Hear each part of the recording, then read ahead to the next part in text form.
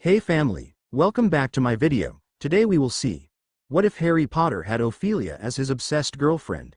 But before we move further, I would like to extend my sincere thanks to the original author of this story for granting us permission to use it in our YouTube video. Your generosity is greatly appreciated. The author's creation and the original story's link in the descriptions, please do check that first. Now enjoy the video. The first meeting. Ophelia Malfoy's life was anything but ordinary. Being part of one of the wealthiest wizarding families and having a father who worked for the Ministry of Magic and served on the Board of Governors, even though he was stripped of his title as a Hogwarts school governor for threats against his 11 other colleagues in her second year, definitely set her apart.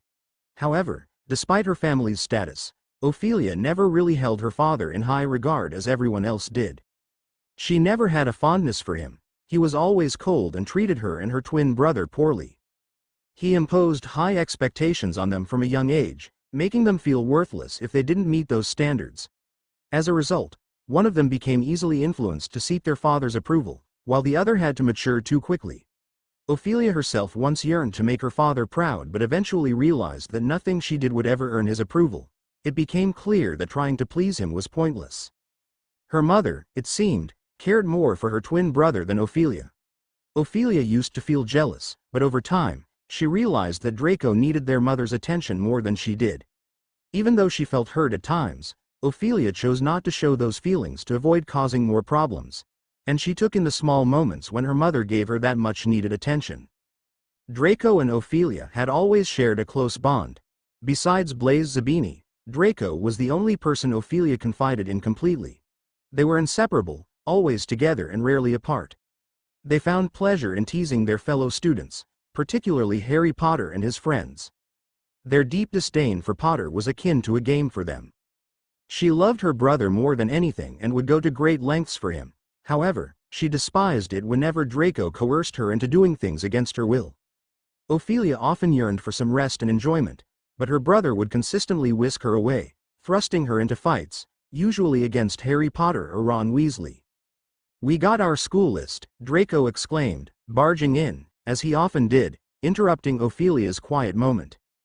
"How many times do I have to tell you, knock?" Ophelia said, annoyed. "Oh, come off it, we've made prefect," Draco said, tossing Ophelia a small badge with the words, "Prefect," in silver. Ophelia scoffed, feeling a sense of pride. Pansy is not going to be happy about this, she smirked, admiring the green badge. "She'll probably say something backhanded," Draco laughed, sitting down at the edge of Ophelia's bed. Ophelia chuckled in agreement. It seemed that Pansy had developed a peculiar rivalry with her. They had been close friends in their childhood, but when they entered Hogwarts, Pansy's demeanor towards Ophelia changed. Her words carried a hidden nastiness. Ophelia tried to understand the reason behind Pansy's switch, but eventually, she gave up and started returning the same backhanded compliments. "I can't wait to see the stupid look on Potter's face when he sees we're prefects," Draco smirked. She smiled and brought her black cat, Nutmeg, onto the bed with her. "I won't be surprised if Dumbledore made him prefect. His favorite little puppet. He can do no harm," Ophelia said mockingly. "Goody two-shoes," she sneered bitterly. There was a time when Ophelia desired to befriend Harry Potter, but Draco had ruined that opportunity for her. Although she tries to convince herself that it doesn't bother her, deep inside, she harbors resentment towards him. "Especially that bushy-haired mudblood," Draco spat. "Look on the bright side, we can give Weasley all the detention we'd want," Ophelia said, nudging him. A wide grin formed on her brother's lips. "That is a bright side," he said maliciously. "Mum said we can go get our school supplies after lunch," Draco said, lifting himself off the bed. "Good. I wanted to get a new quill," Ophelia said, setting Nutmeg down and hopping off the bed. Ophelia trailed behind her brother as they ventured out of the room and into the grand corridor. Their home was truly magnificent, with walls adorned in shimmering silver and intricate vines that glimmered when touched by light. The portraits of their ancestors adorned the walls, some warmly greeting the siblings while others paid them no mind. The entrance of the staircase was adorned with a dark wooden arch intricately carved with vines. Ophelia had long observed the consistent theme in her mother's home decor choices. By the time the twins made their way down, the dining room was already prepared and set. "Is father not joining us?" Draco asked their mother when they sat down. No, he's off doing business, Narcissa said causally as Ophelia gazed at the assortment of delicious-looking food. But she could have sworn she heard a tinge of discomfort in her voice. No surprise there, Ophelia said under her breath. What was that? Her mother said, giving her a stern glare. Nothing, she said innocently. As usual, lunch was uneventful, and before long, they set off to Diagon Alley. Diagon Alley was the same as every year the twins went, crowded with witches and wizards of all ages. Ophelia and Draco didn't like the small shopping village, but it was the only place to get their school supplies. I'll get your books, you two can get the rest, their mother said, taking the list and duplicating it. Draco took the list and they went their separate ways. Hopefully we'll see Potter, Draco said, scheming as he looked around. I don't, Ophelia sneered. Oh look, it's Blaze. Just outside of Florian Fortescue's ice cream parlor was sitting Blaze Zabini. Ophelia has always felt comfortable with Blaze. Ophelia and Blaze have been the best of friends for as long as she can remember. But different to say the least. Ophelia was always involved in others' affairs, while Blaze preferred to keep to himself and steer clear of the bullying Ophelia and her brother engaged in. She didn't mind, and neither did Blaze. Blaze was like a second brother to Ophelia, even though Draco wasn't a big fan. Ophelia suspected a rivalry, much like her dynamic with Pansy. Blaze, she called, jogging up to him. He tore dark brown eyes from the newspaper he was reading, grinning ear to ear. Fia, Blaze exclaimed, getting up to hug Ophelia. Draco. He trailed off before releasing his best friend. Have you seen the Daily Prophet? Not recently, no, Ophelia said, confused. Draco quickly snatched the paper. Potter's been expelled, he exclaimed happily. Ophelia snatched back the paper. The headline read, Boy WHO lived use of underage magic. He used magic in front of a muggle, Ophelia said, surprised. It doesn't say why. She read it over and over again. Can't believe I finally get a break from Potter ruining everything, Draco said, grinning as he kicked his feet up on the table and he sat down. It doesn't say he was officially expelled, Blaze said, knocking Draco's feet off and sitting down. He has a hearing to demand whether or not they should break his wand. Sorry to get your hopes on, dear brother. Potter will most likely get off with just a slap on the wrist like always, Ophelia said, sitting down as well. Blaze handed his ice cream to her and she happily took a lick. Could I just have a simple moment, Draco groaned, taking the ice cream and finishing it in one bite. Ophelia and Blaze glared at him with annoyance in their eyes. Blaze? Ophelia said in a suggested tone. Yeah, let's go, he said, and they both stood up, leaving Draco alone. Where are you going?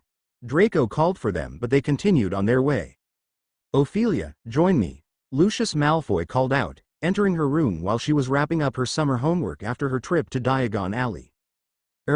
Where to? Ophelia. Her father said in a tone that meant, don't disobey.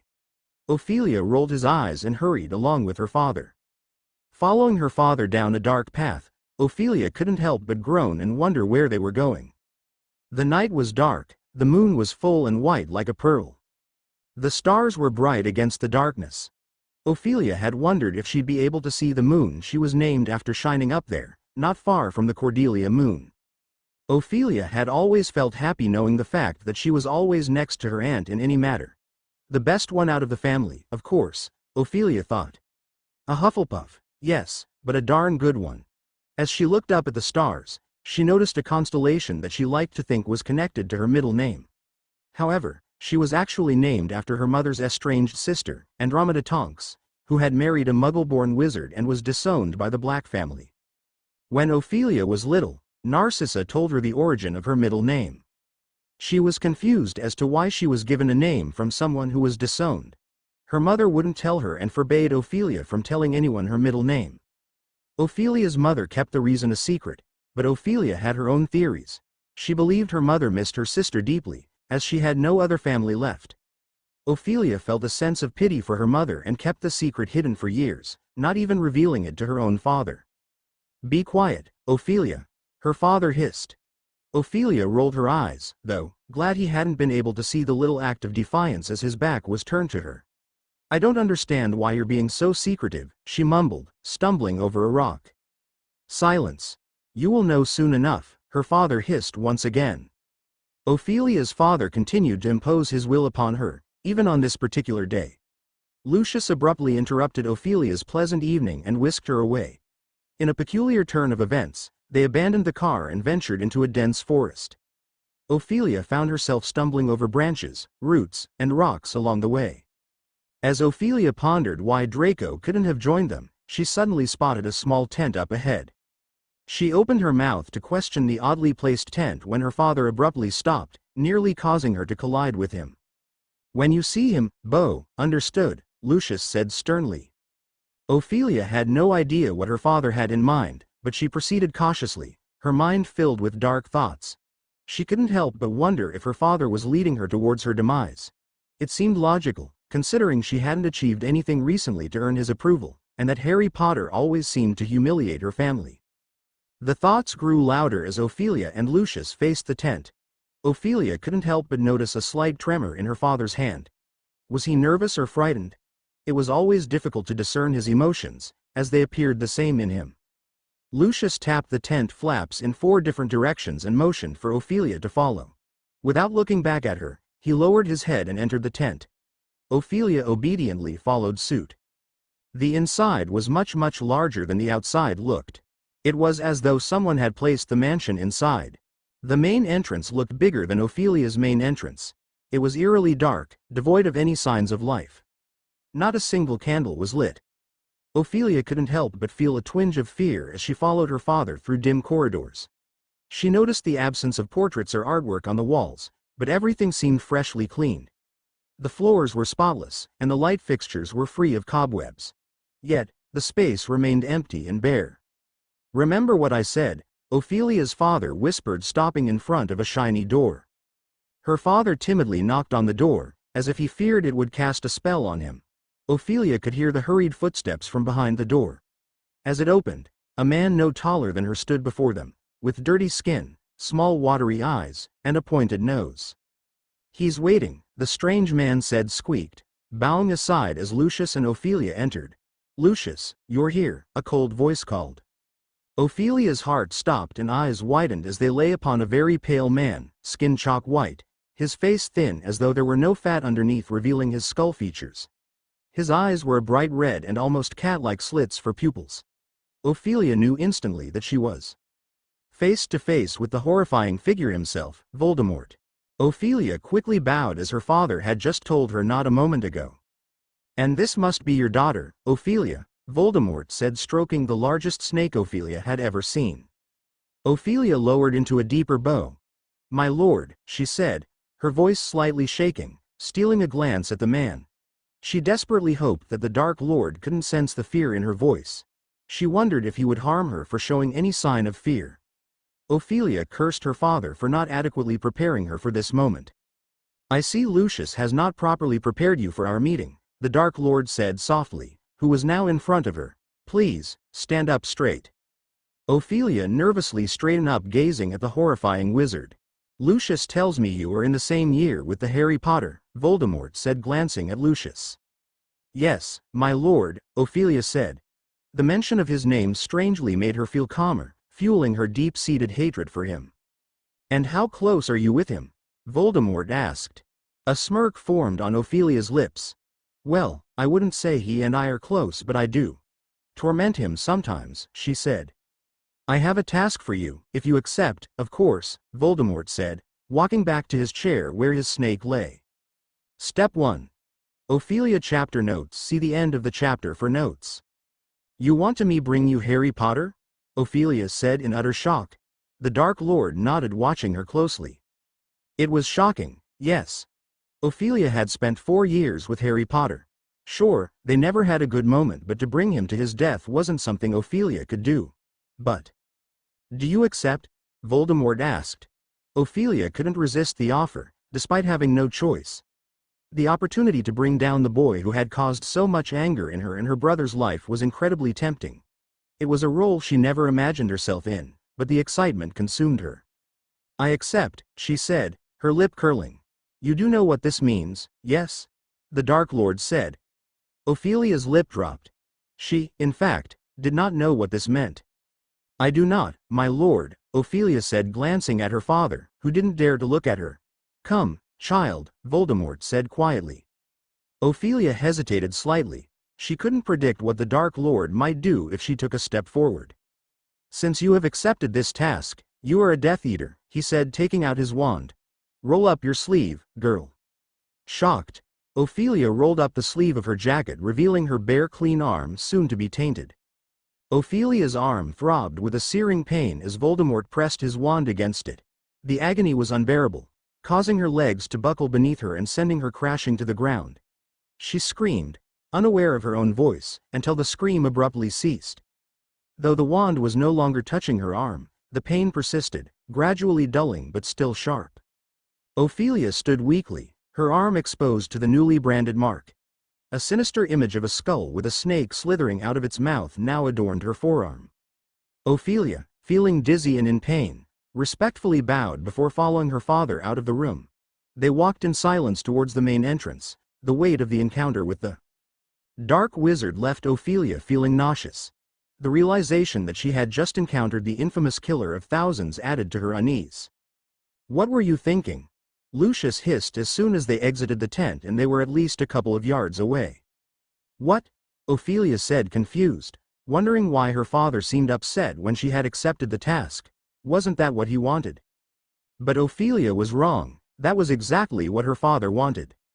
When you were bowing, what were you thinking? Lucius hissed again. Was I not supposed to bow? Ophelia questioned. Not that, you stupid girl, her father roared. Ophelia's lips felt the familiar sting as she bit the inside, a habit she knew her parents disapproved of. Blaise had tried to help her break it, but being away from him for the whole summer made it easier to slip back into old habits. What was your mind thinking? When I bowed? Ophelia pondered for a moment, considering whether to reveal her thoughts to her father. Afraid of facing another reprimand, she decided to simply reply, nothing. Don't lie, Ophelia, Lucius said through his teeth. Ophelia let out a sigh, finally giving in to her father's persistent curiosity. She couldn't help but wonder why he was so desperate to know what she was thinking at that particular moment. What could be so important to him? I was thinking how badly you prepared me for meeting the Dark Lord. Why is that so important? She snapped. Lucius looked as though he was trying very hard to keep his composure. You incompetent girl. The Dark Lord is a Legilimens. What is that? Ophelia asked, feeling annoyed. He is able to navigate into your mind and see exactly what you are thinking, even able to see past events, Lucius hissed. Ophelia huffed angrily, feeling unjustly blamed for something that was clearly her father's responsibility. You didn't tell me, she exclaimed. How in the world was I meant to know? Ophelia's anger grew as she reflected on the events. She wondered if her father even understood the concept of admitting his mistakes. The pain in her arm served as a constant reminder of the encounter with the Dark Lord. The thought of what could have happened if she had hesitated filled her with dread. Ophelia was furious, realizing that her father's actions had put her in such a dangerous position. She felt a deep sense of frustration towards her father. If something terrible had occurred, it would have been his fault. Unfortunately, something terrible did happen. She received the dark mark. The thought of being discovered with the ominous symbol on her arm while still in school terrified her. She knew that if anyone saw it, they would surely send her to Azkaban. Ophelia now faced the daunting task of hiding her arm for the rest of her life. She couldn't help but wonder how her brother and Blaise would react if they found out. After the long ride back home, they finally arrived to find dinner was ready. Where have you been? Ophelia's twin brother, Draco, asked, hurrying over to her. Ophelia opened her mouth to answer, but she felt something thud against the back of her leg, her father's silver cane. The stern look in his eyes made it clear that she shouldn't say anything about their recent journey. Just out, Ophelia said, taking a seat at the dining table. Ophelia's gaze lingered on the mouthwatering food, but her appetite had vanished. The presence of the dark mark on her arm weighed heavily on her mind, consuming her thoughts. Throughout dinner, she absent-mindedly played with her food, unable to take a single bite. The conversation at the table went on, but Ophelia remained lost in her own thoughts, replaying the unsettling conversation with Voldemort in her mind. Once the uneaten food was dismissed, Ophelia headed up to her room, seeking solace. Just as she laid on her bed, Draco came barging in, as he often did. So where did father take you? Draco said, eyeing Ophelia carefully. He wanted to talk to me about our school year coming up. He's going to talk to you about it as well, Ophelia replied, quickly fabricating a lie. She had always been adept at thinking on her feet when it came to deception, thanks to her mother's guidance. About you-know-who? Draco whispered. Ophelia's eyebrow furrowed with conflict. She had always been open with her brother, and not being able to share this with him made her feel guilty. But, she thought, maybe it's safer if he doesn't know. Just wait, she said, trying to reassure Draco. Ophelia sat alone, deep in thought. She needed a plan to gain Harry Potter's trust, but she knew it wouldn't be easy. Their relationship had always been tumultuous, causing trouble for each other since their days at Hogwarts. Potter despised Ophelia and her brother, and Ophelia held a deep hatred for Potter in return. And to make matters worse, Potter had suspicions about her father. Just a few months ago, Potter emerged from the Triwizard Tournament with Cedric Diggory's lifeless body, claiming that the Dark Lord had returned and Ophelia's father had been involved. Indeed, gaining Harry Potter's trust may seem like an impossible task for Ophelia Malfoy. However, where there's a will, there's always a way. Ophelia might just have a clever idea up her sleeve that could potentially help her in this endeavor. Ophelia couldn't contain her excitement as she prepared to return to Hogwarts for another year. The usual dread was replaced with anticipation, and she could hardly sleep the night before. This time, there was no rush or hurry, no wasted time on getting ready. Her mother made sure of it, knowing that Lucius wanted the twins out of the manor as soon as possible. Ophelia couldn't complain this time, she was ready for the adventure ahead. King's Cross Station was bustling with muggles, and Ophelia, like her family, wasn't particularly fond of them. They stuck close to each other, avoiding any contact. Ophelia couldn't wait for her 6th year when she would be able to apparate directly to the Hogwarts station. With excitement, Draco and Ophelia slipped through the barrier between platforms 9 and 10, greeted by the sight of the Scarlet Red train and the bustling platform filled with students and their families. "Make sure you write, both of you, understand?" their mother said, kissing both their cheeks after Ophelia and Draco had finished putting their trunks and nutmeg onto the train. "We will," the twins said together. "Will you send more sweets?" Draco asked his mother. Ophelia noticed Narcissa's sweet smile and nodded toward Draco, realizing that her mother seemed to have a softer spot for him. While it bothered Ophelia a bit, she chose to keep her feelings to herself. She understood why her brother needed more attention, as he was more sensitive than she was.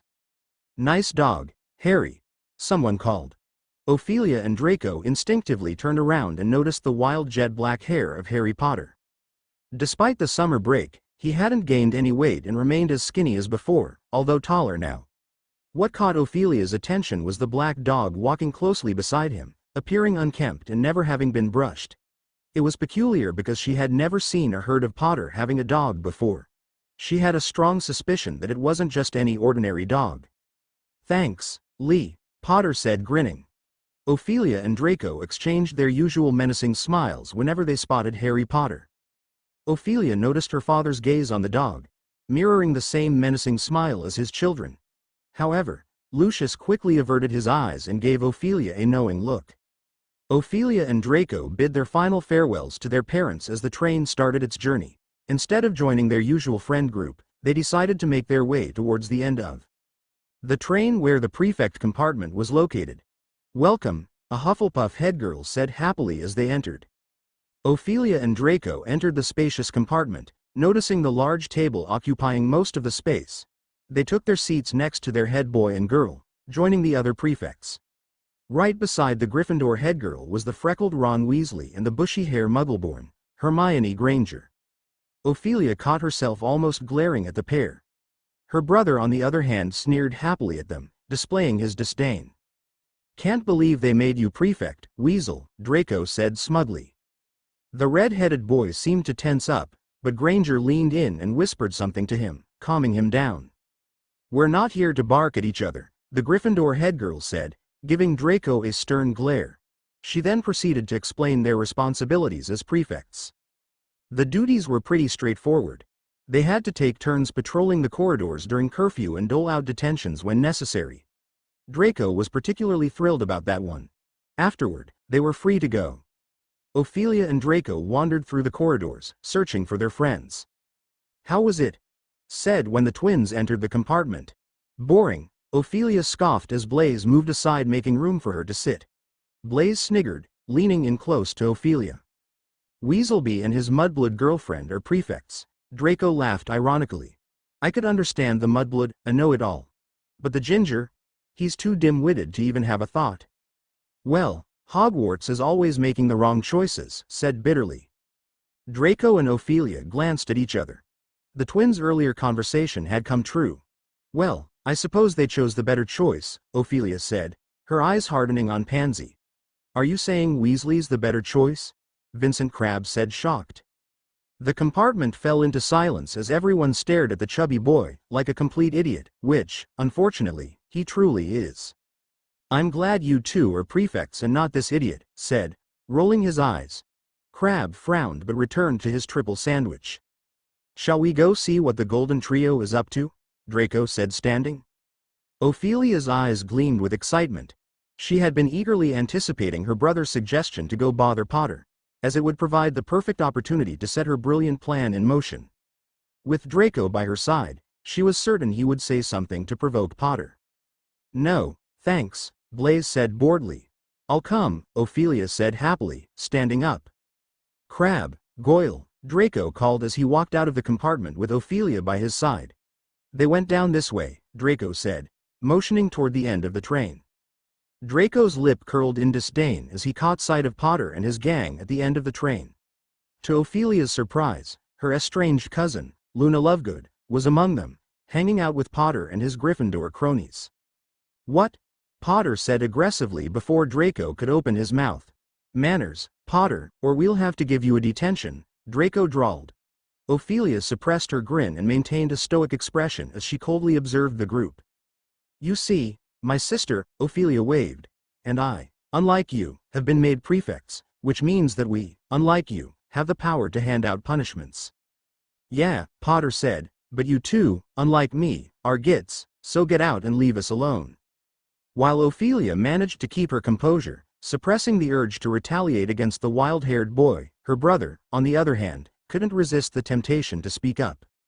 Tell me, how does it feel being second best to Weasley, Potter? He asked, his lip curled. Potter's face flinched. All right, that's enough, Ophelia said, glaring up at her brother with anger in her eyes. All eyes were fixated on her, including her brother's, his confusion evident in his raised eyebrows. Let's leave them be, Ophelia said sternly. Her brother's face twisted into an aggressive expression. What? Ophelia awkwardly shifted her gaze between her brother and Potter, noticing the shock on both of their faces. Let's just go, Ophelia said, grabbing Draco's arm and pulling him back. I only meant to say hi, she said, struggling to hold her brother back. I apologize on his behalf. Apologize. Draco stormed, his voice filled with anger as Ophelia forcefully closed the compartment door, dragging him down the corridors. Curious students poked their heads out of their compartments to catch a glimpse of the commotion. Ophelia hoped that her unexpected action would contribute to her plan. She did the most unexpected thing. Apologized to Harry Potter. What the bloody hell was that? Draco said angrily when they entered their compartment. Ophelia shrugged, trying to maintain her cool composure. What happened? Pansy asked curiously. No surprise there. Pansy Parkinson always has to stick her nose where it doesn't belong. Draco being angry with his sister is definitely a rare sight. Well, Draco said, waiting for Ophelia's response impatiently. Ophelia rolled her eyes, feeling a rush of amusement wash over her. It was a strange and exhilarating feeling. Don't worry about it, she chuckled, her voice filled with lightheartedness. What did she do, Draco? Pansy asked, nosy as ever. I didn't do anything, Ophelia said, trying to hide her smirk. You apologized on my behalf to Potter, Draco fumed. Heads turned to Ophelia shocked. Even Blaze, who usually didn't care about such things, was taken aback as well. I did? Ophelia questioned, pretending not to remember. I'm not quite sure what you're talking about, dear brother. You embarrassed me. Draco hissed. Oh, calm down, it's not a big deal, Ophelia said, waving him off. Draco stared at his sister, a mix of anger and confusion evident in his gaze. Has the trolley passed? Ophelia said nonchalantly, glancing out the compartment window. I'd like a chocolate frog. Draco's silence towards Ophelia throughout the rest of the trip was palpable. She couldn't help but feel a tinge of guilt, but that feeling quickly faded when she recalled the look of shock on Potter's face. She hoped that her plan would work. As the train began to slow down, the usual commotion outside the compartment could be heard, with students scrambling to gather their belongings. In silence, Draco and Ophelia hurried off to supervise the students with the other prefects. Ophelia noticed the red-headed boy and his muggle-born girlfriend stealing glances at her, which strangely brought her a mix of discomfort and excitement. Of course, under normal circumstances, she would recoil in disgust, but this meant that her plan was working. Step 1. Pique Potter's interest. Once the last student was off the train, Draco and Ophelia wasted no time, forcefully clearing a path through the platform, and making their way to the rain-soaked road outside Hogsmeade Station.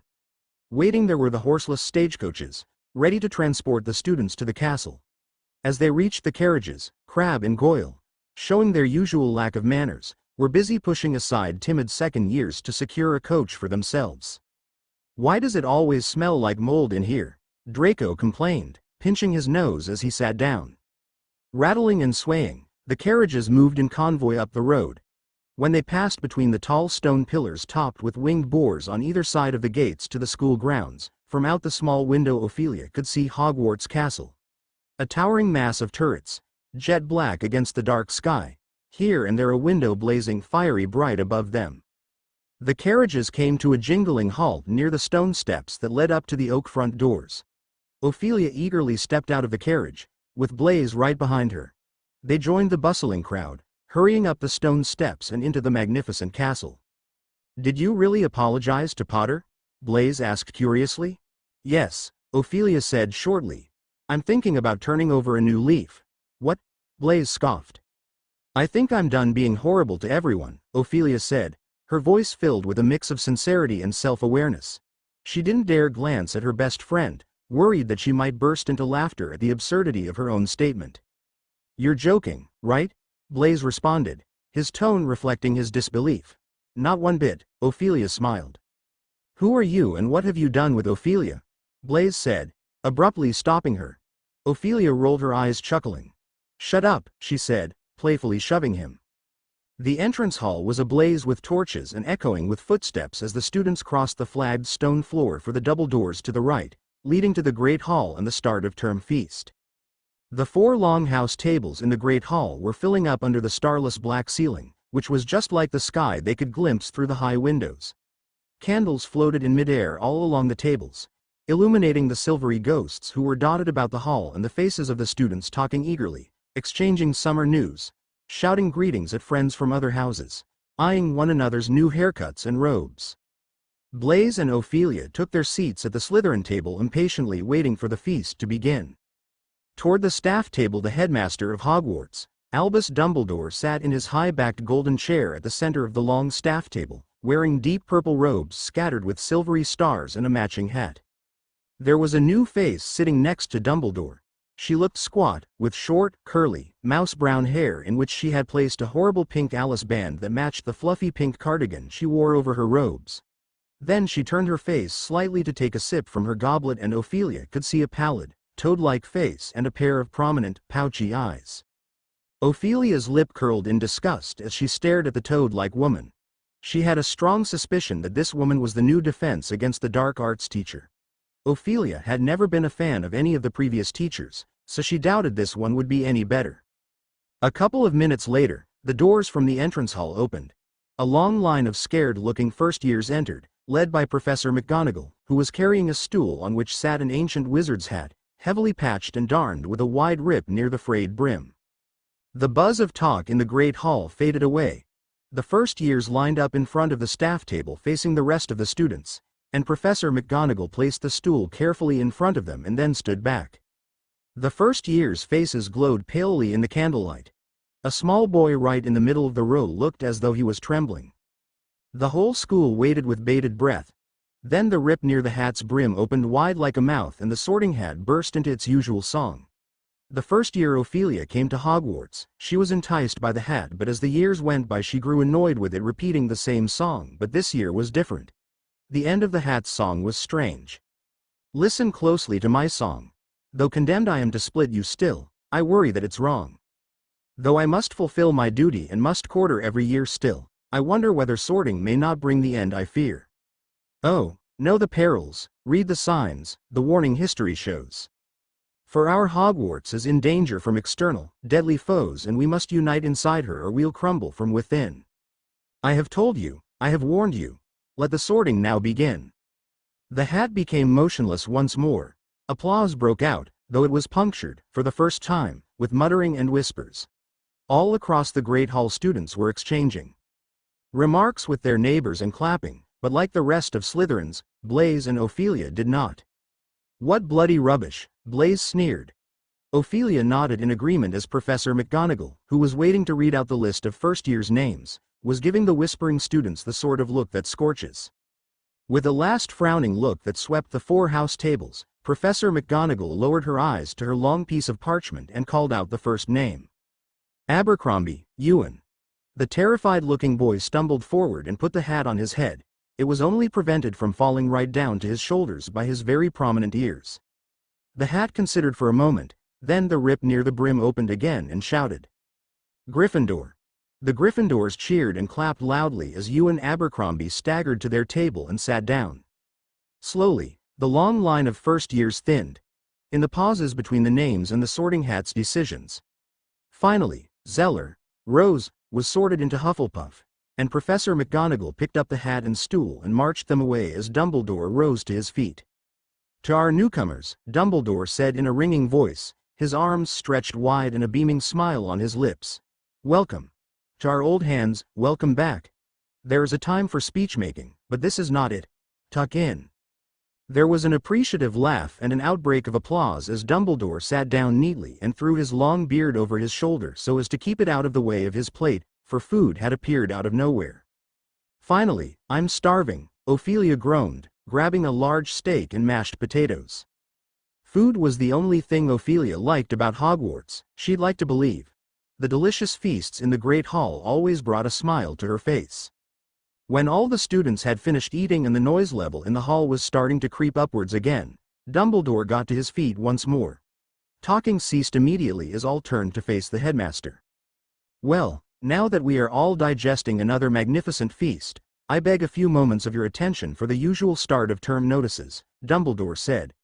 First years ought to know that the forest in the grounds is out of bounds to students, and a few of our older students ought to know by now, too. Mr. Filch, the caretaker, has asked me, for what he tells me is the 462nd time, to remind you all that magic is not permitted in corridors between classes, nor are a number of other things, all of which can be checked on the extensive list now fastened to Mr. Filch's office door. We have had 2 changes in staffing this year.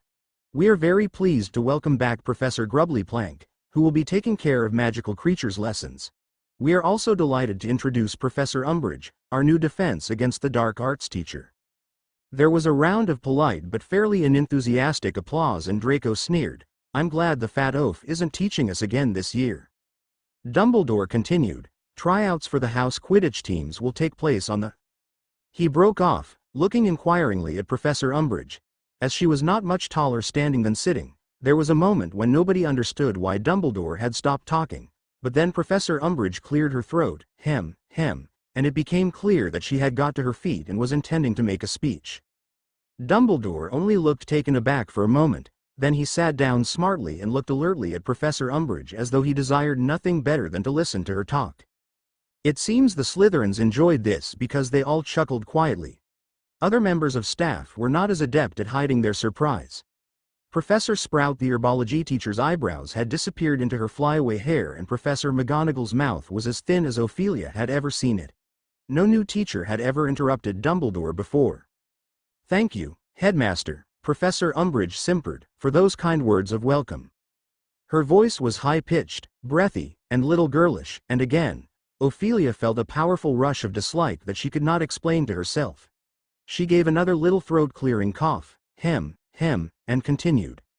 Well, it is lovely to be back at Hogwarts, I must say, she smiled, revealing very pointed teeth. And to see such happy little faces looking up at me. Glancing around, Ophelia could see none of the students looking very happy, on the contrary, They all looked rather taken aback at being addressed as though they were 5 years old. I am very much looking forward to getting to know you all, and I'm sure we'll be very good friends. Students exchanged looks at this. Some of them were barely concealing grins. Professor Umbridge cleared her throat again. Hem. But when she continued, some of the breathiness had vanished from her voice. She sounded much more businesslike, and now her words had a dull learned-by-heart sound to them.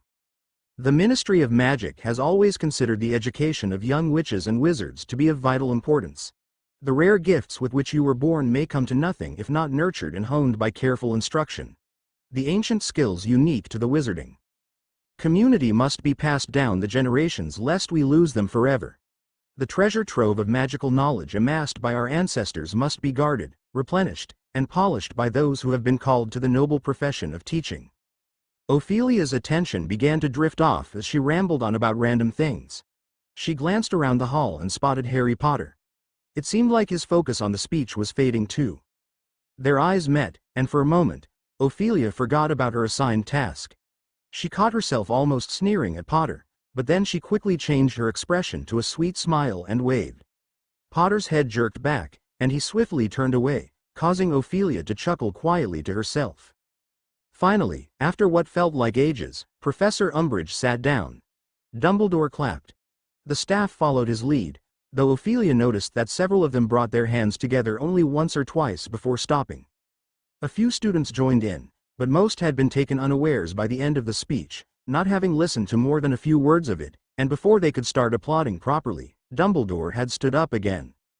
"Thank you very much, Professor Umbridge, that was most illuminating," he said, bowing to her. "Now, as I was saying, Quidditch tryouts will be held in the following weeks." Soon after, Dumbledore happily dismissed the school and all the students began standing up to leave the hall. "Night," Blaise said to Ophelia, heading out of the Great Hall.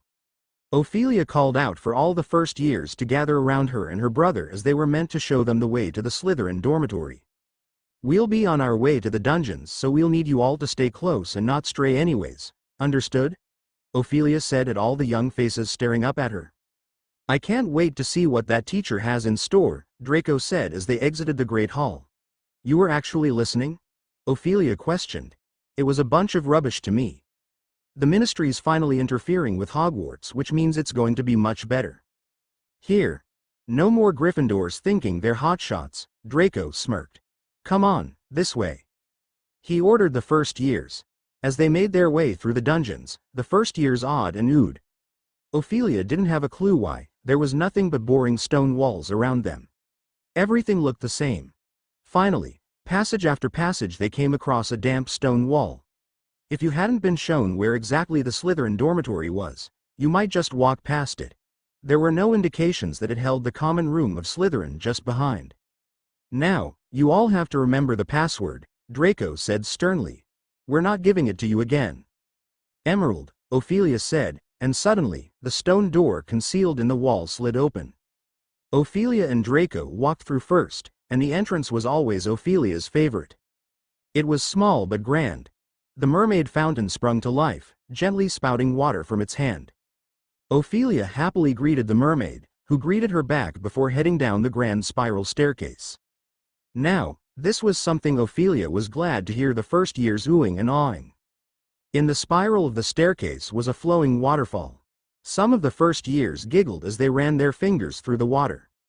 The Slytherin common room had the highest ceilings that looked like a part of a cave. Beautifully carved stone walls held old tapestries of medieval times that moved along with each other and paintings of witches and wizards that came before. A crackling fire was under an elaborately carved mantelpiece just ahead of them, and several Slytherins were sitting in high-backed chairs around it. There were 4 archways on either side of the room, and 2 of them led to the dormitories. "This is the Slytherin common room where you can relax after a hard day of learning, or for some of you, you can study just over here," Ophelia said, leading them through the archway on the right. Ophelia spent most of her time here, either studying or doing homework.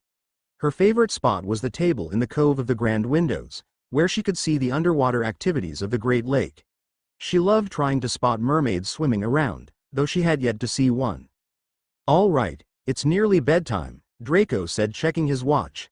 "This way to the boys' dormitory." Draco muttered a good night to Ophelia before heading off with a group of boys.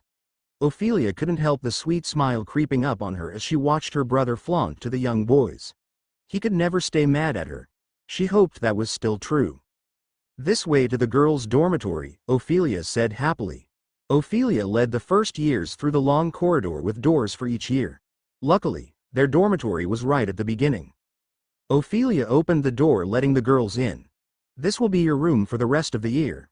I hope it's to your liking because there's no changing it," Ophelia said shortly. "Now bed, all of you. You wouldn't want detention on your first day, would you?" She smirked, closing the door behind her as she left and headed down the curved corridor to her own dormitory. Ophelia entered her perfectly circled dormitory, finding the girls already in their pajamas. "I bet you love ordering around children, Fia," Pansy said offhandedly as Ophelia opened her truck in front of her bedpost. "Not as much as I'm going to love ordering you around, Pan," Ophelia said restlessly, shoving her off loafers. Pansy HMPHED before closing the dark green curtains of her bed. Ophelia changed into her comfy pajamas and eagerly climbed into bed, embracing Nutmeg with longing. Ophelia's head hit the pillow, but she surprisingly felt wide awake. Maybe it was the anticipation for the upcoming day, or perhaps Millicent Bulstrode's thunderous snoring keeping her alert. "Silencio," Ophelia heard Tracy Davis mutter, and with that Millicent's lioness snoring ceased. A question was weighing on her mind as Ophelia tried her best to fall asleep. Could she really deliver Harry Potter to the Dark Lord? Did she hate him enough to bring him to his death? There was nothing anyone could say to get her to admit it. She couldn't even believe it herself. That is, she truly didn't hate Harry Potter. And in the deepest parts of her, she didn't know if she could go through with it. But like many of her feelings, she pushed it down. Because she couldn't not do it. She had to. It was him or her. She'd be killed, her family as well. So she made herself believe she hated him enough. She was going to bring Harry Potter to Voldemort. Chapter end notes: the way Ophelia is already conflicted is amazing. Love her for that. Draco's outlawed sister. Ophelia chapter notes: see the end of the chapter for notes. The following morning, Ophelia woke bright and early hoping to catch Potter before he headed off to class. She watched the entrance of the Great Hall, feeling disappointed each time a student came through the grand doors. Blaise being one of them. Ophelia had forgotten of Blaise. She usually waited for him, but she had been so distracted. "You're up early, didn't even wait for me," Blaise said, taking the empty seat next to her. "Sorry, I was in a hurry," Ophelia said, not taking her eyes off the entrance. "Hurry?" Blaise questioned. "To eat? You haven't even touched your food?" Tearing her eyes away, she glanced down at her plate to see it completely untouched. She really needs to stop forgetting things, Ophelia cursed to herself. "Oh, right," Ophelia said, taking her fork, stabbing a sausage and shoving it into her mouth, then returning her eyes back to the entrance. "Are you all right?" Blaise asked, sounding concerned. "You've been acting strange. Is it because you've decided to become a new person?" Ophelia cracked a smile. "Perhaps," she said, shoving Blaise playfully. Ophelia's eyes lit up as she spotted Harry Potter and his two friends entering the Great Hall behind a group of Ravenclaws. She observed as the trio settled at the Gryffindor table. Ophelia debated whether to execute her plans swiftly or take a more gradual approach, but there was a reason she wasn't sorted into Hufflepuff. She never had a care for being patient. "Don't be mad at me," Ophelia said, smiling innocently at Blaise. "For what?" he asked, but Ophelia was already making her way towards the Gryffindor table. She noticed Draco entering the Great Hall with Crabbe and Goyle. Draco seemed puzzled as he caught sight of his sister heading towards the Gryffindor table. It was perfect timing, really. Steps 2 and 3 might just fall into place here. "Hello," Ophelia said, happily to the trio. They all whirled around and frowned when they saw Ophelia's unexpected presence. "What do you want?" Ron Weasley spat. Ophelia had always despised Ron Weasley with a burning passion. Everything about him, his red hair, his manner of speaking, his stride, and especially his poverty all fueled her disdain. She almost felt secondhand embarrassment by just being in his presence. But she knew better than to let her contempt show. Instead, she plastered on a saccharine smile. "Do you mind if I sit with you?" Ophelia asked. Their faces twisted into harsh expressions, mirroring the disdain Ophelia felt deep inside. "And why would you want to sit with us?" Potter asked, expecting this to be a joke. Ophelia let out a nervous chuckle as she took a seat next to him, but he quickly retreated with caution, as if she had just set off a dung bomb. Look, she breathed. I understand we've had our differences, banters. But I was thinking we could squash our pre-existing relationship and make a new one. And why would we do that? Weasley scoffed, almost laughing. Well, I've had a sudden realization over the summer, Ophelia began. For years my brother has said horrible things to you and I too have said horrible things, but I've realized I had only fought with you to defend my brother, which should not be an excuse. So I have been thinking that my fight is not with you three, that's between you and my brother. I am done fighting with all of you and I was hoping we could start anew. Plus, the owls are coming up, so I really don't want to stress about more things. The group stared at Ophelia for a moment and suddenly burst out laughing. Is this some kind of joke you're playing? Weasley laughed. Yeah, are you and your brother playing some kind of game? Potter asked, laughing along. Ophelia shook her head, feeling a tinge of anger. No, she laughed along. I don't think he's very happy I'm talking to any of you right now. Without even glancing at her brother, Ophelia could sense the intensity of his deathly glare. Well, we don't believe you, obviously, Weasley said, tearing his eyes away from Draco. Why would we want to start anew with you? He said mockingly. Ophelia's gaze fixated on him, her mind racing with thoughts of hexing him in various ways. The temptation was strong. I understand after everything that you'd be weary, but I want to apologize for everything. I really am sorry. If there's anything I can do to show that I do want to start anew, then just tell me what to do. Ophelia anxiously observed their facial expressions, her heart pounding. Their raised eyebrows made her uncertain if they were buying into her act. We'll think about it, Potter said, narrowing his eyes at Ophelia. A sweet smile formed on her rosy lips. Great, Ophelia said, standing up. See you at class later. She gave them one last smile before heading back to the Slytherin table. What are you playing at? Draco hissed at her as she sat down. Don't worry about it, Ophelia said, brushing him off. What were you saying to them? Tell me, Draco demanded as they all headed off to their first class, divination. Nothing, Ophelia groaned, annoyed. I already told you not to worry about it. Well, it seemed you were having a pleasant conversation with them. All smiles, her brother spat. Ophelia understood that her actions would elicit this kind of response, and it was exactly what she had hoped for. Step 3 required her brother to engage in a fight with her, even though she wouldn't enjoy it. But it was a necessary step that had to be taken. Good day, Professor Trelawney said in her usual misty, dreamy voice as Blaise and Ophelia sat down at one of the many circular tables. And welcome back to divination. I have, of course, been following your fortunes most carefully over the holidays, and am delighted to see that you have all returned to Hogwarts safely, as, of course, I knew you would. You will find on the tables before you copies of the Dream Oracle, by Inigo Imago. Dream interpretation is a most important means of divining the future and one that may very probably be tested in your owl. Not, of course, that I believe examination passes or failures are of the remotest importance when it comes to the sacred art of divination. If you have the seeing eye, certificates and grades matter very little. However, the headmaster likes you to sit the examination, so. Her voice trailed away delicately, leaving them all in no doubt that Professor Trelawney considered her subject above such sordid matters as examinations. Turn, please, to the introduction and read what Imago has to say on the matter of dream interpretation. Then, divide into pairs. Use the Dream Oracle to interpret each other's most recent dreams. Carry on. By the time they had all finished reading the introduction of the book, they barely had 10 minutes left for dream interpretation. I had a dream about a frog turning into a prince, but he was still ugly, Ophelia lied, because most nights she dreamt of the Dark Lord. Blaise, on the other hand, seemed reluctant to join in. He simply stared blankly at Ophelia, not showing any interest in participating. What? She said, confused. So the new you is also trying to anger your brother by talking to the Golden Trio? Blaise asked, amused. Ophelia took a deep breath, preparing to dismiss his remarks, but then a sudden idea popped into her head. Blaise, you would do anything for me, correct? She asked hopefully. Blaise gave a strange look. Depends, he said slowly. There's something I need to tell you in private, Ophelia said, rolling her eyes. When the bell rang, Ophelia took the lead, descending the ladder and leaving the classroom for break. Blaze followed closely behind as they made their way through the castle and out to the grounds. A gentle misty drizzle enveloped the yard, causing the people standing in huddles around the edges of the yard to look blurred at the edges. Ophelia and Blaze hurried towards a large tree in the field, seeking shelter from the rain.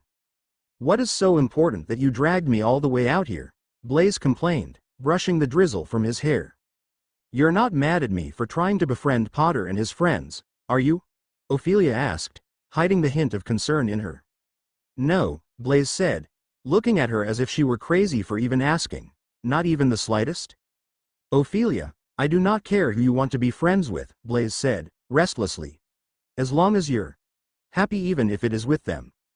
Ophelia's lips curved into a sweet smile as she nodded, confirming to herself that it would be best to tell Blaze.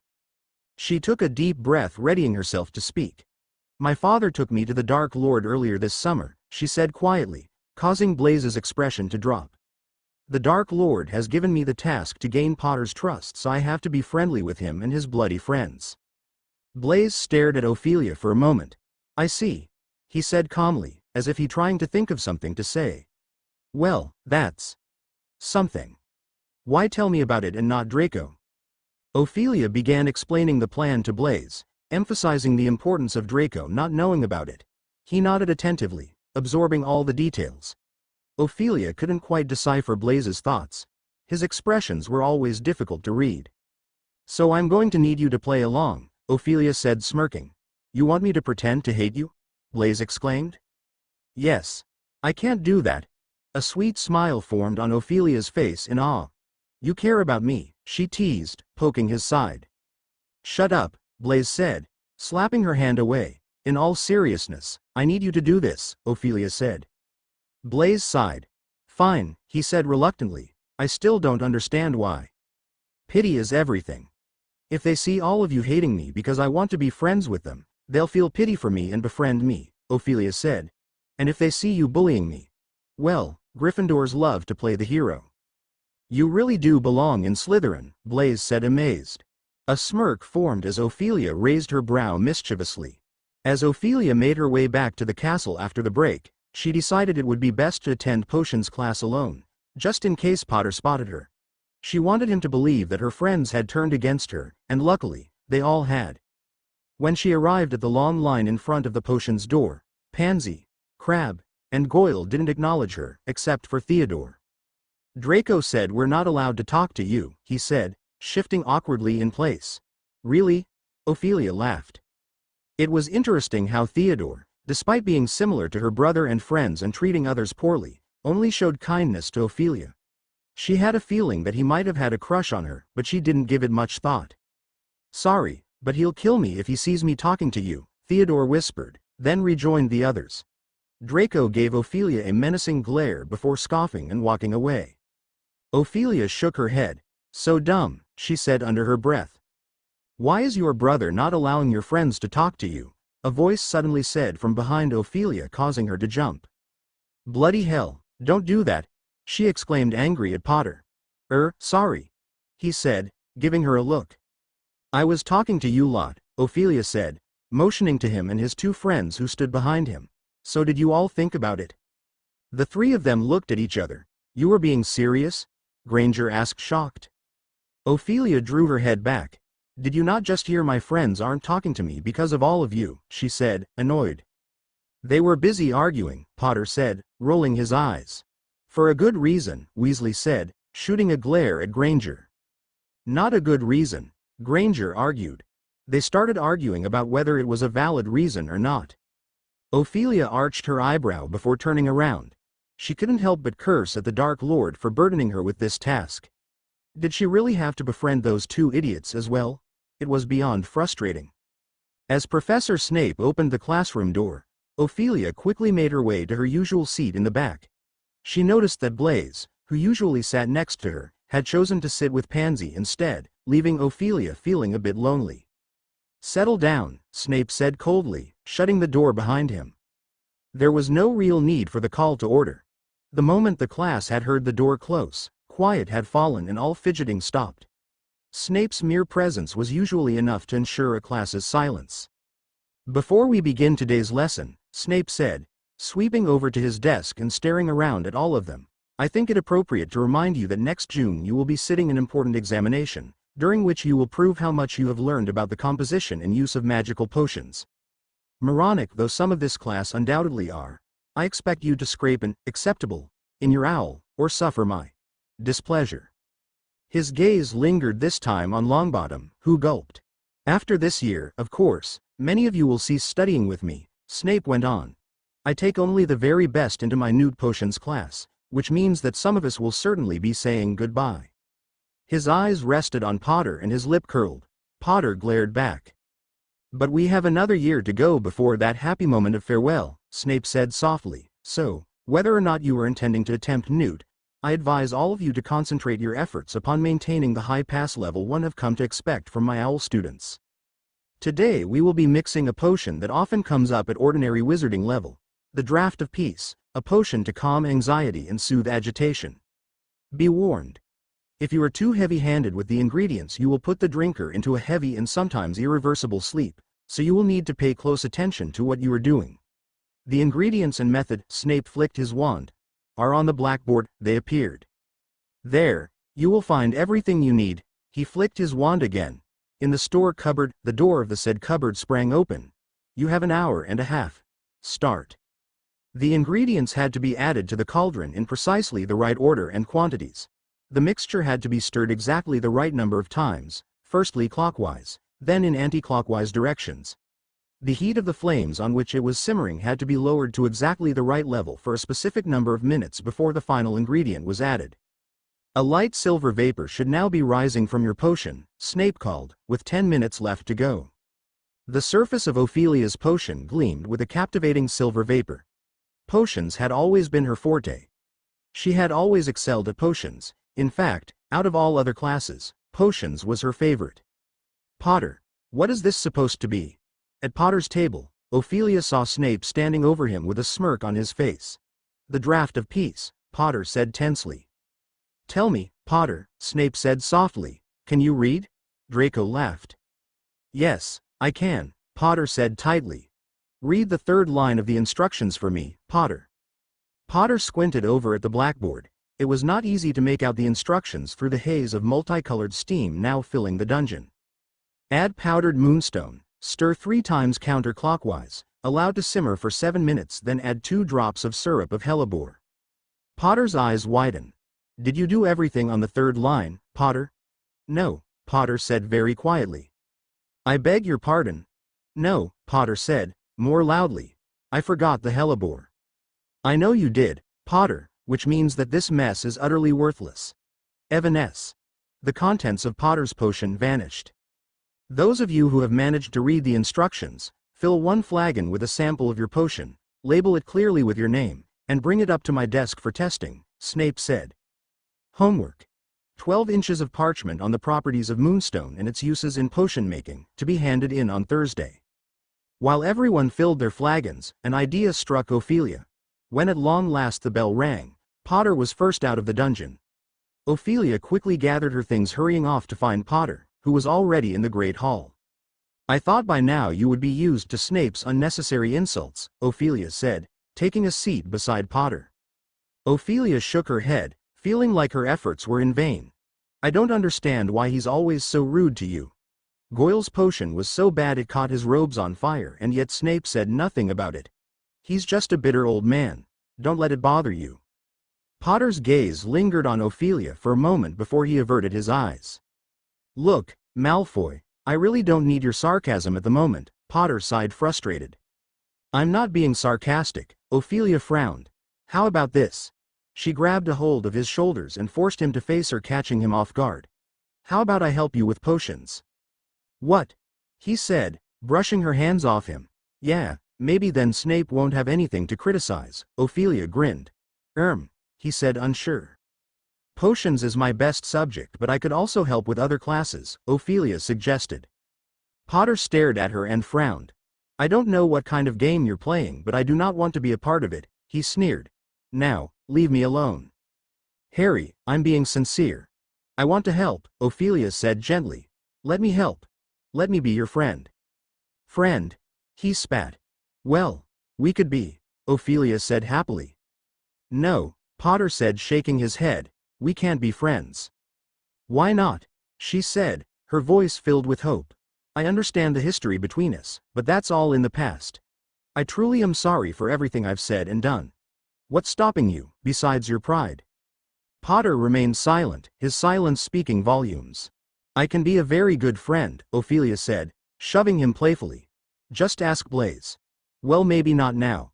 But if he was talking to me, he'd tell you all the good parts of me. He's not talking to you? Potter asked. No, Ophelia replied, her voice tinged with a hint of sadness, though deep down she wasn't bothered at all. But that's all right, so what do you say, friends?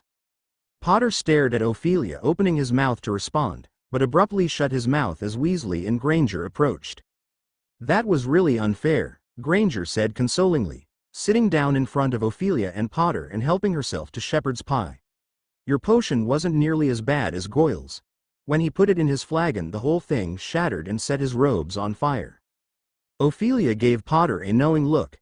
That's what I said, she exclaimed. They all stared at her awkwardly. Okay. I'm going to go, Ophelia said, standing up. You'll think about it, right? Great. Ophelia hopped. Class flew by as Ophelia diligently scribbled notes in charms. The teachers were all focused on preparing them for the owls. Professor Flitwick was especially insistent on them taking thorough notes. Before Ophelia knew it, class was over and she made her way to Defense Against the Dark Arts. I can't believe that just happened, a Gryffindor, Lavender Brown gasped as she and her friend passed Ophelia. Harry's gone mad, hasn't he? Intrigued, Ophelia halted in her steps. She discreetly trailed behind them, curious to hear what had happened. Honestly, speaking to a professor like that, it's barbaric, Parvati Patil said, shaking her head. I'm surprised Professor Umbridge didn't give him more detention for saying you know whose name so boldly. That's what I was thinking, and to bring up Cedric Diggory. Harry went too far, Brown said, sounding as though she was disappointed in Potter. Ophelia couldn't believe her luck. It felt like opportunities were just landing in her lap. Even though it wasn't the ideal way to get closer to Harry Potter, she knew she had to seize these chances.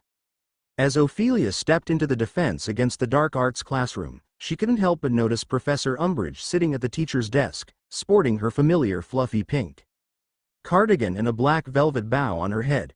Ophelia couldn't help but think that Umbridge resembled a large fly perched unwisely on top of an even larger toad. The class was quiet as it entered the room. Professor Umbridge was, as yet, an unknown quantity, and nobody knew how strict a disciplinarian she was likely to be. Well, good afternoon, she said when finally the whole class had sat down, though there was a slight stern to her voice. Perhaps as a result of her argument with Potter just moments before. A few people mumbled, "Good afternoon," in reply. Tut, tut, Professor Umbridge said. That won't do, now, will it? I would like you, please, to reply. Good afternoon, Professor Umbridge. One more time, please. Good afternoon, class. Good afternoon, Professor Umbridge, they chanted back at her. There, now, Professor Umbridge said sweetly. That wasn't too difficult, was it? Wands away and quills out, please. Many of the class exchanged gloomy looks. The order, wands away, had never yet been followed by a lesson they had found interesting.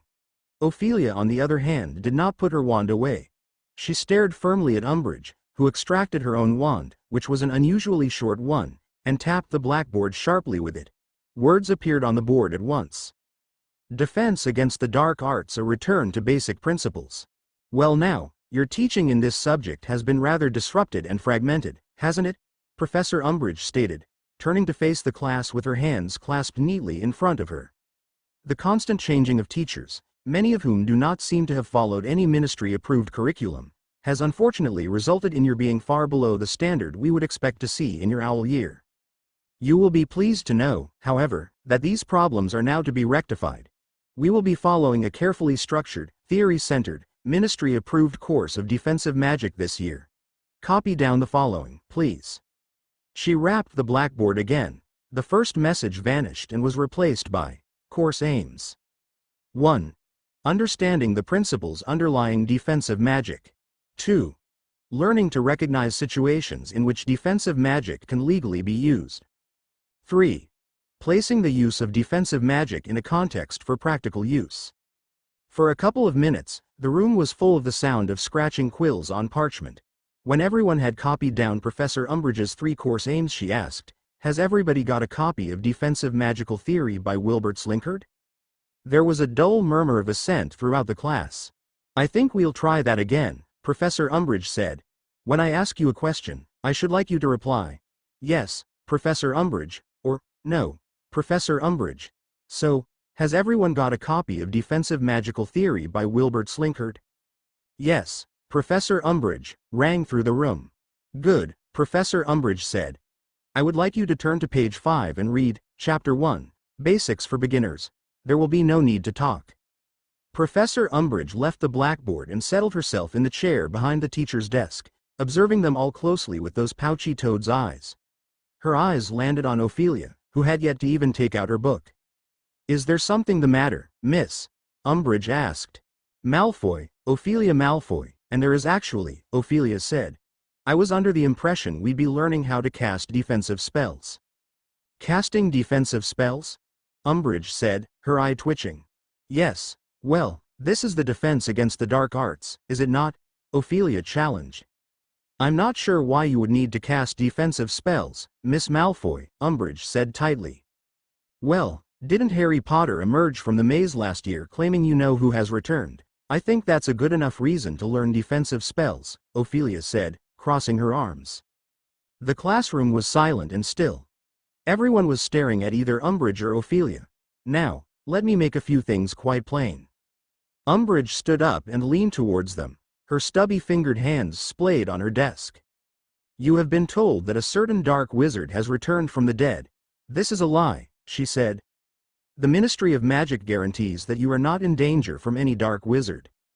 "If this is a lie, then why not teach us defensive spells anyways?" Ophelia questioned, "and isn't there a practical bit in our defense against the dark arts owl? Aren't we supposed to show that we can actually do the counter curses? As long as you have studied the theory hard enough, there is no reason why you should not be able to perform the spells under carefully controlled examination conditions, Professor." Umbridge said dismissively. Ophelia, for the first time in her life, could finally understand why Potter had such a strong outburst with this woman. She felt a genuine anger bubbling up inside her, knowing that they wouldn't be allowed to practice magic. It was frustrating and unfair. "Are you telling us that the first time we'll get to do the spells will be during our exam?" Ophelia said incredulously. "How exactly do you expect us to pass the owls if we aren't able to practice spells?" "I repeat, as long as you have studied the theory hard enough."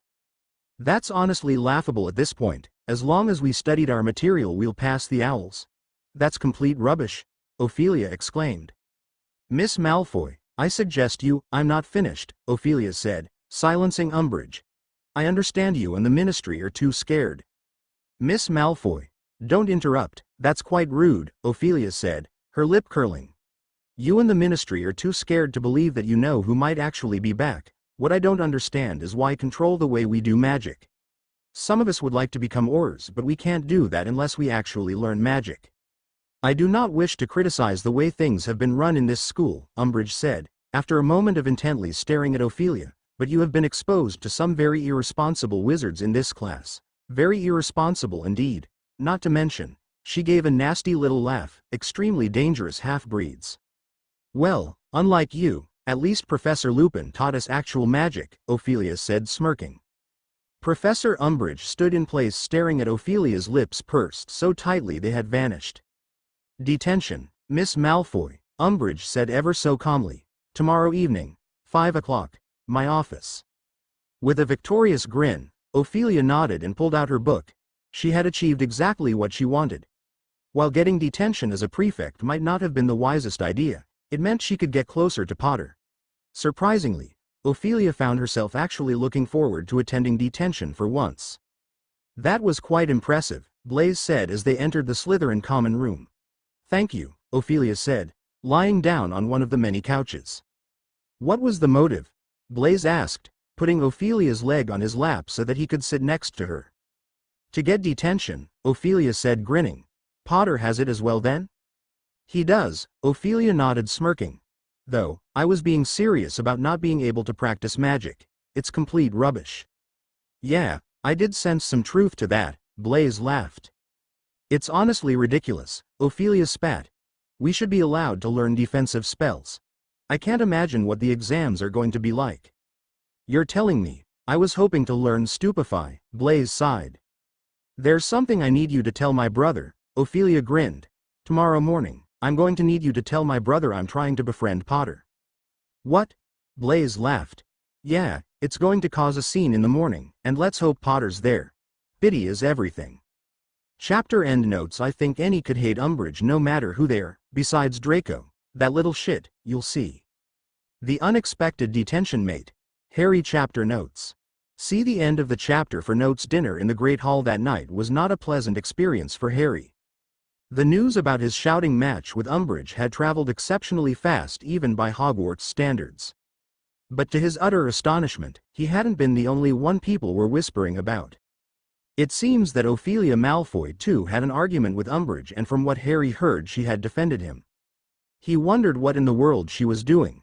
There was no way she'd suddenly have a change of heart over the span of 2 months. There was something happening with her, and Harry wasn't the only one thinking so. From the moment Ophelia apologized in front of her brother, Ron has been speculating that she and her brother are planning something bad for Harry. But Harry had a different theory in mind. She's a Death Eater, he whispered quietly to Ron and Hermione. What? Hermione scoffed jokingly. Who? Ophelia, Harry hissed. Hermione looked to Ron laughingly, but Ron stared at Harry. Are you sure? He said quietly. Not entirely sure, but it's the only explanation as to why she's being so friendly, Harry said, looking around to see if she was anywhere in the Great Hall. Her father is one himself and is working with Voldemort. I don't see why it can't be true. No, it's impossible. Malfoy's too young to become a Death Eater, Hermione said dismissively. What? So you think Malfoy is actually turning a new leaf? Harry snapped. No, of course not, Hermione said wearily. I'd have to agree with Ron. It could be she and Draco are pulling some kind of prank on you. Harry let out an exasperated sigh, feeling frustrated by Hermione's words. He couldn't help but wonder if she genuinely believed what she was saying, or if she, like everyone else at Hogwarts, was simply unwilling to accept the truth. If you're worried, maybe ride to Snuffles, Hermione said, taking a last bite of her ham before standing to leave. She's right.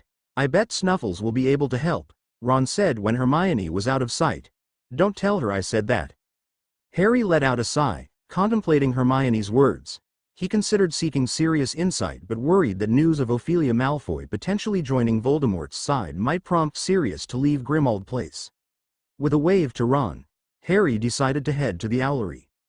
When Harry entered the Owlery, the glassless windows dazzled his eyes. Thick silvery beams of golden sunlight crisscrossed the circular room in which hundreds of owls nestled on rafters, a little restless in the early morning light, some clearly just returned from hunting. The straw-covered floor crunched a little as he stepped across tiny animal bones. There, he took out a parchment and quill and began writing. Dear Snuffles, hope you're doing well. I'm writing this on the evening of my first day. To tell you the least, it's been horrible. We've got a new defense against the dark arts teacher, Professor Umbridge. She's nearly as nice as your mum. But I'm writing because something is happening with a certain someone I told you about over the summer. I believe she's joined. Please write back quickly. Best, Harry, Hedwig. Harry called out. From above a low hoot came. There you are, he said, spotting her somewhere near the very top of the vaulted ceiling. Get down here, I've got a letter for you. With another low hoot, she stretched her great white wings and soared down onto his shoulder. Right, I know this says Snuffles on the outside, he told her, giving her the letter to clasp in her beak and, without knowing exactly why, whispering, but it's for Sirius, okay. She blinked her amber eyes once and he took that to mean that she understood. Safe flight, then, Harry said, and he carried her to one of the windows. With a moment's pressure on his arm, Hedwig took off into the blindingly bright sky. He watched her until she became a tiny black speck and vanished, then headed off to the castle once again. Rain began to pound on the window panes as Harry strode along the empty corridors back to Gryffindor Tower. Harry felt as though his first day had lasted a week, but he still had a mountain of homework to do before bed. A dull pounding pain was developing over his right eye. He glanced out of a rain-washed window at the dark grounds as he turned into the fat lady's corridor. There was still no light in Hagrid's cabin. "Mimbulus Mimbletonia," Harry said before the fat lady could ask. The portrait swung open to reveal the hole behind it and Harry scrambled through it. The common room was almost empty. Nearly everyone was still down at dinner except for Ron and Hermione. They greeted him happily and returned to gazing at the fireplace. Harry too sat gazing into the flames, feeling drained and exhausted. "Did you send the letter?" Ron asked. "Yeah," Harry simply said. And the silence returned once again. Harry gazed into the flickering flames, his mind consumed by thoughts of Ophelia Malfoy. He pondered whether he was stretching too far by suspecting her of being a Death Eater, considering the possibility that her father, Lucius Malfoy, had ordered her to spy on him. However, Harry couldn't ignore the doubt he felt. Ophelia had never seemed to obediently follow her father's commands like her brother did. Still, he couldn't be certain. Harry wondered if seeing her forearms would provide the answers he sought, revealing the truth about Ophelia and possibly even Draco. That's when it hit Harry. Ophelia's persistent attempts to befriend him could be turned to his advantage. How can Dumbledore have let this happen? Hermione cried suddenly, making Harry and Ron jump. Crookshanks leapt off her, looking affronted. She pounded the arms of her chair in fury so that bits of stuffing leaked out of the holes. How can he let that terrible woman teach us? And in our owl year, too. "Well, we've never had great defense against the dark arts teachers, have we?" Harry said, rather annoyed from being torn from his thoughts. "You know what it's like, Hagrid told us, nobody wants the job. They say it's jinxed." "Yes, but to employ someone who's actually refusing to let us do magic, what's Dumbledore playing at?" "And she's trying to get people to spy for her," Ron said darkly. "Remember when she said she wanted us to come and tell her if we hear anyone saying you know who's back? Of course, she's here to spy on us all, that's obvious, why else would Fudge have wanted her to come?" Hermione snapped. "Don't start arguing again," Harry said wearily, as Ron opened his mouth to retaliate. "Can't we just? Let's just do that homework, get it out of the way." They collected their school bags from a corner and returned to the chairs by the fire. People were coming back from dinner now. Harry kept his face averted from the portrait hole, but could still sense the stares he was attracting. "Shall we do Snape's stuff first?" Ron said, dipping his quill into his ink. The following day dawned just as leaden and rainy as the previous one. Hagrid was still absent from the staff table at breakfast. "But on the plus side, no Snape today," Ron said bracingly. Hermione yawned widely and poured herself some coffee. She looked mildly pleased about something, and when Ron asked her what she had to be so happy about, she simply said, "The hats have gone. Seems the house elves do want freedom after all." Harry, like Ron, shook his head. Last night after finishing their homework, Hermione knitted 3 small hats before bed, leaving them for the house elves to wear. Ron doubted they would ever accept them though. "I wouldn't bet on it," Ron told her cuttingly. "They might not count as clothes. They didn't look anything like hats to me, more like woolly bladders." "I cannot believe you," someone roared from across the hall. As they turned their heads, Harry and his friends caught sight of Draco Malfoy storming over towards the entrance of the Great Hall, where Ophelia stood frozen in place. "Befriend Potter." Draco spat his last name. Harry wasn't the only one watching the twins with wide eyes. Everyone's eyes were fixed on the twins in wide-eyed astonishment. Witnessing Draco raise his voice at his sister was truly a sight to behold. "Draco, please, let's talk about this out." "No. You want to befriend Potter and his stupid friends? Why in the world would you want to do that?" Draco raged. Ophelia glanced around nervously, and her eyes met Harry's. Harry felt a pang of guilt as if he were intruding on a private moment, despite Draco's booming voice that could probably be heard by the centaurs. "Look, I understand you're angry, but what you have with them has nothing to do with me anymore," Ophelia retorted sharply. Draco's mouth hung open in complete shock. "Nothing to do with you? You equally have problems with them." "Because of you," his sister snapped. "I was only defending you because if I didn't, I would have had this exact problem years ago. You would have turned on me long before this, just like you did on the train." "You turned on me first, but I suppose you were right," Draco said calmly. "Have fun getting a letter from Father. You wait till he hears about this." He turned and returned back to the Slytherin table. Ophelia stared after her brother before scanning the Great Hall and then turning around to leave. That's something I'd never thought I'd see, Ron said, shocked. Neither did I, Harry said, still staring off at the grand door Ophelia left through. I was thinking, maybe we should befriend her, Harry said, turning to the two. What? They both said, even more shocked. Have you gone mad? Ron barked. Not like that, Harry said, rolling his eyes. Last night, I had an idea. Maybe if we friended her, we'd be able to find out if she's a you-know-what. Hermione said, thinking. It could be a good way to really know. I don't know. Maybe we should wait until you hear from Snuffles, Ron said stiffly. Who knows when he'll write back? I think we should, Harry insisted. Double Charms was succeeded by Double Transfiguration. Professor Flitwick and Professor McGonagall both spent the first 15 minutes of their lessons lecturing the class on the importance of owls.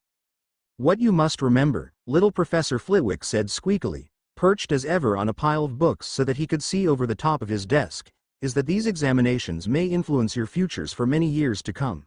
If you have not already given serious thought to your careers, now is the time to do so. And in the meantime, I'm afraid, we shall be working harder than ever to ensure that you all do yourselves justice. They then spent over an hour revising summoning charms, which according to Professor Flitwick were bound to come up in their owl, and he rounded off the lesson by setting them their largest ever amount of charms homework. It was the same, if not worse, in Transfiguration. You cannot pass an OWL, Professor McGonagall said grimly, without serious application, practice, and study. I see no reason why everybody in this class should not achieve an OWL in Transfiguration as long as they put in the work. So, today we are starting vanishing spells. These are easier than conjuring spells, which you would not usually attempt until Newt level, but they are still among the most difficult magic you will be tested on in your owl. She was quite right. Harry found the vanishing spells horribly difficult. By the end of a double period, neither he nor Ron had managed to vanish the snails on which they were practicing, though Ron said hopefully he thought he looked a bit paler.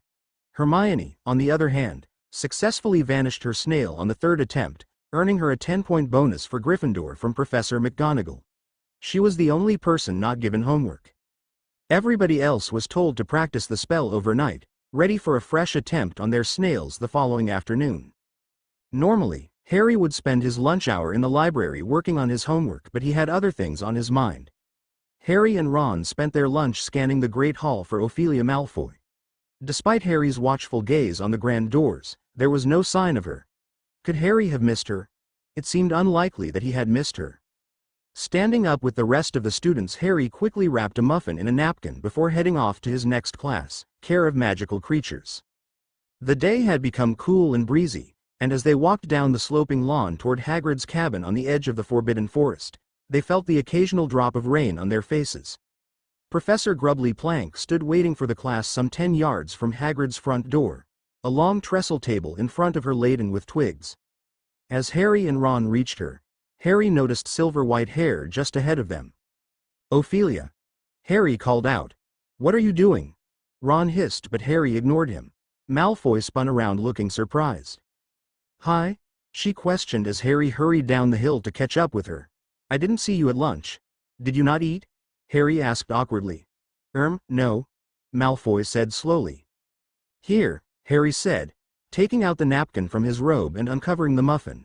You didn't eat breakfast either, and it's kind of our fault. Malfoy's eyes widened as she stared at the muffin in Harry's hand. The surprise on her face was evident, as if she couldn't believe that Harry was offering her something out of compassion.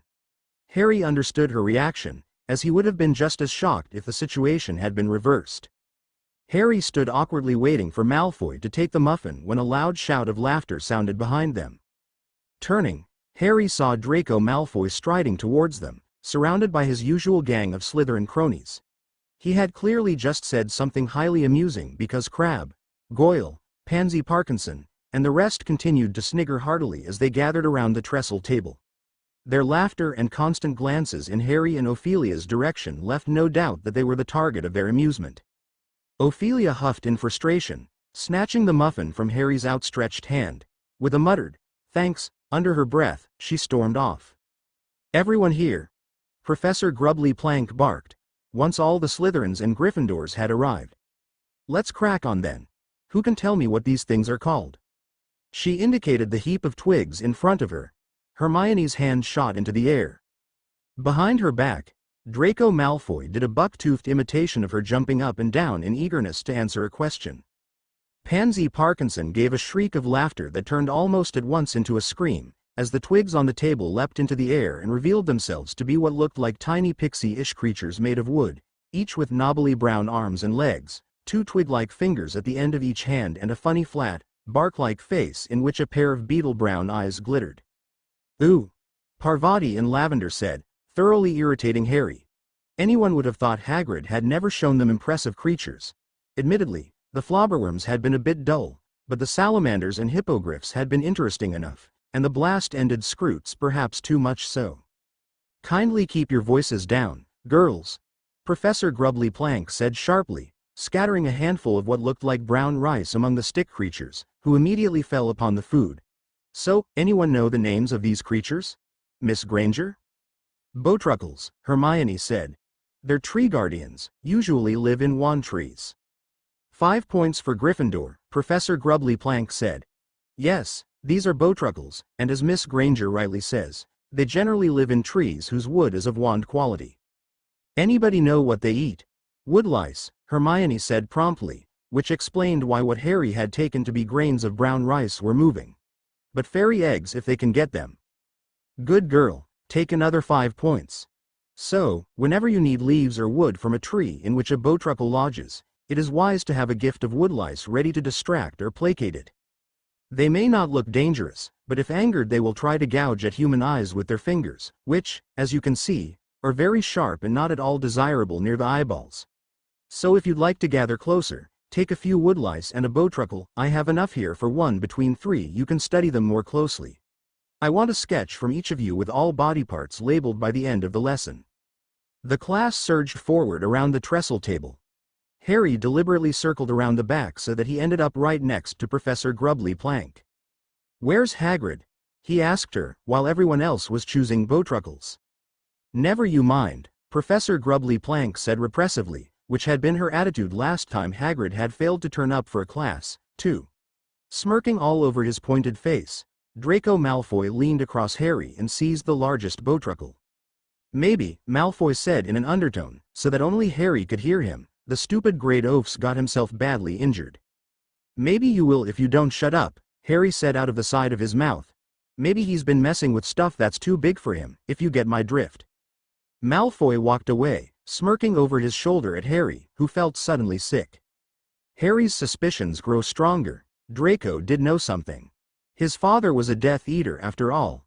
What if he had information about Hagrid's fate that had not yet reached the ears of the Order? If that was true, then his sister was surely in the know as well. Harry hurried back around the table to Ron and Hermione, who were squatting on the grass some distance away and attempting to persuade a bowtruckle to remain still long enough for them to draw it. Harry pulled out parchment and quill, crouched down beside the others, and related in a whisper what Malfoy had just said. "Dumbledore would know if something had happened to Hagrid," Hermione said at once. "It's just playing into Malfoy's hands to look worried. It tells him we don't know exactly what's going on. We've got to ignore him, Harry. Here, hold the bowtruckle for a moment, just so I can draw its face." "Well, what about his sister?" Harry questioned, annoyed with Hermione's consistent disagreement. "Like I said, just keep an eye on her." "Yes," Draco Malfoy's clear drawl came from the group nearest them. "Father was talking to the minister just a couple of days ago, you know, and it sounds as though the ministry's really determined to crack down on substandard teaching in this place. So even if that overgrown moron does show up again, he'll probably be sent packing straight away." Ouch! Harry had gripped the bowtruckle so hard that it had almost snapped, and it had just taken a great retaliatory swipe at his hand with its sharp fingers, leaving 2 long deep cuts there. Harry dropped it. Crabbe and Goyle, who had already been guffawing at the idea of Hagrid being sacked, laughed still harder as Harry watched the bowtruckle set off at full tilt towards the forest. A little moving stick man soon swallowed up among the tree roots.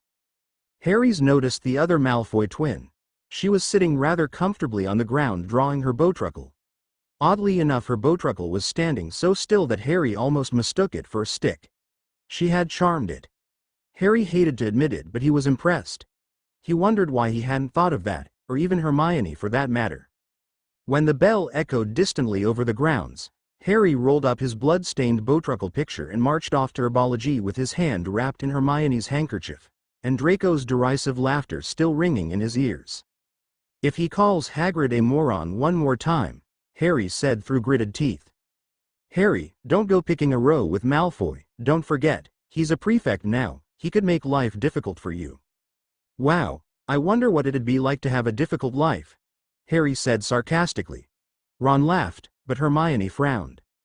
As they made their way through the vegetable patch, Harry noticed Ophelia's distinctive white hair just up ahead. It was unusual to see her alone, as she was typically accompanied by her brother Blaise Zabini, another Slytherin. Harry couldn't help but wonder if this was all just a trick or if Ophelia genuinely wanted to be friends. Doubt lingered in his mind, and he felt the need to uncover the truth. Once arrived at the greenhouse, the door of the nearest opened and some fourth years spilled out of it, including Ginny. "Hi," she said brightly as she passed. A few seconds later, Luna Lovegood emerged, trailing behind the rest of the class, a smudge of earth on her nose, and her hair tied in a knot on the top of her head.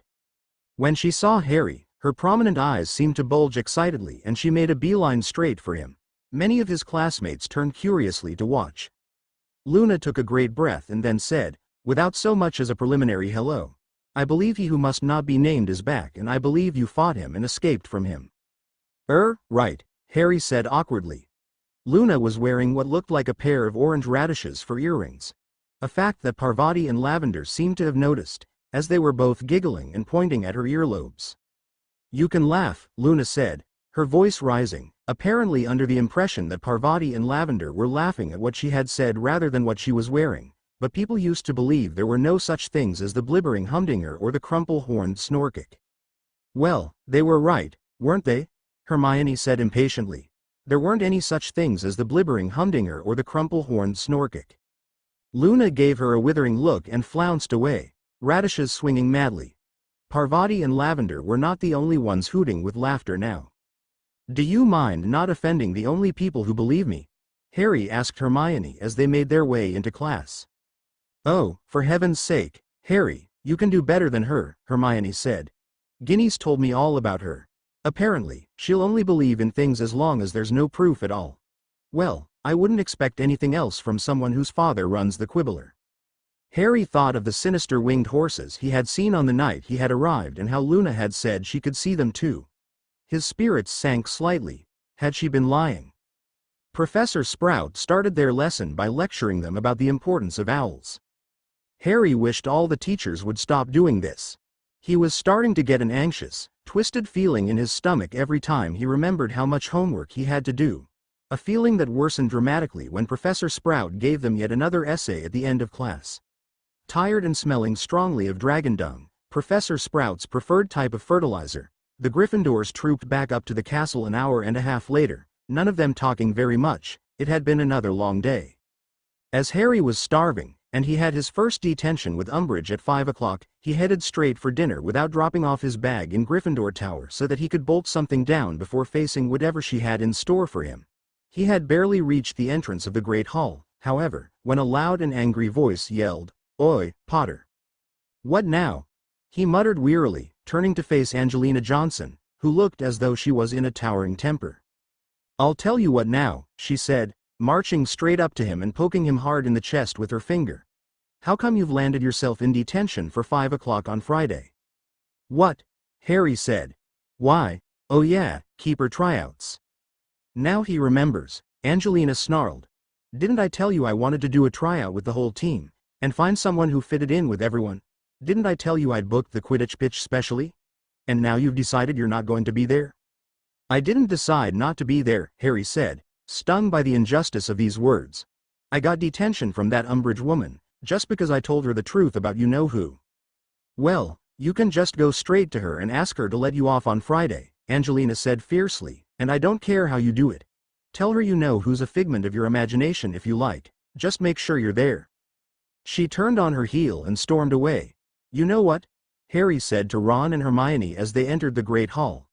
"I think we'd better check with Puddlemere United whether Oliver Wood's been killed during a training session, because Angelina seems to be channeling his spirit. What do you reckon are the odds of Umbridge letting you off on Friday?" Ron said skeptically, as they sat down at the Gryffindor table. Less than 0, Harry said glumly, tipping lamb chops onto his plate and starting to eat. Better try, though, hadn't I? I'll offer to do 2 more detentions or something, I dunno. He swallowed a mouthful of potato and added, I hope she doesn't keep me too long this evening. You realize we've got to write 3 essays, practice vanishing spells for McGonagall, work out a counter-charm for Flitwick, finish the Bowtruckle drawing, and start that stupid dream diary for Trelawney? Ron moaned and for some reason glanced up at the ceiling, and it looks like it's going to rain. What's that got to do with our homework? Hermione said, her eyebrows raised. Nothing, Ron said at once, his ears reddening. At 5 to 5 Harry bade the other 2 goodbye and set off for Umbridge's office on the 3rd floor. When he knocked on the door she called, "Come in," in a sugary voice. He entered cautiously, looking around. He had known this office under 3 of its previous occupants. In the days when Gilderoy Lockhart had lived here, it had been plastered in beaming portraits of himself. When Lupin had occupied it, it was likely you would meet some fascinating dark creature in a cage or tank if you came to call. In the imposter Moody's days, it had been packed with various instruments and artifacts for the detection of wrongdoing and concealment. Now, however, it looked totally unrecognizable. The surfaces had all been draped in lacy covers and cloths. There were several vases full of dried flowers, each one residing on its own doily, and on one of the walls was a collection of ornamental plates, each decorated with a large Technicolor kitten wearing a different bow around its neck. Harry's eyes locked onto Ophelia Malfoy, the only non-pink presence in the room. He was taken aback by her unexpected presence. The question lingered in his mind. Why was she here? Could she be seeking answers from Umbridge? Good evening, Mr. Potter. Harry started and looked around. He had not noticed her at first because she was wearing a luridly flowered set of robes that blended only too well with the tablecloth on the desk behind her. Evening, Professor Umbridge, Harry said stiffly, glancing at Ophelia. Well, sit down, she said, pointing towards the small table draped in lace where Ophelia was sitting. A piece of blank parchment lay on the table, apparently waiting for him. Harry said, without moving. Professor Umbridge. Before we start, I wanted to ask you a favor. Her bulging eyes narrowed. Oh, yes. Well, I'm in the Gryffindor Quidditch team. And I was supposed to be at the tryouts for the new keeper at 5 o'clock on Friday and I was wondering whether I could skip detention that night and do it another night instead. He knew long before he reached the end of his sentence that it was no good. Ophelia's raised eyebrow confirmed that even she had doubts. Oh, no, Umbridge said, smiling so widely that she looked as though she had just swallowed a particularly juicy fly. Oh, no, this is your punishment for spreading evil, nasty, attention-seeking stories, Mr. Potter, and punishments certainly cannot be adjusted to suit the guilty one's convenience. No, you will come here at 5 o'clock tomorrow, and the next day. And on Friday too, and you will do your detentions as planned. I think it is rather a good thing that you are missing something you really want to do. It ought to reinforce the lesson I am trying to teach you. Harry felt the blood surge to his head and heard a thumping noise in his ears. So he told evil, nasty, attention-seeking stones, did he? And that goes for you as well, Miss Malfoy, Umbridge said as a matter of fact. Harry glanced at Ophelia with confusion. Was she here for detention too? It suddenly made sense. She had spoken out against Umbridge as well. Harry dropped his schoolbag beside the straight-backed chair and sat down next to Ophelia. There, Umbridge said sweetly, we're getting better at controlling our temper already, aren't we? Now, the 2 of you are going to be doing some lines for me. No, not with your quill, she added, as Harry bent down to open his bag. You're going to be using a rather special one of mine. Here you are. She handed both of them a long, thin black quill with an unusually sharp point. I want you to write, I must not tell lies, she told him softly. And you, Miss Ophelia, I must not believe lies. Ophelia scoffed. How many times? She asked, with a creditable imitation of politeness. Oh, as long as it takes for the message to sink in, Umbridge said sweetly. Off you go. She moved over to her desk, sat down, and bent over a stack of parchment that looked like essays for marking. Harry couldn't help but sneak a quick look at Ophelia. She appeared puzzled. Ophelia's gaze was fixed on Umbridge, as waiting for something. It was then that Harry understood what she was waiting for. "You haven't given us any ink," he said. "Oh, you won't need ink," Professor Umbridge said, with the merest suggestion of a laugh in her voice. Harry placed the point of the quill on the paper and wrote, "I must not tell lies." He let out a gasp of pain. The words had appeared on the parchment in what appeared to be shining red ink. At the same time, the words had appeared on the back of Harry's right hand, cut into his skin as though traced there by a scalpel, yet even as he stared at the shining cut, the skin healed over again, leaving the place where it had been slightly redder than before but quite smooth. Harry's gaze shifted to Ophelia, who was also taken aback. Her eyes widened with a mix of shock and anger.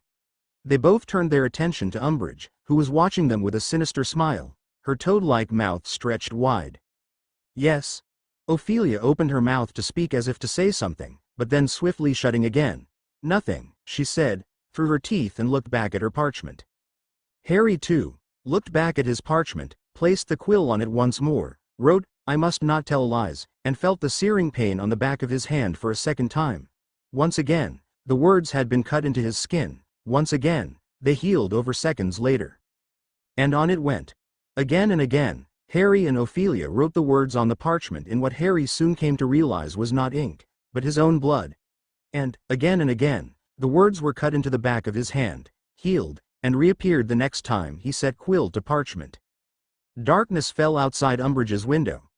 Harry did not ask when he would be allowed to stop. He did not even check his watch. He knew she was watching him for signs of weakness, and he was not going to show any, not even if he had to sit there all night, cutting open his own hand with this quill. "Come here," she said, after what seemed hours. He and Ophelia stood up. His hand was stinging painfully. When he looked down at it, he saw that the cut had healed, but that the skin there was red raw. "Hands," she said. They both extended it. She took them on her own. Harry repressed a shudder as she touched him with her thick, stubby fingers on which she wore a number of ugly old rings. "Tut, tut, I don't seem to have made much of an impression yet," she said, smiling. "Well, we'll just have to try again tomorrow evening, won't we? You may go." "I still have detention," Ophelia questioned in disbelief. "Why wouldn't you?" Umbridge said, before waving her off. Harry and Ophelia left her office without another word. The school was quite deserted. It was surely past midnight. He walked slowly up the corridor alongside Ophelia. She was the first one to speak. "That rotten old toad. She's lucky she isn't teaching us any spells," Ophelia cursed, rubbing her hand. "Did you really get detention for defending me?" Harry asked, rubbing his own hand. Ophelia scoffed. "Don't get your knickers in a twist," she said. "I just believe you. About you know who." "You do?" Harry asked, sounding shocked. "Of course she does, she's working with him," he thought to himself. "Not sure why you would lie about it," Ophelia remarked. "Well, you're the only one who believes me," Harry said. "The only one?" she questioned as the two went down the staircase. "What about your friends?" "Of course, Ron, Hermione, Neville, and Ginny believe me, but everyone else," Harry said, reminded of the fight he had with Seamus Finnegan. "I'm sure that's not true," Ophelia said, waving her hand. "I'm positive there are more people who believe you." "Well, there is one other. She's a fourth year, Luna Lovegood," Harry said. "So I'm not the only one then," Ophelia said happily. "I'm not surprised Luna believes you." "You know her?" Harry asked as they entered the central hall and climbed up more stairs. "She's a cousin of mine," Ophelia answered. "I don't know her that well, but my father tells me the Lovegoods tend to believe everything like Nargles, whatever those are."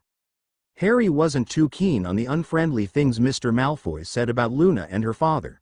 He was quite surprised to learn that Ophelia Malfoy and Luna Lovegood were actually cousins. "How are you two related?" Harry asked curiously. "Her mother was my father's sister," Ophelia said. "I never got to meet her." "What do you mean?" Harry asked as they reached either staircase to their house. "Luna's mother was disowned by our family for marrying her father. Father got news of her death when I was 10. He locked himself in his office for the entire day. In the following days, he pretended nothing happened, but my father is the easiest man to read. I could tell he was devastated. Apparently, my aunt died due to one of her experiments going wrong, and Luna had seen it all," Ophelia said, shaking her head. "Terrible thing to see at such an age young." "Have you spoken to Luna?" Harry asked, watching her expression. No, she said, shaking her head. Harry's curiosity got the best of him. He was dying to know what Ophelia was thinking. It seemed like she really wanted to talk to her cousin, but maybe her father was holding her back. Why not? He asked. I'm not sure. My father had forbidden Draco and I from speaking to her or our uncle. I've never really had a knack for listening to my father.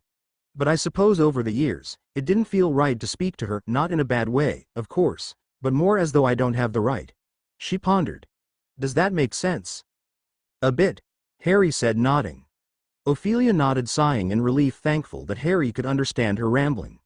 Are you and Draco still fighting? He asked. Ophelia pursed her lips and nodded. And you still want to be my friend? Harry said sarcastically.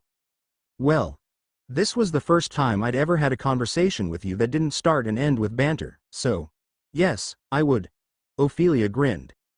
Harry let out a scoff of agreement, realizing that this was indeed the first pleasant conversation he had with Ophelia. You know, the offer still stands, Ophelia pointed out as they stood by the stairs. Harry sighed, feeling a sense of amusement as he leaned on the railing behind him. I'm trying, Ophelia sang. Like I said before, I can be a very good friend. Harry couldn't help but smile, rolling his eyes playfully. I don't know, he said, looking at the ground. Come on, you know you want to, Ophelia said, bumping into him playfully. Fine, he chuckled. I suppose we can. Her face lit up like Dudley's did whenever he spotted food. You will not regret it, she grinned. Let's hope not, Harry laughed. And I'll take you up on that offer about potions. Ophelia smiled. Great, we can talk about it tomorrow. Night, Harry said. Night, friend, Ophelia said happily. Oh, and Ophelia? Harry asked, stopping her from leaving. Yes. What happened with Umbridge? Would you mind not telling anyone, especially a teacher? Harry asked. I figured you wanted to keep quiet about it, Ophelia smiled. Don't want to give that old toad the satisfaction, right? Harry nodded. My lips are sealed, Ophelia said, mimicking the action of locking her mouth and tossing away the invisible key. Harry shook his head, chuckling, before heading up the stairs while Ophelia went the other way. Harry was getting closer to uncovering the truth. Now that he had accepted her friendship, he hoped to get close enough to catch a glimpse of her arm. Doubt lingered in his mind. Perhaps Ophelia Malfoy was just playing a prank on him. Harry would prefer that explanation. However, recent events made him question otherwise. There was a chance that Ophelia Malfoy was a Death Eater. Chapter endnotes. Harry can be manipulative too, but not as much as Ophelia. The unnerving feeling of almost being caught. Ophelia. Chapter notes. See the end of the chapter for notes. A low growl was heard as Ophelia as she exited the girls' dormitory. Now, look. Save it, Blaise hissed, grabbing Ophelia's arm and dragging her up the spiral staircase and out of the common room. Do you know how embarrassing that was? Blaise seethed as he shoved her down an empty corridor. I had no idea what I was saying. Ophelia couldn't contain her laughter any longer. She burst out laughing, trying to stifle it by covering her mouth, but it slipped through her fingers. Are you laughing? Blaise fumed. Ophelia shook her head, giggling. I'm sorry, she exclaimed. But seeing the calm and cool-tempered Blaise go over to the moon for a girl is everything I ever wanted. I'm going to get you back for this, Malfoy, Blaise warned. Please. You're acting as if I set your clothes on fire. All I did was have Daphne help you with your homework, Ophelia said innocently. Your homework, you mean? Blaise hissed, taking out a parchment and shoving it into Ophelia's hands. Her now finished homework. Ophelia couldn't help but burst into a fit of giggles. When she returned from detention yesterday, she discovered Blaise sitting alone at one of the tables in the common room. She joined him, deciding it was best to start her own homework. Soon after, Daphne Greengrass approached, and Ophelia seized the opportunity to make her sit with Blaise and help him with his homework, even though it was actually Ophelia's homework in the first place. Look, you just need a little push, Ophelia grinned. So what did you two talk about? That is none of your business, Blaise taunted. Oh, I see, Ophelia's smile remained, but her lips were pressed together tightly. She understood what Blaise was up to. He was aware that she would be curious about their conversation, and now he was using that as leverage.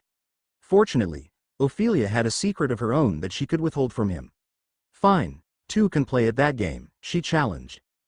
Blaze's gaze bore into Ophelia with suspicion, his eyes narrowing. "I suppose I won't tell you what happened with Potter and I last night," Ophelia taunted as well. His eyes shot up, his curiosity piqued. "Something happened?"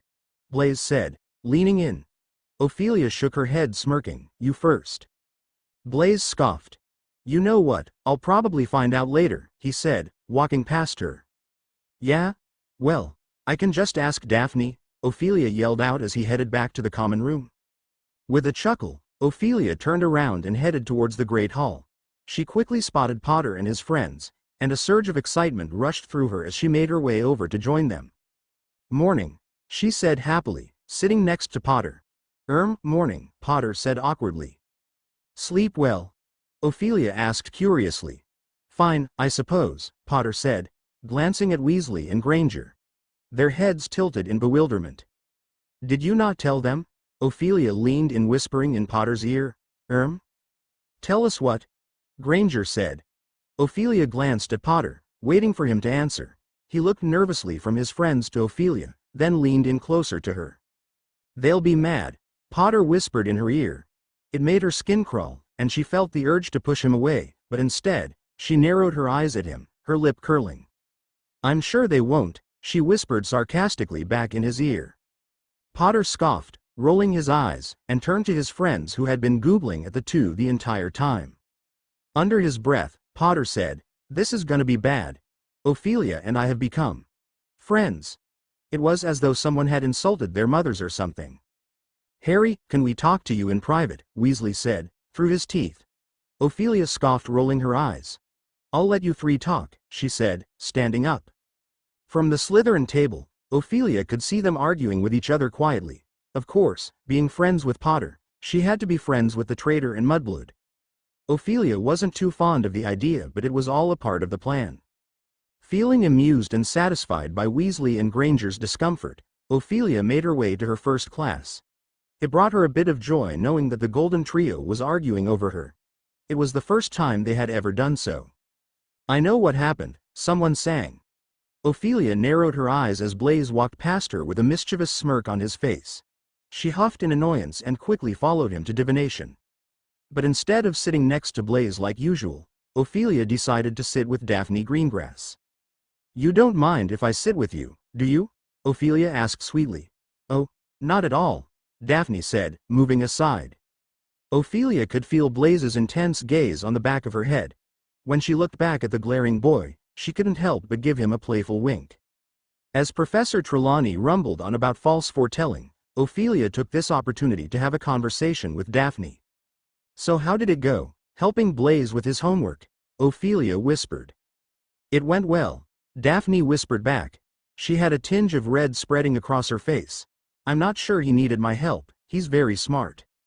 Ophelia nodded in agreement. "Sometimes he needs moral support," she lied. Daphne chuckled quietly. "What did you two talk about?" Ophelia asked. Daphne smiled shyly. "Just about Quidditch. He asked if I wanted to go flying with him this weekend."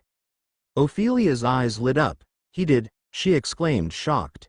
She glanced back at Blaze, and to her amusement, saw his face turn as red as an apple.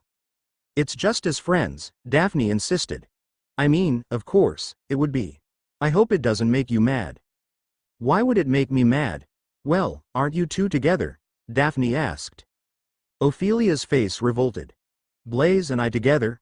Merlin's beard." "No," Daphne looked relieved. "Oh, that's good," she breathed. Ophelia raised an eyebrow. I meant, don't worry Daph, Blaze and I are just friends. He's all yours." Ophelia smiled. She blushed brightly. As the day went on, Ophelia grew restless. She was dying to know what the trio discussed. What if they managed to sway Potter's decision? Ophelia didn't have the patience to start her plan all over again. For the rest of the morning and until lunch, Ophelia couldn't calm her nerves. Fear washed over her as dark thoughts flooded her mind. If she failed, she'd surely die. Ophelia scanned the hall, seeing no sign of Potter or his silly friends. Disappointed, she sat at the Slytherin table. But relief filled her as Potter, Weasley, and Granger stood in front of her. Ophelia's nerves were on edge for the rest of the morning. Dark thoughts consumed her, fearing the consequences of failure. As she scanned the great hall at lunch, there was no sign of Potter or his friends. Disappointed, she sat at the Slytherin table. She glanced at the food but immediately felt nauseous. She was too anxious and impatient to eat. But then, a wave of relief washed over her as Potter, Weasley, and Granger stood in front of her. By the looks they were giving her, it seemed like Ophelia might not have to start over after all. "Hi," Potter said awkwardly. "Hi," Ophelia replied. "Mind if we sit with you?" Potter asked. Ophelia smiled, shaking her head, and motioned for them to sit. As they sat down, Potter nudged Granger. Granger cleared her throat and said with her know-it-all tone, "We don't mind you being friends with Harry, but that doesn't mean we have to be friends." Ophelia bit her lip, nodding slowly. How she detests Hermione Granger. Acting as if she knew everything. Then Potter nudged Weasley. Weasley sighed. "We won't say anything to you as long as you don't say anything bad to us," he said stiffly. Ophelia chuckled. "Agreed," she said, amused. "Great, now that that's out of the way," Potter said, grabbing food. "Right, so I was thinking we could start on Monday," Ophelia said, taking food as well. She wasn't feeling nauseous anymore. "Start what?" Granger said. "I'm going to help Potter study," Ophelia said happily. Granger frowned at Potter, looking rather offended. "I offered to help you and you said no," she squealed. "No offense, Hermione, but the way you study isn't very helpful," Potter muttered. Granger scoffed, grabbing a chicken leg and munching on it angrily. "Anyways," Potter said, rolling his eyes. "That sounds good, but why not this weekend?" "Weekends are for relaxation," Ophelia grinned. Potter smiled and nodded. "Hermione would have made you study on the weekend," Weasley said under his breath, but they all heard him. "I would have not," Granger exclaimed. "Really?" Weasley challenged. "Then what are you doing this weekend?" Granger opened her mouth but closed it, huffing in annoyance. "Exactly," Weasley said as though he won the battle. "And what will you be doing?" "Sneaking around with that broom," Granger retorted. Weasley's cheeks reddened. "Oh God," Potter said, annoyed as the two of them began arguing. "Does this always happen?" Ophelia asked, also annoyed. Potter nodded, massaging his brows. "If you two really want me not to say anything mean, then I suggest you stop," Ophelia warned loudly, making them stop. They both huffed and remained silent. "Thank you," Potter mouthed. Ophelia nodded, rolling her eyes. "Could I ask you a question?" Granger said, changing her attitude completely. "Sure," Ophelia said, taking a bite of her toast. Ophelia noticed Weasley's attention perked. "You said before you didn't want to have any problems this year, so you decided to start anew with us," she began. "But aren't you having even more problems, especially with your brother?" Ophelia stared at her for a moment, feeling caught in a lie. She wanted to curse that bushy-haired witch. Granger noticed Ophelia's silence, looking intrigued and a bit condescending, waiting for a response. Ophelia racked her brain, trying her best to think of something quickly. She didn't want to give Granger the satisfaction of seeing her speechless. "Well, I suppose you're right," she said as an answer came to her. "But he's my brother. He'll get over his anger. He can't stay mad at me for very long." "You don't seem very upset about it," Weasley said offhandedly. Ophelia held herself back and smiled. "Because there's no reason to. Like I said, he can't stay mad at me forever." "I don't know. Malfoy's always been a bloody git about holding grudges," Weasley scoffed. "His tiny brain can't comprehend the word forgiveness." Ophelia's smile vanished, replaced by a deathly glare. At that moment, her focus shifted entirely. The Dark Lord's task faded from her mind as rage consumed her. Just as Ophelia was about to open her mouth and spew all kinds of insults, Potter said quickly, "Ophelia, do you want to take a walk around the castle grounds before our next class?" Ophelia tore her eyes away from Weasley, her mind refocused on the task at hand. "I'd love to," she said, through her teeth. She stood up, oblivious to the scolding look Potter shot at Ron before swiftly following her, leaving the Great Hall behind. "I'm sorry, I told him not to say anything about your brother, but Ron never knows when to shut up," Potter said as they stepped out into the courtyard. "Yeah," Ophelia muttered, still fuming with anger. She took a deep breath, realizing that her anger was jeopardizing her plans. She needed to regain control and not let her emotions get the best of her. Everything was at stake, and she couldn't afford to let it slip away.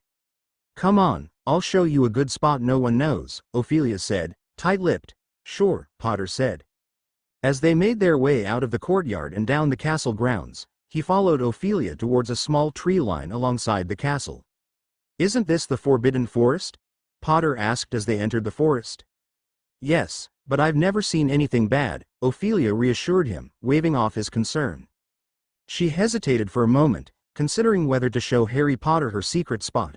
But then she thought, why not? It could make a good impression. They stumbled upon an abandoned table with 2 garden chairs on either side. It was her special hideaway, a place only she knew about. Did you put this here? Potter asked. No, Ophelia said, sitting down. I found it in my 3rd year. I come here to be alone. Just you?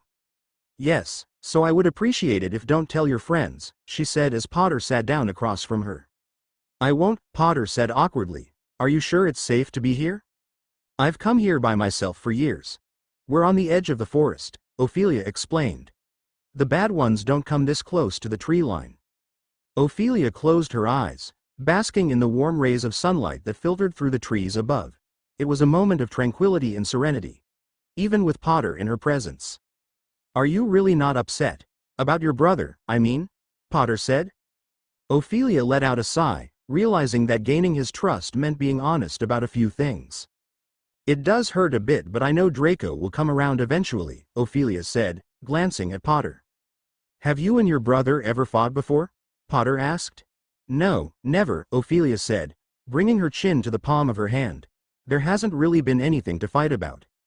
It looked like you were going to hex Ron back there, Potter said, after a moment of silence.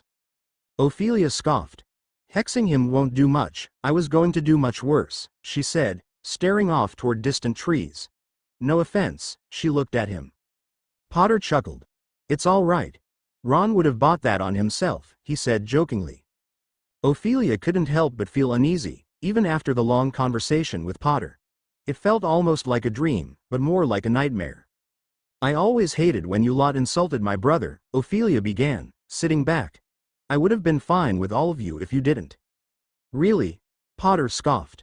Well, Ophelia scoffed back. They shared a quiet laughter, but as it faded, a peculiar silence settled in. It was an unfamiliar silence, something Ophelia couldn't quite put into words. Do you have a good relationship with everyone in your family? Potter said, with a hint of hesitation in his voice. Ophelia arched an eyebrow, her gaze fixed on him. I suppose, she said cautiously. With your father? Ophelia's gaze intensified as she saw through his intentions. She berated herself for being too trusting, realizing that Potter was using their friendship to gather information about her father. Doubt crept in as she contemplated whether to give up on her plan. She scoffed. You know, you could just ask me, she said, resting her chin on the palm of her hand. Potter stared at Ophelia for a moment and said, Is your father working with Voldemort? She flinched at the name being said bluntly. I have no clue, she lied. He did disappear a couple of times during the summer. My father's a very secretive man. The only thing he has ever told me was about your godfather. Potter's gaze met Ophelia's, filled with disbelief. What about the World Cup last year? You and Draco seem to have known. We were told minutes before, Ophelia said, and it was true. She didn't talk to her father for the rest of the summer after that. My mother was very upset with my father. I believe she still is. So you don't know anything that's happening with your father? Potter asked, staring intently at Ophelia. She shook her head. And I really don't want to, Ophelia said, unsure if it were true or not. So you're not a Death Eater? Potter asked, making Ophelia's skin crawl. She pretended to be shocked and offended as she said, A Death Eater? Is that what you've been thinking I am this whole time? Ophelia paused. Have you been thinking the only reason I want to be friends is because I'm working with he who must not be named? Potter's silence spoke volumes, and Ophelia cursed herself even more for not anticipating this outcome. Look, Harry, I understand and I do not blame you for thinking such a thing. I would have thought the same, but I truly wanted to put the past behind us, Ophelia said, in her most sincere act, and what I said before. About being fine with all of you. It's the truth. When I first saw you that day in Madame Malkin's, I knew instantly who you were. You did? Potter said, shocked. I could see the scar. Ophelia pointed at his noticeable scar shaped like lightning. I wanted to say hi and introduce myself, but of course, Draco was there and you know how he is. He would have said something off-putting that would have sent you off. So I kept quiet. I do remember you staring a little too long, Potter laughed. Sorry. Ophelia laughed along, but then the train situation happened. I wanted to smack my brother for ruining my chance to befriend you, she said uncomfortably. I see. Potter vacillated. If this is true. Could I see your arm? Ophelia's heart sank. What for? She asked innocently. Death Eaters are given a mark when they first join Voldemort's side. May I see? Potter asked, motioning to Ophelia's arm. The day before Ophelia was meant to leave for Hogwarts, her father had called Ophelia to his office. It was a rare occasion and almost always for moments where either she or Draco were in trouble. So to be called into his office always made her anxious, but that time was different. He wanted to talk to her about the dark mark. He explained to her one way to hide it. Always wear long sleeves, even in the hottest times in summer, but there was another way to hide the mark. Of course, it would only last a few hours. But Ophelia found herself in a tricky situation. She couldn't perform the spell in front of Potter without raising suspicion. With her hands on the table, she couldn't discreetly retrieve her wand. Desperate for a solution, a terrible idea crossed her mind. Wandless magic. She's been working on it since her previous year. The issue with that was she could only cast Accio. But if she cast the spell on a branch, maybe Potter would get distracted enough for her to pull her wand out and cast the spell. Is that where the mark is given? Ophelia asked, rolling up her sleeve with effort. Ophelia glanced behind Potter and noticed a sizable bush nearby. With a mischievous grin, she bared her arm to show Potter, hoping to divert his attention. Nothing here, Ophelia smiled. She focused intensely, silently repeating the spell in her mind. And then, the bush shook violently, startling Potter in his seat. What was that? He said, looking back. With a swift motion, Ophelia retrieved her wand and glanced back, casting Accio once more. There, that bush. She hissed as it shook again. Potter sprang to his feet as Ophelia swiftly cast Evanesco, focusing solely on the dark mark on her arm. She looked back, seeing Potter looking over the bush. There's nothing here, he said. Maybe it was a rabbit, Ophelia said as she quickly put her wand back. Maybe, Potter said, coming back to her. Maybe we should get out of here soon. I thought you said nothing ever comes this close to the edge, Potter said, sitting back down. I said the bad creatures don't, but a few small animals come through sometimes, Ophelia said, pulling up her robe. Her heart raced as she hoped and prayed that the mark was no longer there. With a nervous anticipation, she pulled up her sleeve, revealing her bare forearm. Relief washed over her, but she couldn't help but notice a hint of disappointment in Potter's gaze. Still think I'm a Death Eater? Ophelia asked, poking fun. Potter chuckled. No, it was silly of me to think so, he said. Sorry, not a problem. Now you know for sure I truly want to be your friend. Right, Potter said, nodding. We should probably head back. Class should be starting soon, Ophelia said, glancing at her watch. Right. You can go to that spot whenever you want, Ophelia said as the two headed back up to the castle. Just you. Potter laughed. If we're gonna be friends, then you have to accept my friends as well, he said. I'm trying, Ophelia groaned. You could try to apologize to Hermione, that would be a good start, Potter suggested. Ophelia nodded. They entered the entrance hall once more and Ophelia turned to Potter and said, See you later at detention. See ya, Potter said, turning to leave. And Harry? Ophelia called. If you're ever feeling unsure again, don't be afraid to ask me anything. Potter's gaze lingered on Ophelia, his expression filled with a mix of curiosity and uncertainty. After a moment of silence, he finally spoke, his voice filled with intrigue. Anything, huh? Well, maybe I will take you up on that offer someday. Ophelia, hidden from view, couldn't help but let out a sigh of relief. Her hands trembled as she massaged her brows, feeling the weight of the close call. The stress had taken its toll on her, leaving her with a pounding headache and a racing heart. As she entered Charm's class, she took a seat next to Blaise. Blaise's gaze bore into Ophelia with a glare, but as he took in her expression, his demeanor softened. Are you all right? You're pale as a ghost, he said, concerned. I was almost caught, Ophelia breathed. What? Blaise said, shocked. Potter. He wanted to see my arm, Ophelia sighed. And you showed him? Blaise exclaimed in a whisper. Ophelia nodded. But I casted the vanishing spell in time, she breathed. Merlin, Fia, you've got to be more careful, Blaze said, squeezing her hand.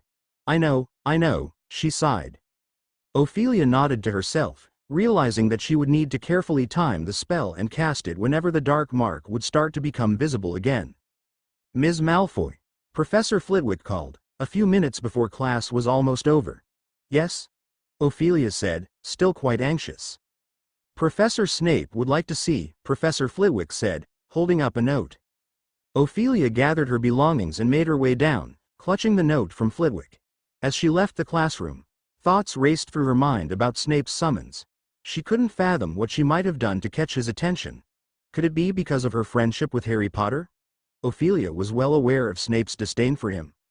You wanted to see me, Professor, Ophelia said, when she entered the empty potion classroom. Close the door behind you, Snape ordered, not looking up from his work. Ophelia closed the door. Feeling uncertain, she stood there, unsure of what her next move should be. Your mother has written to me, Snape said, still not looking up. She has? Ophelia questioned, curiosity piqued. She has explained to me your situation, Snape said, causing Ophelia's eyes to widen, and the task the Dark Lord has assigned to you. And she wants you to help me? No, your mother would like me to teach you occlumency, Snape said, finally looking up at her. What is that? Ophelia asked. Snape gave Ophelia a look as if she had just asked the most foolish question in the world. Occlumency is a type of magic that helps you defend your mind from those who are trying to penetrate it, Snape said, standing up and making his way over toward Ophelia. Like a legilimens, Ophelia said. Like the Dark Lord, Snape stated. Your mother thinks it's best for you to learn how to protect your mind the next time you meet with the Dark Lord. Ophelia nodded.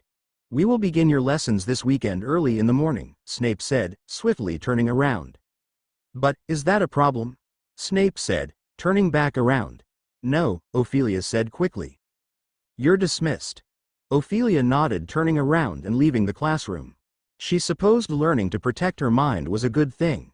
But she pondered the idea of entrusting her task to Snape, considering his close association with Dumbledore. Was it really a wise decision? Ophelia's second detention proved to be just as dreadful as the first. The back of her hand grew red and inflamed, mirroring Potter's experience. Ophelia couldn't help but wish to hex that wretched toad into oblivion. It would bring her immense satisfaction. Perhaps the scar on her hand would finally appease Umbridge. I wish you consider at least letting me tell my father, Ophelia said, rubbing her hand. He'd storm the castle if he knew a teacher was torturing his only daughter. She hoped. I doubt your father would help me, Potter scoffed as they headed out into the courtyard. I suppose you're right, Ophelia agreed. Ophelia's week was filled with non-stop busyness. The mountain of homework, the constant fear of being caught, and the exhausting act of pretending to be friendly with everyone took a toll on her. The stress was unlike anything she had ever experienced. While she longed for some time to herself, she knew she had to stay focused on her plan. The next step was befriending Potter's friends. Ophelia contemplated starting with Ron Weasley, but she acknowledged that he would be the most challenging. So, she decided to target Hermione Granger instead. Hello. Ophelia cheerfully greeted the trio during the morning break. Hi. Potter was the only one to have replied. Do you mind if I have a word with you, Hermione? Ophelia asked awkwardly. Granger glanced at Potter and Weasley, then nodded slightly at Ophelia. She followed Ophelia down the corridor, and they stopped a few feet away from the other two. Firstly, I wanted to apologize to you for the things I've said in the past, Ophelia said, trying her best to sound sincere. I truly am sorry for calling those horrible things. I do not have an excuse. It was wrong of me and I should have never called you that word. And I know apologizing isn't going to be justified, but I do hope as we become closer, you could see how sorry I am and over time forgive me. Ophelia shifted uncomfortably as Granger's gaze lingered for a moment too long. The silence while waiting for Granger's response was starting to make her feel uneasy. Well, I suppose you are trying, Granger sighed. And I could possibly try as well. Really? Ophelia said excitedly. So we can be friends as well? We can try, Granger said pensively. I have to get to class now. Ophelia nodded, a grin spreading across her face as she watched Granger make her way back to Potter and Weasley. The day dragged on, and Ophelia's exhaustion weighed heavily on her. All she wanted was to crawl into bed and drift off to sleep. But, as always, her detention with Umbridge stood in her way. This time, however, something different happened. After 2 hours of writing, "I must not believe lies," the words didn't fade from the back of her hand. They remained there, etched in her skin, and blood trickled from the scratches. The pain startled her, and she let out a gasp, catching Professor Umbridge's attention. "Ah," she said softly, moving around her desk to examine Ophelia's and Potter's hands herself. "Good. That ought to serve as a reminder to you, oughtn't it? You may leave for tonight." "Do we still have to come back tomorrow?" Potter said as Ophelia picked up her schoolbag with her left hand. "Oh yes," Professor Umbridge said, smiling as widely as before. "Yes, I think we can etch the message a little deeper with another evening's work." Frustrated and seething with anger, Ophelia couldn't contain her rage any longer. She stormed out of Umbridge's office, muttering curses under her breath. Reflecting on her choices, she couldn't help but think that opting for detention with Potter might not have been the wisest decision. "I'm sorry," Potter said, from behind her trying to keep up with her. "You should be—" Ophelia snapped, turning around. Potter looked shocked at her sudden outburst. Ophelia sighed. "I'm sorry, I didn't, it's not your fault." "You shouldn't be sorry," she said, shaking her head. "It sort of is," Potter said as they continued the same walk they had taken. "If I didn't ask you to keep this yourself, then maybe you wouldn't be in pain." Ophelia's gaze flickered towards Harry, a hint of surprise crossing her face. Unsure if his apology was genuine or if he was playing a similar game, she remained silent as they walked together towards the grand hall.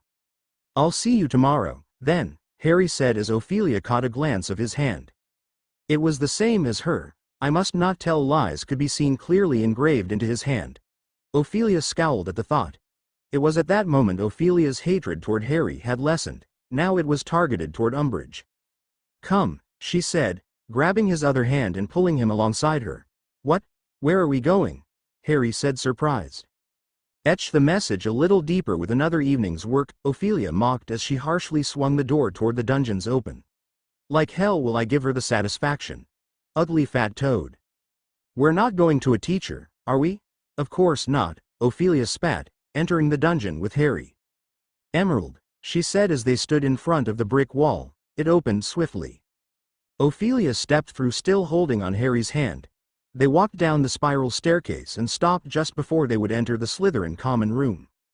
"Hold on," Ophelia whispered, hearing voices just ahead. She peered around the waterfall and saw a girl and boy kissing by the fireplace.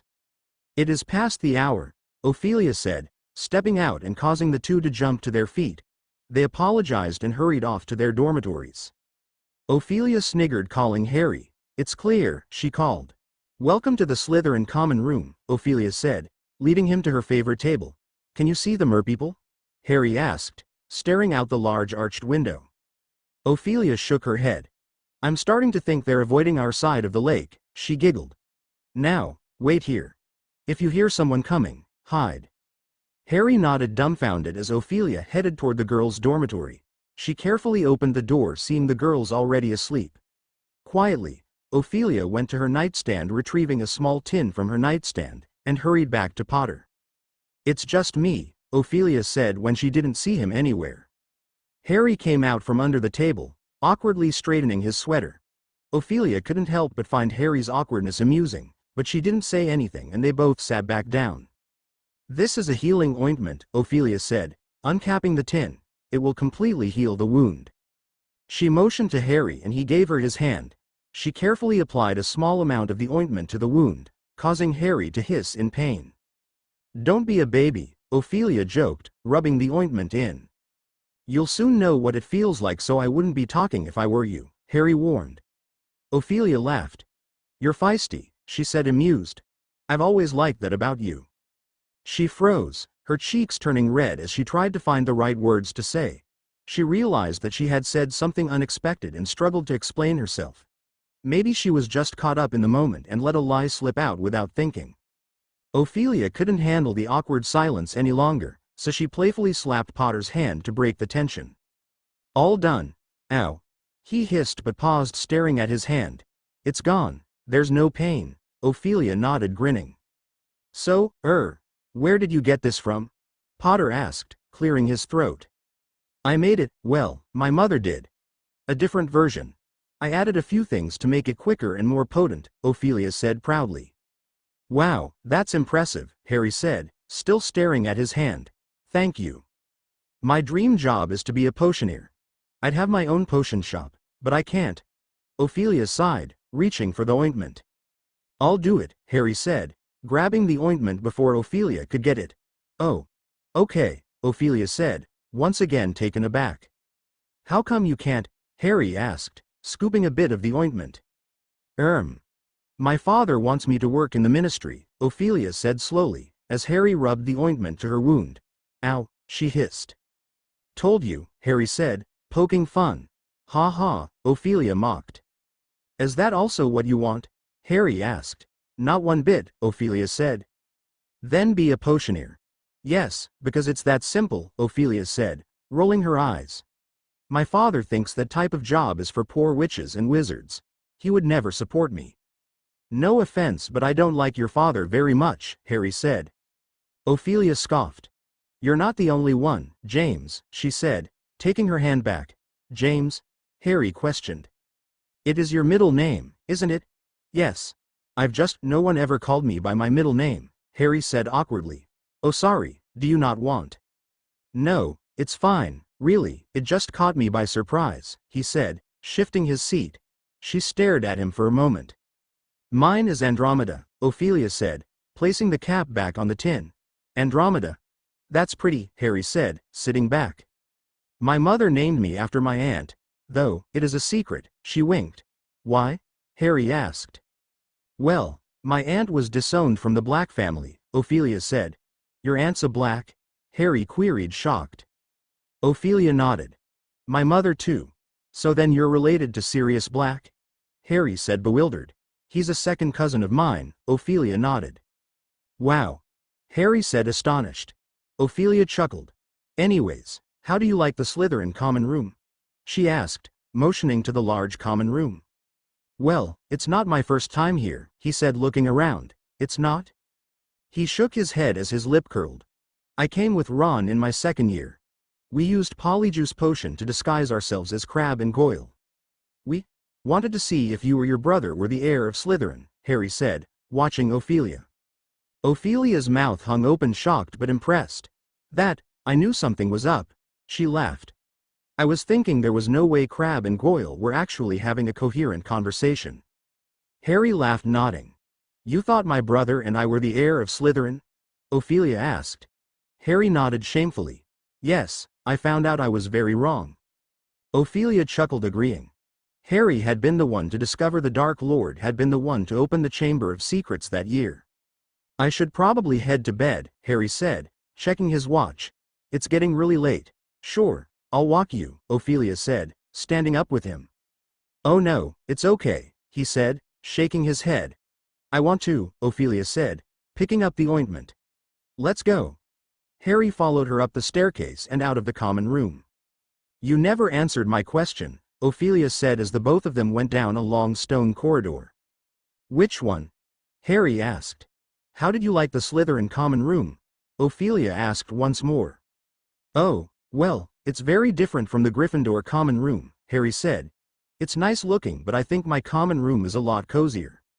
Ophelia frowned. I'm sure that's not true, she mumbled. Well, if you become friends with Ron and Hermione, then maybe I could show you one day, he chuckled. There's always an if. Ophelia sighed as the two climbed up another spiral staircase and out the door of the entrance hall. That's not fair. I've let you hear the password and let you in, and you won't even let me in unless I befriend Weasley and Granger. I would be fine if it was just Granger, but Weasleby. Ron's not bad at all, Harry stated. How would you like it if I forced you to befriend my brother? Ophelia challenged. Harry was quiet for a moment. I see your point, he said. Fine. I'll show you the Gryffindor common room one day.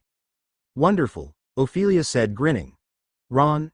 The two had reached the top of the stairs, turned right, and almost walked right into Ron, who was lurking just ahead of a statue of the Hogwarts architect, clutching his broomstick. He gave a great leap of surprise when he saw Harry and Ophelia and attempted to hide his broom behind his back. What are you doing? Harry asked. Nothing. What are you doing?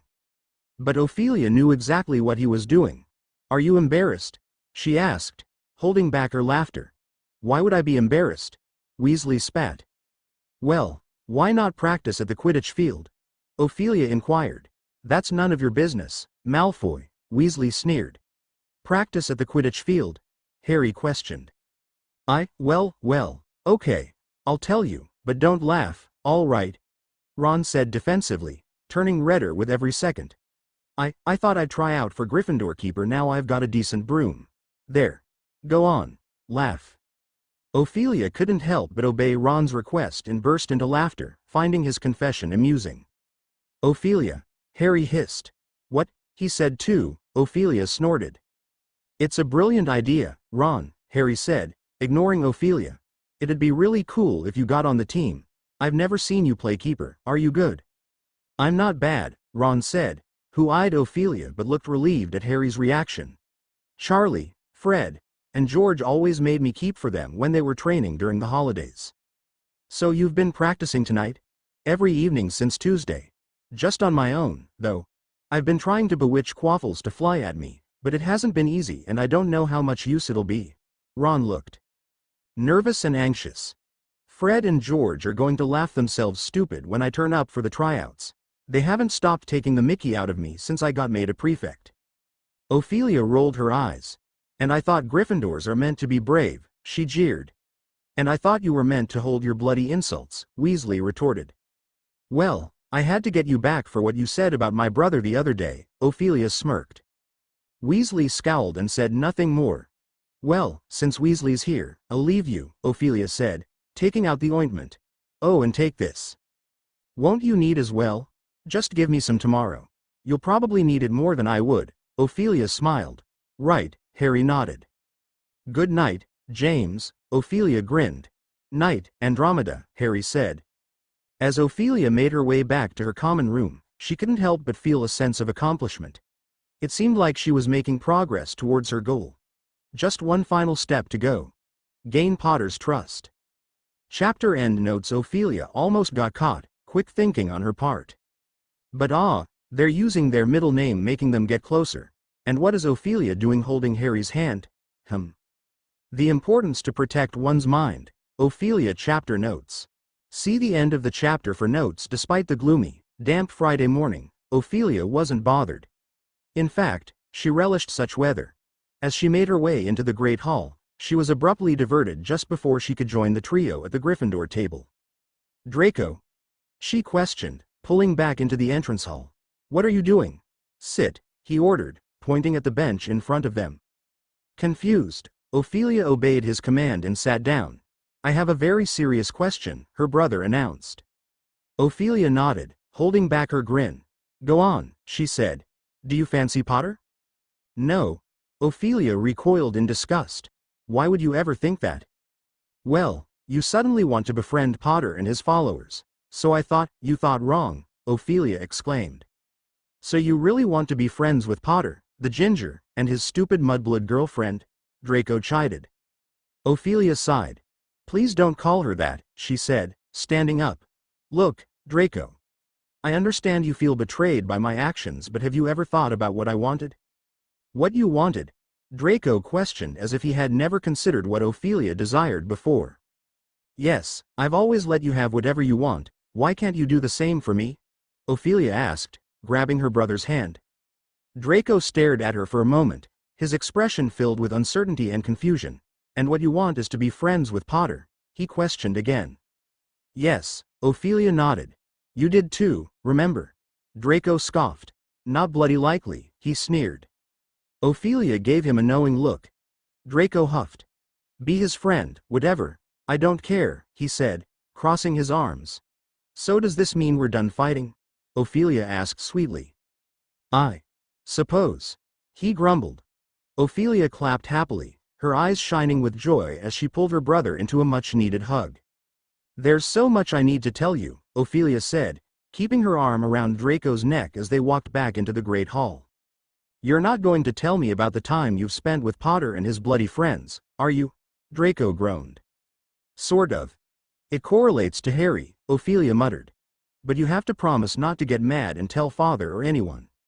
Why would I tell father? Draco scoffed as they sat down with their friends at the Slytherin table. They all stared at Ophelia and Draco, surprised and relieved that they were talking again. You have promise, Ophelia ordered.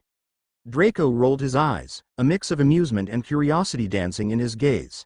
He was eager to hear what his sister had to share.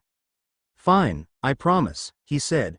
All of you have to promise as well, Ophelia said, finally addressing the others. Pansy rolled her eyes, returning to her copy of the Daily Prophet. Theodore looked confused but nodded, while Blaise eyed Ophelia suspiciously before reluctantly nodding as well. Well, you know how that giant toad woman gave me detention, Ophelia said.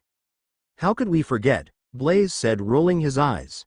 Draco wouldn't stop talking about. Can you believe she's defending Potter of all people? Ophelia's really dug herself a hole all for that Potter boy. Shut up, Draco barked. Anyways, Ophelia said, eyeing Blaise. The detention she's been giving Harry and I isn't very legal. Sensing the gravity of the situation, Blaise asked with curiosity, what do you mean? She's using a kind of quill that doesn't need ink but uses your blood, craving anything you write into the skin of your own hand, Ophelia said slowly. They all stared at her with mouths wide open, even Pansy, who was usually unflappable, looked shocked. Ophelia, why haven't you told me this? Blaise exclaimed. Ophelia quickly shushed him. We weren't talking, remember? Ophelia said tightly, giving him a knowing look. Better question is, why haven't you told someone, like a teacher or Dumbledore? Theo said angrily. Dumbledore? Ophelia questioned as though it was some kind of joke, like he would do anything. And plus I didn't want to give Umbridge the satisfaction, she said, looking ahead and seeing Potter staring at her. She smiled kindly and waved. Draco snatched Ophelia's hand. I don't see anything, he said, looking closely. I used a healing ointment, Ophelia said, taking her hands back. Ophelia, you should tell father, Draco hissed. She's torturing you. Mother would go mad if she knew. And I'd like it if she doesn't, Ophelia said, piling bacon onto her plate. Besides, my detention ends today. Hopefully, she muttered quietly in the last part. At 5 o'clock that evening, Ophelia met up with Potter before they headed off to detention. You and Draco are talking again? Harry asked curiously. Yes, I told you he couldn't stay mad at me forever, Ophelia said happily. I did tell him about detention. I made him promise not to tell anyone.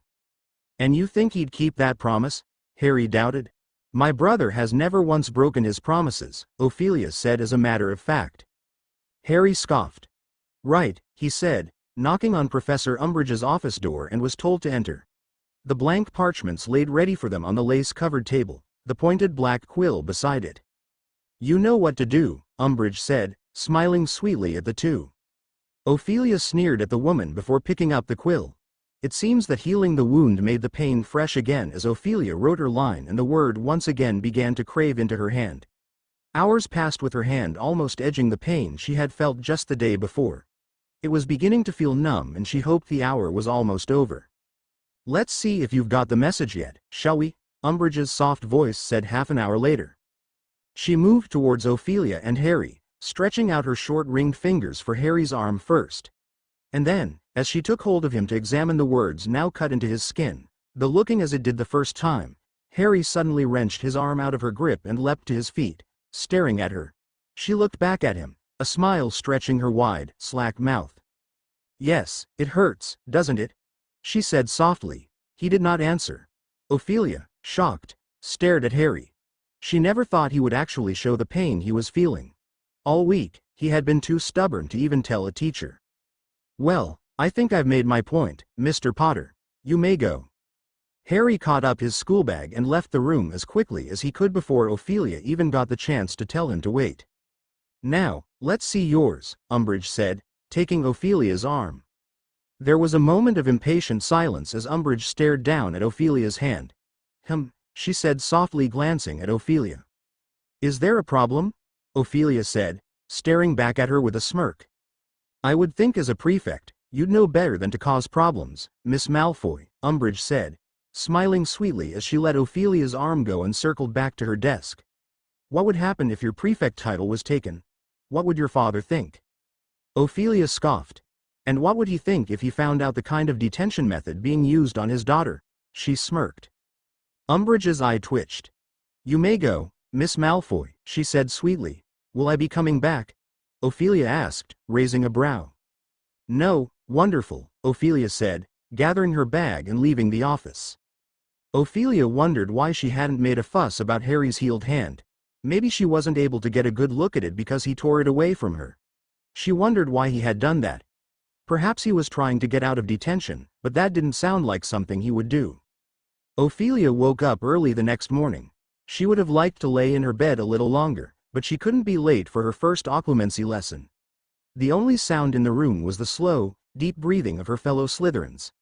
Unsure of what to bring, she decided to grab her schoolbag and headed out of the dormitory and up the spiral staircase. Ophelia walked along the corridors feeling tired. The first week of term seemed to have dragged on forever, like one gigantic history of magic lesson. And even though Ophelia was tired beyond belief, she felt excited for her lesson. She didn't know what to expect. Just as Ophelia was about to turn, she bumped into someone harshly. Watch it, she hissed, rubbing her head. Sorry, oh, Ophelia. She looked up to see Harry Potter, who had a surprised expression on his face. Harry, Ophelia said, surprised. Sorry. It's all right, Harry replied. What are you doing up so early? She hadn't expected to see Harry so early. She could barely think of an excuse. Oh, just couldn't resist the allure of an early morning stroll. Ophelia replied with a playful smile. What about you? She noticed Harry holding a letter. The same, Harry said, hiding the letter behind him. Ophelia eyed him suspiciously. Right, she shrugged, not going too much into it. There was an awkward silence. Ophelia wished she could leave. She was worried he might ask to join her for the non-extinct walk. Well, I'm going to head back to the dormitory to finish some homework before breakfast, Harry said, obviously lying. Right, Ophelia nodded. Will you be there? Harry asked, before leaving. I realized I left before I could give you the ointment. Oh, I'm not sure, maybe lunch, Ophelia said, but if not I could find you. All right, see you later then, Harry said, turning around and leaving once he came from. Ophelia turned the corner and peeked out to see Harry returning and heading off toward the south wing. Her suspicion was right. Harry was heading toward the owlery. But who could he be sending a letter to? And what was written in it? She worried it might be about her. But there was no time to dwell on it as she checked her watch. She was going to be late. Ophelia reached the door of Snape's office, knocking before entering.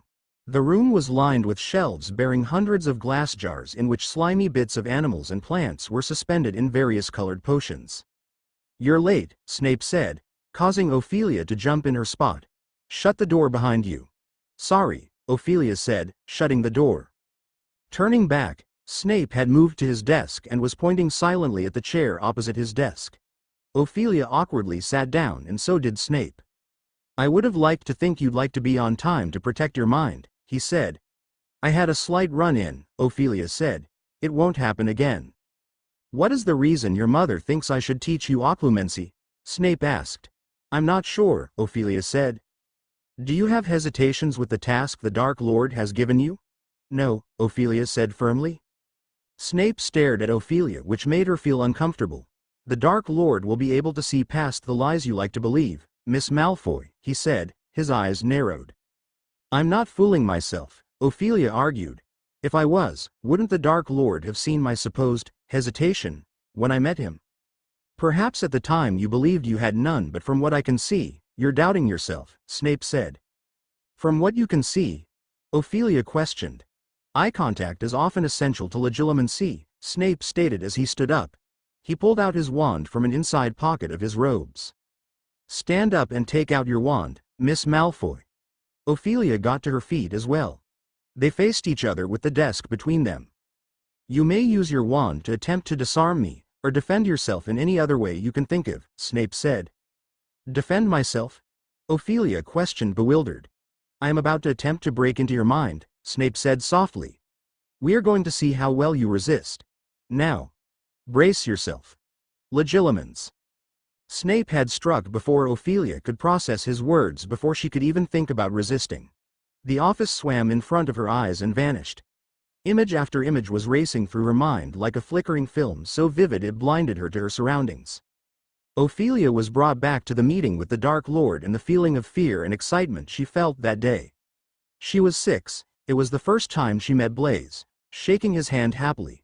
She was 11, eyeing a young Harry Potter as he left Madame Malkin's robes for all occasions, her heart bursting with excitement.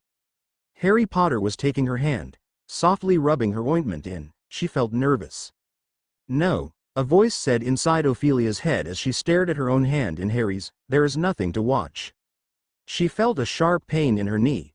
Snape's office had come back into view and she realized that she had fallen to the floor.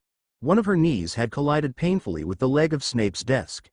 She looked up at Snape, who had lowered his wand and was rubbing his wrist. There was an angry wheal there, like a scorch mark. "Did you mean to produce a stinging hex?" Snape asked coolly. "No," Ophelia said, panting, getting up from the floor. "I thought not," Snape said, watching her closely. "You let me get in too far. You lost control." "Did you see everything I saw?"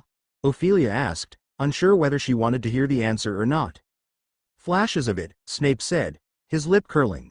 "What ointment was that?" "I made it," Ophelia muttered, feeling embarrassed. Snape scoffed. "Well, for a first attempt that was not as poor as it might have been," Snape said, raising his wand once more. "You managed to stop me eventually, though you wasted time and energy shouting. You must remain focused. Repel me with your brain and you will not need to resort to your wand." "If you told me how, maybe I'd be able to," Ophelia said bitterly. "I want you to close your eyes," Snape said. Ophelia sighed, doing as she was told. "Now, clear your mind," Snape's cold voice said. "Let go of all emotion." But Ophelia's embarrassment had turned into anger. She was embarrassed of what? She questioned herself. All Potter was doing was helping her. "You're not doing it, Miss Malfoy. You will need more discipline than this. Focus, now." Ophelia tried to empty her mind, tried not to think or remember or feel. "Let's go again. On the count of 3. 1, 2, 3, Legilimens." She was surrounded by a large crowd, waiting for the door of the Great Hall to open and let everyone in. Watching Harry Potter stand awkwardly next to Parvati Patil, she felt jealous. She was standing in the forest. It was her first Care of Magical Creatures class. Her brother was taunting Harry Potter and her heart was pounding with anger, strangely toward Draco. No more. Ophelia was on her knees once more, her face buried in her hands, her brain aching as though someone had been trying to pull it from her skull. "Get up," Snape said sharply. "Get up. You are not trying, you are making no effort." Ophelia struggled to stand, her hearing was thumping wildly as though she had run a mile. Snape looked paler than usual, and angrier, though not nearly as angry as Ophelia was. "I am making an effort," she said, through clenched teeth. "I told you to empty yourself of emotion." "I'm trying," Ophelia shouted angrily. "It's very hard when you are digging through my mind, forcing me to see nonsense. That nonsense is exactly what the Dark Lord will be looking for and what is going to get you killed, you stupid girl," Snape said savagely. "Fools who wear their hearts proudly on their sleeves, who cannot control their emotions. They stand no chance against his powers. You can deny yourself all you want, but you will need to control your emotions. He will penetrate your mind with absurd ease." Ophelia breathed in sharply, letting it out. Denying herself was laughable, she thought. She wasn't denying herself anything. "Fine," she said, trying her best to calm down. "Let's try again." Snape raised his wand once more. Every inch of Ophelia's body ached as she left Snape's office. The exhaustion she felt was incompatible. Instead of heading down to the dungeon, she took a sharp left, heading out of the Grand Hall to the Transfiguration courtyard. Rain was lightly sprinkling the glass as Ophelia laid down, feeling it hit her face. She felt at ease from the cold raindrops. She couldn't shake the anger she felt. Questioning Snape's teaching method wasn't something she would have never thought of. But here she was in the rain, head pounding, full of anger. What did he know about what she wanted? She wanted to bring Harry to the Dark Lord, she had to. And of course, if Ophelia believed it enough, eventually it would be true. "Ophelia?" a voice questioned as Ophelia felt the rain suddenly stop. Opening her eyes, above her was Hermione Granger, holding an umbrella over her. "Oh hi, Hermione," Ophelia said listlessly. "What are you doing out here?" Granger asked as Ophelia forced her to move the umbrella so the rain could come down on her. Enjoy the rain, she sighed. Are you all right? Granger asked. You look pale. I missed breakfast and lunch. I've been working on homework all morning, Ophelia said, closing her eyes again. Well, I have some snacks in my dormitory if you'd like some, Granger said. That's nice of you, Ophelia said, eyes still closed. Also, Harry has been looking for you, Granger said. He has? Ophelia sat up suddenly. She wondered why but remembered her conversation with him from earlier. Oh, that's right. Shall we go? Granger asked. Ophelia stood up brushing the wet grass from her back and followed Granger back into the grand hall. Ophelia cast a drying spell before heading up to the Gryffindor Tower. How do you keep your hair from frizzing? Granger asked awkwardly. An anti-frizz charm, Ophelia said, glancing at her brushy hair that seemed more wild from the rain. I could teach it to you if you'd like. That would be nice, Granger smiled as they came upon a portrait of a very fat woman in a pink silk dress. Password, she said. Granger glanced at Ophelia and she covered her ear. Ophelia and Hermione went in head first through the round hole in the wall. They entered a large round room filled with squashy armchairs and all kinds of portraits. In the corner, they spotted Harry and Weasley. What is she doing here? She's not allowed, Weasley exclaimed. I'm a prefect, Ronald. It's fine, Granger said, taking a seat next to the redhead. So am I, Weasley grumbled. That's a shock, Ophelia said, under her breath. She realized befriending Weasley was going to be impossible. What was that? Weasley snapped. What was what? Ophelia asked, playing dumb. You said something. I think you're hearing things, Weasley, Ophelia said, patting his shoulder. You. Come on, Ophelia, that thing I wanted to give you is in my room, Harry said, standing up. Right, Ophelia said, smirking at Weasley before following Harry up the spiral staircase. So what happened yesterday? Ophelia asked, entering the boys' dormitory and finding 5-4 posters hung with deep red, velvet curtains. Oh, I felt sick. Sorry I left you, Harry said, going over to his nightstand. It's fine, Ophelia said, sitting on what she guessed was his bed. Had a little fun threatening Umbridge. You threaten her? Harry was astonished, mouth hanging open. Ophelia nodded smirking as Harry took out the tin from his nightstand. It was quite a sight, she chuckled. Harry laughed sitting next to her uncapping the tin. I would have loved to see that, he said, taking Ophelia's hand and rubbing the ointment in. Flashes from her lessons came back to her causing Ophelia to pull her hand away taking the ointment from Harry doing it herself. Keep being nice like this and I'll start thinking you're playing a joke on me, she said, trying to sound confident. I could say the same for you, Harry chuckled. Her eyes narrowed and nodded. Touché, Ophelia said. You look pale. Is everything all right? Harry asked. Oh, right, Ophelia remembered. Hermione was meant to give me a snack. I missed breakfast and lunch finishing my homework. I was wondering where you were. But I thought you said the weekends are for relaxing. It's meant to be, Ophelia said. But it's been a long week. The week had truly been long.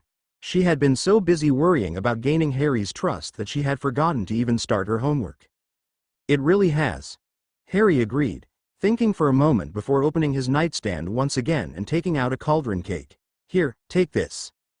Thank you, Ophelia said, gratefully taking the cake, and eating it happily.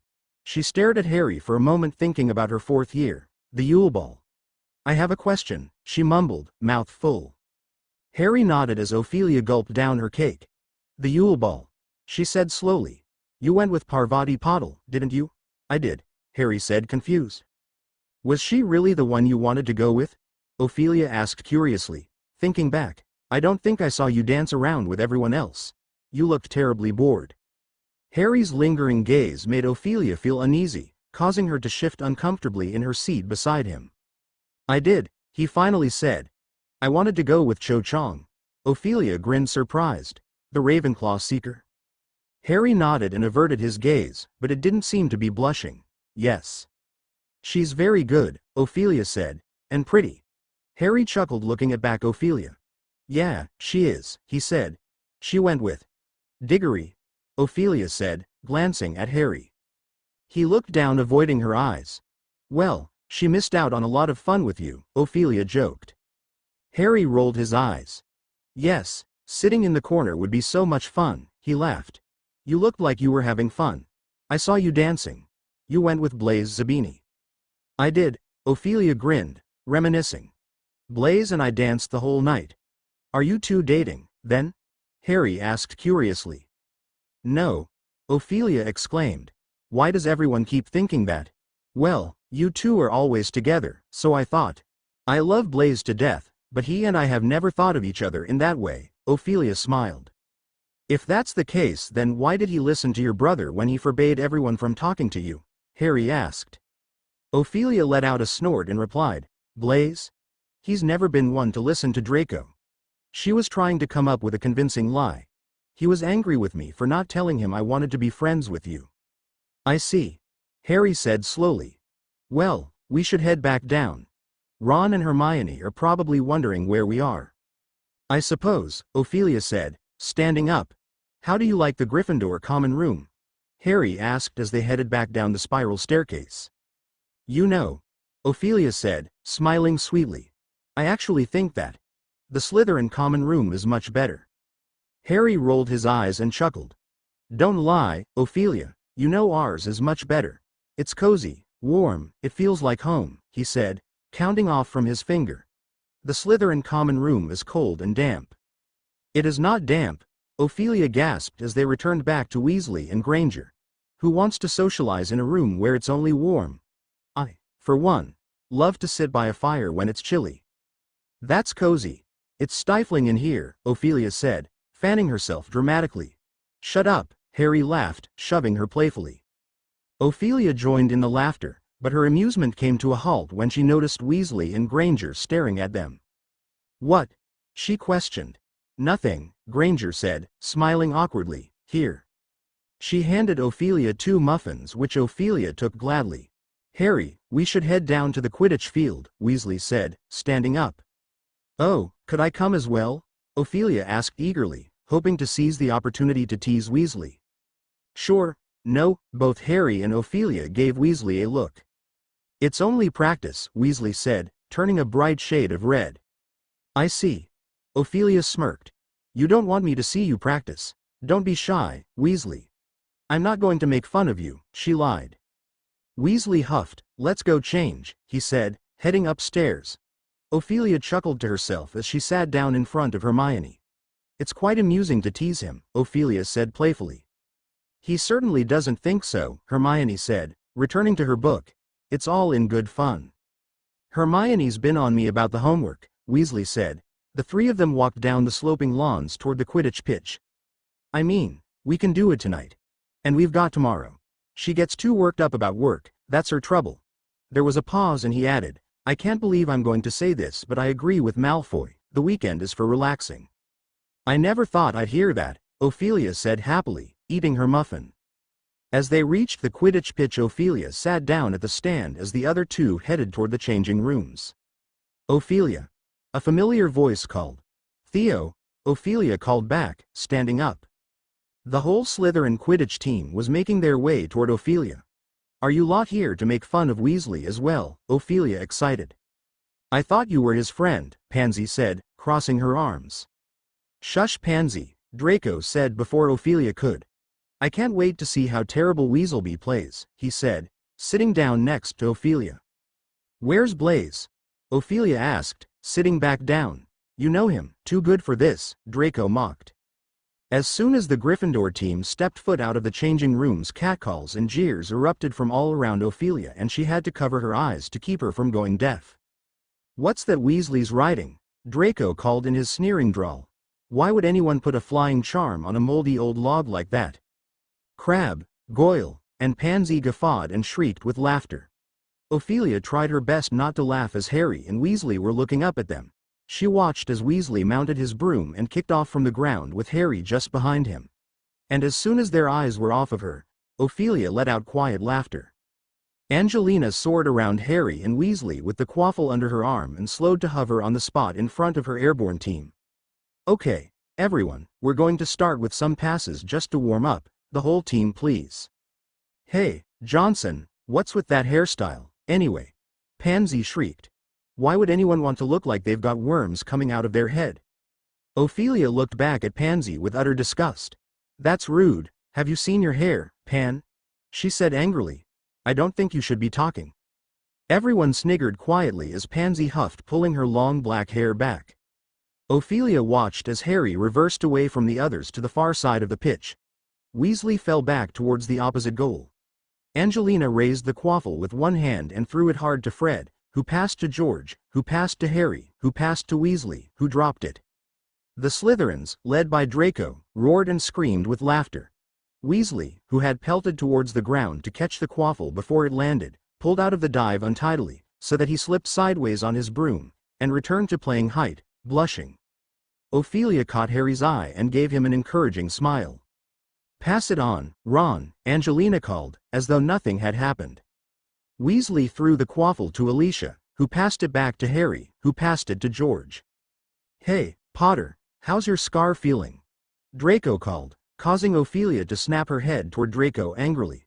Sure you don't need to lie down? It must be, what, a whole week since you were in the hospital wing. That's a record for you, isn't it? Shut up, Ophelia scowled and slapped her brother's arm harshly. Ow, Draco hissed. She looked back to see Harry staring at her but quickly returned back to practice. George passed to Angelina. She reverse passed to Harry, who had not been expecting it, but caught it in the very tips of his fingers and passed it quickly to Weasley, who lunged for it and missed by inches. Come on now, Ron, Angelina said crossly, as he dived for the ground again, chasing the quaffle. Pay attention. It would have been hard to say whether Weasley's face or the quaffle was a deeper scarlet when he again returned to playing height. Draco and the rest of the Slytherin team were howling with laughter. On his third attempt, Weasley caught the quaffle. Perhaps out of relief, he passed it on so enthusiastically that it soared straight through Katie Bell's outstretched hands and hit her hard in the face. Sorry, Ron groaned, zooming forward to see whether he had done any damage. Get back in position, she's fine, Angelina barked. But as you're passing to a teammate, do try not to knock her off her broom, won't you? We've got bludgers for that. Katie's nose was bleeding. The Slytherins were stamping their feet and jeering. All right, Angelina called. Fred, George, go and get your bats and a bludger. Ron, get up to the goalposts. Harry, release the snitch when I say so. We're going to aim for Ron's goal, obviously. Harry zoomed off after the twins to fetch the snitch. This was a lot more entertaining than I thought it would be, Ophelia giggled, watching Weasley fly around as red as Howler. When Angelina blew her whistle, Harry released the snitch and Fred and George let fly the bludger. From that moment on, Harry looked to have lost all sense of everything. His force had been to recapture the tiny fluttering golden ball that was worth 150 points to the Seekers team, and doing so required enormous speed and skill. He accelerated, rolling and swerving in and out of the chasers. Ophelia always liked watching Harry play. How he moved so swiftly through the air as though it was meant for him. It was enticing. But she pulled out of it when the whistle blew. Stop, stop, stop, Angelina screamed. Ron, you're not covering your middle post. Ophelia looked round at Weasley, who was hovering in front of the left-hand hoop, leaving the other two completely unprotected. Oh, sorry. You keep shifting around while you're watching the chasers, Angelina said. Either stay in center position until you have to move to defend a hoop, or else circle the hoops. But don't drift vaguely off to one side. That's how you let in the last 3 goals. Sorry, Weasley repeated, his red face shining like a beacon against the bright blue sky as Ophelia's brother and the rest of the Slytherin team chanted, Gryffindor or losers, Gryffindor or losers. This time they had been flying for barely 3 minutes when Angelina's whistle sounded. Ophelia was beginning to feel annoyed, but it was Weasley's fault this time. On the other side of the Quidditch pitch, Ophelia could see Katie Bell as white as chalk and covered with blood. Had Weasley really hit her that hard? Fred and George zoomed off towards the castle, supporting Katie between them. The Slytherins continued to chant as the rest of the Gryffindor team trailed back into the changing rooms. That was brilliant, Theodore laughed. We're sure in for the cup. That was getting boring, Ophelia said, crossing her arms. Let's go, Draco snickered. I'm starving after that amazing show. You coming, Fia? No, I'm going to bed, Ophelia said, taking out her last muffin and standing up. Ophelia watched as Draco and the rest of the Slytherins left the stands.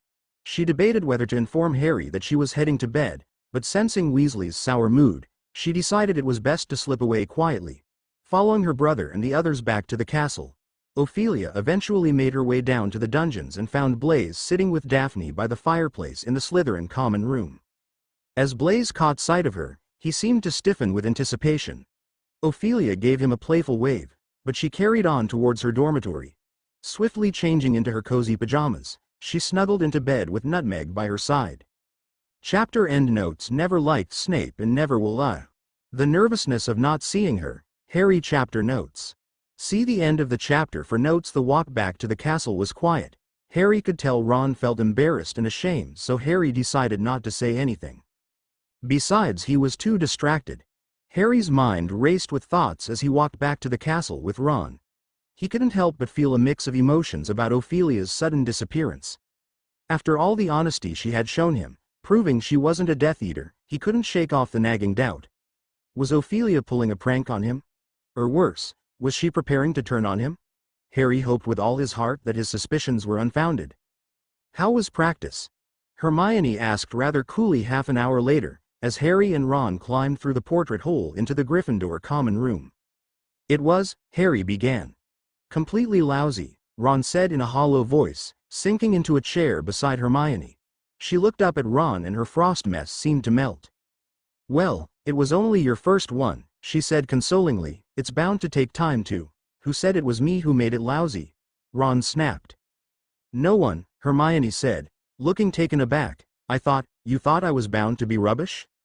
No, of course I didn't. Look, you said it was lousy, so I'm going to get started on some homework, Ron said angrily and stomped off to the staircase to the boys' dormitories and vanished from sight. Hermione turned to Harry. Was he lousy? No, Harry said loyally. Hermione raised her eyebrows. Well, I suppose he could have played better, Harry muttered, but it was only the first training session like you said. Oh. Well. What about Malfoy? Hermione said, eyeing Harry. Did something seem out of the ordinary? Not really, she didn't seem to laughing along with her brother and the other Slytherins. They were there? Hermione said worried. No wonder Ron's acting like this. Ophelia wasn't joining in though, she even hit her brother when he shouted things at me, Harry said, sitting down in the armchair. Hermione stared at Harry for a moment. What, Harry? Are you starting to like Ophelia? Hermione asked, eyeing Harry suspiciously. Like her? Harry said disgusted. No. Not like that. Hermione rolled her eyes. As a friend obviously. You seem to be enjoying yourself when you were around her. Always laughing with her. Harry opened his mouth to protest but paused as Ron returned with their homework, momentarily distracting him from his thoughts. But no matter how hard he tried to focus, his mind kept drifting back to Ophelia Malfoy.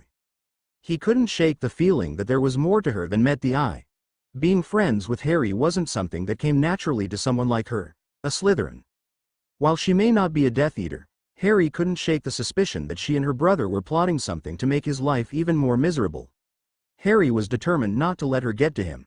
He had almost let his guard down, but now he saw things clearly, and he wouldn't fall for her tricks. As the Sunday passed, Ophelia wasn't spotted anywhere. Not at breakfast, not at lunch, and not at dinner. The absence only fueled his suspicion that she was up to something. Harry imagined all sorts of scenarios, and they all ended with him being humiliated. The uncertainty of Ophelia's whereabouts was driving him crazy. He tried his best to concentrate on his homework, but by the evening, it felt like his brain was being pounded inside his skull. You know, we probably should try and get more homework done during the week, Harry muttered to Ron, as they finally laid aside Professor McGonagall's long essay on the Inanimatus Conjurus spell and turned miserably to Professor Sinistra's equally long and difficult essay about Jupiter's many moons. Yeah, Ron said, rubbing slightly bloodshot eyes and throwing his fifth spoiled bit of parchment into the fire beside them. Listen. Shall we just ask Hermione if we can have a look at what she's done? Harry glanced over at her. She was sitting with Crookshanks on her lap and chatting merrily to Ginny as a pair of knitting needles flashed in midair in front of her, now knitting a pair of shapeless elf socks. No, he said heavily, you know she won't let us. And so they worked on while the sky outside the windows became steadily darker. Slowly, the crowd in the common room began to thin again. At 11:30, Hermione wandered over to them, yawning. Nearly done. No, Ron said shortly.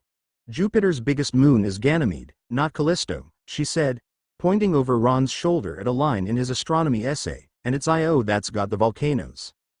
Thanks, Ron snarled, scratching out the offending sentences. Sorry, I only. Yeah, well, if you've just come over here to criticize, Ron. I haven't got time to listen to a sermon. All right, Hermione, I'm up to my neck in it here. No, look. Hermione was pointing to the nearest window. Harry and Ron both looked over. A handsome screech owl was standing on the windowsill, gazing into the room at Ron. Isn't that Hermes? Hermione said, sounding amazed. Blimey, it is. Ron said quietly, throwing down his quill and getting to his feet. What's Percy writing to me for? He crossed to the window and opened it. Hermes flew inside, landed on Ron's essay, and held out a leg to which a letter was attached. Ron took the letter off it and the owl departed at once, leaving inky footprints across Ron's drawing of the moon Io. That's definitely Percy's handwriting, Ron said, sinking back into his chair and staring at the words on the outside of the scroll. Ronald Weasley, Gryffindor House, Hogwarts. He looked up at the other two. What do you reckon? Open it, Hermione said eagerly, and Harry nodded. Ron unrolled the scroll and began to read. The further clown the parchment his eyes traveled, the more pronounced became his scowl. When he had finished reading, he looked disgusted. He thrust the letter at Harry and Hermione, who leaned towards each other to read it together. Dear Ron, I have only just heard, from no less a person than the Minister for Magic himself, who has it from your new teacher, Professor Umbridge, that you have become a Hogwarts prefect. I was most pleasantly surprised when I heard this news and must firstly offer my congratulations. I must admit that I have always been afraid that you would take what we might call the Fred and George route, rather than following in my footsteps, so you can imagine my feelings on hearing you have stopped flouting authority and have decided to shoulder some real responsibility. But I want to give you more than congratulations, Ron. I want to give you some advice, which is why I am sending this at night rather than by the usual morning post. Hopefully, you will be able to read this away from prying eyes and avoid awkward questions. From something the minister let slip when telling me you are now a prefect, I gather that you are still seeing a lot of Harry Potter. I must tell you, Ron, that nothing could put you in danger of losing your badge more than continued fraternization with that boy. Yes, I am sure you are surprised to hear this. No doubt you will say that Potter has always been Dumbledore's favorite, but I feel bound to tell you that Dumbledore may not be in charge at Hogwarts much longer, and the people who count have a very different, and probably more accurate, view of Potter's behavior. I shall say no more here, but if you look at the Daily Prophet tomorrow you will get a good idea of the way the wind is blowing, and see if you can spot yours truly. Seriously, Ron, you do not want to be tarred with the same brush as Potter. It could be very damaging to your future prospects, and I am talking here about life after school, too. As you must be aware, given that our father escorted him to court, Potter had a disciplinary hearing this summer in front of the whole Wizengamot, and he did not come out of it looking too good. He got off on a mere technicality, if you ask me, and many of the people I've spoken to remain convinced of his guilt. It may be that you are afraid to sever ties with Potter. I know that he can be unbalanced and, for all I know, violent, but if you have any worries about this, or have spotted anything else in Potter's behavior that is troubling you, I urge you to speak to Dolores Umbridge, a truly delightful woman who I know will be only too happy to advise you. This leads me to my other bit of advice. As I have hinted above, Dumbledore's regime at Hogwarts may soon be over. Your loyalty, Ron, should be not to him, but to the school and the ministry. I am very sorry to hear that. So far, Professor Umbridge is encountering very little cooperation from staff as she strives to make those necessary changes within Hogwarts that the ministry so ardently desires, although she should find this easier from next week. Again, see the Daily Prophet tomorrow. I shall say only this: a student who shows himself willing to help Professor Umbridge now may be very well placed for headboyship in a couple of years. I am sorry that I was unable to see more of you over the summer. It pains me to criticize our parents, but I am afraid I can no longer live under their roof while they remain mixed up with the dangerous crowd around Dumbledore. If you are writing to Mother at any point, you might tell her that a certain Sturgis Podmore, who is a great friend of Dumbledore's, has recently been sent to Azkaban for trespass at the ministry. Perhaps that will open their eyes to the kind of petty criminals with whom they are currently rubbing shoulders. I count myself very lucky to have escaped the stigma of association with such people. The minister really could not be more gracious to me, and I do hope, Ron, that you will not allow family ties to blind you to the misguided nature of our parents' beliefs and actions, either. I sincerely hope that, in time, they will realize how mistaken they were, and I shall, of course, be ready to accept a full apology when that day comes. Please think over what I have said most carefully, particularly the bit about Harry Potter, and congratulations again on becoming prefect. Your brother, Percy. Harry looked up at Ron. Well, he said, trying to sound as though he found the whole thing a joke, if you want to, what is it? He checked Percy's letter. Oh yeah, sever ties with me. I swear I won't get violent. Give it back, Ron said, holding out his hand. He is, Ron said jerkily, tearing Percy's letter in half. The world's. He tore it into quarters. Biggest. He tore it into eighths. Get. He threw the pieces into the fire. Come on, we've got to get this finished sometime before dawn, he said briskly to Harry, pulling Professor Sinistra's essay back towards him. Hermione was looking at Ron with an odd expression on her face. Oh, give them here, she said abruptly. What? Ron said. Give them to me, I'll look through them and correct them, she said. Are you serious? Hermione, you're a lifesaver, Ron said. What can I? What you can say is, we promise we'll never leave our homework this late again, she said, holding out both hands for their essays, but she looked slightly amused all the same. Thanks a million, Hermione, Harry said weakly, passing over his essay and sinking back into his armchair, rubbing his eyes. It was now past midnight and the common room was deserted but for the three of them and Crookshanks. The only sound was that of Hermione's quill scratching out sentences here and there on their essays and the ruffle of pages as she checked various facts in the reference books strewn across the table. Harry was exhausted. He also felt an odd, sick, empty feeling in his stomach that had nothing to do with tiredness and everything to do with the letter now curling blackly in the heart of the fire. He knew that half the people inside Hogwarts thought him strange, even mad. He knew that the Daily Prophet had been making snide allusions to him for months. But there was something about seeing it written down like that in Percy's writing, about knowing that Percy was advising Ron to drop him and even to tell tales about him to Umbridge, that made his situation real to him as nothing else had. He had known Percy for 4 years, had stayed in his house during the summer holidays, shared a tent with him during the Quidditch World Cup, and had even been awarded full marks by him in the second task of the Triwizard Tournament last year, yet now, Percy thought him unbalanced and possibly violent. And with a surge of sympathy for his godfather, Harry thought Sirius was probably the only person he knew who could really understand how he felt at the moment because Sirius was in the same situation. Nearly everyone in the wizarding world thought Sirius a dangerous murderer and a great Voldemort supporter, and he had had to live with that knowledge for 14 years. Harry blinked. He had just seen something in the fire that could not have been there. It had flashed into sight and vanished immediately. No. It could not have been. He had imagined it because he had been thinking about Sirius. Okay. Write that down, Hermione said to Ron, pushing his essay and a sheet covered in her own writing back to Ron. Then add this conclusion I've written for you. Hermione, you are honestly the most wonderful person I've ever met, Ron said weakly, and if I'm ever rude to you again, I'll know you're back to normal, Hermione said. Harry, yours is okay except for this bit at the end. I think you must have misheard Professor Sinistra. Europa's covered in ice, not mice, Harry? Harry had slid off his chair onto his knees and was now crouching on the singed and threadbare hearthrug, gazing into the flames. Harry. Ron said uncertainly. Why are you down there? Because I've just seen Sirius's head in the fire, Harry said. He spoke quite calmly. After all, he had seen Sirius's head in this very fire the previous year and talked it, too. Nevertheless, he could not be sure that he had really seen it this time. It had vanished so quickly. Sirius's head? Hermione repeated.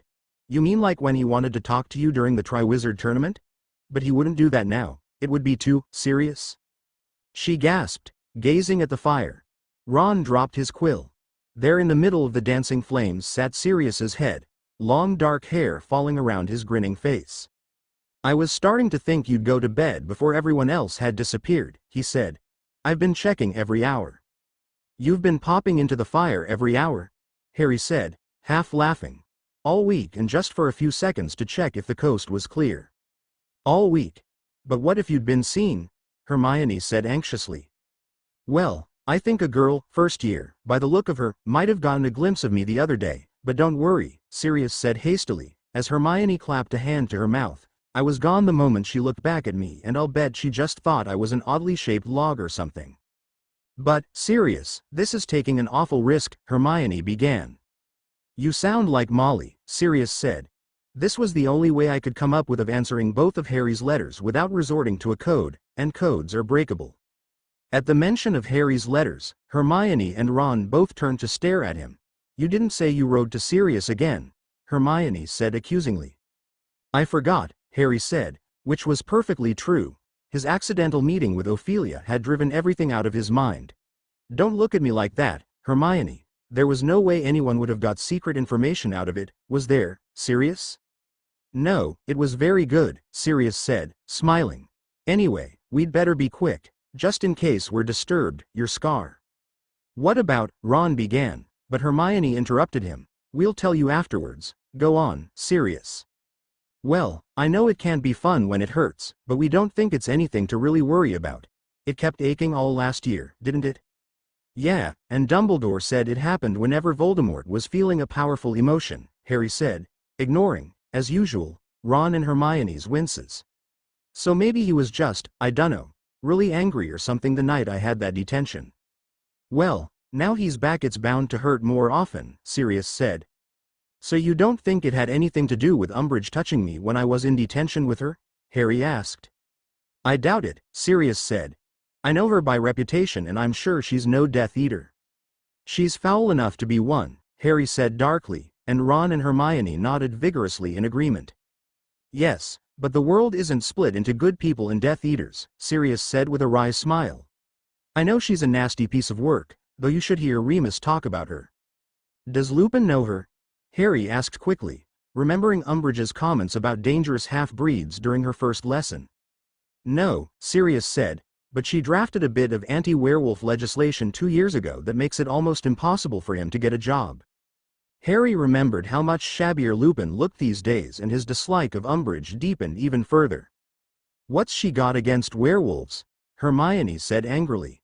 Scared of them, I expect, Sirius said, smiling at her indignation. Apparently, she loathes part humans. She campaigned to have merpeople rounded up and tagged last year, too. Imagine wasting your time and energy persecuting merpeople when there are little torags-like creature on the loose. Ron laughed but Hermione looked upset. Sirius, she said reproachfully. Honestly, if you made a bit of an effort with Creature, I'm sure he'd respond. After all, you are the only member of his family he's got left, and Professor Dumbledore said. So, what are Umbridge's lessons like? Sirius interrupted. Is she training you all to kill half-breeds? No, Harry said, ignoring Hermione's affronted look at being cut off in her defense of Creature. She's not letting us use magic at all. All we do is read the stupid textbook, Ron said. Ah, well, that figures, Sirius said. Our information from inside the Ministry is that Fudge doesn't want you trained in combat. Trained in combat? Harry repeated incredulously. What does he think we're doing here, forming some sort of wizard army? That's exactly what he thinks you're doing, Sirius said, or, rather, that's exactly what he's afraid Dumbledore's doing, forming his own private army, with which he will be able to take on the Ministry of Magic. There was a pause at this, and then Ron said, that's the most stupidest thing I've ever heard, including all the stuff that Luna Lovegood comes out with. So we're being prevented from learning defense against the dark arts because Fudge is scared we'll use spells against the Ministry? Hermione said, looking furious. Yep, Sirius said. Fudge thinks Dumbledore will stop at nothing to seize power. He's getting more paranoid about Dumbledore by the day. It's a matter of time before he has Dumbledore arrested on some trumped-up charge. This reminded Harry of Percy's letter. Do you know if there's going to be anything about Dumbledore in the Daily Prophet tomorrow? Ron's brother Percy reckons there will be.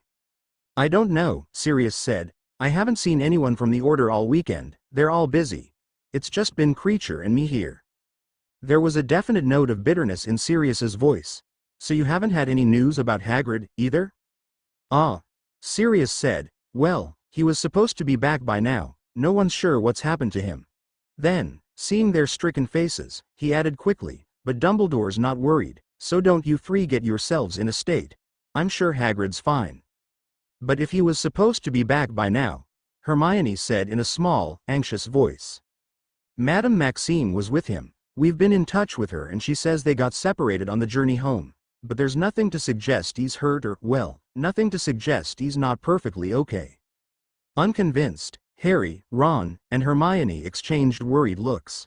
"Listen, don't go asking too many questions about Hagrid," Sirius said hastily. "It'll just draw even more attention to the fact that he's not back, and I know Dumbledore doesn't want that. Hagrid's tough, he'll be okay." And when they did not appear cheered by this, Sirius continued. "Now about Lucius Malfoy's daughter. Ophelia, yes?" Harry nodded, his ears perking up. "From your first letter, you're thinking she's a Death Eater like her father," Sirius said darkly. "Not anymore," Harry said, shaking his head. Ron and Hermione exchanged looks as Harry continued. "The other day she showed me both of her arms. There was nothing on it." "I see, so what made you think she was one?" "Well, for one, she's been oddly nice trying to befriend us," Ron scoffed. "Though, she hasn't been very good at it with me." "That's your own fault, Ron. I told you not to insult her brother," Harry said, turning back to Sirius. "Now I'm thinking Hermione was right. Maybe she is pulling a joke with her brother." "I told you so," Hermione boasted. "I see," Sirius said. His charred face seemed to be thinking. "Well, all the same, Harry, keep your guard up. Who knows what she might be up to? I'll have to talk this over with everyone and see what they say. But I suppose keep your friends close and your enemies closer." "Right," Harry said. "Well, I'd better get going," Sirius said. "I'll write to tell you a time I can make it back into the fire, then, shall I?" There was a tiny pop, and the place where Sirius's head had been was flickering flame once more. Chapter end notes. Harry's getting a little anxious, isn't he? Some that would never understand. Ophelia chapter notes. See the end of the chapter for notes. The first half of Ophelia's Sunday was spent with Snape enduring an exhausting lesson. She dedicated the other half to working on her homework. Thankfully, she managed to finish it all in just one day. Now that it's Monday, she can shift her focus to her mission of getting closer to Harry. To achieve that, she needed to get closer to Granger. "Hi," Ophelia greeted the trio Monday morning. "Hi," Hermione said, distracted. "What's going on?" Ophelia inquired, noticing Harry's silence. "You haven't read the Daily Prophet?" Hermione asked, handing Ophelia the newspaper. On the front page was a large photograph of Dolores Umbridge, smiling widely and blinking slowly at her from beneath the headline. "Ministry seeks educational reform. Dolores Umbridge appointed. First ever High Inquisitor." "High Inquisitor?" Ophelia laughed as the four of them stepped aside. "That's funny," she sneered, reading again. "In a surprise move last night, the Ministry of Magic passed new legislation giving itself an unprecedented level of control at Hogwarts School of Witchcraft and Wizardry. The minister has been growing uneasy about the goings-on at Hogwarts for some time," said junior assistant to the minister, Percy Weasley. "He is now responding to concerns voiced by anxious parents who feel the school may be moving in a direction they do not approve of. This is not the first time in recent weeks that the minister, Cornelius Fudge, has used new laws to effect improvements at the Wizarding School. As recently as the 30th of August, Educational Decree No. 22 was passed, to ensure that, in the event of the current headmaster being unable to provide a candidate for a teaching post, the ministry should select an appropriate person. That's how Dolores Umbridge came to be appointed to the teaching staff at Hogwarts, said Weasley last night.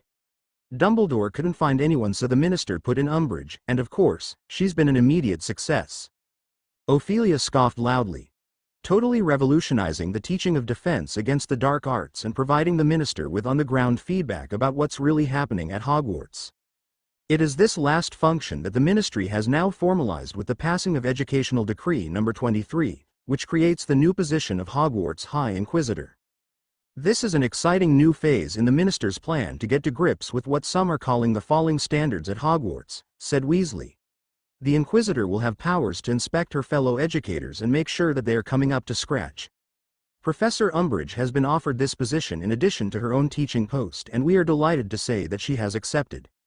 The ministry's new moves have received enthusiastic support from parents of students at Hogwarts." I feel much easier in my mind now that I know Dumbledore is being subjected to fair and objective evaluation, said Mr. Lucius Malfoy, 41, speaking from his Wiltshire mansion last night. Many of us with our children's best interests at heart have been concerned about some of Dumbledore's eccentric decisions in the last few years and are glad to know that the Ministry is keeping an eye on the situation. Ophelia paused. What a bunch of rubbish, she mumbled, shaking her head. As if her father has ever cared for her safety. He sold her to the darkest wizard. Among those eccentric decisions are undoubtedly the controversial staff appointments previously described in this newspaper, which have included the employment of werewolf Remus Lupin, half-giant Rubeus Hagrid, and delusional ex-Auror, Mad-Eye Moody. Rumors abound, of course, that Albus Dumbledore, once supreme mugwump of the International Confederation of Wizards and chief warlock of the Wizengamot, is no longer up to the task of managing the prestigious school of Hogwarts. I think the appointment of the Inquisitor is a first step towards ensuring that Hogwarts has a headmaster in whom we can all repose our confidence, said a Ministry insider last night. Wizengamot elders Griselda Marchbanks and Tiberius Ogden have resigned in protest at the introduction of the post of Inquisitor to Hogwarts. Hogwarts is a school, not an outpost of Cornelius Fudge's office, said Madame Marchbanks. This is a further, disgusting attempt to discredit Albus Dumbledore. For a full account of Madame Marchbanks's alleged links to subversive goblin groups, turn to page 17. Ophelia finished reading and looked at the trio. So Fudge has given Umbridge the power to inspect the other teachers? She asked, handing the newspaper back. Yes. I can't believe this. It's outrageous, Granger said angrily. Oh, I can't wait to see McGonagall inspected, Weasley said happily. Umbridge won't know what's hit her. I wish I would see that. Ophelia whined and turned to Granger. Please tell me every detail. She nodded, rolling her eyes. Even though Ophelia wanted to work on the task the Dark Lord had given her, she wanted more than anything to see Umbridge be put in her place by Professor McGonagall. But when she had divination first, Professor Trelawney wasn't one to defend herself like Professor McGonagall. As Ophelia settled in the back of the shadowy divination room and pulled out her dream diary, Blaise unexpectedly elbowed her in the ribs. When she looked around, she saw Professor Umbridge emerging through the trapdoor on the floor, causing the previously cheerful class to fall silent. The sudden drop in noise caught the attention of Professor Trelawney, who had been distributing copies of the Dream Oracle.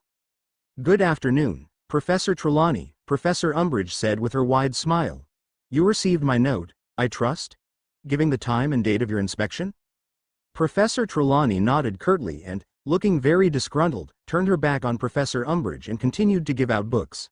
Still smiling, Professor Umbridge grasped the back of the nearest armchair and pulled it to the front of the class so that it was a few inches behind Professor Trelawney's seat.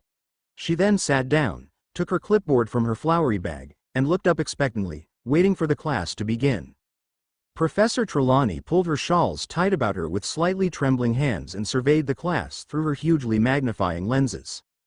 We shall be continuing our study of prophetic dreams today, she said in a brave attempt at her usual mystic tones, though her voice shook slightly. Divide into pairs, please, and interpret each other's latest nighttime visions with the aid of the oracle. She made as though to sweep back to her seat, saw Professor Umbridge sitting right beside it, and immediately veered left towards Draco and Pansy, who was watching the scene with a scowl. Rolling her eyes, Ophelia opened her copy of the Dream Oracle, watching Umbridge covertly. She was already making notes on her clipboard. After a few minutes, she got to her feet and began to pace the room in Trelawney's wake, listening to her conversations with students and posing questions here and there. Ophelia held her head high, knowing all too well that Umbridge wouldn't dare come toward her table. Instead of doing her work, she watched as Umbridge stood at Professor Trelawney's shoulder making notes while the divination teacher questioned Millicent about her dream diary. Now, Umbridge said, looking up at Trelawney, you've been in this post how long, exactly? Professor Trelawney scowled at her, arms crossed and shoulders hunched as though wishing to protect herself as much as possible from the indignity of the inspection. After a slight pause in which she seemed to decide that the question was not so offensive that she could reasonably ignore it, she said in a deeply resentful tone, nearly 16 years. Quite a period, Professor Umbridge said, making a note on her clipboard. So it was Professor Dumbledore who appointed you. That's right, Professor Trelawney said shortly. Professor Umbridge made another note. And you are a great-great-granddaughter of the celebrated seer Cassandra Trelawney? Yes, Professor Trelawney said, holding her head a little higher. Another note on the clipboard. But I think, correct me if I am mistaken, that you are the first in your family since Cassandra to be possessed of second sight? These things often skip, 3 generations, Professor Trelawney said. Professor Umbridge's toad-like smile widened. Of course, she said sweetly, making yet another note. Well, if you could just predict something for me, then? And she looked up inquiringly, still smiling. Professor Trelawney stiffened as though unable to believe her ears. I don't understand you, she said, clutching convulsively at the shawl around her scrawny neck. I'd like you to make a prediction for me, Professor Umbridge said very clearly. Ophelia wasn't the only one now watching and listening. Most of the class was staring transfixed at Professor Trelawney as she drew herself up to her full height, her beads and bangles clinking. The inner eye does not see upon command, she said in scandalized tones. I see, Professor Umbridge said softly, making yet another note on her clipboard. But. Wait, Professor Trelawney said suddenly, in an attempt at her usual ethereal voice, though the mystical effect was ruined somewhat by the way it was shaking with anger. I think I do see something. Something that concerns you. Why, I sense something. Something dark. Some grave peril. Professor Trelawney pointed a shaking finger at Professor Umbridge, who continued to smile blandly at her, eyebrows raised. I am afraid that you are in grave danger, Professor Trelawney finished dramatically. There was a pause. Professor Umbridge surveyed Professor Trelawney. Right, she said softly, scribbling on her clipboard once more. Well, if that's really the best you can do. She turned away, leaving Professor Trelawney standing rooted to the spot, her chest heaving. Ophelia never liked Trelawney and believed her to be a fraud, but Ophelia loathed Umbridge so much that she, for the first time, felt very much on Professor Trelawney's side. Ophelia hoped for her next class Umbridge would be absent and she did not come to Snape's dungeon when Ophelia arrived for double potions, where Ophelia's Moonstone essay was handed back to her with a small, black, D, scrawled in an upper corner. Ophelia was shocked. She had never received anything lower than an E before, especially not in her best class. Merlin's beard is that, Blaise paused, seeing the petrified look on Ophelia's face. It's all right, you've been distracted lately. I would have been surprised if you got a perfect grade. Blaise. Ophelia warned. I'm going to need you to be quiet, right, sorry. I have awarded you the grades you would have received if you presented this work in your owl, Snape said with a smirk, as he swept among them, passing back their homework. This should give you a realistic idea of what to expect in the examination. Snape reached the front of the class and turned on his heel to face them. The general standard of this homework was abysmal. Most of you would have failed had this been your examination. I expect to see a great deal more effort for this week's essay on the various varieties of venom antidotes, or I shall have to start handing out detentions to those dunces who get a D. He smirked as Draco sniggered and said in a carrying whisper, some people got a D, ha. Ophelia silently groaned, stuffing her essay into her bag. Disappointed in herself, Ophelia was determined not to have a failing grade ever again. Ophelia made sure to clear her mind from everything, her task, her lessons, Umbridge, and Harry. Even though she was still worried about his silence early this morning, she forced herself to focus on every line of instructions on the blackboard at least 3 times before acting on them. And when she finally finished, her strengthening solution was a clear shade of turquoise, and she happily delivered a flask of it to Snape's desk at the end of the lesson with a feeling of mingled anxiety and relief. Come on, Ophelia, it's one bad grade, Blaise said, patting Ophelia on the back, trying to cheer her up but failing miserably. It's not like the world is ending. For you, at least, Ophelia said, shoving him away. You got an O. I'm sure your father is too busy to even notice your grade drop, Blaise said, as they climbed the steps out of the dungeon and made their way across the entrance hall towards lunch. I doubt it, Snape's got my father's ear, Ophelia scoffed. I mean, all right, I didn't expect the top grade, not if he's marking to owl standard, but a pass is quite encouraging at this stage, wouldn't you say? A voice said from behind Blaise and Ophelia. Harry. Ophelia said once she spotted Harry. Harry jumped back, scared of Ophelia's sudden outburst. This is your fault, Ophelia said angrily. What? What did I do? He questioned, taken aback. I've been so distracted with you, Ophelia mumbled, taking out her essay and shoving it in Harry's face. I got a D, she hissed. A D, Granger grabbed the essay from Ophelia. Ophelia, you've really gone behind. I know that, Ophelia said, through her teeth snatching the paper back. You don't have to rub it in my face. She stuffed it back into her bag. You and I are studying tonight, understood, Ophelia said, turning back to Harry. He nodded, still taken aback. Ophelia and Blaise turned back, heading toward their table. You've gotten really comfortable with him, Blaise said, as they sat down at the Slytherin table. Ophelia gave him a disgusted glance. What do you mean by that? Never mind, Blaise said quickly, piling his plate with chicken legs. Ophelia stared at him for a moment, frowning, before grabbing a chicken leg herself. She hated when Blaise would do that. It's always when he knows something she doesn't. She used to beg for him to explain himself, but after so much begging she never got an answer, and eventually, she gave up. How are the lessons going? Blaise mumbled, mouth full. Tiring, Ophelia sighed. I can still feel the effects even now. Well, it's a good thing, Blaise said, eyeing her. Wouldn't want you know who's seeing things you wouldn't want him to, he whispered. Ophelia gritted her teeth. He was the second person to imply something, and Ophelia had a feeling she knew what it was. I know what you were trying to say, Blaise, she seethed, and it's not true. I never said it was. Then how do you know what I'm talking about? Ophelia questioned, head tilting. I don't. I'm quite hungry, Blaise said, changing the subject. How about we continue enjoying our meal? Ophelia rolled her eyes, calming herself down. Perhaps she was being too mean. The stress from her lessons and her failed essay seemed to be getting under her skin. I'm sorry, she apologized. I don't mean to be rude. I know, Blaise said, biting into his chicken leg. This is the first time you've been stressed. You've got a lot going on. Ophelia smiled and appreciated that Blaise understood. You really know me, she said, shoving him playfully. I've got to, Blaise shrugged. But you know, if it's too much, I'll gladly help. You'd help? Ophelia questioned. Blaise nodded. Anything for you, he said, shoving her back playfully. Ophelia smiled, feeling immensely better. But there was something sad about Blaise offering to help bring Harry to the Dark Lord. Blaise was never one to go along with things. Whenever Ophelia and her brother teased and bullied other students, Blaise would never participate. He wouldn't even bother with teasing Harry. So it was a shock to hear Blaise wants to be involved. Ophelia was having second thoughts. Did she want to bring Blaise into this? No, she didn't. She doesn't want him anywhere near the Dark Lord.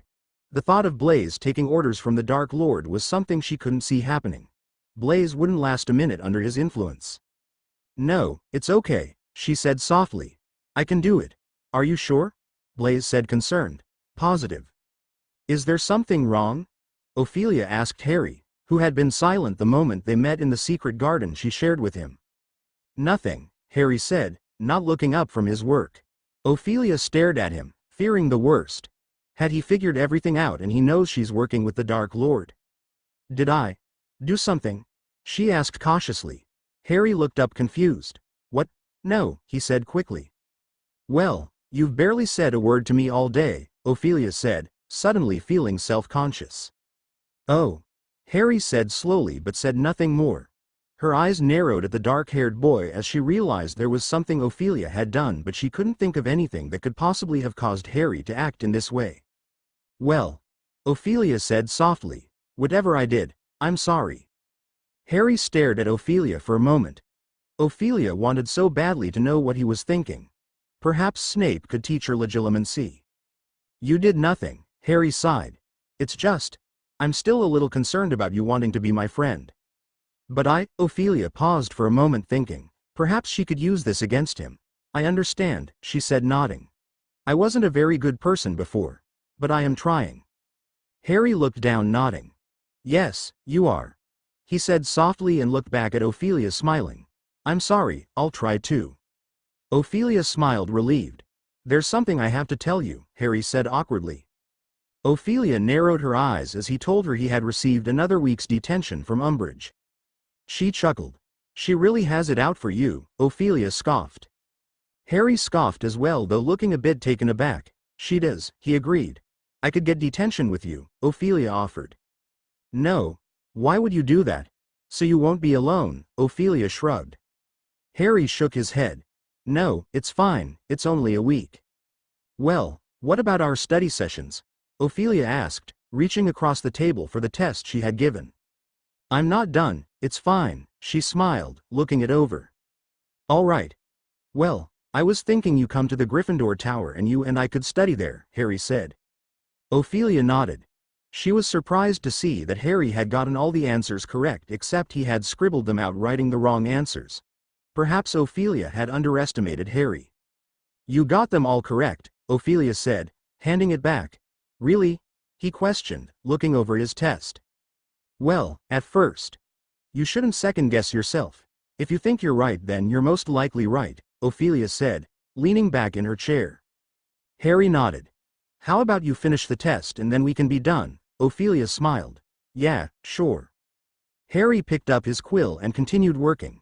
Half an hour later, Ophelia checked over Harry's test and was glad to see he hadn't second-guessed himself and got all the answers correct. Oh, Harry. I got some bad news, Ophelia said, pretending to be disappointed, causing him to look ashamed. You got all the answers, right? She grinned. That's not funny, Harry gasped, throwing a crumbled piece of paper at Ophelia. It was pretty funny, Ophelia laughed, dodging it. The two hurried to gather their things, stuffing everything in their bags and up to the castle. You know, I could threaten Umbridge again, Ophelia suggested as they made their way up the stairs in the grand hall. It's tempting, Harry laughed, but it's fine, I can handle it. Ophelia sighed. Well, you have the ointment, she said. If you need more just tell me and I'll make more. Thanks, Ophelia, I appreciate it, Harry smiled. Good morning, Ophelia said, the next morning finding Hermione Granger at the Gryffindor table alone. Morning, she said, not looking up from her book. What are you reading? Ophelia asked, sitting down with Blaise beside her. Spellman's Syllabary, Granger said, still not looking up. You take ancient runes? Blaise asked quietly as he poured milk into his cereal. Yes, it's very informative, Hermione said, finally looking up with excitement. I agree, Blaise said calmly. Have you done the essay on the runespore? Oh yes, would you like some notes? Granger asked. Ophelia stared at the two, eyebrows raised as they spoke. She was a bit surprised Blaise even acknowledged Granger. He was never fond of Muggleborns. Perhaps he was trying to help Ophelia with her task. Show Granger that he too wants to be friends. Ophelia didn't like this. Harry. Ophelia waved, spotting Harry coming into the Great Hall with Weasley. She was relieved to have an excuse to change the subject. But before Harry could even sit down, he was cornered by Angelina Johnson and shouted so loudly that Professor McGonagall came sweeping down upon the pair of them from the staff table. Miss Johnson, how dare you make such a racket in the Great Hall? 5 points from Gryffindor. But Professor, he's gone and landed himself in detention again. What's this, Potter? Professor McGonagall said sharply, rounding on Harry. Detention? From whom? From Professor Umbridge, Harry muttered, not meeting Professor McGonagall's beady, square-framed eyes.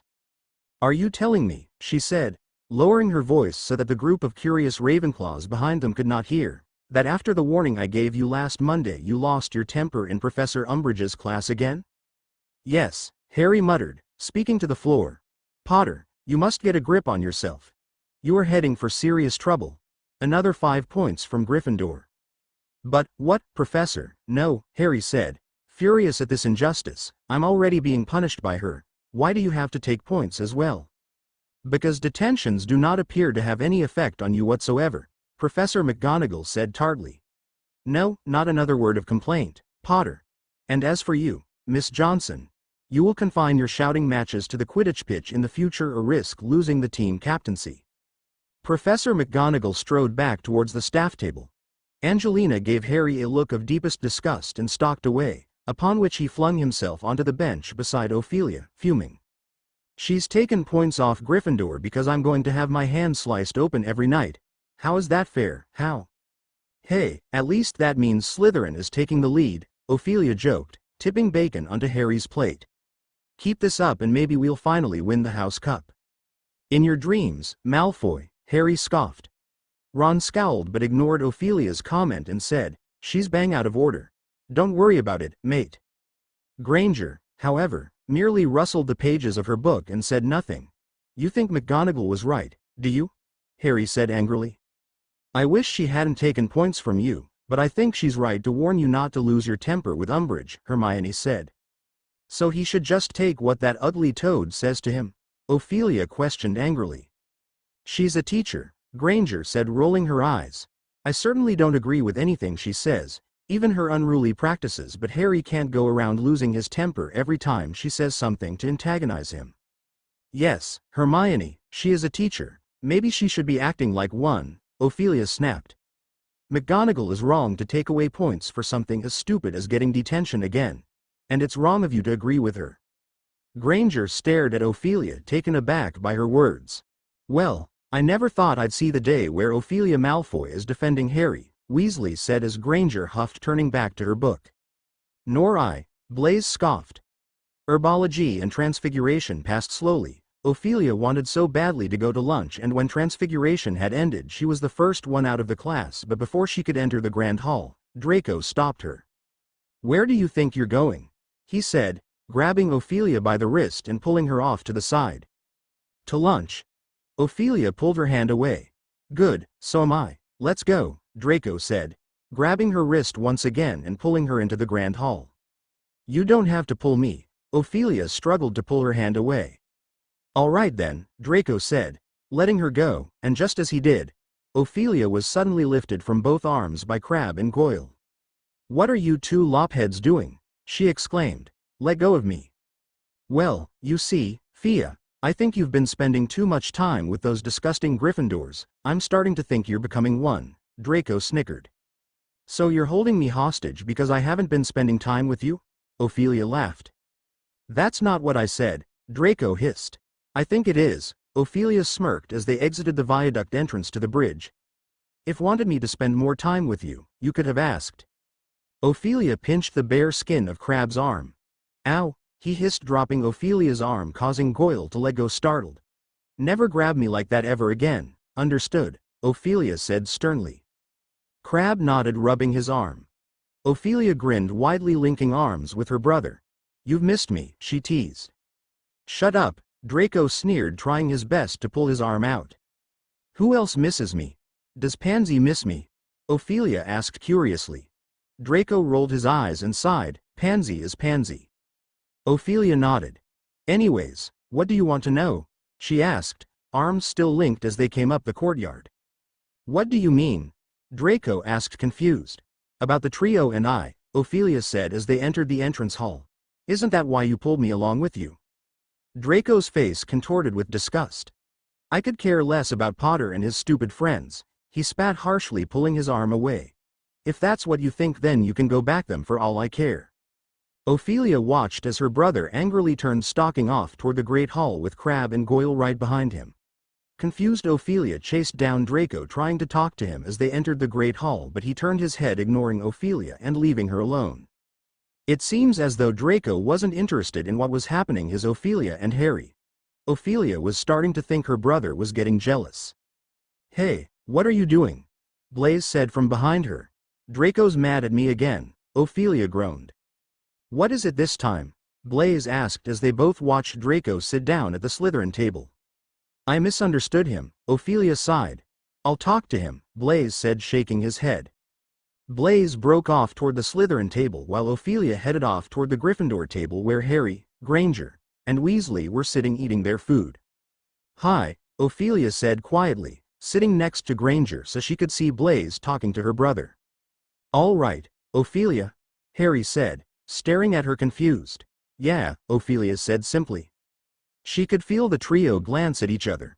Malfoy, I'm not one to care about what's going on with you, but you're ruining my food with your whatever it is you're feeling, Weasley said, moving his food far away from Ophelia. Well, if I didn't have to look at you every day, I think I'd be fine, Ophelia smirked. Oh, ha ha ha, Weasley mocked. That's enough, Harry said and turned to Ophelia. Umbridge was in our Transfiguration class today. Really? Ophelia exclaimed. Something happened? Something happened, Harry laughed. It was hilarious. Umbridge kept interrupting Professor McGonagall until finally, McGonagall snapped at her. The most satisfying thing I've ever witnessed. Ophelia groaned. You're so lucky, she dragged. It's not fair. As lunch passed, Ophelia continued to glance over at the Slytherin table watching Blaise and Draco talk. She wanted to know what they were talking about. There were a few times Draco glanced over at her. His quick glance told her whatever Blaise was telling him wasn't helping. She found it bothersome how Draco could get easily angry with her. She would like to focus on the Dark Lord's task. None of this was part of the plan. Draco was only meant to be angry with her in the beginning. Thea, Blaise called as Ophelia, Harry, Weasley, and Granger headed down the hill toward the lawns of the forest for care of magical creatures. Ophelia told the others to go ahead as she stopped to wait for Blaise. What did he say? Ophelia asked her best friend. Well, he wouldn't exactly tell me. You know how hard-headed he is, Blaise said as the two continued walking down the lawn. Did you get anything out of him? Ophelia asked. He won't forgive unless you beg for his forgiveness, Blaise said cautiously. You're joking? Ophelia scoffed. I wish I was, Blaise said, shaking his head. Beg for his forgiveness? Ophelia laughed. Who am I, Crabbe or Goyle? I'm not going beg for his forgiveness. That's what I told him and he said it's the only way, Blaise said. How ridiculous, Ophelia muttered angrily. What was even more ridiculous was seeing Umbridge with her clipboard standing beside Professor Grubbly Plank. You do not usually take this class, is that correct? Ophelia heard her ask as they arrived at the trestle table where the group of captive Bowtruckles were scrabbling around for woodlice like so many living twigs. Quite correct, Professor Grubbly Plank said, hands behind her back and bouncing on the balls of her feet. I am a substitute teacher standing in for Professor Hagrid. Ophelia had wondered where Hagrid was. It was suspicious how the school year had just begun and he was nowhere to be seen. Professor Umbridge said, dropping her voice. Though Ophelia could still hear her quite clearly, she was intently speaking loud enough. I wonder, the headmaster seems strangely reluctant to give me any information on the matter. Can you tell me what is causing Professor Hagrid's very extended leave of absence? Ophelia listened carefully, also wanting to know. Afraid I can't, Professor Grubbly Plank said breezily. Don't know anything more about it than you do. Got an owl from Dumbledore. Would I like a couple of weeks teaching work? I accepted. That's as much as I know. Well, shall I get started then? Yes, please do, Professor Umbridge said, scribbling on her clipboard. Umbridge took a different tack in this class and wandered amongst the students, questioning them on magical creatures. Most people were able to answer well enough. Overall, Professor Umbridge said, returning to Professor Grubbly Plank's side after a lengthy interrogation of Dean Thomas, how do you, as a temporary member of staff, an objective outsider, I suppose you might say, how do you find Hogwarts? Do you feel you receive enough support from the school management? Oh, yes, Dumbledore's excellent, Professor Grubbly Plank said heartily. Yes, I'm very happy with the way things are run, very happy indeed. Looking politely incredulous, Umbridge made a tiny note on her clipboard and went on. And what are you planning to cover with this class this year, assuming, of course, that Professor Hagrid does not return? I would actually want to know, Ophelia said before Professor Grubbly Plank could answer. By this point, Ophelia wanted to finish her drawing of the Bowtruckles. Could we begin our lesson, Professor? Detention, Miss Malfoy, tomorrow, for talking out of turn, Umbridge smiled. Ophelia opened her mouth to speak but Umbridge beat her to it. And don't worry. I've already had a chat with your father, she said with a chime to her voice that made Ophelia crawl with anger. As you were saying, Professor Grubbly Plank. Ophelia, Blaise hissed as Harry, Ron, and Hermione came over to them. Don't, Blaise, Ophelia warned. Did you do that on purpose? Harry asked, his eyes not leaving Umbridge. Of course not, I told you I threatened her and apparently my father is fine with me getting tortured, she spat. Now, I hear there have been injuries in this class? Ophelia heard Umbridge ask. That was me, Draco said. I was slashed by a hippogriff. Anger boiled through Ophelia as she watched the two interact. She couldn't believe her brother was talking to Umbridge as though she had never told Draco the kind of detention Umbridge was giving her. She had expected him to sneer at her or at the least ignore Umbridge, but there he was speaking proudly to her. A hippogriff, Professor Umbridge said, now scribbling frantically. Only because he was too stupid to listen to what Hagrid told him to do, Harry said angrily. Both Ron and Hermione groaned. Professor Umbridge turned her head slowly in Harry's direction. Normally Ophelia would curse absurdities to whoever spoke badly of her brother, but she was too angry with him that she nodded agreeing. Another night's detention, I think, Umbridge said softly. Well, thank you very much, Professor Grubbly Plank. I think that's all I need here.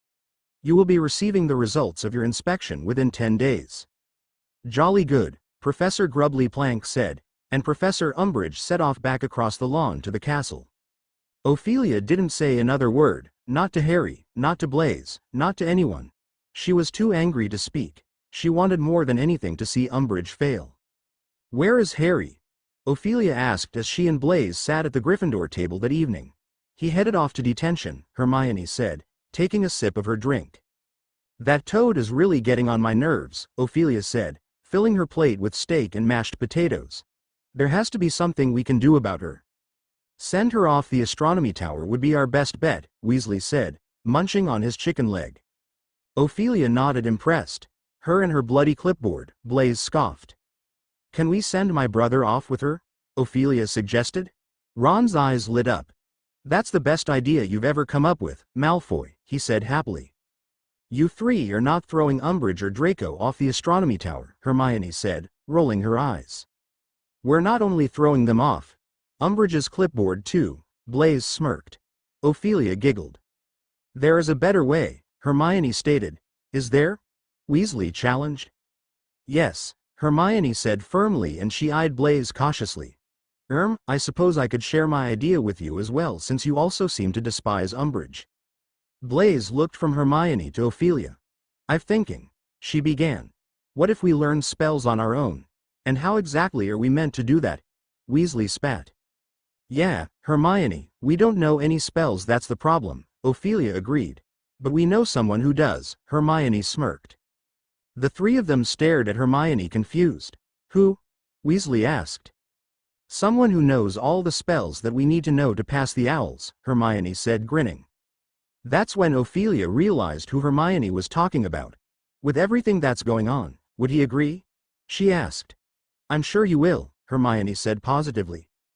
Who are you talking about? Weasley snapped. Does he know Stupefy? Blaise asked. He does, Hermione nodded. Then I'm in, Blaise said. Who are you guys talking about? Weasley exclaimed. It was nearly midnight when Harry finally arrived at the Gryffindor common room, where it was just Ron, Hermione, and Ophelia. Here, Ophelia said, patting the couch cushion beside her. I got the ointment ready. Thanks, Harry said, sitting down as Ophelia uncapped the tin and took Harry's hand. She noticed his wound was bleeding slightly. She's keeping you longer, isn't she? Ophelia questioned as Harry hissed when she rubbed the ointment on.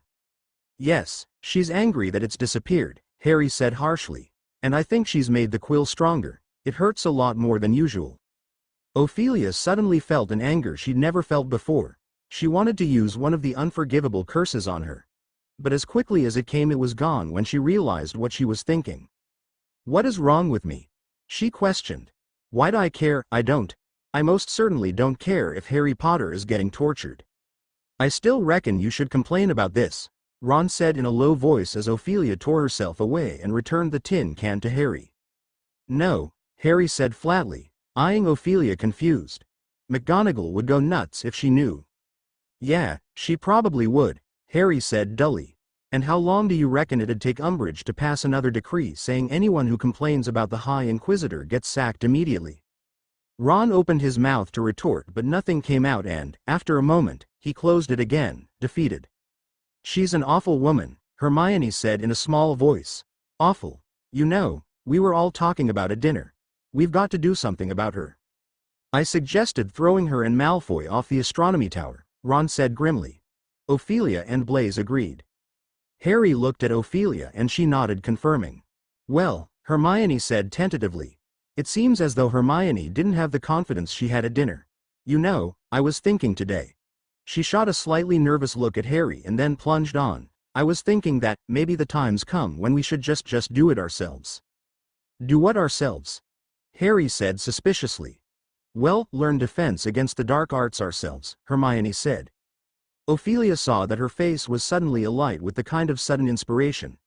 Like Harry said in Umbridge's first lesson, for what's waiting for us out there. It's about making sure we really can defend ourselves. if we don't learn anything for a whole year? We can't do much by ourselves, Ron said in a defeated voice. I mean, all right, we can go and look jinxes up in the library and try and practice them, I suppose. No, I agree, we've gone past the stage where we can just learn things out of books, Hermione said. We need a teacher, a proper one, who can show us how to use the spells and correct us if we're going wrong. If you're talking about Lupin, Harry began. No, I'm not talking about Lupin, Hermione said. He's too busy with things. She glanced awkwardly at Ophelia.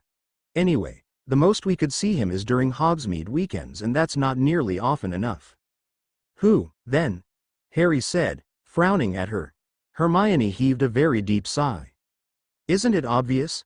Ophelia finally spoke. She's talking about you, Harry. There was a moment's silence. A light night breeze rattled the windowpanes behind Weasley, and the fire guttered. About me what? Harry said. She's talking about you teaching us defense against the dark arts. Harry stared at Ophelia, then at Hermione, and turned to Ron, ready to exchange the exasperated looks they sometimes shared. To Harry's consternation, however, did not look exasperated. He was staring at Harry with the same look as Hermione. It's an idea, he said. What's an idea? Harry said. You, Ron said. Teaching us to do it. But, Harry was grinning now. Ophelia was positive he thought they were pulling his leg. But I'm not a teacher, I can't. Harry, you're the best in the year at defense against the dark arts, Hermione said. Me? Harry said, now grinning more broadly than ever. No, I'm not, you've beaten me in every test. Actually I haven't, Hermione said coolly.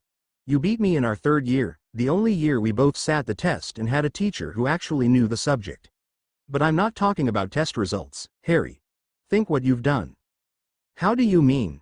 You know what, I don't think I want someone this stupid teaching me, Ophelia said to Hermione, smirking slightly. She turned to Harry. Let's think, she said, pulling a face like Goyle concentrating. First year you saved the Philosopher's Stone from you-know-who. But that was luck, Harry said, it wasn't skill. Second year, Ophelia interrupted, you killed the basilisk and destroyed you-know-who. Yeah, but if Fawkes hadn't turned up, Third year, Ophelia said, slightly louder, you fought off about 100 Dementors at once. You don't know the full story, Ophelia, there was a time turner. Last year, Ophelia said, almost shouting now, you fought off you-know-who again. Listen to me, Harry said, almost angrily, because Ophelia, Ron, and Hermione were both smirking now. Just listen to me, all right?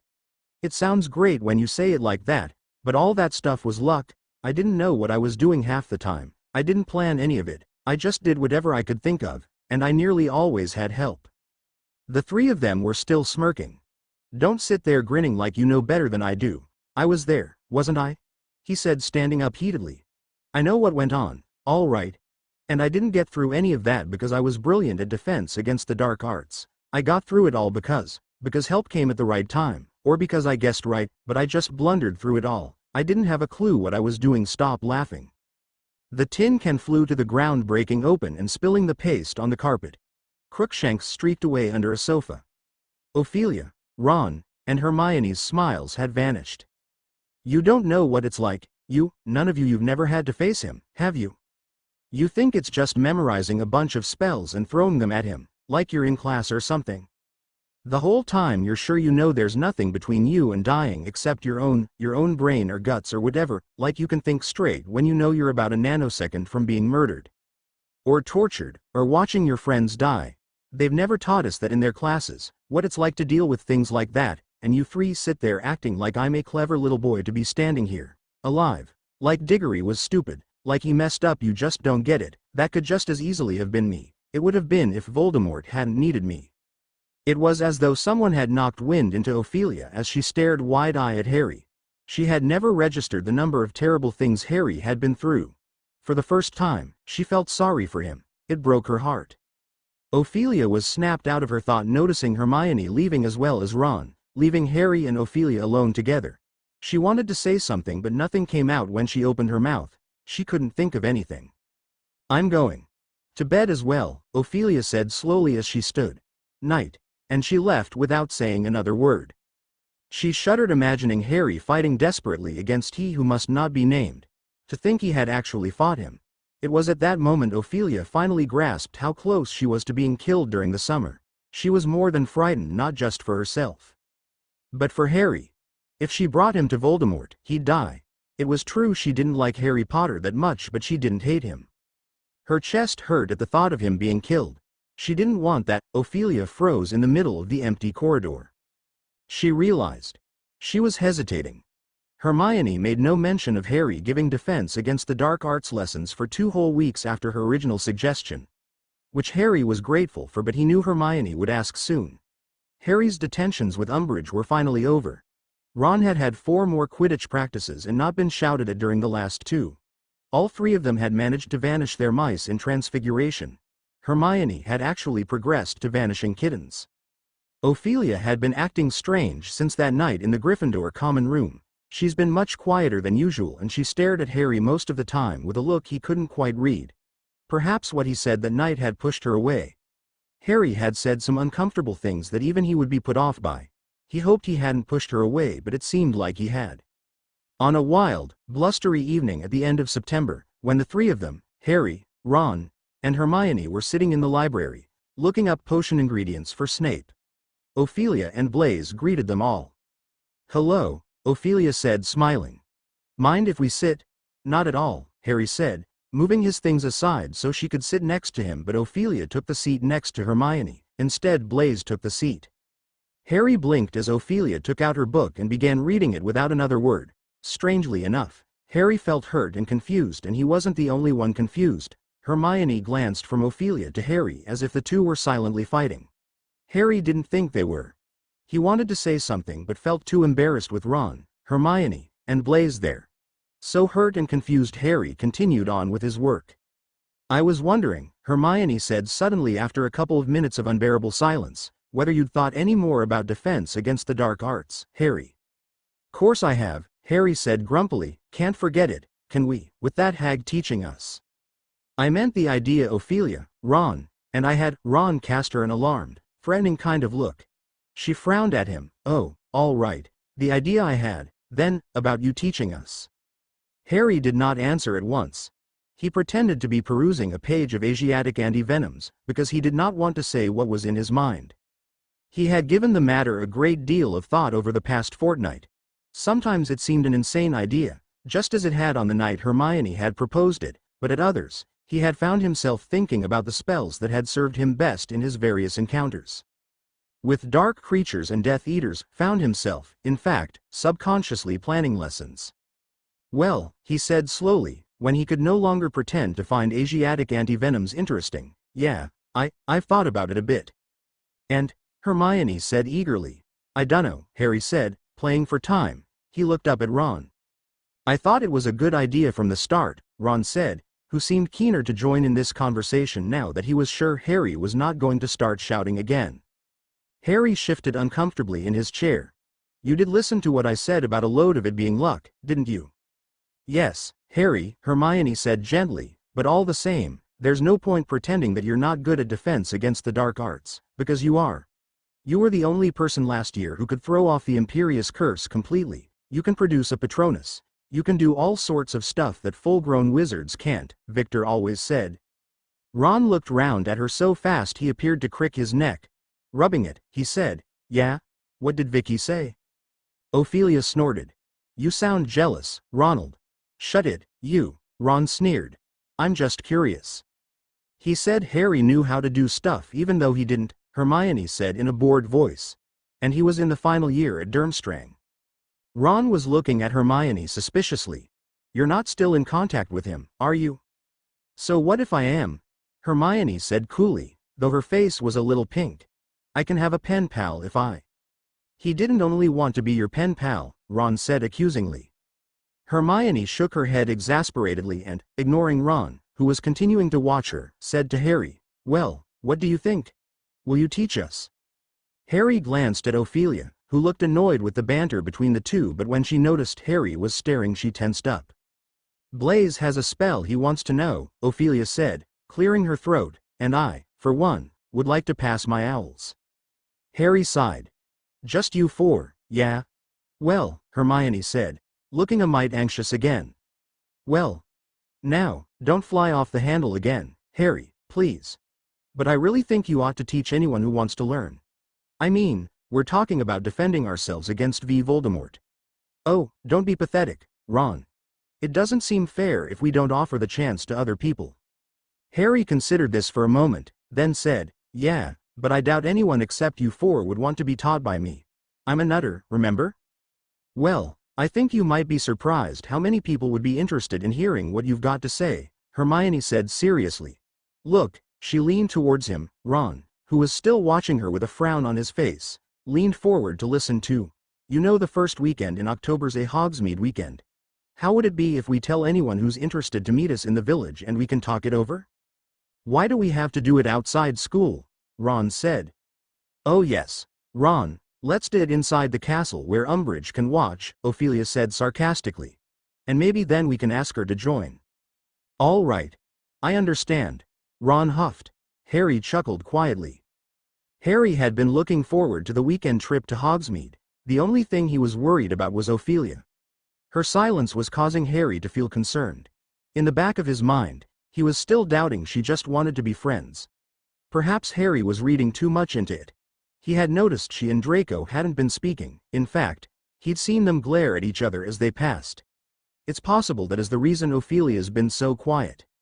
I did see them shooting glares at each other, Hermione said, thinking. It was strange that she sat next to me the other day. When Harry continued to look worried, Hermione said, listen, Ron and I have been sounding out people who we thought might want to learn some proper defense against the dark arts, and there are a couple who seem interested. We've told them to meet us in Hogsmeade. Right, Harry said vaguely, his mind still on Ophelia. Hermione sighed. If you're so worried about it, then why not talk to her, she said quietly. You make it sound easy, Harry grumbled. Hermione was quite right, of course, he really should talk to her. It was bothering him, but he couldn't bring himself to confront her in fear that maybe she'll brush him off or make fun of him for worrying about nothing. So he did nothing. The morning of the Hogsmeade visit dawned bright but windy. After breakfast, they queued up in front of Filch, who matched their names to the long list of students who had permission from their parents or guardians to visit the village. Harry was relieved that if it wasn't for Sirius, he would not have been going at all. When Harry reached Filch, the caretaker gave a great sniff as though trying to detect a whiff of something from Harry. Then he gave a curt nod that set his jowls a-quiver again, and Harry walked on, out onto the stone steps in the cold, sunlit day. Why was Filch sniffing you? Ron asked as he, Harry, and Hermione set off at a brisk pace down the wide drive to the gates. I suppose he was checking for the smell of dung bombs, Harry said with a small laugh. I forgot to tell you. And he recounted the story of sending his letter to Sirius and Filch bursting in seconds later, demanding to see the letter. To his slight surprise, Hermione found this story highly interesting, much more, indeed, than he did himself. He said he was tipped off you were ordering dung bombs. But who tipped him off? I dunno, Ron said, shrugging. Maybe Malfoy'd think it was a laugh. I don't think Ophelia would do that, Harry said, shaking his head. I wasn't talking about her, mate, Ron said, eyeing Harry. Oh, he said awkwardly. They walked between the tall stone pillars topped with winged boars and turned left onto the road into the village, the wind whipping their hair into their eyes. Draco? Hermione said, skeptically.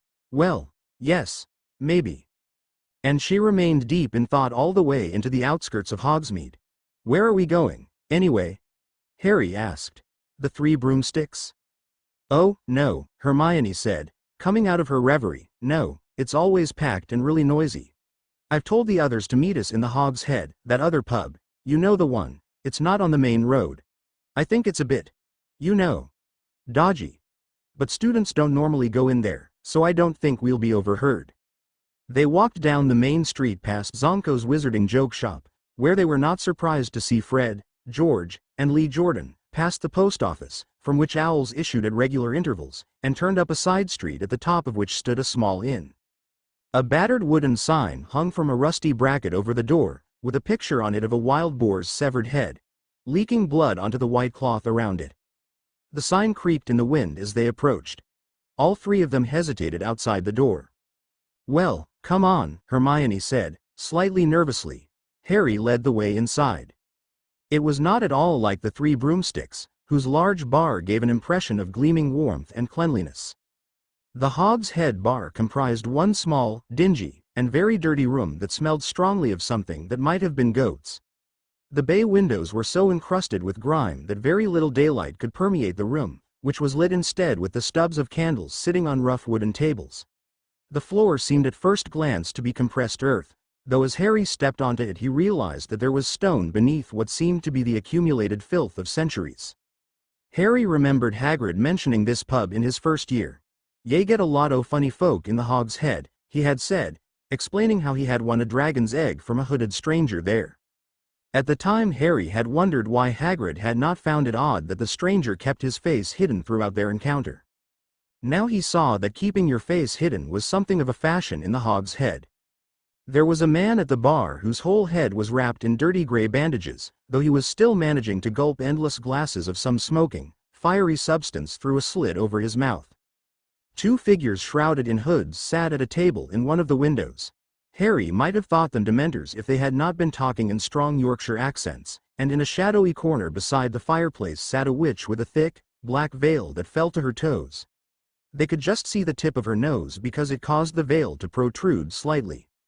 "I don't know about this, Hermione," Harry muttered, as they crossed to the bar. He was looking particularly at the heavily veiled witch.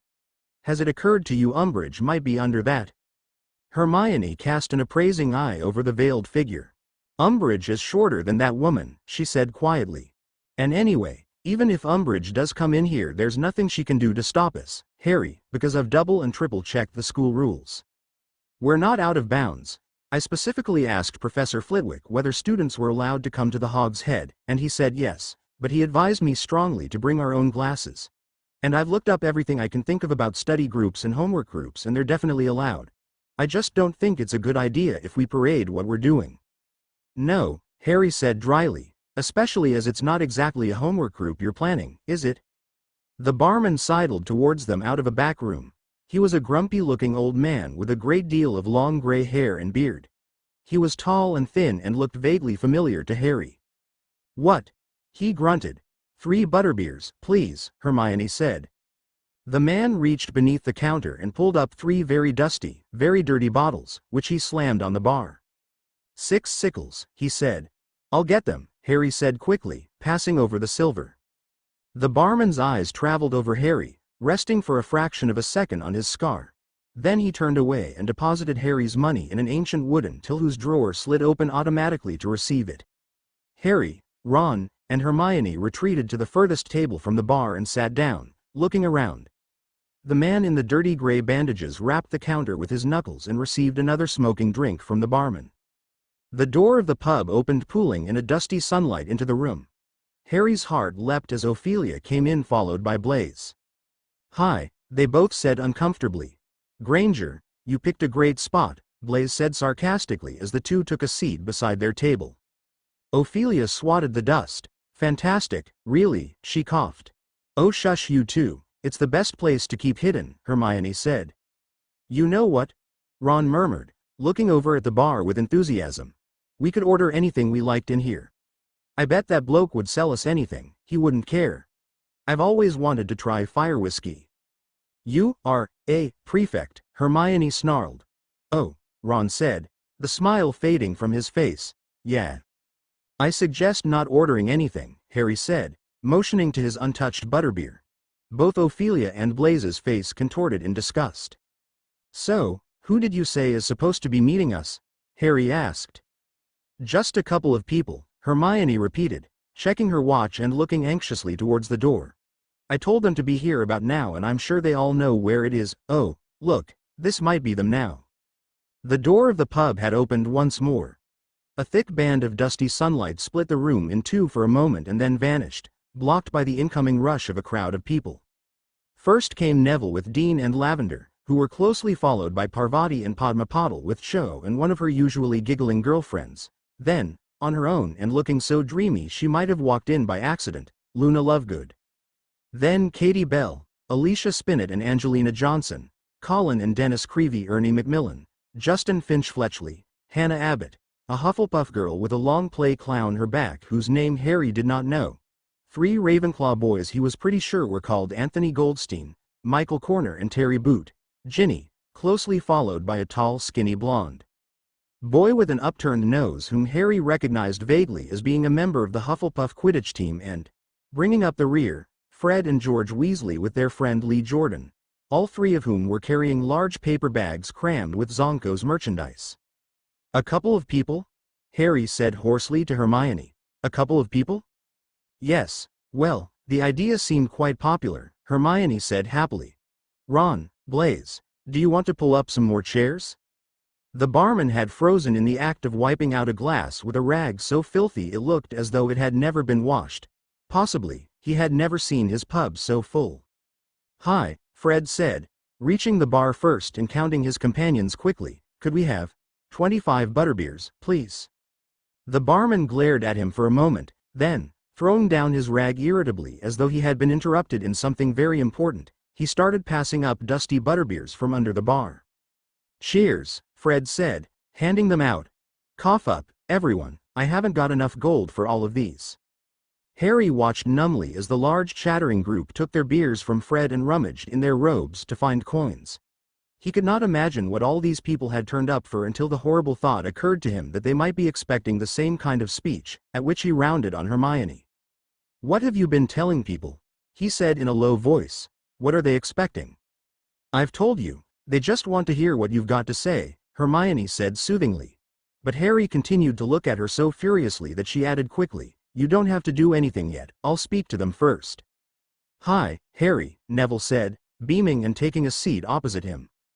Harry tried to smile back, but did not speak. His mouth was exceptionally dry. Cho had just smiled at him and sat down on Ron's right. He stole a glance at Ophelia and was shocked to see her staring at him. She gave him an encouraging smile which seemed to calm Harry down a bit. In 2s and 3s, the new arrivals settled around Harry, Ron, and Hermione, some looking rather excited, others curious. Luna Lovegood gazing dreamily into space. When everybody had pulled up a chair, the chatter died out. Every eye was upon Harry. Hermione said, her voice slightly higher than usual out of nerves. "Well, hi." The group focused its attention on her instead, though eyes continued to dart back regularly to Harry. Well, you know why you're here, Well, Harry here had the idea, Harry had thrown her a sharp look, I had the idea, that it might be good if people who wanted to study defense against the dark arts, really study it, not the rubbish that Umbridge is doing with us. Hermione's voice became suddenly much stronger and more confident, because nobody could call that defense against the dark arts. Here, Anthony Goldstein said, and Hermione looked hardened. Well, I thought it would be good if we, took matters into our own hands. She paused, looked sideways at Harry, and went on, and by that I mean learning how to defend ourselves properly, not just in theory but doing the real spells. You want to pass your defense against the dark arts owl too, though, I bet? Michael Corner said, who was watching her closely. Of course I do, Hermione said at once. But more than that, I want to be properly trained in defense because. She took a great breath and finished, because Lord Voldemort is back. The reaction was immediate and predictable.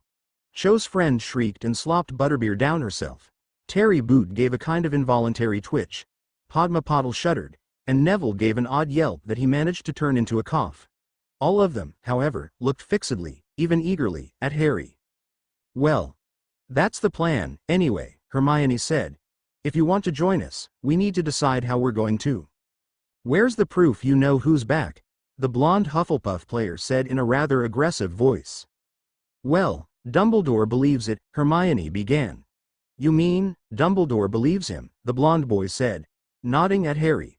Who are you? Ophelia said, rather rudely. Zacharias Smith, the boy said. No need to ask who you are, Malfoy, he said bitterly. And I think we've got the right to know exactly what makes him say you know who's back. That's really not what the meeting is about, Smith, Ophelia said with the same bitterness. So if you don't mind.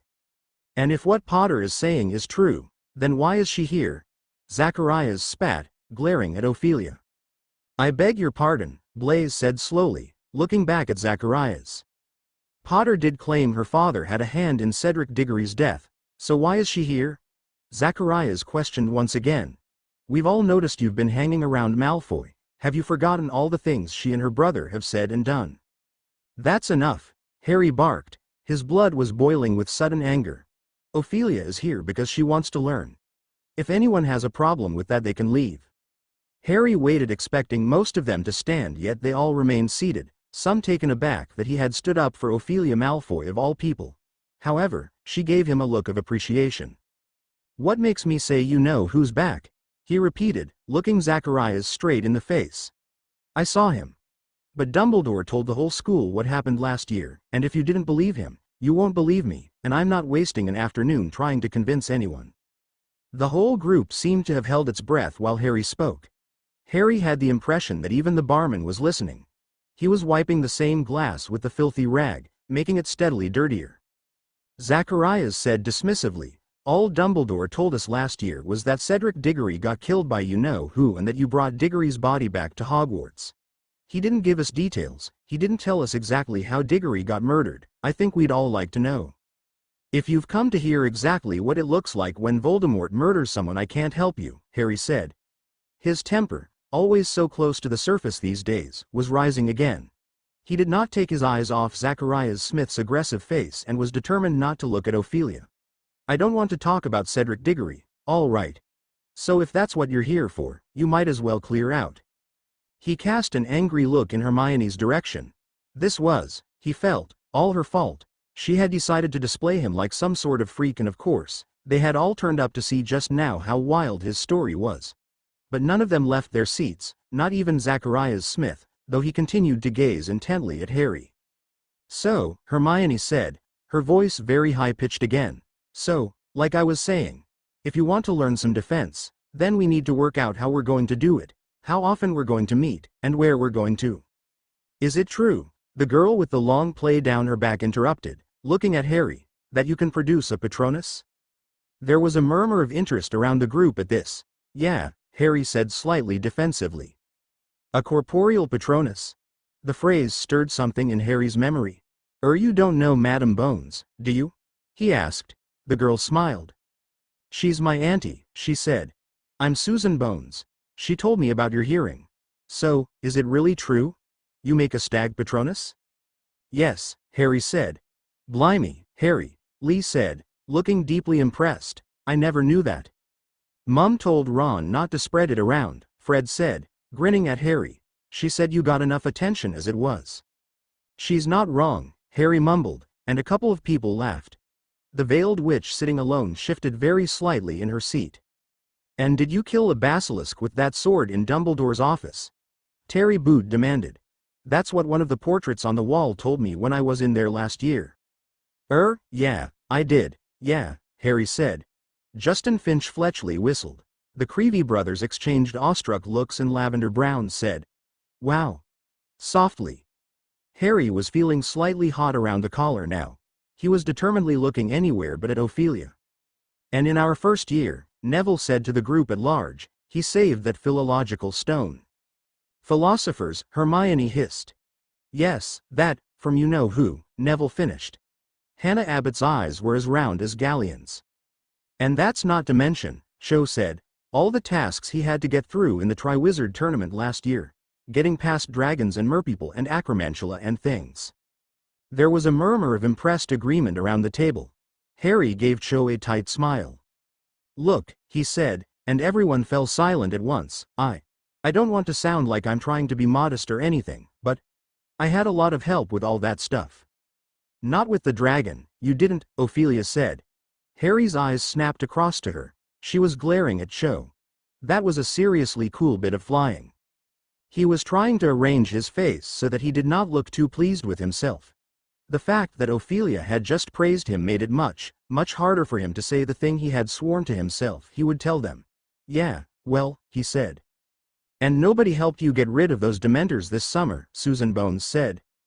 No, Harry said. No, okay.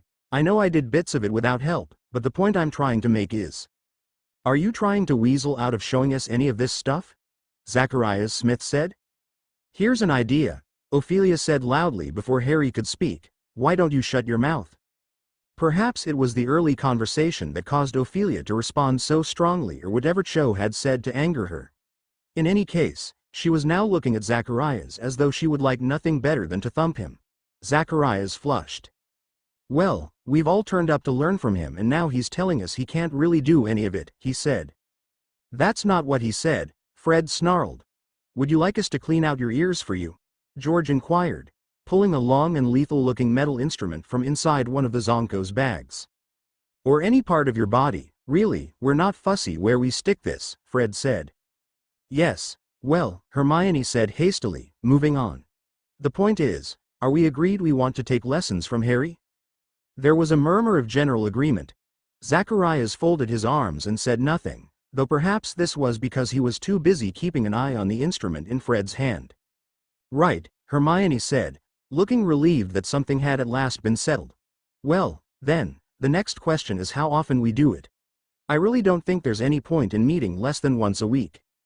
Hang on, Angelina said, we need to make sure this doesn't clash with our Quidditch practice. No, Cho said, nor with ours. Nor ours, Zacharias Smith added. I'm sure we can find a night that suits everyone, Hermione said, slightly impatiently, but you know, this is rather important. We're talking about learning to defend ourselves against Voldemort's Death Eaters. Well said. Ernie Macmillan barked, whom Harry had been expecting to speak long before this. Personally, I think this is really important, possibly more important than anything else we'll do this year, even with our owls coming up. He looked around impressively, as though waiting for people to cry, surely not. When nobody spoke, he went on, I, personally, am at a loss to see why the Ministry has foisted such a useless teacher on us at this critical period. Obviously, they are in denial about the return of you-know-who, but to give us a teacher who is trying to actively prevent us from using defensive spells. We think the reason Umbridge doesn't want us trained in defense against the dark arts, Hermione said, is that she's got some mad idea that Dumbledore could use the students in the school as a kind of private army. She thinks he'd mobilize us against the Ministry. Nearly everybody looked stunned at this news. Everybody except Luna Lovegood, who piped up, well, that makes sense. After all, Cornelius Fudge has got his own private army. What? Harry said, completely thrown by this unexpected piece of information. Yes, he's got an army of heliopaths, Luna said solemnly. No, he hasn't, Hermione snapped. Yes, he has, Luna said.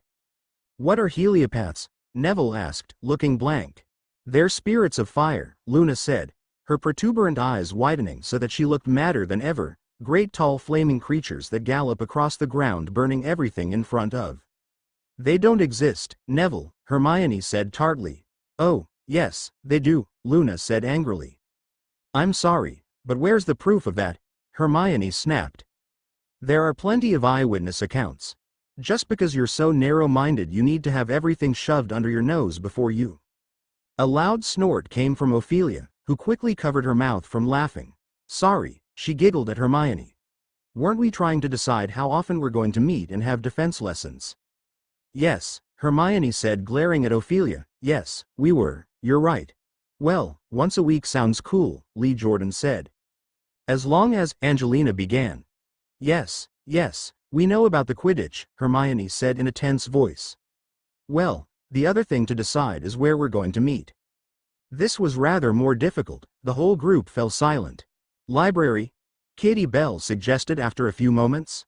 I can't see Madame Pants being too chuffed with us doing jinxes in the library, Harry said. Maybe an unused classroom? Blaise said. Yeah, Ron said. McGonagall might let us have hers. She did when Harry was practicing for the Tri-Wizard. But Harry was pretty certain that McGonagall would not be so accommodating this time. For all that Hermione had said about study and homework groups being allowed, he had a distinct feeling that this one might be considered a lot more rebellious. Right, well, we'll try to find somewhere, Hermione said. We'll send a message round to everybody when we've got a time and a place for the first meeting.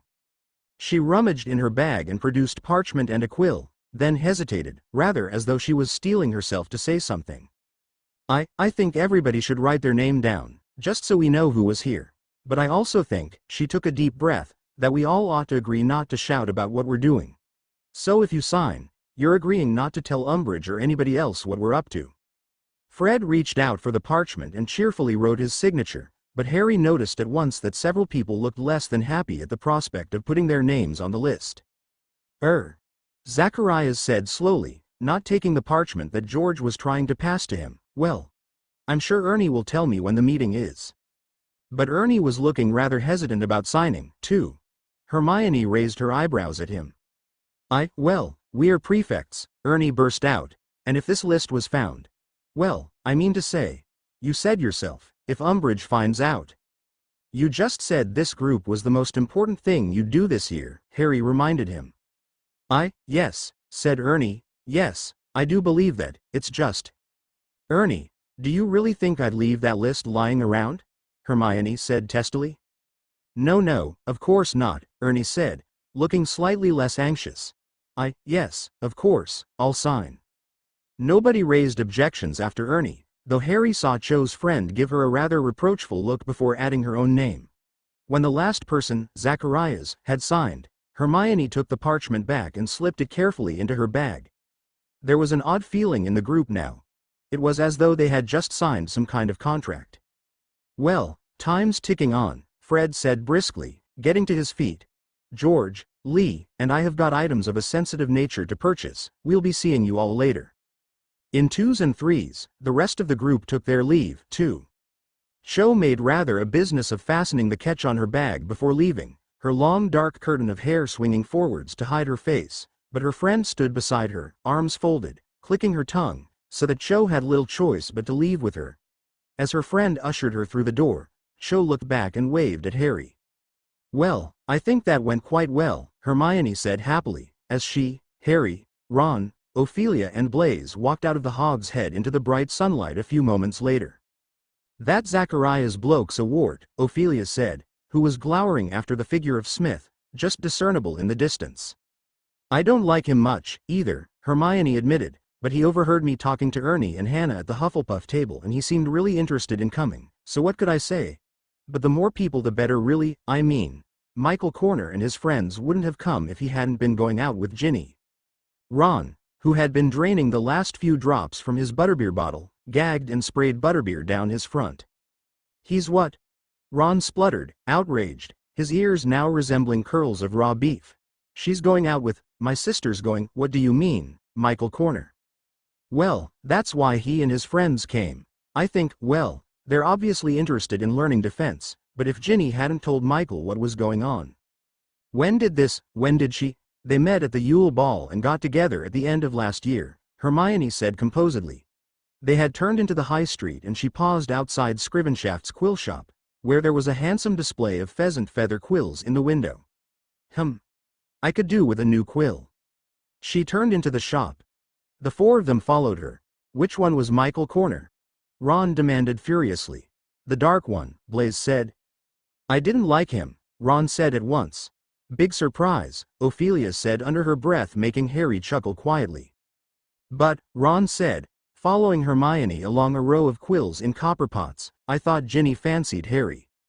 Hermione looked at him rather pityingly and shook her head. Ginny used to fancy Harry, but she gave up on him months ago. Not that she doesn't like you, of course, she added kindly to Harry while she examined a long black and gold quill. Harry, whose head was trying to decide whether or not he should pull Ophelia aside to talk to her, did not find this subject quite as interesting as Ron, who was positively quivering with indignation, but it did bring something home to him that until now he had not really registered. So that's why she talks now? He asked Hermione. She never used to talk in front of me. Exactly, Hermione said. Yes, I think I'll have this one. She went up to the counter and handed over 15 sickles and 2 nuts, with Ron still breathing down her neck. Ron, she said severely as she turned and trod on his feet, this is exactly why Ginny hasn't told you she's seeing Michael. She knew you'd take it badly. So don't harp on about it, for heaven's sake. What do you mean? Who's taking anything badly? I'm not going to harp on about anything. Ron continued to chunter under his breath all the way down the street. Hermione rolled her eyes at Harry and then said in an undertone, while Ron was still muttering imprecations about Michael Corner, and talking about Michael and Ginny. There was someone who could keep her off of you. Harry snapped a look at Ophelia, who was walking in front of them with Blaise. Hermione. Harry warned, giving her a look. I meant Cho. Hermione said slowly. Oh, right, he said. It was as though boiling water was rising rapidly inside him. A burning sensation that was causing his face to be smart in the cold. Of course, she had meant Cho. Why would she be talking about Ophelia? As they all walked back toward the castle, Harry wondered if Ophelia was staring at him as Cho was. He hoped she was. Chapter end notes. Ophelia. I don't like Harry Potter. Also Ophelia. Ah, he defended me. I'm in love. The lies that must be believed. Ophelia. Chapter notes. See the end of the chapter for notes. Ophelia felt happier for the rest of the weekend, even attending her lessons. Snape sarcastically praised her for finally being able to defend her mind properly. No, that wasn't causing her happiness. It was the fact that she was doing something under Umbridge's nose. The sad part was Ophelia wasn't able to gloat about it. But when Monday came around, she wanted nothing more than to rip Umbridge's fat head off. A large sign had been affixed to the Slytherin notice board, so large it covered everything else on it: the lists of second-hand spellbooks for sale, the regular reminders of school rules from Argus Filch, the Quidditch team training timetable, the offers to barter certain chocolate frog cards for others, the dates of the Hogsmeade weekends, and the lost and found notices. The new sign was printed in large black letters, and there was a highly official-looking seal at the bottom beside a neat and curly signature. By order of the High Inquisitor of Hogwarts, all student organizations, societies, teams, groups, and clubs are henceforth disbanded. An organization, society, team, group, or club is hereby defined as a regular meeting of 3 or more students. Permission to reform may be sought from the High Inquisitor, Professor Umbridge. No student organization, society, team, group, or club may exist without the knowledge and approval of the High Inquisitor. Any student found to have formed, or to belong to, an organization, society, team, group, or club that has not been approved by the High Inquisitor will be expelled. The above is in accordance with the Educational Decree No. 24. Signed, Dolores Jane Umbridge, High Inquisitor. She knows, Ophelia said, through her teeth. There's no way, Blaise said as Ophelia ripped the sign off the notice board. It's not a coincidence, Blaise. One of them must have said something, Ophelia said, walking the spiral staircase. They all seemed interested. Maybe it was one of the people inside the pub, Blaise suggested. I bet it was that Zacharias Smith, Ophelia said at once. He did have it in for me, and refused to believe Harry about you-know-who. It's possible, Blaise said as they entered the entrance hall. Let's see what the trio have to say. When they entered the Great Hall, they spotted the trio surrounded by the Weasley family. What are we going to do? Ginny Weasley asked. They were all looking at Harry. He glanced around to make sure there were no teachers near them. We're going to do it anyway, of course, he said quietly. Knew you'd say that, George said, beaming and thumping Harry on the arm. The prefects as well?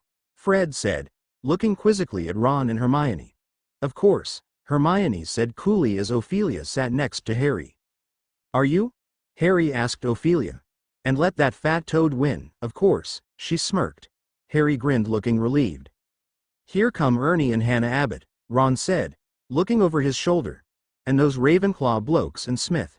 And no one looks very spotty. Hermione looked alarmed. Never mind spots. The idiots can't come over here now. It'll look really suspicious. Sit down, she mouthed to Ernie and Hannah, gesturing frantically to them to rejoin the Hufflepuff table. Later. We'll talk to you later. I'll tell Michael, Ginny said impatiently, swinging herself off her bench. The fool, honestly. She hurried off towards the Ravenclaw table. What did Ron mean by spotty? Ophelia whispered to Harry. Harry said, glancing at Hermione, who was too busy looking around to notice. I suggest you and Blaise really don't tell anyone. Ophelia narrowed her eyes, unsure as to what Harry was implying. I'm not going to ask, Ophelia said, perplexed. I won't say anything. Good, Harry said, straightening up. So who told Umbridge? Ophelia asked, plating herself with eggs and bacon. It was Zacharias Smith, wasn't it? We're not sure, but if he did, we'll know, Hermione said vaguely.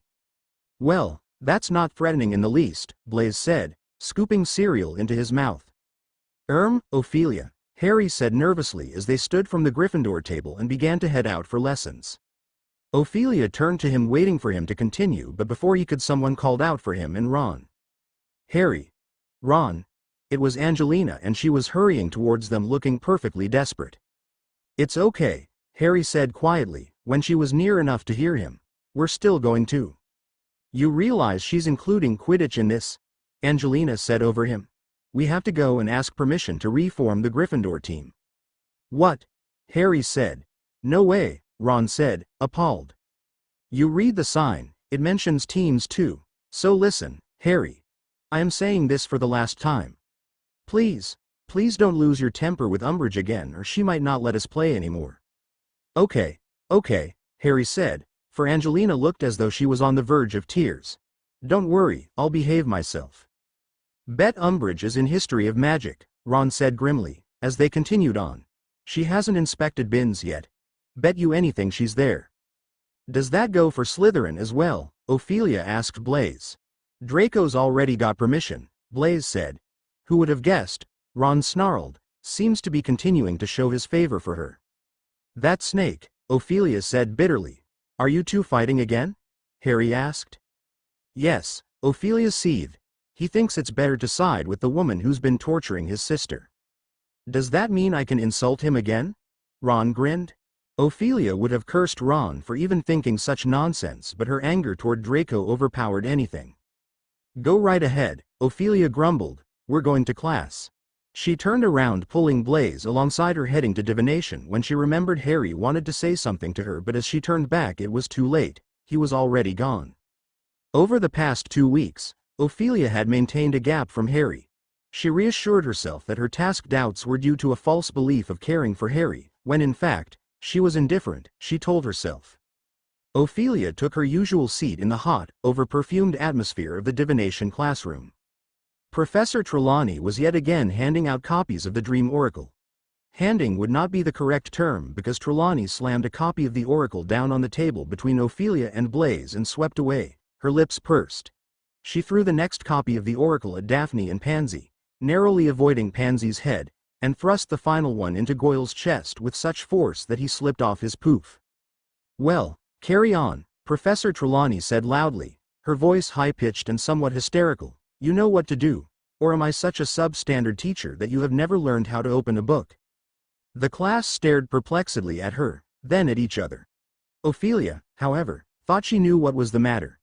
As Professor Trelawney flounced back to the high-backed teacher's chair, her magnified eyes full of angry tears, she leaned his head closer to Blaise's and muttered, "I think she's got the results of her inspection back." They watched as Professor Trelawney striding among them, tears leaking from behind her glasses, muttering what sounded like threats under her breath. "May well choose to leave. The indignity of it, on probation. We shall see. How she dares." "I think you may be right," Blaise muttered back. For the rest of the Professor Trelawney continued muttering curses and at times shouting at students who had questions. In the end, the stuffy classroom was silent. No one dared to speak, not even Draco made sly comments. "She's gone mad," Draco said as soon as they were down the trapdoor. "I was wondering when the old loon would be getting her results. Maybe now they'll sack her." Ophelia rolled her eyes as the Slytherins made their way down to the dungeons for potions. She tried to block out his voice, but it was never easy to ignore her brother. His blabber continued on even as they waited for Snape to open the classroom door, waving around an official-looking piece of parchment and talking much louder than was necessary so that everyone could hear every word. "Yeah, Umbridge gave the Slytherin Quidditch team permission to continue playing straight away. I went to ask her first thing this morning. Well, it was pretty much automatic. I mean, she knows my father really well. He's always popping in and out of the ministry. It'll be interesting to see whether Gryffindor is allowed to keep playing, won't it?" Ophelia bit her lip, keeping her from saying anything. "I mean," Draco said, raising his voice a little more, his gray eyes glittering malevolently behind Ophelia and Blaise, "if it's a question of influence with the ministry, I don't think they've got much chance. From what my father says, they've been looking for an excuse to sack Arthur Weasley for years.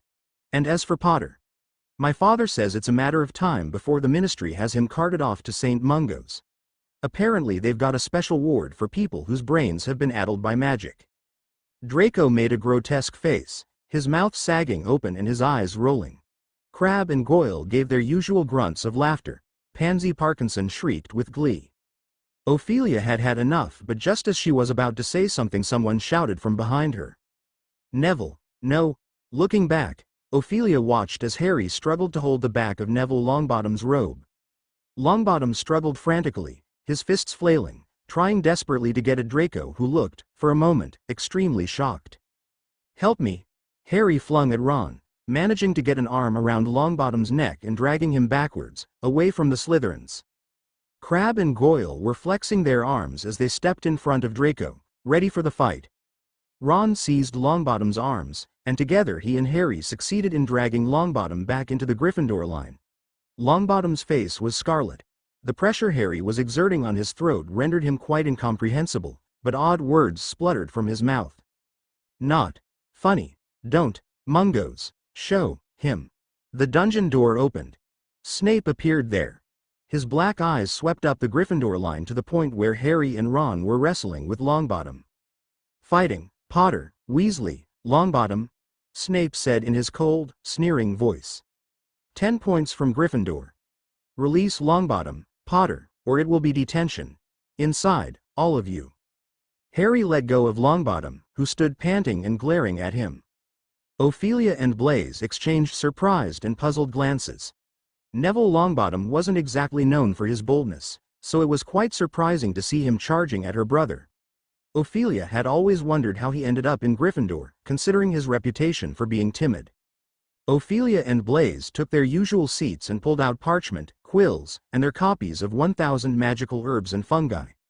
The class around them was whispering about what Longbottom had just done, but when Snape closed the dungeon door with an echoing bang, everybody immediately fell silent.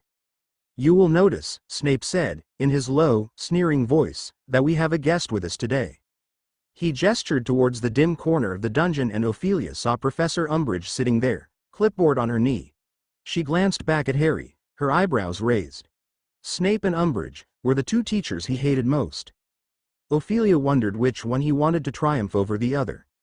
Even though she disliked Snape, she hoped he'd put Umbridge in her place. We are continuing with our strengthening solution today. You will find your mixtures as you left them last lesson. It correctly made they should have matured well over the weekend. Instructions. He waved his wand again. On the board. Carry on. Professor Umbridge spent the first half-hour of the lesson making notes in her corner. Ophelia listened carefully as she brewed her potion. Well, the class seems fairly advanced for their level, she said briskly to Snape's back. Though I would question whether it is advisable to teach them a potion like the strengthening solution. I think the Ministry would prefer it if that was removed from the syllabus. Snape straightened up slowly and turned to look at her. Now, how long have you been teaching at Hogwarts? She asked, her quill poised over her clipboard. 14 years, Snape replied. His expression was unfathomable. You applied first for the defense against the dark arts post, I believe? Professor Umbridge asked Snape. Yes, Snape said quietly. But you were unsuccessful? Snape's lip curled. Obviously. Professor Umbridge scribbled on her clipboard. And you have applied regularly for the defense against the dark arts post since you first joined the school, I believe? Yes, Snape said quietly, barely moving his lips. He looked very angry. Do you have any idea why Dumbledore has consistently refused to appoint you? Umbridge asked. I suggest you ask him, Snape said jerkily. Oh, I shall, Professor Umbridge said, with a sweet smile. I suppose this is relevant? Snape asked, his black eyes narrowed. Oh yes, Professor Umbridge said, yes, the Ministry wants a thorough understanding of teachers' backgrounds. She turned away, walked over to Pansy Parkinson, and began questioning her about the lessons. Ophelia was a bit disappointed that nothing exciting happened. More Snape looked round at Harry and their eyes met for a second. Harry hastily dropped his gaze to his potion, which was now congealing foully and giving off a strong smell of burned rubber. Another set of homework, Harry hissed as they exited the dungeons heading to the Great Hall. It's not like I have more on my plate, with the extra homework, Quidditch practice later today. Looks like I'm not getting sleep this week either. Cheer up, Ophelia said, wrapping her arm around his shoulder. I know it's morbid but wasn't a bit satisfying seeing Snape get talked down to. A bit, Harry said, clearing his throat. What did you want to talk about? Ophelia asked when the others fell back a foot. Oh right, Harry said, looking away. She could have sworn his face was turning red. I just wanted to know how you were doing. Ophelia said, removing her arm. I've been good. She questioned. I mean with your brother, Harry said, looking back. Oh, angry, but that's to be expected, Ophelia shrugged as they climbed up the stone steps. Are you ever going to talk to him? Harry asked. Ophelia stopped just short of the grand hall and stared at Harry. Why do you care? She asked shortly. I thought you didn't like him? I don't. It's just, he paused, looking back at Ron, Hermione, and Blaise, who watched them curiously. Do you mind if we talk privately? Ophelia stared at Harry, bothered but confused, but nodded. Telling the others they would catch up, Harry grabbed Ophelia's hand without notice, pulling her outside. Harry didn't stop until they entered the Forbidden Forest and came upon Ophelia's hidden garden. You wanted to come all the way out here to talk? Ophelia questioned, taking her usual seat. Well, it's sort of private, Harry said hesitantly. Ophelia kept a close eye on Harry as he took his time to sit down, deliberately avoiding any eye contact with her. She could sense his nervousness about whatever he wanted to discuss with her. As he nervously played with the hem of his robe, Ophelia's impatience started to grow. Are we just going to sit here in silence? She asked. Right, he paused, thinking. Have you really been bothered by your brother? Ophelia narrowed her eyes, confused. What do you mean? She asked. He took a deep breath before speaking. Well, and I don't mean to sound conceited. I mean, you did tell me to tell you if I was feeling unsure about things, and well. You're feeling unsure? Ophelia said at once, her heart dropping. Sort of, Harry awkwardly replied, taking a moment to gather his thoughts. In truth, I've been wanting to talk to you since that night when we were discussing me teaching defense against the dark arts. I noticed you barely talked to me. How you avoided eye contact. How you spoke to everyone other than me. Ophelia remained silent, fully aware that she had indeed been avoiding anything related to Harry for the past couple of weeks.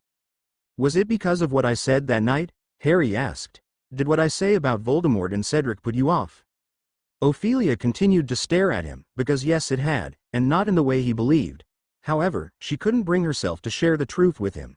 Because the speech he made her feel conflicted about her task for a moment, and that frightened her enough to avoid Harry at all costs. No, she couldn't tell him any of that. No, Ophelia lied. I'm sorry I made you feel that way. It really wasn't my intention. Draco's has really been the only thing on my mind lately, and I seem to have neglected you in the process. I truly am sorry. Harry nodded as he stared at Ophelia. That's a relief, Harry smiled. But Ophelia couldn't shake the uneasy feeling that lingered after seeing Harry's smile. Perhaps Harry didn't believe her words. She cursed herself for not being more convincing. In her own logic, Ophelia believed that her conflict stemmed from caring about Harry, so she tried to remind herself every day that she hated him, that she wanted to bring him to the Dark Lord, and even that she wanted him dead. And she would believe that. We've found a place, Ron whispered excitedly as he, Harry, and Hermione sat down at the Slytherin table where Ophelia and Blaise sat eating their breakfast a few days later. Really, where? Blaise whispered back. Met us at on the 7th floor opposite of that tapestry of Barnabas the Barmy being clubbed by those trolls at 8 o'clock, tonight, Harry smirked. With a giddy giggle, Ophelia found herself in rebellion against Umbridge, a thrill she hadn't anticipated. The idea of learning magic from Harry Potter was equally surprising. And befriending him. That was something she never envisioned. Yet, there she was, putting on a show of friendliness, feigning concern, and acting as if she liked him. But her desire to learn far outweighed her hatred. And so 10 till 8, Blaise and Ophelia quietly headed off to the 7th floor. Even though 5th years were allowed to be out in the corridors until 9 o'clock, they couldn't help but look around nervously as they made their way along. Coming up on the 7th floor, Ophelia noticed an enormous tapestry depicting Barnabas the Barmy's foolish attempt to train trolls for the ballet. But on the opposite wall was a highly polished half-opened door. Ophelia glanced at Blaise. He took the lead, opening the door cautiously and stepping into a spacious room lit with flickering torches like those that illuminated the dungeon's 8 floors below. The walls were lined with wooden bookcases, and instead of chairs, there were large silk cushions on the floor. A set of shelves at the far end of the room carried a range of instruments such as sneakoscopes, secrecy sensors, and a large, cracked faux glass. Wow, Ophelia and Blaise said in awe. How did you find this place? Ophelia asked, gliding toward the bookcase, where Hermione was reading. Dobby, Harry said. Dobby? Ophelia and Blaise said at once. The house elf? Ophelia asked, shocked. Harry nodded, smiling. He's been at Hogwarts since last year, he said cautiously. Ophelia's mouth hung open. He's been here the whole time and he hasn't come to see me, she exclaimed angrily. Well, I might have a sudden idea why Dobby hasn't come to see you.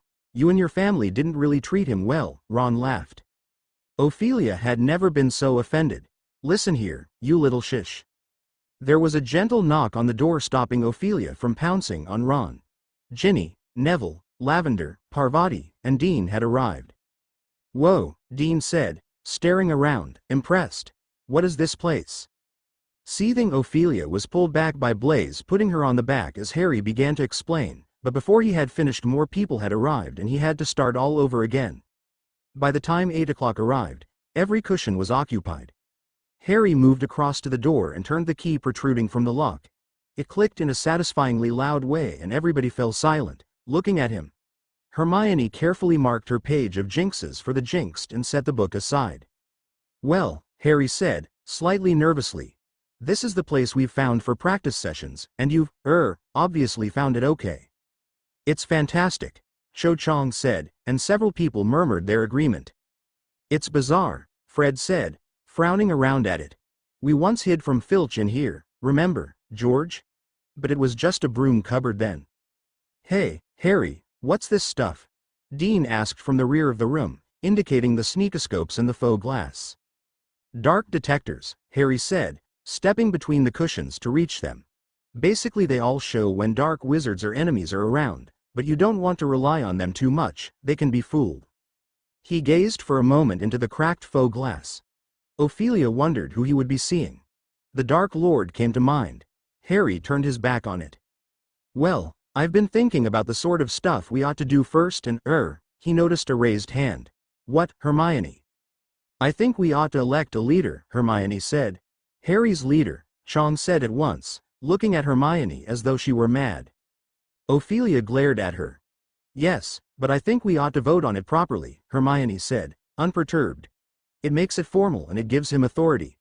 So, everyone who thinks Harry ought to be our leader.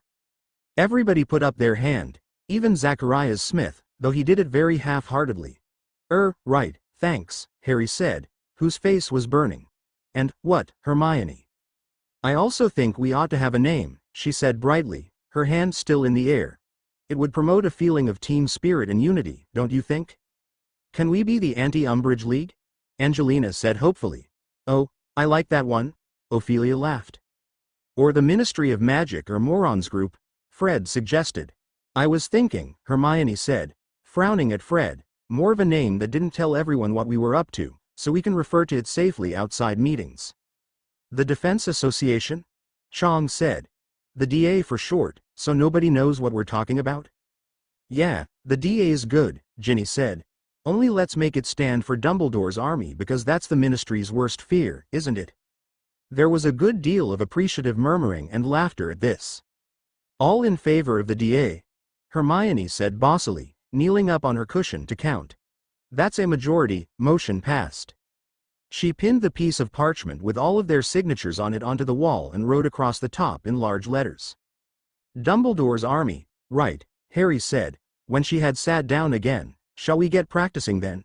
I was thinking, the first thing we should do is Expelliarmus, you know, the disarming charm. I know it's pretty basic but I found it really useful. Oh, please, Zacharias Smith said, rolling his eyes and folding his arms. I don't think Expelliarmus is exactly going to help us against you-know-who, do you? I've used it against him, Harry said quietly.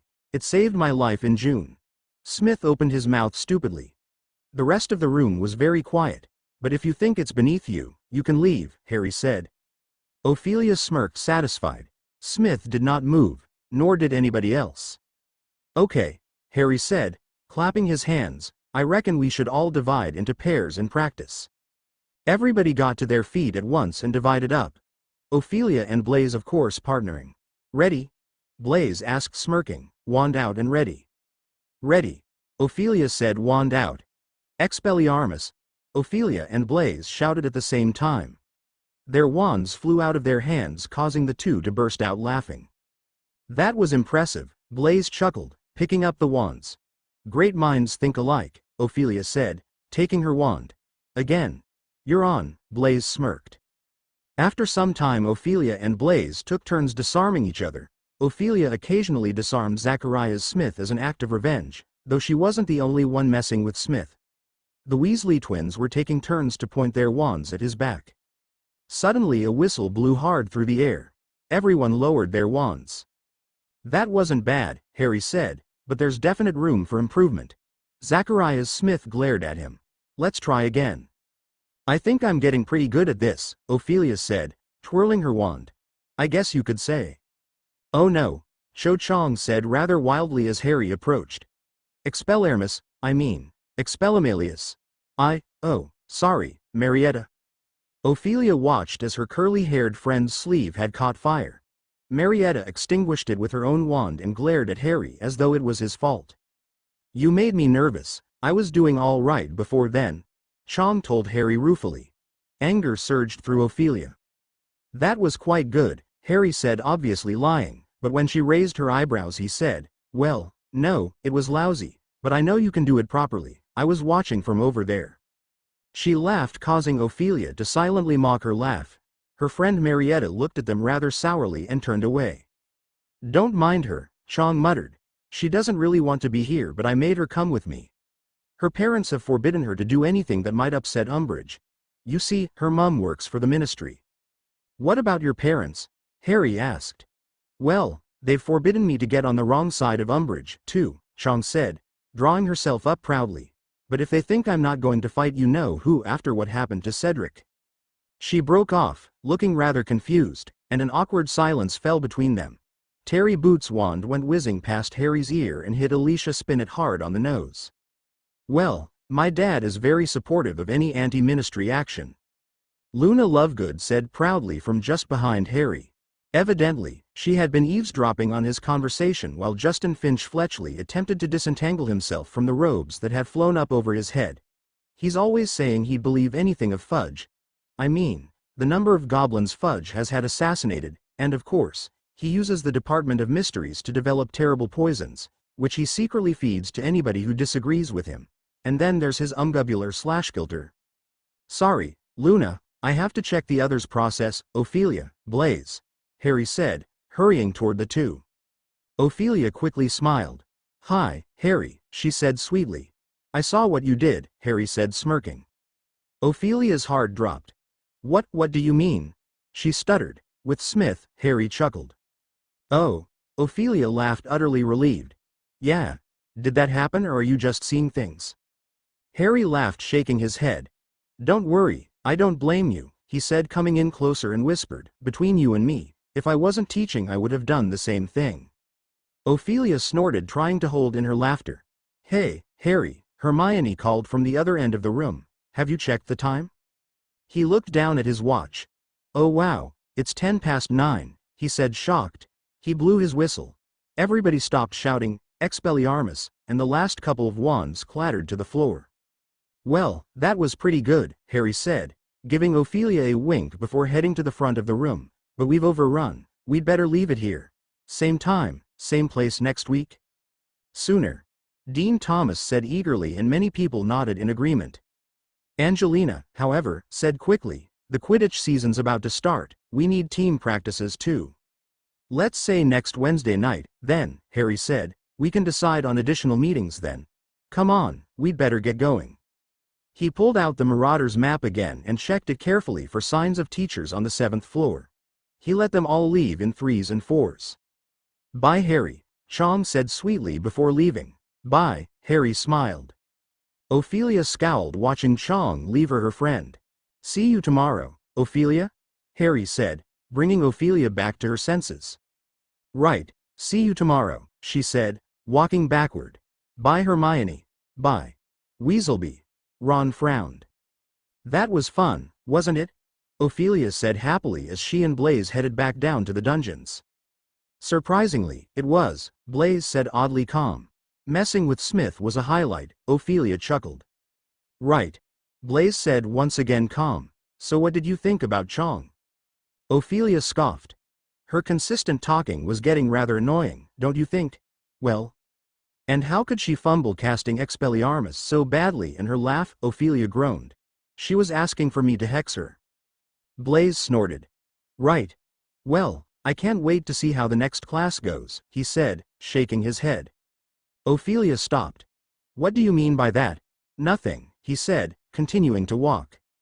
Blaze. Ophelia hissed. What does that mean? Chapter end notes. Blaze is honestly so fun to write. I absolutely love him in this story. How far someone can fall. Harry chapter notes. See the end of the chapter for notes. Harry felt as though he were carrying some kind of talisman inside his chest over the following 2 weeks, a glowing secret that supported him through Umbridge's classes and even made it possible for him to smile blandly as he looked into her horrible bulging eyes. He and the DA were resisting her under her very nose. Doing the very thing she and the Ministry most feared, and whenever he was supposed to be reading Wilbert Slinkhart's book during her lessons, he dwelled instead on satisfying memories of their most recent meetings, remembering how Neville had successfully disarmed Hermione, how Ophelia had mastered the impediment Jinx after 2 meetings' hard effort, how Parvati Patil had produced such a good reductor curse that she had reduced the table carrying all the sneakoscopes to dust. He was finding it almost impossible to fix a regular night of the week for the DA meetings, as they had to accommodate 3 separate teams' Quidditch practices, which were often rearranged due to bad weather conditions. But Harry was not sorry about this. He had a feeling that it was probably better to keep the timing of their meetings unpredictable. If anyone was watching them, it would be hard to make out a pattern. Hermione soon devised a very clever method of communicating the time and date of the next meeting to all the members in case they needed to change it at short notice, because it would look suspicious if people from different houses were seen crossing the Great Hall to talk to each other too often. She gave each of the members of the DA a fake galleon.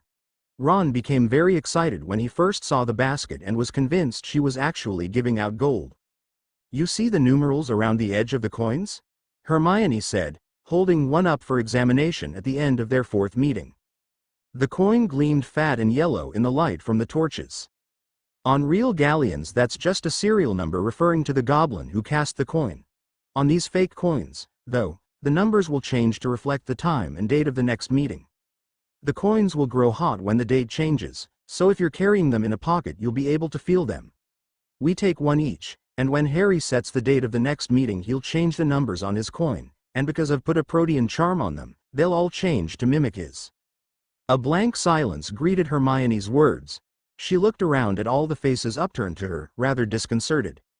Well, I thought it was a good idea, she said uncertainly. I mean, even if Umbridge asked us to turn out our pockets, there's nothing fishy about carrying a galleon, is there?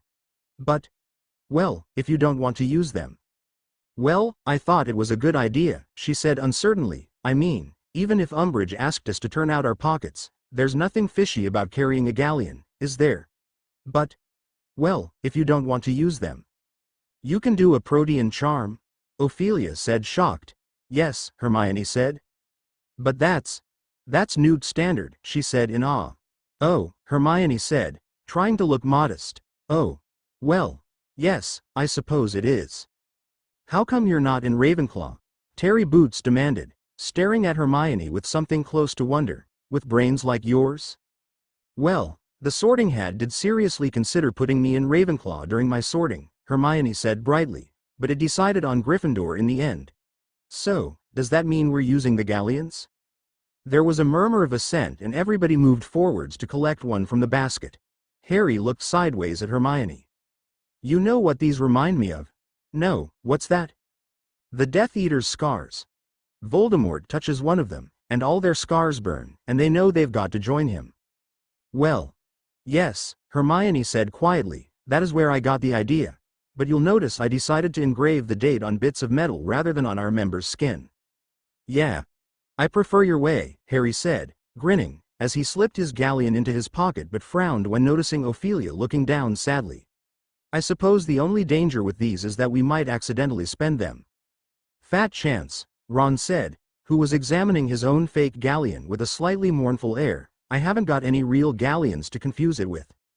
When the lessons began and Harry's fellow students resumed shouting spells, Harry couldn't keep his eyes away from Ophelia. He watched her as she casted Stupefy at Blaze, stunning him instantly. A smile crept onto Harry's face as he watched her jump up and down with joy. "You're making it obvious, mate," Ron said suddenly. "Making what obvious?" Harry said, confused. Ron gave him a look that seemed to convey something, but Harry couldn't quite figure out what he meant, even when Ron glanced toward Ophelia. "Stop beating around the bush and just say it, Ron," Harry said impatiently. Ron let out a sigh, seemingly disappointed by Harry's cluelessness. "You fancy Ophelia," he remarked. "What?" Harry said loudly, much too loudly that everyone turned their attention to him. He quickly waved them off and they continued on. "I don't," he said firmly. "You can fool yourself, mate. But you can't fool me. She likes you too," Ron said, his tone filled with a mix of knowingness and amusement. "Don't get me wrong, I honestly don't know what you see in her. She's ghastly." "She is not," Harry protested. "She's smart, funny, and he paused. Once more, Harry's gaze found Ophelia. A realization was dawning on him. He was enchanted by her short, curly hair that danced around yet always seemed perfectly in place. He admired her style, her consistent knack for donning outfits that accentuated her beauty. The black turtleneck, the red plaid skirt, and her effortless elegance striding in heels as if she was born to wear them. Her icy blue eyes held a warmth that could melt any heart, and her red lips curved into a captivating smile. Harry felt foolish for not noticing sooner, but it was clear now. He had feelings for Ophelia Malfoy. As the first Quidditch match of the season, Gryffindor versus Slytherin, drew nearer, their DA meetings were put on hold because Angelina insisted on almost daily practices. The fact that the Quidditch Cup had not been held for so long added considerably to the interest and excitement surrounding the forthcoming game. The Ravenclaws and Hufflepuffs were taking a lively interest in the outcome, for they, of course, would be playing both teams over the coming year, and the heads of house of the competing teams, though they attempted to disguise it under a decent pretense of sportsmanship, were determined to see their own side victorious. Harry realized how much Professor McGonagall cared about beating Slytherin when she abstained from giving them homework in the week leading up to the match. "I think you've got enough to be getting on with at the moment," she said loftily. Nobody could quite believe their ears until she looked directly at Harry and Ron and said grimly, "I've become accustomed to seeing the Quidditch Cup in my study, boys, and I really don't want to have to hand it over to Professor Snape, so use the extra time to practice, won't you?" Snape was no less obviously partisan. He had booked the Quidditch pitch for Slytherin practice so often that the Gryffindors had difficulty getting on it to play. He was also turning a deaf ear to the many reports of Slytherin attempts to hex Gryffindor players in the corridors. When Alicia Spinnet turned up in the hospital wing with her eyebrows growing so thick and fast they obscured her vision and obstructed her mouth, Snape insisted that she must have attempted a hair-thickening charm on herself and refused to listen to the 14 eyewitnesses who insisted they had seen the Slytherin keeper, Miles Bletchley, hit her from behind with a jinx while she worked in the library. Harry felt optimistic about Gryffindor's chances. They had, after all, never lost to Malfoy's team. Admittedly, Ron was still not performing to Wood's standard, but he was working extremely hard to improve. His greatest weakness was a tendency to lose confidence after he'd made a blunder. If he let in one goal he became flustered and was therefore likely to miss more. On the other hand, Harry had seen Ron make some truly spectacular saves when he was on form. During one memorable practice he had hung one-handed from his broom and kicked the quaffle so hard away from the goal hoop that it soared the length of the pitch and through the center hoop at the other end. The rest of the team felt this save compared favorably with one made recently by Barry Ryan, the Irish international keeper, against Poland's top chaser, Ladislaw Zamoyski. Even Fred had said that Ron might yet make him and George proud and that they were seriously considering admitting he was related to them, something they assured him they had been trying to deny for 4 years. Ophelia Malfoy on the other hand was silent in the talk. Though Harry suspected she was trying not to spark up anger in Ron. He, of course, would take anything she said as an insult even if she was being sincere. Harry admired her for that. The only thing really worrying Harry was how much Ron was allowing the tactics of the Slytherin team to upset him before they even got onto the pitch. Harry, of course, had endured their snide comments for over 4 years, so whispers of, "Hey, Potty, I heard Montague's sworn to knock you off your broom on Saturday," far from chilling his blood, made him laugh. Montague's aim's so pathetic I'd be more worried if he was aiming for the person next to me, he retorted, which made Ophelia, Ron, and Hermione laugh and wipe the smirk off Pansy Parkinson's face. But Ron had never endured a relentless campaign of insults, jeers, and intimidation. When Slytherins, some of them 7th years and considerably larger than he was, muttered as they passed in the corridors, "Got your bed booked in the hospital wing, Weasley?" he didn't laugh, but turned a delicate shade of green. When Draco Malfoy imitated Ron dropping the quaffle, which he did whenever they came within sight of each other, Ron's ears glowed red and his hands shook so badly that he was likely to drop whatever he was holding at the time, too. October extinguished itself in a rush of howling winds and driving rain, and November arrived, cold as frozen iron, with hard frosts every morning and icy drafts that bit at exposed hands and faces. The skies and the ceiling of the Great Hall turned a pale, pearly gray, the mountains around Hogwarts were snow-capped, and the temperature in the castle dropped so low that many students wore their thick protective dragonskin gloves in the corridors between lessons. The morning of the match dawned bright and cold. When Harry awoke, he looked round at Ron's bed and saw him sitting bolt upright, his arms around his knees, staring fixedly into space. "You all right?" Harry said. Ron nodded but did not speak. Harry was reminded forcibly of the time Ron had accidentally put a slug-vomiting charm on himself. He looked just as pale and sweaty as he had done then, not to mention as reluctant to open his mouth. "You just need some breakfast," Harry said bracingly. "Come on." The Great Hall was filling up fast when they arrived, the talk louder and the mood more exuberant than usual. As they passed the Slytherin table, there was an upsurge of noise. Harry looked round and saw that, in addition to the usual green and silver scarves and hats, every one of them was wearing a silver badge in the shape of what seemed to be a crown. For some reason many of them waved at Ron, laughing uproariously. Harry tried to see what was written on the badges as he walked by, but he was too concerned to get Ron past their table quickly to linger long enough to read them. They received a rousing welcome at the Gryffindor table, where everyone was wearing red and gold, but far from raising Ron's spirits, the cheers seemed to sap the last of his morale. He collapsed onto the nearest bench, looking as though he were facing his final meal. "I must have been mental to do this," he said in a croaky whisper. "Mental." "Don't be thick," Harry said firmly, passing him a choice of cereals. "You're going to be fine. It's normal to be nervous." "I'm rubbish," Ron croaked. "I'm lousy. I can't play to save my life. What was I thinking?" "Get a grip," Harry said sternly. "Look at that save you made with your foot the other day. Even Fred and George said it was brilliant." Ron turned a tortured face to Harry. "That was an accident," he whispered miserably. "I didn't mean to do it. I slipped off my broom when none of you were looking, and when I was trying to get back on, I kicked the quaffle by accident." "Well," Harry said, recovering quickly from this unpleasant surprise, "a few more accidents like that and the game's in the bag, isn't it?" Hermione and Ginny sat down opposite them, wearing red and gold scarves, gloves, and rosettes. "How are you feeling?"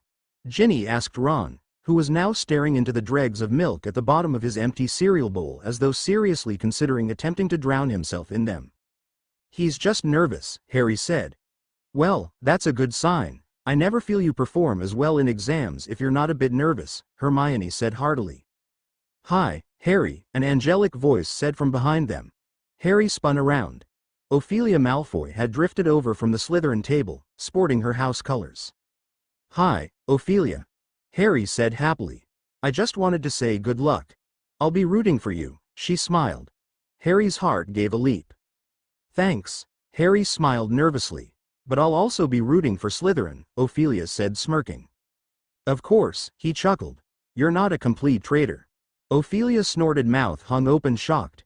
"Touché," she approved, narrowing her eyes. "Brave up, Ronald, you'll do great." Ron shrugged before Ophelia returned back to Blaise, who was waiting for her by the doors of the Great Hall. "Hello," Luna's vague and dreamy voice said. Harry tore his eyes away from Ophelia and was shocked. Many people were staring at her as well, and a few were openly laughing and pointing. She had managed to procure a hat shaped like a life-size lion's head, which was perched precariously on her head. "I'm supporting Gryffindor," Luna said, pointing unnecessarily at her hat. "Look what it does." She reached up and tapped the hat with her wand. It opened its mouth wide and gave an extremely realistic roar that made everyone in the vicinity jump. "It's good, isn't it?" Luna said happily. "I wanted to have it chewing up a serpent to represent Slytherin, you know, but there wasn't time. Anyway, Good luck, Ronald. She drifted away. They had not quite recovered from the shock of Luna's hat before Angelina came hurrying towards them, accompanied by Katie and Alicia, whose eyebrows had mercifully been returned to normal by Madame Pomfrey. When you're ready, she said, we're going to go straight down to the pitch, check out conditions and change. We'll be there in a bit, Harry assured her. Ron's just got to have some breakfast. It became clear after 10 minutes, however, that Ron was not capable of eating anything more, and Harry thought it best to get him down to the changing rooms. As they rose from the table, Hermione got up, too, and taking Harry's arm she drew him to one side. Don't let Ron see what's on those Slytherin's badges, she whispered urgently. Harry looked questioningly at her, but she shook her head warningly. Ron had just ambled over to them, looking lost and desperate. Good luck, Ron, Hermione said, standing on tiptoe and kissing him on the cheek. And you, Harry. Ron seemed to come to himself slightly as they walked back across the great hall. He touched the spot on his face where Hermione had kissed him, looking puzzled, as though he was not quite sure what had just happened. He seemed too distracted to notice much around him, but Harry cast a curious glance at the crown-shaped badges as they passed the Slytherin table, and this time he made out the words etched onto them.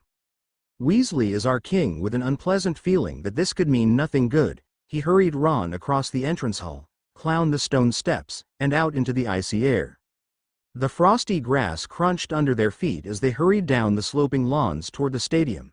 There was no wind at all and the sky was a uniform pearly white, which meant that visibility would be good without the drawback of direct sunlight in the eyes. Harry pointed out these encouraging factors to Ron as they walked, but he was not sure that Ron was listening. Angelina had changed already and was talking to the rest of the team when they entered. Harry and Ron pulled on their robes. Ron attempted to do his up back to front for several minutes before Alicia took pity on him and went to help, then sat down to listen to the pre-match talk while the babble of voices outside grew steadily louder as the crowd came pouring out of the castle towards the pitch. Okay, I've only just found out the final lineup for Slytherin, Angelina said, consulting a piece of parchment. Last year's beaters, Derek and Bowl, have left, but it looks as though Montague's replaced them with the usual gorillas, rather than anyone who can fly particularly well. They're two blokes called Crabbe and Goyle. I don't know much about them. We do, Harry and Ron said together.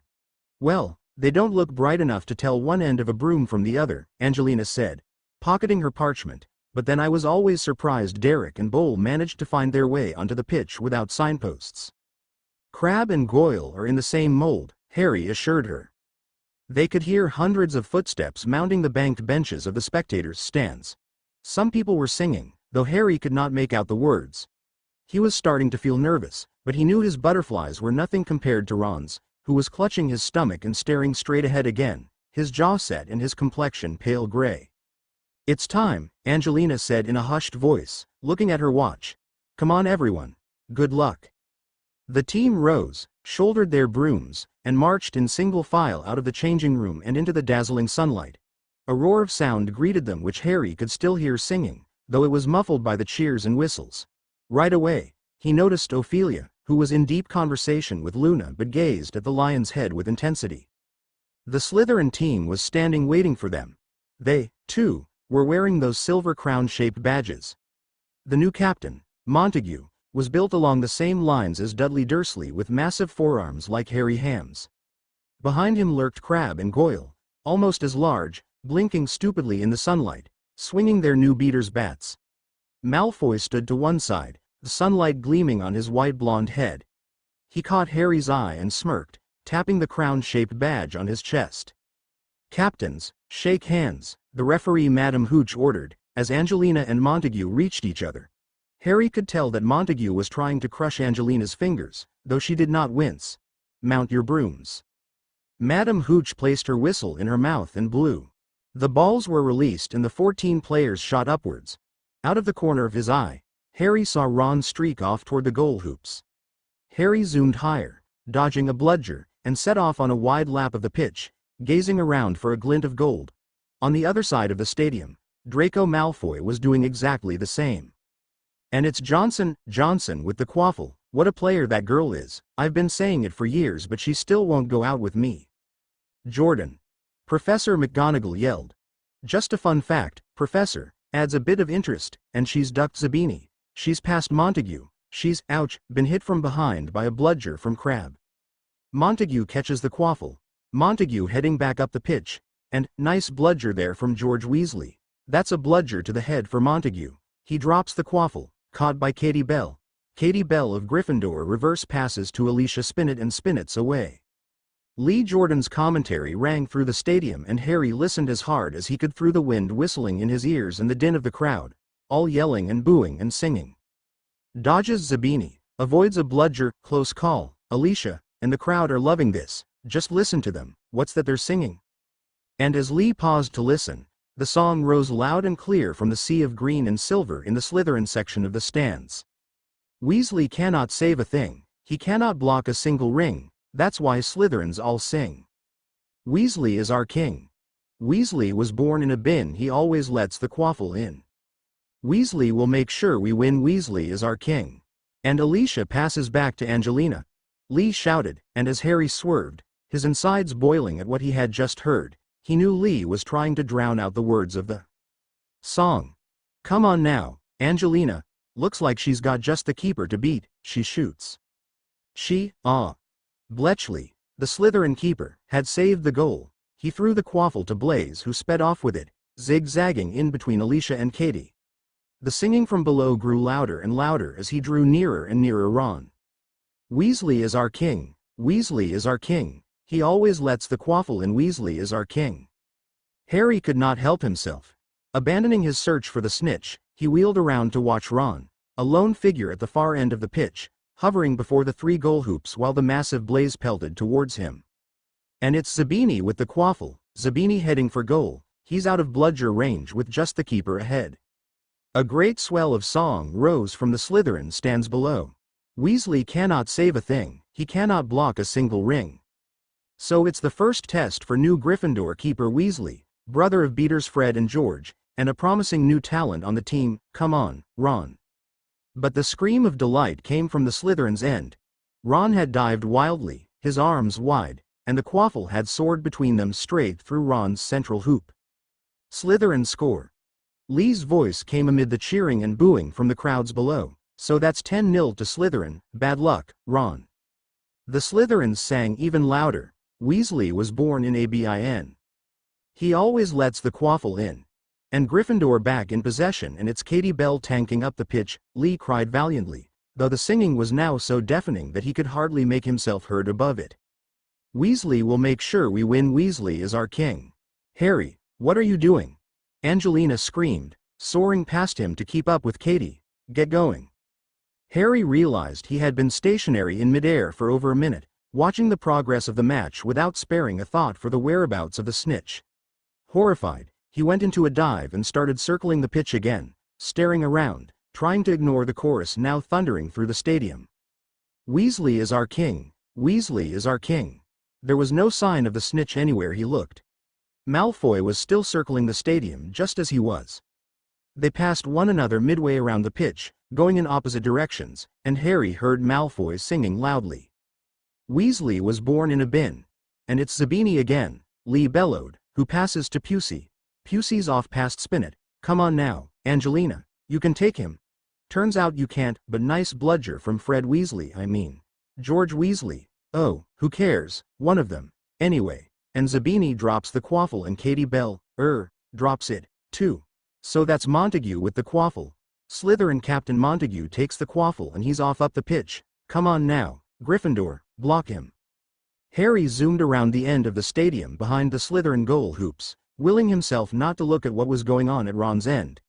As he sped past the Slytherin keeper, he heard Bletchley singing along with the crowd below. Weasley cannot save a thing.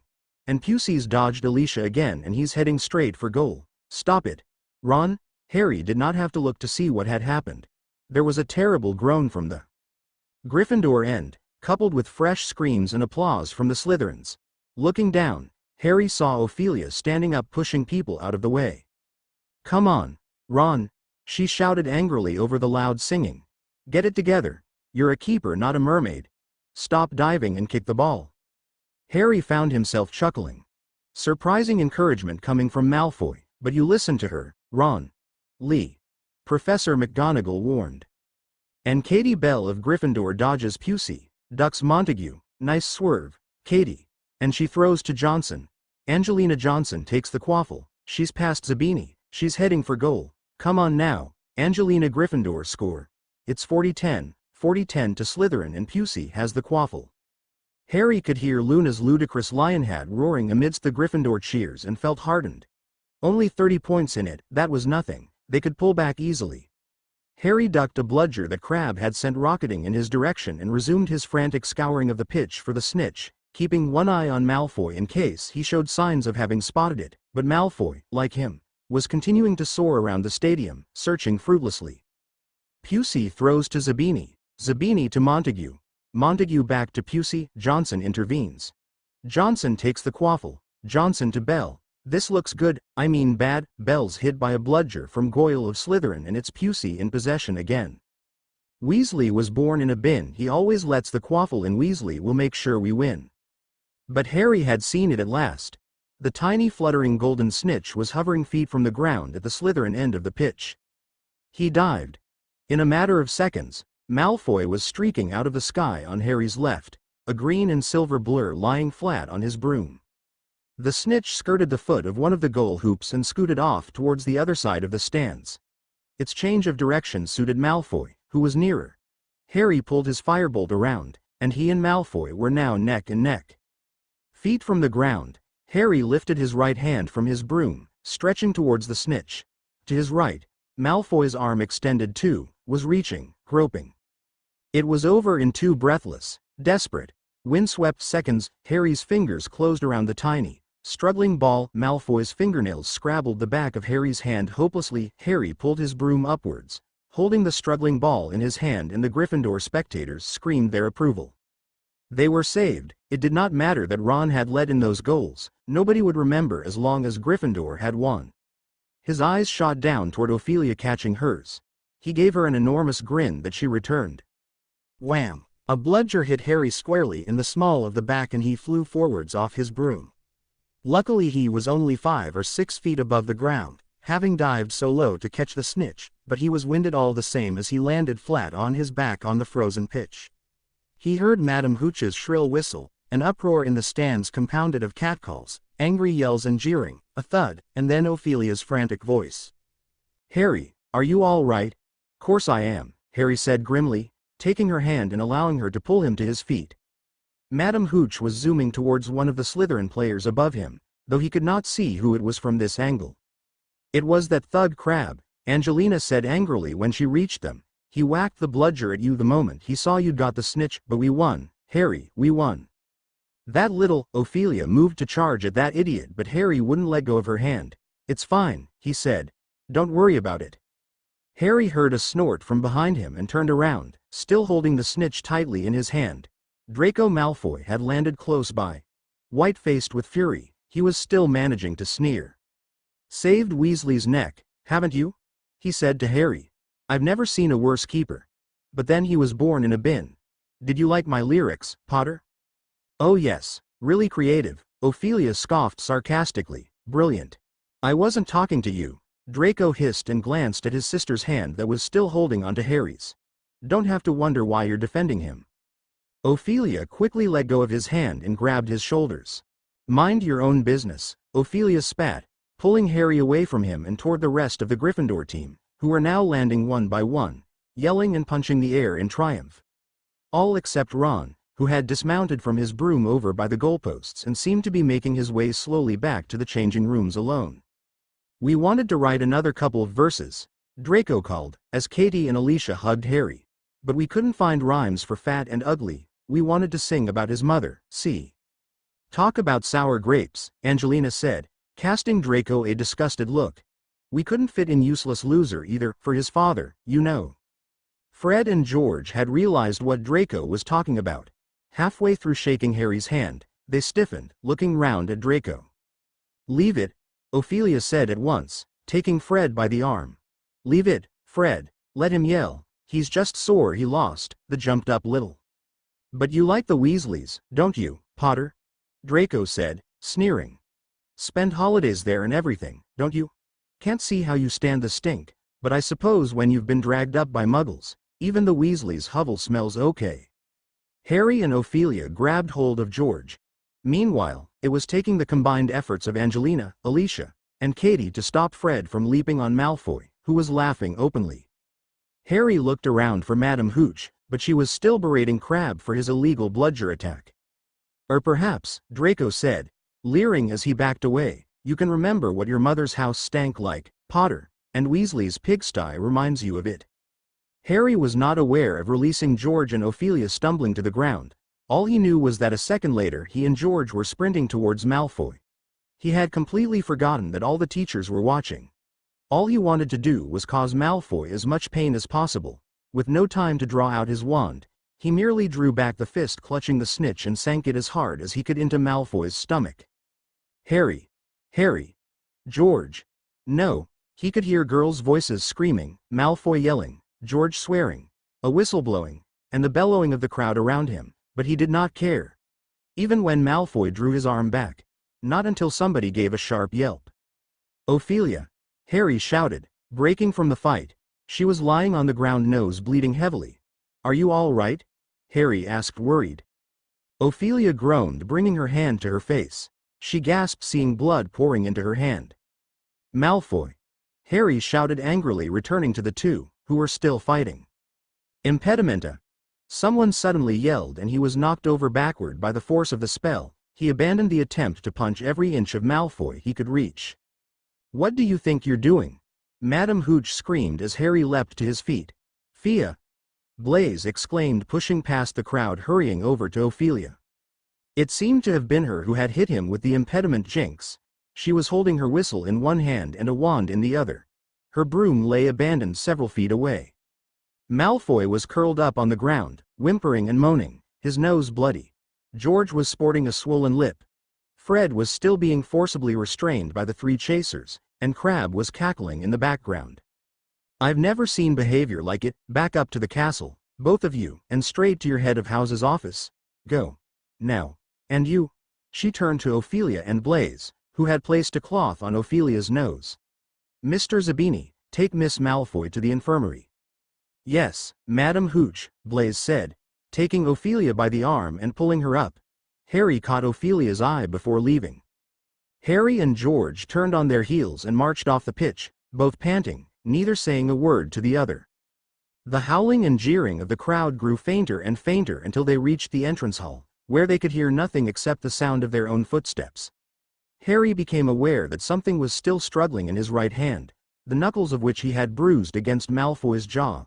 Looking down, he saw the snitch's silver wings protruding from between his fingers, struggling for release.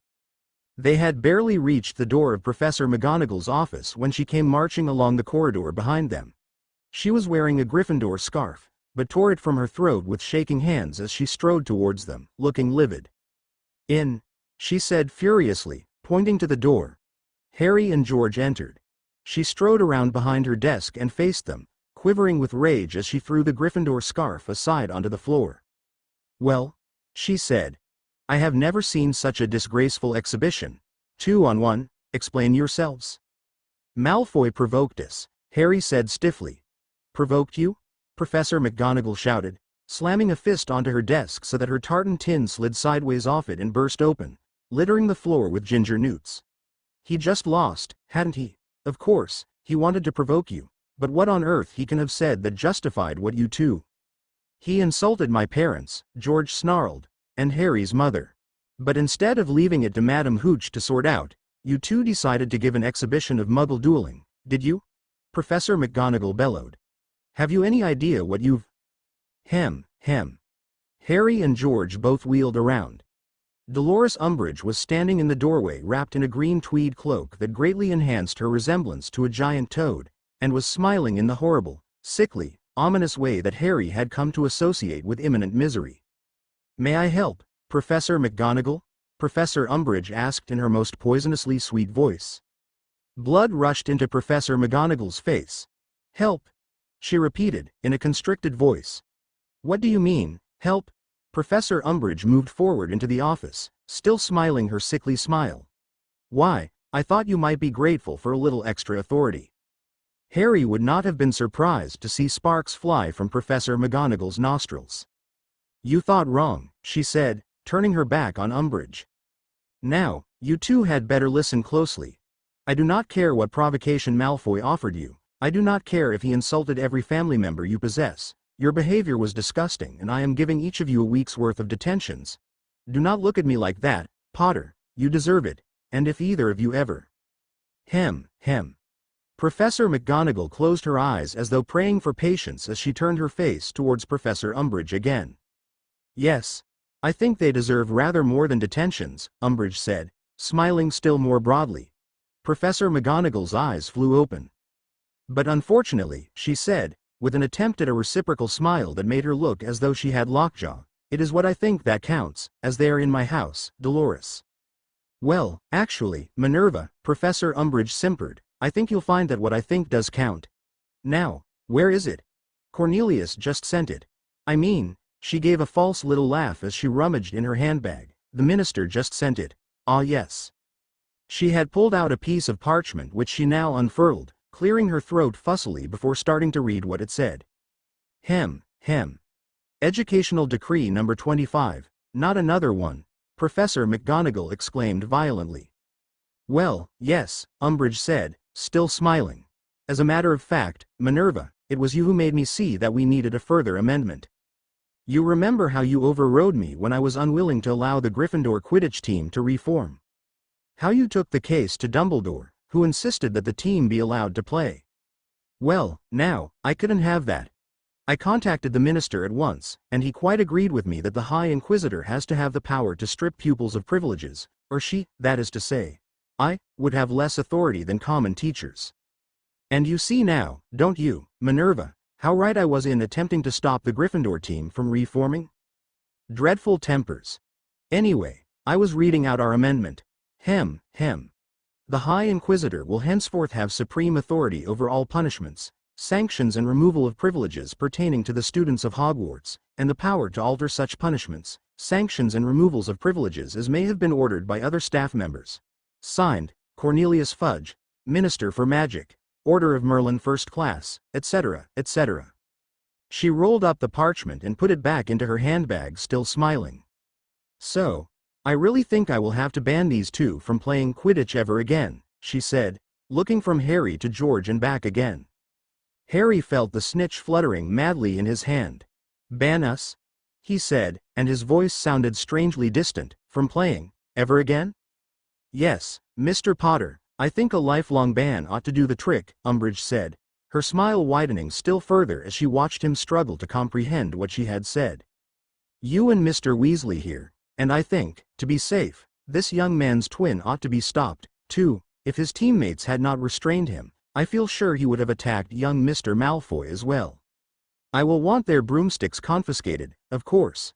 I shall keep them safely in my office, to make sure there is no infringement of my ban. But I am not unreasonable, Professor McGonagall," she continued, turning back to Professor McGonagall, who was now standing as still as though carved from ice, staring at her.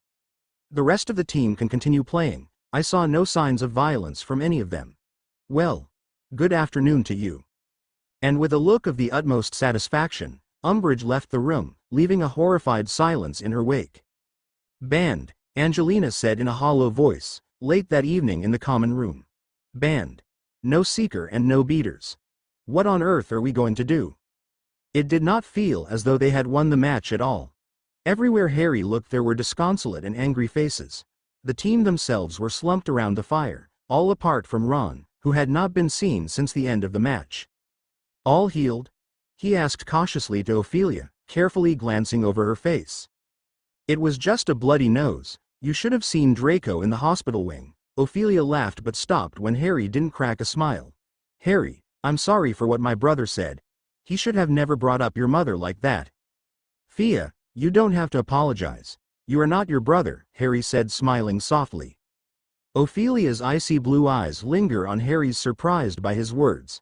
They stared at each other, both different expressions. While Harry stared at her softly, Ophelia stared at him confused. "It's just so unfair," Alicia said numbly, bringing them both back to the world. "I mean, what about Crabbe and that bludger he hit after the whistle had been blown? Has she banned him?" No, Ginny said miserably. She and Hermione were sitting just behind Ophelia and Harry. He just got lines. I heard Montague laughing about it at dinner. Well, what do you expect? It's Umbridge. I'm surprised she didn't have you three expelled for even breathing next to her, Ophelia huffed. A few scoffs were let out in agreement. And banning Fred when he didn't even do anything, Alicia said furiously, pummeling her knee with her fist. It's not my fault I didn't, Fred said, with a very ugly look on his face. I would have pounded the little scumbag to a pulp if you three hadn't been holding me back. Harry stared miserably at the dark window. Snow was falling. The snitch he had caught earlier was now zooming around and around the common room. People were watching its progress as though hypnotized, and Crookshanks was leaping from chair to chair, trying to catch it. I'm going to bed, Angelina said, getting slowly to her feet. Maybe this will all turn out to have been a bad dream. Maybe I'll wake up tomorrow and find we haven't played yet. She was soon followed by Alicia and Katie. Fred and George sloped off to bed sometime later, glowering at everyone they passed, and Ginny went not long after that. Only Ophelia, Harry, and Hermione were left beside the fire. Well, I should go to bed as well, Ophelia said, standing up. I'll walk you, Harry said, standing up as well. No, Ophelia smiled. If Umbridge catches you outside. Right, well, then just by the stairs, Harry said. Ophelia nodded, bidding Hermione a good night. The two climbed out of the portrait, and as they slowly strolled down the short corridor, they found themselves in a comfortable silence. Is it too soon to say the Slytherin team might win the cup this year? Ophelia said cautiously, with a sly smile form on her lips. Harry narrowed his eyes but smiled. It is, he said. Ophelia chuckled quietly as they reached the stairs. Sorry, I've holding in my jeers for so long, she smiled, turning to Harry. Had to let a bit out. Would it be bad if I said I miss them, he said, trying to hide his smile. Oh, Ophelia said, amused. Then maybe I shouldn't hold back. Harry's gaze lingered for a moment too long. Nor should I, he said softly. Ophelia's smile gradually vanished as she sensed that Harry's words weren't in reference to her taunts. Good night, James, she said, feeling uneasy. Good night, Andromeda, Harry said softly. Sleep well. And Harry watched her. He was in fact falling for Ophelia Malfoy, and there was nothing anyone could do or say to stop that. Chapter endnotes. Harry is so in love with Ophelia, he's kicking his feet every time he sees her. The unexpected confession. Ophelia. Chapter notes. See the end of the chapter for notes. What is that room I keep seeing? Snape said, on a snowy Sunday morning. My bedroom, Ophelia panted, resting on one of Snape's armchair. It is not, he said flatly. The break is near and you have yet to fully master occlumency. It seems we'll need to continue your lesson past the weekends. Ophelia's eyes widened. You mean during the week? Obviously, he said ever so calmly. Ophelia sighed as Snape turned around, his robe swept past her feet. We'll start every Tuesday, Thursday, Saturday and Sunday. Right, Ophelia said, nodding, relieved the DA meeting was on Wednesdays. Now, let's continue. Monday passed too quickly for Ophelia's liking. She dreaded what was coming on Tuesday. She tried her best to quickly get her work done before the end of the day. We're workin' in here today, Hagrid called happily to the approaching students, jerking his head back at the dark trees behind him. Bit more sheltered, anyway, they prefer the dark. Seeing Hagrid was quite a shock to Ophelia. His usual clean face was now covered in bruises and fresh cuts. What prefers the dark? Draco sharply to Crabbe and Goyle, a trace of panic in his voice. What did he say? Prefers the dark? Did you hear? What happened to his face? Ophelia asked Harry when she reached him. Oh, I'm not sure, Harry said, obviously lying. Ready, Hagrid said cheerfully, looking around at the class. Right, well, I've been savin' a trip inter the forest fair 5th year. Thought we'd go and see these creatures in their natural habitat. Now, what we're studyin' today is pretty rare. I reckon I'm probably the only person in Britain who's managed to train 'em. And you're sure they're trained, are you? Draco said, the panic in his voice even more pronounced. Only it wouldn't be the first time you'd brought wild stuff to class, would it? The Slytherins murmured agreement, and a few Gryffindors looked as though they thought Draco had a fair point, too. Course they're trained, Hagrid said, scowling and hoisting the dead cow a little higher on his shoulder. So what happened to your face, then? Draco demanded. Mind her own business, Hagrid said, angrily. Now, if you've finished asking stupid questions, follow me. Ophelia scoffed, purposely bumping into Draco harshly as she followed Hagrid, who strode straight into the forest. Nobody seemed much disposed to follow except for Ophelia. She glanced back surprised to see Harry, Ron, and Hermione hesitant to follow, but after a second they set off hurrying to catch up to her, and Hagrid and the rest of the class followed as well. They walked for about 10 minutes until they reached a place where the trees stood so closely together that it was as dark as twilight and there was no snow at all on the ground. With a grunt, Hagrid deposited his half a cow on the ground, stepped back, and turned to face his class, most of whom were creeping from tree to tree towards him, peering around nervously as though expecting to be set upon at any moment. Gather round, Hagrid encouraged. Now, they'll be attracted by the smell, the meat, but I'm going to give them a call anyway, 'cause they'll like to know it's me. He turned, shook his shaggy head to get the hair out of his face and gave an odd, shrieking cry that echoed through the dark trees like the call of some monstrous bird. Nobody laughed. Most of them looked too scared to make a sound. Hagrid gave the shrieking cry again.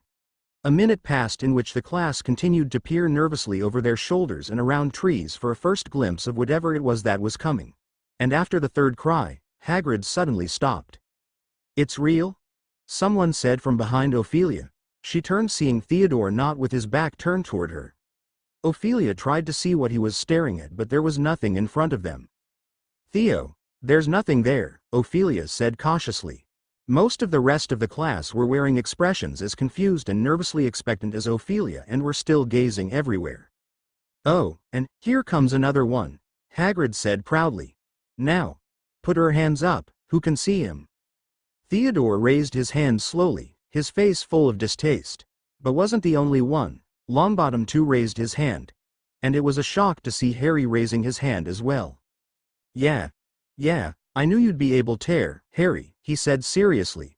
"And you too, Neville, and excuse me," Draco said in a sneering voice, "but what exactly are we supposed to be seeing?" For an answer, Hagrid pointed at the cow carcass on the ground. The whole class stared at it for a few seconds, then several people gasped and Parvati Patil squealed. Even Ophelia was so shocked out of her wits that she grabbed onto Theo's arm fearfully when bits of flesh stripping themselves away from the bones and vanished into thin air had to look very odd indeed. "What's doing it?" Ophelia said in a terrified whisper. "What's eating it?"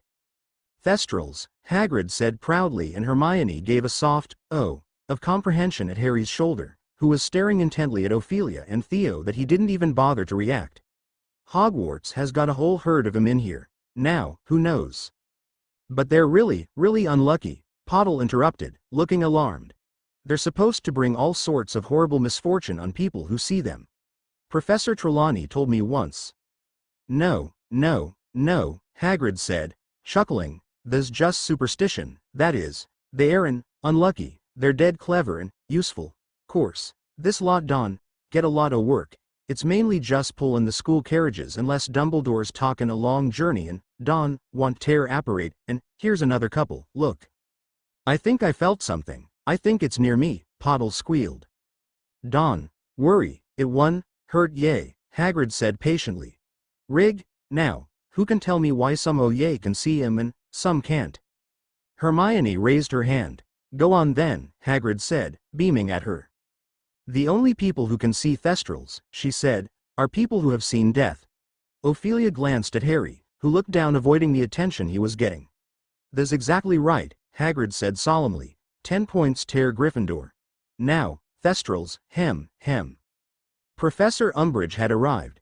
She was standing a few feet away from Harry, wearing her green hat and cloak again, her clipboard at the ready. Hagrid, who had never heard Umbridge's fake cough before, was gazing in some concern at the closest Thestral, evidently under the impression that it had made the sound. Hem.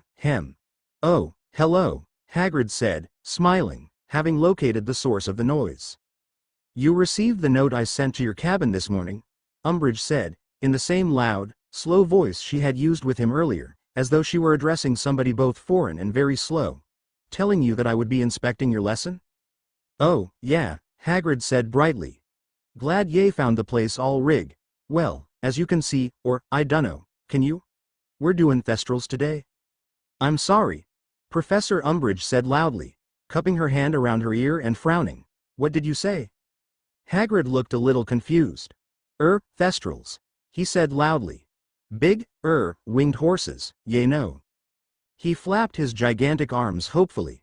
Professor Umbridge raised her eyebrows at him and muttered as she made a note on her clipboard. Has. To. Resort. To. Crude. Sign. Language. Well. Anyway. Hagrid said, turning back to the class and looking slightly flustered.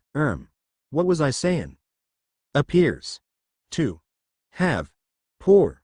Short. Term. Memory, Umbridge muttered, loudly enough for everyone to hear her. Draco looked as though Christmas had come a month early. Hermione, on the other hand, had turned scarlet with suppressed rage.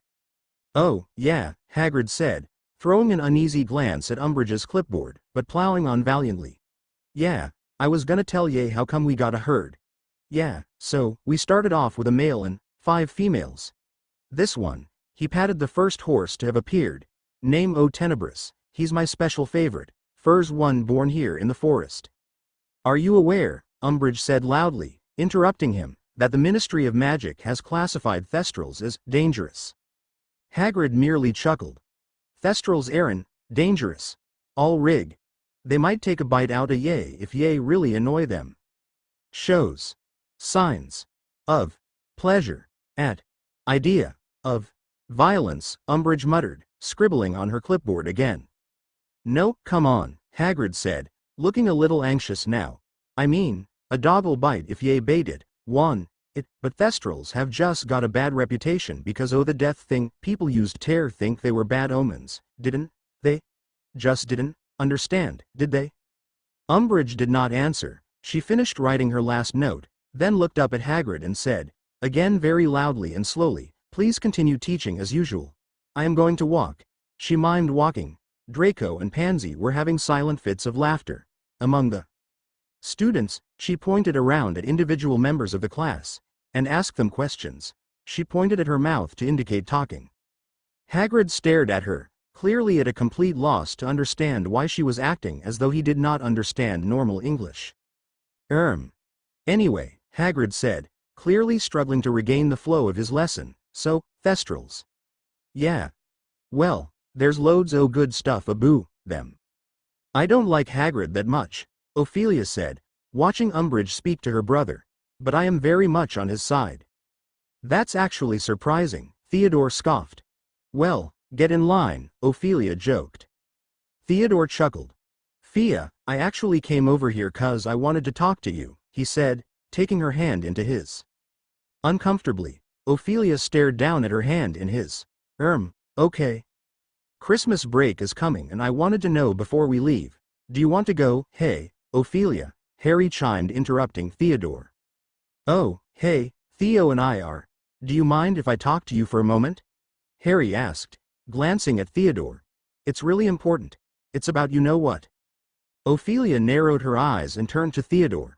Sorry, Theo, how about we talk later tonight? Theodore smiled tightly and nodded, glaring at Harry before heading off toward Blaze. What is it? Ophelia whispered. I was thinking of moving the meeting to Thursday, Harry whispered back. What? No. Ophelia hissed loudly. I mean, she whispered again. I've really enjoyed doing it on Wednesdays. Oh, okay. Harry said slowly. Never mind then. Do you find, Professor Umbridge said in a ringing voice to Pansy, that you are able to understand Professor Hagrid when he talks? Pansy had tears in her eyes, but these were tears of laughter. Indeed, her answer was almost incoherent because she was trying to suppress her giggles. No. Because. Well, it sounds like grunting a lot of the time. Umbridge scribbled on her clipboard. The few unbruised bits of Hagrid's face flushed, but he tried to act as though he had not heard Pansy's answer. She's really getting on my nerves, Harry muttered quietly. You're telling me, Ophelia muttered back. Yeah. Good stuff aboo. Thestrals.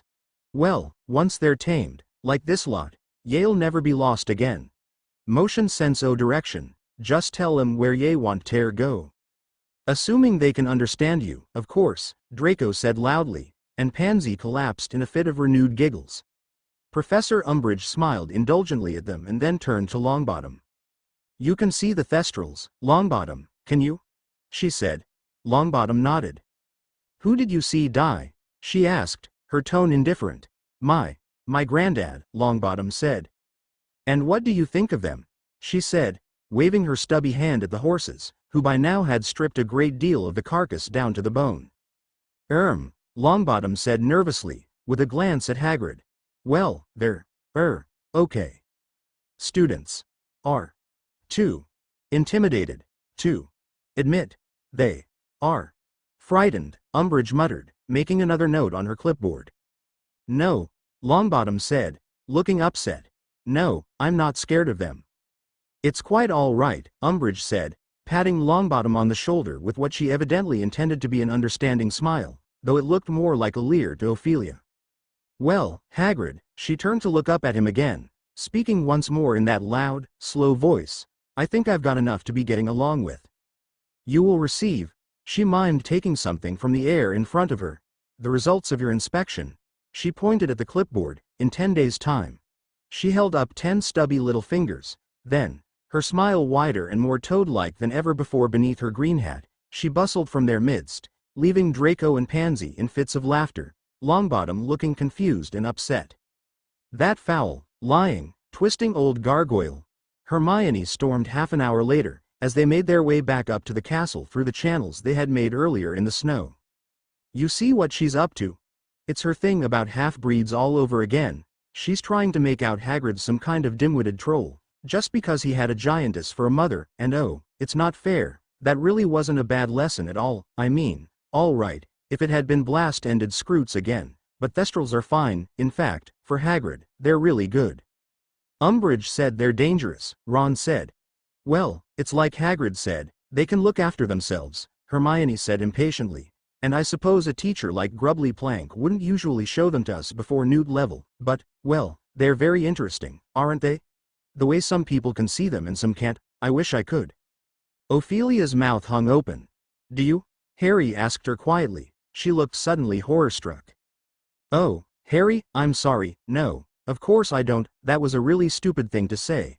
"It's okay," he said quickly, "don't worry." "I'm surprised so many people could see them," Ron said. 3 in a class." "Yeah, Weasley, we were just wondering," a malicious voice said.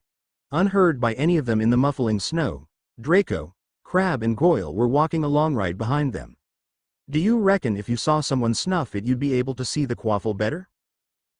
Crabbe and Goyle roared with laughter as they pushed past on their way to the castle, then broke into a chorus of, "Weasley is our king." Ron's ears turned scarlet. "Ignore them, just ignore them," Hermione intoned, pulling out her wand and performing the charm to produce hot air again so that she could melt them an easier path through the untouched snow between them and the greenhouses. December arrived, bringing with it more snow and a positive avalanche of homework for the 5th years. Draco and Ophelia's prefect duties also became more and more onerous as Christmas approached. They were called upon to supervise the decoration of the castle, to watch over 1st and 2nd years spending their break times inside because of the bitter cold, completely ignoring each other, and to patrol the corridors in shifts with Argus Filch, who suspected that the holiday spirit might show itself in an outbreak of wizard duels. And even if the extra duties, Snape wouldn't let up with her lessons, even making them harder. But she was getting better by the day. "Keep this up and you might be ready by Christmas break," Snape paused. Might. With each passing day, Ophelia's anxiety heightened as the Christmas break drew nearer. Suddenly, it was just a day away. The DA meeting was a mixed blessing, so she and Blaise opted to grab some drinks and snacks from the kitchen. "Who is ready for our final lesson?" Ophelia smiled when she entered the room of requirement with Blaise by her side. Her fellow classmates cheered happily, but her eyes were on Harry. He spun around grinning ear to ear, which brought a strange feeling in Ophelia's stomach. "It's not the final lesson," Harry laughed as everyone surrounded Ophelia and Blaise.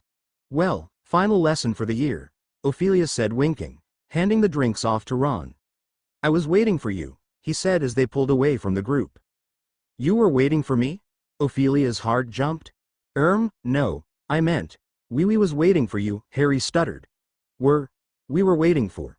Let's just start." Harry cleared his throat, stepping forward and clapped. "Okay," he said, calling them all to order. "I thought this evening we should just go over the things we've done so far because it's the last meeting before the holidays and there's no point starting anything new right before a 3-week break." "We're not doing anything new," Zacharias Smith said, in a disgruntled whisper loud enough to carry through the room. "If I'd known that, I wouldn't have come." "We're all really sorry Harry didn't tell you, then," Ophelia said loudly. Several people sniggered. When she saw Harry laughing, she got that stomach-dropping feeling, like missing a step on the stairs. "We can practice in pairs," Harry said. "We'll start with the impediment jinx, for 10 minutes, then we can get out the cushions and try stunning again." They all divided up obediently. Ophelia partnered with Blaze as usual. The room was soon full of intermittent cries of impedimenta. People froze for a minute or so, during which their partner would stare aimlessly around the room watching other pairs at work, then would unfreeze and take their turn at the jinx. Ophelia tried her shot at casting the spell without a wand. It was quite difficult even speaking the enchantment out loud. She could even freeze Blaze's pinky finger. "Are you trying to do wandless magic?" Harry asked, surprised. "Oh, yes," Ophelia beamed. "I've already got Accio down." "Wow," Harry said in awe. "Hermione is going to be so impressed." After 10 minutes on the impediment jinx, they laid out cushions all over the floor and started practicing stunning again. Space was really too confined to allow them all to work this spell at once. Half the group observed the others for a while, then swapped over. At the end of an hour, Harry called a halt. "You're getting really good," he said, beaming around at them. "When we get back from the holidays we can start doing some of the big stuff, maybe even Patronuses." There was a murmur of excitement. The room began to clear in the usual 2s and 3s. Most people wished Harry a happy Christmas as they went. Feeling cheerful, Ophelia helped Harry collect up the cushions with Blaze, Ron, and Hermione and stacked them neatly away. "Can you really do wandless magic?" Hermione asked Ophelia. "Yes, it's very hard though," she said. "I wasn't able to work the impediment jinx charm." "That's amazing," Hermione said excitedly. "I've been reading about wandless magic and how difficult it can be." "Oh yes," Ophelia nodded as she threw Blaze a cushion. "Accio is the only spell I've perfected verbally and nonverbally." "Nonverbally?" Hermione said, shocked. "But that's harder, I know." "Would you mind teaching me?" Hermione asked eagerly. "Sure," Ophelia smiled. Harry suddenly cleared his throat. "We better get going," Ron mumbled, annoyed. "But we haven't finished," Ophelia argued. "You two finish," Blaze said, tossing back a cushion into Ophelia's arms. "Wah. Bye," they all said, quickly leaving. "That is so rude," Ophelia huffed, throwing the cushion into the stack of cushions, causing it to collapse. Harry chuckled, waved his wands, and the cushions restacked themselves. "Sorry," Ophelia hissed. "That's all right," Harry chuckled. "Have you been having fun?" "Of course, you're a really good teacher, you know," Ophelia smiled. Blaze was excited to learn Stupefy. He got it down quickly. "Thanks," Harry said, visibly nervous. "Are you okay?" Ophelia asked as she stepped forward. Yeah," Harry coughed, backing up. Listen. I got you something." He turned around, grabbing his bag, and pulled out a small wrapped parcel. "Is that a Christmas present?" "For you," Harry said, extending his hands with the gift, but Ophelia stared at it, hesitant to take it. The idea of Harry gifting her hadn't crossed her mind, sparking guilt. She hadn't planned to reciprocate. After all, she despised Harry, didn't she? Ophelia quickly backed away, shaking her head. "I can't accept this, Harry. I'm sorry," she said, forcing a smile. Harry stared at her for a moment. "Stop doing that," Harry said, frustrated. Ophelia was taken aback by his sudden outburst. She had never seen him so frustrated before. "Stop doing what?" she asked, confused. "Stop holding back," Harry said, his voice heavy with frustration. "I'm not holding back," Ophelia said, feeling defensive. "You are. You're holding back from things you want, from things you really want to say." Harry paused as though he just realized something. "No. You're not holding back. You're lying to yourself." "Lying to myself?" Ophelia questioned. "I don't understand where this is coming from." "Ophelia. You are, and you know it," Harry said firmly and took a step closer to her. Ophelia shook her head softly, unable to find the right words to say. What are you so afraid of? Harry asked gently. Ophelia felt a knot in her stomach as she stared at Harry, jaw clutched. Maybe you're right, she said in a whisper, hiding her anger. Maybe I am lying to myself. Maybe what I really want is to be vulnerable, she said sarcastically. That's what you want, is it? That's not what I want, Harry said, his voice softening. Then what do you want? Ophelia asked, her voice trembling slightly. For people to see you, Harry said softly. Ophelia followed Harry's hand that he placed on her shoulder, as I do. Harry's voice trailed off as he gazed into Ophelia's eyes, his expression softening. Ophelia's heart fluttered and felt a strange warmth spread through her chest. And for a moment, they stood there in silence, just looking at each other. What do you mean? Ophelia asked, her voice barely above a whisper. I see the way you tried to hide the real you from people. You care, maybe too much. You're kind. There are things that are keeping you from fully expressing yourself. You're an amazing person, Harry said, his voice full of compassion. She watched slowly as his hand reached up to her shoulder. I want everyone to see that, not just me. Ophelia felt a burning desire to run from the room and, at the same time, a complete inability to move her feet. What was worse was that Harry's hand was still on her shoulder. Mistletoe, Ophelia said quickly, pointing at the ceiling over their heads, and shrugged his hand off. Yeah, Harry said, not taking his eyes off of her. It's probably full of nargles, though. Ophelia let out a small nervous chuckle. Luna, she nodded. She told you about that? She did. There was another moment of silence. Ophelia felt her heart racing. I like you, Ophelia, Harry said, breaking the silence. I've liked you for a long time now. Ophelia's eyes widened in shock. You do, she said, her voice trailing off. Harry nodded, his eyes never leaving hers. I do, he said, taking a step closer to her. A tingling sensation was spreading through Ophelia, paralyzing her arms, legs, and brain as Harry came closer and closer until he leaned in slowly. Ophelia cleared her throat, backing away quickly. Sorry, it's getting lately, she said in a daze. Harry's expression fell slightly, but he quickly regained his composure. Of course, he said, taking a step back. I'll see you tomorrow, Ophelia said, avoiding any kind of eye contact. Happy Christmas, Harry. Happy Christmas, Ophelia, Harry said in a whisper. Ophelia quickly turned but stopped. Her guilty conscience was getting the better of her. She turned back around, returning back to Harry, whose eyes widened. She looked at the present he was holding. She shot a smile before taking the present, quickly thanked him, and left the room of requirement. She wanted nothing more than to get to her dormitory and hide in her bed. But when she arrived at the Slytherin Common, Ophelia couldn't retreat to her bed. Her mind was too occupied with Harry's confession as she sat down by the fireplace. She watched the flames dance around each other, lost in thought. So lost in thought that she didn't even notice when Theodore came over and sat down next to her, and the only thought on her mind was the moments Harry and Ophelia shared. His confession replayed in her mind over and over. Is the fireplace that interesting? Theodore asked, snapping her out of her thoughts. What? Ophelia said in a daze. Theodore gave her a confused look. We never got to continue our talk, he said. Oh right, sorry, Ophelia said, trying to focus on the conversation, trying to be present in the moment, but her mind kept drifting back to Harry. So that's why I'm not talking to your brother anymore, Theodore said, bringing Ophelia out of her thoughts once more. What? Why? Ophelia asked, surprised. Were you not listening? Theodore said, confused. Ophelia sighed, shaking her head. No, I'm sorry, she said, it's been a long day. Can you repeat what happened? Sure, Theodore said gently. I thought Draco was going to pull some kind of trick with Umbridge, which is the only reason I was going along with it. But I realized he was trying to get back at you. Ophelia rolled her eyes. I tried to get to see reason, but he's still angry with you. What an idiot, Ophelia mumbled.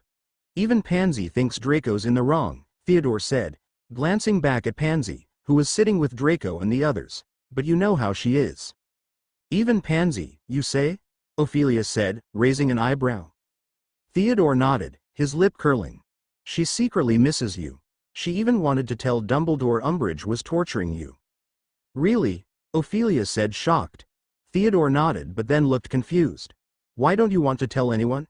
He asked. Oh, well, Harry, she paused as her heart began to flutter once more. Potter? Theodore questioned, spatting his name the same way Draco usually did. No, never mind, Ophelia said, shaking her head. Did Potter forbid you from telling a teacher? Theodore said angrily. No, Ophelia scoffed. I told you I don't want to give that toad the satisfaction. Theodore rolled his eyes. Who's that from? He motioned to the small parcel on Ophelia's lap. Oh, she said, trying to think of someone other than Harry. Hermione. Theodore gave her a distasteful look, muttering, that mudblood. Hey. Ophelia slapped his arm. Don't call her that. Not sorry, Theodore smirked. Ophelia rolled her eyes. Don't call her that, she said firmly. Now, if you'll excuse me, I'm going to bed. Night, Fia, Theodore said quickly before Ophelia entered the girls' dormitory. Ophelia didn't bother changing into her night clothes. She got into bed feeling exhausted and restless. And as she lay in bed, Ophelia couldn't help but feel a sense of guilt and sadness. She wished she had realized Harry's feelings for her sooner. Perhaps she could have stopped it. Ophelia didn't know what to do. So she closed her eyes, trying to push away her thoughts, and eventually fell asleep, hoping that tomorrow, things wouldn't be awkward. Chapter end notes. He confessed UGHHH, but Ophelia ran away. Why must she be like this? I'm sorry, folks. I apologize on her behalf. The terrifying encounter. Ophelia chapter notes. See the end of the chapter for notes. When Ophelia woke up after a restless night, she felt anxious about getting ready. She hoped she could avoid Harry until the train. Fortunately, she had one final occlumency lesson right before they were all supposed to leave. Legilimens. Snape casted. Ophelia had been a bit worried she wouldn't be able to block his spell due to yesterday's event, but she was able to shield her mind. You're a fast learner, Snape said swiftly, putting his wand into his robe. So I've been told, Ophelia said half-heartedly. Remember, Snape said vaguely. If you believe your emotions are too high, avoid eye contact. Yes, sir. Off you go, before breakfast ends, Snape said, waving her after more attempts to penetrate her mind. Ophelia was hesitant, but still left the dungeons. Her entire body was shaking, not just because of the lesson, but also because of the anxiety coursing through her as she made her way to the Great Hall. She considered skipping breakfast, but then realized she couldn't avoid Harry on the train.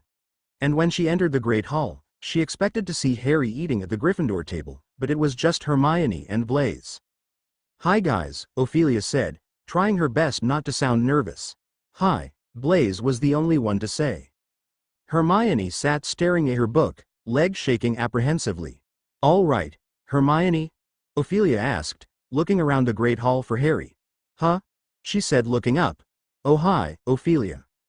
Ophelia glanced at Blaise as she returned back to her book, though not seeming to read it. Blaise shrugged. So, where is Ron and Harry? She asked nonchalantly. Her head snapped up. Well, she said slowly. Ophelia's heart spiked. Had Harry told her what happened last night, of course, he would have. Perhaps he's avoiding her now? Something happened. He, Ron, and his siblings had to leave early for the break, Hermione said, quickly returning to her book. What happened? Ophelia asked, concerned. I don't think I can say, Hermione said uneasily. Ophelia glanced once again toward Blaise, who looked confused. Of course, Ophelia was suspicious, but she couldn't bring herself to probe Hermione with all sorts of questions.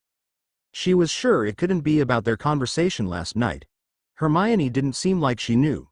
She was more anxious than anything as she nervously looked at the watch as though impatient. Even when they all entered the train, Hermione continued to shake her leg impatiently. She said nothing the whole way to the train station, and Ophelia wasn't the only one to notice Harry's absence. Longbottom questioned his whereabouts, and again, just like Hermione told Ophelia, she couldn't say. Give Harry and Ron my best, Ophelia said to Hermione before they exited the train. I will, Hermione said, distracted. She looked around the train station and spotted their third-year defense against the dark arts teacher, Remus Lupin. See you after the break. She dashed off toward their old professor. Ophelia noticed his eyes trailing on her before they left. Wonder what's happening, Blaise said, staring at Ophelia. Who cares, she said suddenly, She swiftly turned around after bidding him goodbye and headed off to find her family. As Ophelia approached them, she quickly realized something. The sight of her father's grim expression made her remember that she had completely forgotten about the upcoming encounter with the Dark Lord. She had been so preoccupied with Harry's sudden departure. "Ophelia, darling, why weren't you with your brother?" Mum questioned as she brought Ophelia into a tight hug. "I was seeing Blaze off," she fibbed. Draco scoffed but said nothing, causing Ophelia to roll her eyes. The ride home was silent. It was filled with a strange tension. Ophelia couldn't wait to be in her room. She's had enough of the silence for one day. Draco scoffed but kept silent. Ophelia's eyes rolled in response.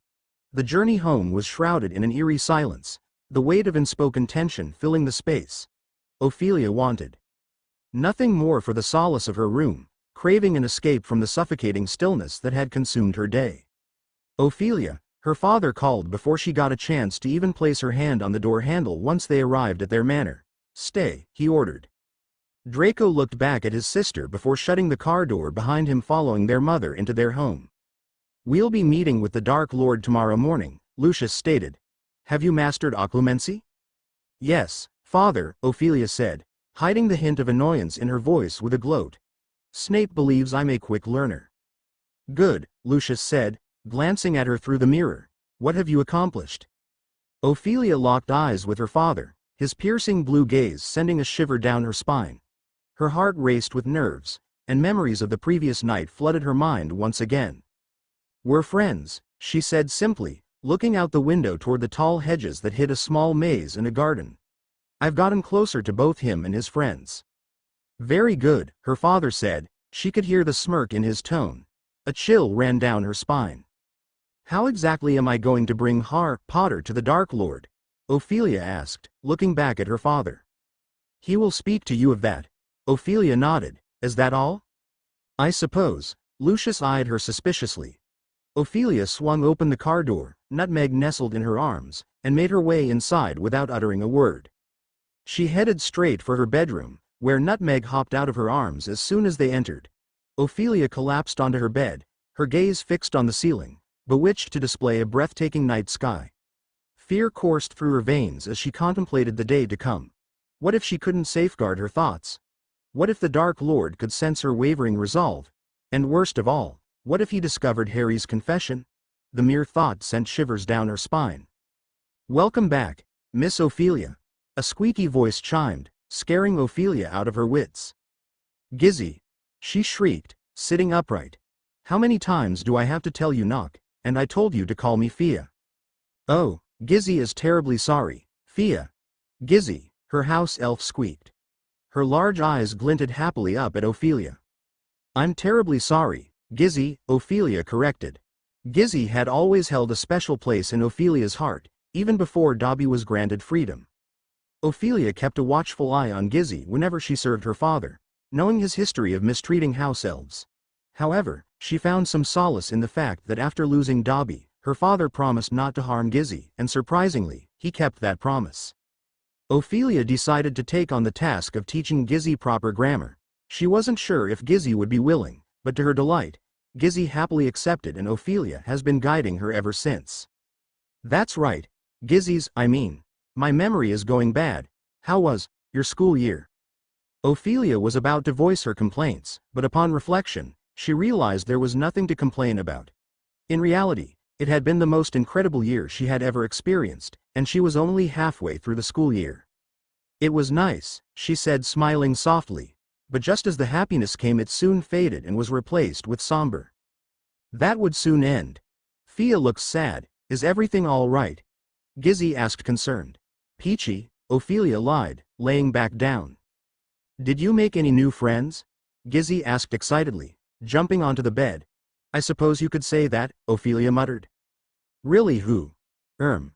Ophelia hesitated, unsure of whether she should speak her mind. It wasn't just Dobby who had an unwavering admiration for Harry. Gizzy was always singing his praises, even becoming defensive when Ophelia dared to criticize him. "Just some people." "Are they nice to you?" Gizzy asked. "There now." "Oh, that makes Gizzy so happy." She beamed as though she were a proud mother. Ophelia chuckled, amused. She spent the rest of the time recounting her school adventures with Harry, carefully avoiding mentioning his name. And, of course, she conveniently omitted the manipulative aspects. As dinner approached, Ophelia couldn't help but feel a twinge of gratitude whenever Draco dominated the conversation, rambling on about Umbridge and her supposed greatness. Almost. Finally, being dismissed back to her room brought her a sense of relief. She was exhausted, yet too anxious, too afraid to surrender to sleep, but she knew she had to, for her mind's strength depended on it. At 11:15, Ophelia quietly treaded through the dim, deserted corridors of her house, making her way toward her father's apothecary. She had to undertake this mission under the cover of his slumber, knowing well his disdain for Ophelia or Draco meddling with his possessions. Nevertheless, she proceeded, undeterred by his disapproval. "Father won't be too happy to hear you've been stealing his potions again," Draco's icy voice chimed in from behind Ophelia as she rummaged through the cabinet. "Father's never happy," she mumbled, not bothering to turn around. "What are you looking for?" he asked. "That's none of your business," Ophelia said, once she spotted the sleeping draft. "Did father yell at you?" Draco asked smugly as Ophelia seized the potion and turned around, leaving the apothecary. "About Potter." "Oh, you told him?" Ophelia replied, matching the same smugness in her tone as they strolled down the corridor. "Of course I did. You chose him over me," Draco hissed. Ophelia snorted loudly, almost waking up the portraits. "You chose Umbridge over me," she retorted, suddenly stopping to face him. "I'm not the only one in the wrong, Draco." She turned back around and continued toward her bedroom. The next morning, Ophelia woke up feeling like she hadn't slept a wink. She considered asking the Dark Lord to reschedule the meeting, but the idea was so absurd that it caused her to laugh, though it pained her as she struggled to eat her breakfast without feeling sick. Before she knew it, she found herself in the car, her father driving along the very same snow-covered road they had ventured on at the start of summer. "If you don't think you can protect your mind, don't make eye contact," her father said in a whisper. Ophelia gave a nod as they ventured into the woods. Once teeming with life, the trees are now adorned with hoar-frost instead of leaves. Eventually, they stumbled upon a small tent nestled in the middle of an empty field. With 4 taps, Lucius opened the tent, and they stepped inside. The mansion stood unchanged, not a speck of dust to be seen, and still devoid of furniture. Lucius rapped on the door, and a flurry of footsteps hastened to answer, swinging it wide open. "They are waiting," the ratty man from before said, bowing out of the way. Ophelia's father gestured for her to go ahead, and she took a deep breath, preparing herself mentally before stepping into the room. Anticipating an empty space, she was instead met with a gathering of hushed individuals seated together at a grand, ornate table. "Ophelia Malfoy, our star, please sit," the Dark Lord said, indicating the seat on his immediate right.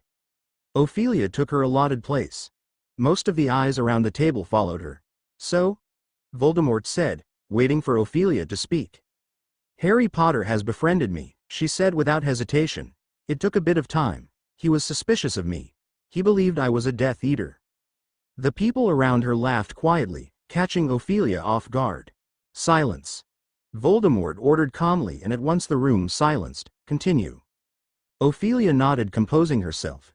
"I was able to use a vanishing spell before he could see my mark, and he was convinced," she said, never once taking her eyes off Voldemort. "Showing him the scene in the woods and only the important parts. I believe I've gained his trust." Voldemort's lipless mouth curved into something like a smile. "Good. Very good. And how so?" he asked. Ophelia took a moment before answering. She couldn't decide whether or not she should tell the truth. But the red eyes fastened upon her icy blue ones with such intensity that some of the watchers looked away, apparently fearful that they themselves would be scorched by the ferocity of the gaze, and she knew he was trying to enter her mind. She could feel it. As though someone was pounding her head with a beater's bat. It was much more powerful than Snape. But instead of holding back, Ophelia did exactly what Snape told her to do. She showed Voldemort a different version. A version where she was disgusted by Harry's confession. Where she pretended to be flattered. Where she told him she would think about it. Ophelia played that version of events. "Potter has confessed his feelings for me." The room was silent. Ophelia could swear that even the sound of a single strand of hair hitting the floor would be heard. But then, out of nowhere, the room erupted in laughter, as if Ophelia had just cracked the funniest joke ever. Voldemort's lipless smile stretched wider. "Wonderful," he said in a whisper. The room full silent again. "News came yesterday," the Dark Lord began with a strange smugness. "I had sent an attack to Arthur Weasley the other night and was found in the nick of time. It seems Harry Potter has been able to see the attack. I would like to use this to my advantage." Ophelia exerted every ounce of self-control to prevent her eyes from widening or a whimper from escaping. She maintained a stoic expression, revealing no trace of emotion, while her mind remained resolute. "And his professed love for you can come in hand as well," Voldemort continued. "I will let Lucius write to you when the time comes. When everything is ready to bring the boy to me." Ophelia nodded, still straight-faced. "You're all dismissed." Ophelia stood up with fake confidence and walked out of the room with her father.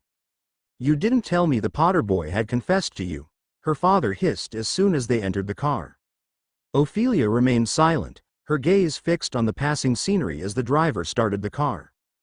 Deep inside, she longed for solitude, a moment to let it all out, to vomit, cry, and scream. It was unfathomable to her that Ron's father had been attacked and that Harry had somehow witnessed it. If you had asked her just a year ago whether she cared about Ron or Harry, she would have burst into uncontrollable laughter. But now, Ophelia felt an overwhelming sense of guilt, even though she knew she had no involvement in the events. Chapter end notes. And so finally meet with Voldemort again. Gods, I despise him. The reason for the dreams. Harry chapter notes. See the end of the chapter for notes. Harry watched Ophelia as she walked away from him, exiting the room of requirement. He felt a sense of relief that she accepted his gift, yet he was uncertain about her feelings. He had finally admitted his feelings, a step he never thought he'd take, yet her silence left him puzzled. Maybe Ron's assumptions were incorrect. Maybe Ophelia doesn't have the same feelings for Harry and just wants to maintain their friendship. As he returned to the common room, his mind couldn't stop picturing the shocked look on Ophelia's face to find Hermione and Ron in the best seats by the fire. Nearly everybody else had gone to bed. Hermione was writing a very long letter. She had already filled half a roll of parchment, which was dangling from the edge of the table. Ron was lying on the hearthrug, trying to finish his Transfiguration homework. "What kept you?" he asked with a sly smile, as Harry sank into the armchair next to Hermione's. Harry didn't answer. Half of him wanted to tell Ron and Hermione what had just happened, but the other half didn't want to say anything at all. "Are you all right, Harry?" Hermione asked, peering at him over the tip of her quill. Harry gave a half-hearted shrug. In truth, he didn't know whether he was all right or not. "What's up?" Ron said, hoisting himself up on his elbow to get a clearer view of Harry. "What's happened?" Harry didn't quite know how to set about telling them and still wasn't sure whether he wanted to. Just as he had decided not to say anything, Hermione took matters out of his hands. "Is it Ophelia?" she asked in a businesslike way. "Did she say something to you?" Numbly surprised, Harry shook his head. "Did you say something to her?" Ron asked. Harry nodded. Ron sniggered, breaking off when Hermione caught his eye. "So, what did you say?" he asked in a mock casual voice. Harry began, rather hoarsely. He cleared his throat and tried again. Told her Ron sat up so fast that he sent his ink bottle flying all over the rug. Disregarding this completely, he stared avidly at Harry. "You told her you like her?" Harry looked from Ron's expression of mingled curiosity and hilarity to Hermione's slight frown and nodded. "Ha!" Ron made a triumphant gesture with his fist and went into a raucous peal of laughter that made several timid-looking second years over beside the window jump. A reluctant grin spread over Harry's face as he watched Ron rolling around on the hearthrug. Hermione rolled her eyes and returned to her letter. "Well?" Ron said finally, looking up at Harry. "What did she say?" He suddenly stopped. "I can't believe I'm actually rooting for her," he said in disgust and then returned to his excited state. "But what did she say?" Harry's grin faded. "She ran away," Harry mumbled. "Oh," Ron said, his smile fading slightly. "Well, she didn't totally reject you, right?" "I suppose not," Harry said, who hadn't considered this, and immediately felt a bit relieved. "She did accept the gift I got her." "See?" Ron said, beaming once again. "Just give her the night to think it through. It's obvious she likes you back." "That's not how it works," Hermione said absently, still scribbling away at her letter. "How do you know?" Ron said very sharply. Because of her family, Hermione said vaguely. They can get over it, Ron said, grinning. Ron, Hermione said in a dignified voice, dipping the point of her quill into her inkpot. You are the most insensitive ward I have ever had the misfortune to meet. What's that supposed to mean? Ron said indignantly. It's not like they would disown her dating Harry. Yeah, Harry said, slightly desperately, that would be ridiculous. Hermione looked at the pair of them with an almost pitying expression on her face. Don't you understand how Ophelia's feeling at the moment? She asked. No, Harry and Ron together. Hermione sighed and laid down her quill. Well, it's obvious, she feels bad about her fight with Draco. It was a shock to all of us when he yelled at her. They have never fought before and now they've gone months without talking. If her brother can go that long, then I'm sure her mother and father will follow suit. I expect she's feeling conflicted because she likes Harry but wants to please her family. Then she'll be feeling guilty, thinking she's betraying her family if she dates you, and she'll feel even more guilty if she doesn't, cause then maybe it'll ruin your friendship and she'll be worrying about what everyone else might say about her if she starts going out with Harry. A slightly stunned silence greeted the end of this speech, and then Ron said, one person can't feel all that at once, they'd explode. Just because you've got the emotional range of a teaspoon doesn't mean we all have, Hermione said nastily, picking up her quill again. So what you're saying is I should give her more time? Harry asked. Hermione sighed. That's exactly what I'm saying, she said, looking up at him with a disappointed glare. Not just the night. She needs more than that. Harry said nothing more. Hermione's words opened up a whole new vista of frightening possibilities. He tried to imagine Ophelia accepting his confession, going on a date to Hogsmeade, being alone with her for hours at a time, and noticing her family distancing themselves from her. And then he imagined Ophelia rejecting him, the awkwardness between the two that would soon lead to them drifting apart, no longer being friends. That's what frightens Harry the most. He couldn't fathom the thought of Ophelia going back to her old ways. I'm sure she'll tell you she likes you back, Hermione said, noticing the look of regret on Harry's face. Right, Harry said, sitting back and gazing into the fire. Who are you writing the novel to, anyway? Ron asked Hermione, trying to read the bit of parchment now trailing on the floor. Hermione hitched it up out of sight. Victor. Crumb. How many other Victors do we know? Ron said nothing but looked disgruntled. They sat in silence for another 20 minutes, Ron finishing his transfiguration essay with many snorts of impatience and crossings out. Hermione writing steadily to the very end of the parchment, rolling it up carefully and sealing it, and Harry staring into the fire, wishing more than anything that Sirius's head would appear there and give him some advice about girls. But the fire merely crackled lower and lower, until the red-hot embers crumbled into ash, and, looking around, Harry saw that they were, yet again, the last ones in the common room. Well, night, Hermione said, yawning widely as she set off up the girls' staircase. What does she see in Crumb? Ron demanded as he and Harry climbed the boys' stairs. Well, Harry said, considering the matter, I suppose he's older, isn't he? And he's an international Quidditch player. Yeah, but apart from that, Ron said, sounding aggravated. I mean, he's a grouchy git, isn't he? Bit grouchy, yeah, Harry said, whose thoughts were still on Ophelia. They pulled off their robes and put on pajamas in silence. Dean, Seamus, and Neville were already asleep. Harry put his glasses on his bedside table and got into bed, but did not pull the hangings closed around his four-poster. Instead, he stared at the patch of starry sky visible through the window next to Neville's bed.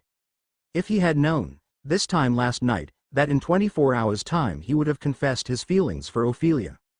Night, Ron grunted, from somewhere to his right. Night, Harry said. Maybe tomorrow. If she doesn't avoid him, she'll say something to him. He ought to have asked her out. Perhaps he would have if she hadn't run away. He did not know what to think. Hermione's explanation had made it all seem more complicated rather than easier to understand. That's what they should teach us here, he thought, turning over onto his side, how girls' brains work. It'd be more useful than divination, anyway. Neville snuffled in his sleep. An owl hooted somewhere out in the night. Harry dreamed he was in Ophelia's garden. She was sitting peacefully at the small rounded garden table reading something. When she noticed him approaching, her face lit up with joy. Ophelia dashed toward him, tackling him into a hug. They both seemed so happy as Harry spun her around into a deep kiss. The dream changed.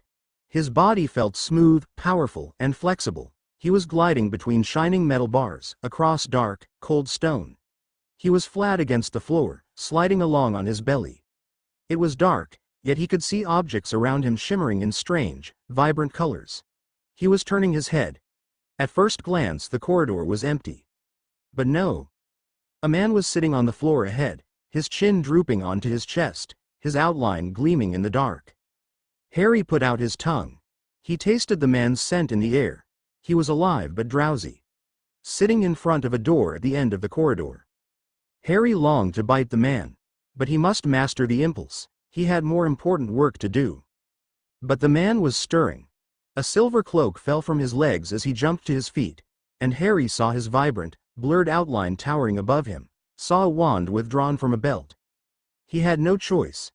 He reared high from the floor and struck once, twice, 3 times, plunging his fangs deeply into the man's flesh, feeling his ribs splinter beneath his jaws, feeling the warm gush of blood. The man was yelling in pain. Then he fell silent. He slumped backward against the wall. Blood was splattering onto the floor. His forehead hurt terribly. It was aching fit to burst. Harry, Harry. He opened his eyes. Every inch of his body was covered in icy sweat. His bed covers were twisted all around him like a straitjacket. He felt as though a white-hot poker were being applied to his forehead. Harry. Ron was standing over him looking extremely frightened. There were more figures at the foot of Harry's bed. He clutched his head in his hands. The pain was blinding him. He rolled right over and vomited over the edge of the mattress. "He's really ill," a scared voice said. "Should we call someone? Harry? Harry?" He had to tell Ron. It was very important that he tell him. Taking great gulps of air, Harry pushed himself up in bed, willing himself not to throw up again, the pain half blinding him. "Your dad," he panted, his chest heaving. "Your dad's been attacked." "What?" Ron said uncomprehendingly. "Your dad. He's been bitten. It's serious. There was blood everywhere." "I'm going for help," the same scared voice said, and Harry heard footsteps running out of the dormitory. "Harry, mate," Ron said uncertainly, You were just dreaming." "No," Harry said furiously. It was crucial that Ron understand. "It wasn't a dream. Not an ordinary dream. I was there. I saw it. I did it." He could hear Seamus and Dean muttering but did not care. The pain in his forehead was subsiding slightly, though he was still sweating and shivering feverishly. He retched again and Ron leapt backwards out of the way. "Harry, you're not well," he said shakily. "Neville's gone for help." "I'm fine." Harry choked, wiping his mouth on his pajamas and shaking uncontrollably. "There's nothing wrong with me. It's your dad you've got to worry about. We need to find out where he is. He's bleeding like mad." It was a huge snake. He tried to get out of bed but Ron pushed him back into it. Dean and Seamus were still whispering somewhere nearby. Whether 1 minute passed or 10, Harry did not know. He simply sat there shaking, feeling the pain recede very slowly from his scar. Then there were hurried footsteps coming up the stairs and he heard Neville's voice again. "Over here, Professor." Professor McGonagall came hurrying into the dormitory in her tartan dressing gown, her glasses perched lopsidedly on the bridge of her bony nose. "What is it, Potter? Where does it hurt?" He had never been so pleased to see her. It was a member of the Order of the Phoenix he needed now, not someone fussing over him and prescribing useless potions. "It's Ron's dad," he said, sitting up again. "He's been attacked by a snake and it's serious. I saw it happen." "What do you mean, you saw it happen?" Professor McGonagall said, her dark eyebrows contracting. "I don't know. I was asleep and then I was there." "You mean you dreamed this?" "No," Harry said angrily. Would none of them understand? "I was having a dream at first about something completely different, something stupid. And then this interrupted it. It was real. I didn't imagine it. Mr. Weasley was asleep on the floor and he was attacked by a gigantic snake. There was a load of blood. He collapsed. Someone's got to find out where he is." Professor McGonagall was gazing at him through her lopsided spectacles as though horrified at what she was seeing. "I'm not lying and I'm not mad," Harry told her, his voice rising to a shout. "I tell you, I saw it happen." "I believe you, Potter," Professor McGonagall said curtly. "Put on your dressing gown, we're going to see the headmaster." Harry was so relieved she was taking him seriously that he did not hesitate but jumped out of bed at once, pulled on his dressing gown, and pushed his glasses back onto his nose. "Weasley, you ought to come too," Professor McGonagall said.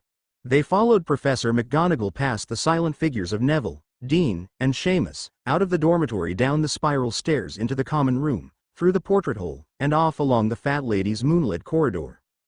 Harry felt as though the panic inside him might spill over at any moment. He wanted to run, to yell for Dumbledore. Mr. Weasley was bleeding as they walked along so sedately, and what if those fangs, Harry tried hard not to think, my fangs, had been poisonous? They passed Mrs. Norris, who turned her lamp-like eyes upon them and hissed faintly, but Professor McGonagall said, "Shoo." Mrs. Norris slunk away into the shadows, and in a few minutes, they had reached the stone gargoyle guarding the entrance to Dumbledore's office. "Fizzing Wisby," Professor McGonagall said. The gargoyle sprang to life and leapt aside. The wall behind it split in two to reveal a stone staircase that was moving continually upwards like a spiral escalator. The three of them stepped onto the moving stairs. The wall closed behind them with a thud and they were moving upwards in tight circles until they reached the highly polished oak door with the brass knocker shaped like a griffin. Though it was now well past midnight, there were voices coming from inside the room, a positive babble of them. It sounded as though Dumbledore was entertaining at least a dozen people. Professor McGonagall rapped 3 times with the griffin knocker and the voices ceased abruptly as though someone had switched them all off. The door opened of its own accord and Professor McGonagall led Harry and Ron inside. The room was in half darkness. The strange silver instruments standing on tables were silent and still rather than whirring and emitting puffs of smoke as they usually did. The portraits of old headmasters and headmistresses covering the walls were all snoozing in their frames. Behind the door, a magnificent red and gold bird the size of a swan dozed on its perch with its head under its wing. "Oh, it's you, Professor McGonagall," and, Dumbledore was sitting in a high-backed chair behind his desk. He leaned forward into the pool of candlelight illuminating the papers laid out before him. He was wearing a magnificently embroidered purple and gold dressing gown over a snowy white nightshirt, but seemed wide awake, his penetrating light blue eyes fixed intently upon Professor McGonagall. "Professor Dumbledore, Potter has had a nightmare," Professor McGonagall said. "He says." "It wasn't a nightmare," Harry said quickly. Professor McGonagall looked round at Harry, frowning slightly. "Very well, then, Potter, you tell the headmaster about it." I was asleep," Harry said, and, even in his terror and his desperation to make Dumbledore understand, he felt slightly irritated that the headmaster was not looking at him, but examining his own interlocked fingers. But it wasn't an ordinary dream. It was real. "I saw it happen." He took a deep breath. "Ron's dad, Mr. Weasley, has been attacked by a giant snake." The words seemed to reverberate in the air after he had said them, sounding slightly ridiculous, even comic. There was a pause in which Dumbledore leaned back and stared meditatively at the ceiling. Ron looked from Harry to Dumbledore, white-faced and shocked. "How did you see this?" Dumbledore asked quietly, still not looking at Harry. "Well, I don't know," Harry said, rather angrily. "What did it matter? Inside my head, I suppose." "You misunderstand me," Dumbledore said, still in the same calm tone. "I mean, can you remember, where you were positioned as you watched this attack happen? Were you perhaps standing beside the victim, or else looking down on the scene from above?" This was such a curious question that Harry gaped at Dumbledore. It was almost as though he knew. "I was the snake," he said. "I saw it all from the snake's point of view." Nobody else spoke for a moment. Then Dumbledore, now looking at Ron who was still way-faced, asked in a new and sharper voice, "Is Arthur seriously injured?" "Yes," Harry said emphatically. Why were they all so slow on the uptake? Did they not realize how much a person bled when fangs that long pierced their side? And why could Dumbledore not do him the courtesy of looking at him? But Dumbledore stood up, so quickly it made Harry jump, and addressed one of the old portraits hanging very near the ceiling. "Everard," he said sharply, "and you too, Dilys." A sallow-faced wizard with a short black fringe and an elderly witch with long silver ringlets in the frame beside him, both of whom seemed to have been in the deepest of sleeps, opened their eyes immediately. "You were listening?" Dumbledore said. The wizard nodded. The witch said, "Naturally." "The man has red hair and glasses," Dumbledore said. Everard, you will need to raise the alarm. Make sure he is found by the right people. Both nodded and moved sideways out of their frames, but instead of emerging in neighboring pictures, as usually happened at Hogwarts, neither reappeared. One frame now contained nothing but a backdrop of dark curtains, the other a handsome leather armchair. Harry noticed that many of the other headmasters and mistresses on the walls, though snoring and drooling, most convincingly, kept sneaking peeks at him from under their eyelids, and he suddenly understood who had been talking when they had knocked. Everard and Dilys were two of Hogwarts's most celebrated heads, Dumbledore said, now sweeping around Harry, Ron and Professor McGonagall to approach the magnificent sleeping bird on his perch beside the door. Their renown is such that both have portraits hanging in other important wizarding institutions. As they are free to move between their own portraits, they can tell us what may be happening elsewhere. But Mr. Weasley could be anywhere, Harry said. Please sit down, all three of you, Dumbledore said. As though Harry had not spoken, Everard and Dilys may not be back for several minutes. Professor McGonagall, if you could draw up extra chairs. Professor McGonagall pulled her wand from the pocket of her dressing gown and waved it. 3 chairs appeared out of thin air, straight-backed and wooden, quite unlike the comfortable chintz armchairs that Dumbledore had conjured up at Harry's hearing. Harry sat down, watching Dumbledore over his shoulder. Dumbledore was now stroking Fawkes's plumed golden head with one finger. The Phoenix awoke immediately. He stretched his beautiful head high and observed Dumbledore through bright, dark eyes. We will need, Dumbledore said very quietly to the bird, a warning. There was a flash of fire and the Phoenix had gone. Dumbledore now swooped down upon one of the fragile silver instruments whose function Harry had never known, carried it over to his desk, sat down facing them again and tapped it gently with the tip of his wand. The instrument tinkled into life at once with rhythmic clinking noises. Tiny puffs of pale green smoke issued from the minuscule silver tube at the top. Dumbledore watched the smoke closely, his brow furrowed. After a few seconds, the tiny puffs became a steady stream of smoke that thickened and coiled in the air. A serpent's head grew out of the end of it, opening its mouth wide. Harry wondered whether the instrument was confirming his story. He looked eagerly at Dumbledore for a sign that he was right, but Dumbledore did not look up. Naturally, Dumbledore murmured apparently to himself, still observing the stream of smoke without the slightest sign of surprise. But in essence divided? Harry could make neither head nor tail of this question. The smoke serpent, however, split itself instantly into 2 snakes, both coiling and undulating in the dark air. With a look of grim satisfaction, Dumbledore gave the instrument another gentle tap with his wand. The clinking noise slowed and died and the smoke serpents grew faint, became a formless haze, and vanished. Dumbledore replaced the instrument on its spindly little table. Harry saw many of the old headmasters in the portraits follow him with their eyes, then, realizing that Harry was watching them, hastily pretended to be sleeping again. Harry wanted to ask what the strange silver instrument was for, but before he could do so, there was a shout from the top of the wall to their right. The wizard called Everard had reappeared in his portrait, panting slightly. Dumbledore. What news? Dumbledore said at once. I yelled until someone came running, the wizard said, who was mopping his brow on the curtain behind him, said I'd heard something moving downstairs, they weren't sure whether to believe me but went down to check. You know there are no portraits down there to watch from. Anyway, they carried him up a few minutes later. He doesn't look good, he's covered in blood. I ran along to Elfrida Cragg's portrait to get a good view as they left. Good, Dumbledore said as Ron made a convulsive movement. I take it Dilys will have seen him arrive, then. And moments later, the silver ringleted witch had reappeared in her picture, too. She sank, coughing, into her armchair and said, Yes, they've taken him to St. Mungo's, Dumbledore.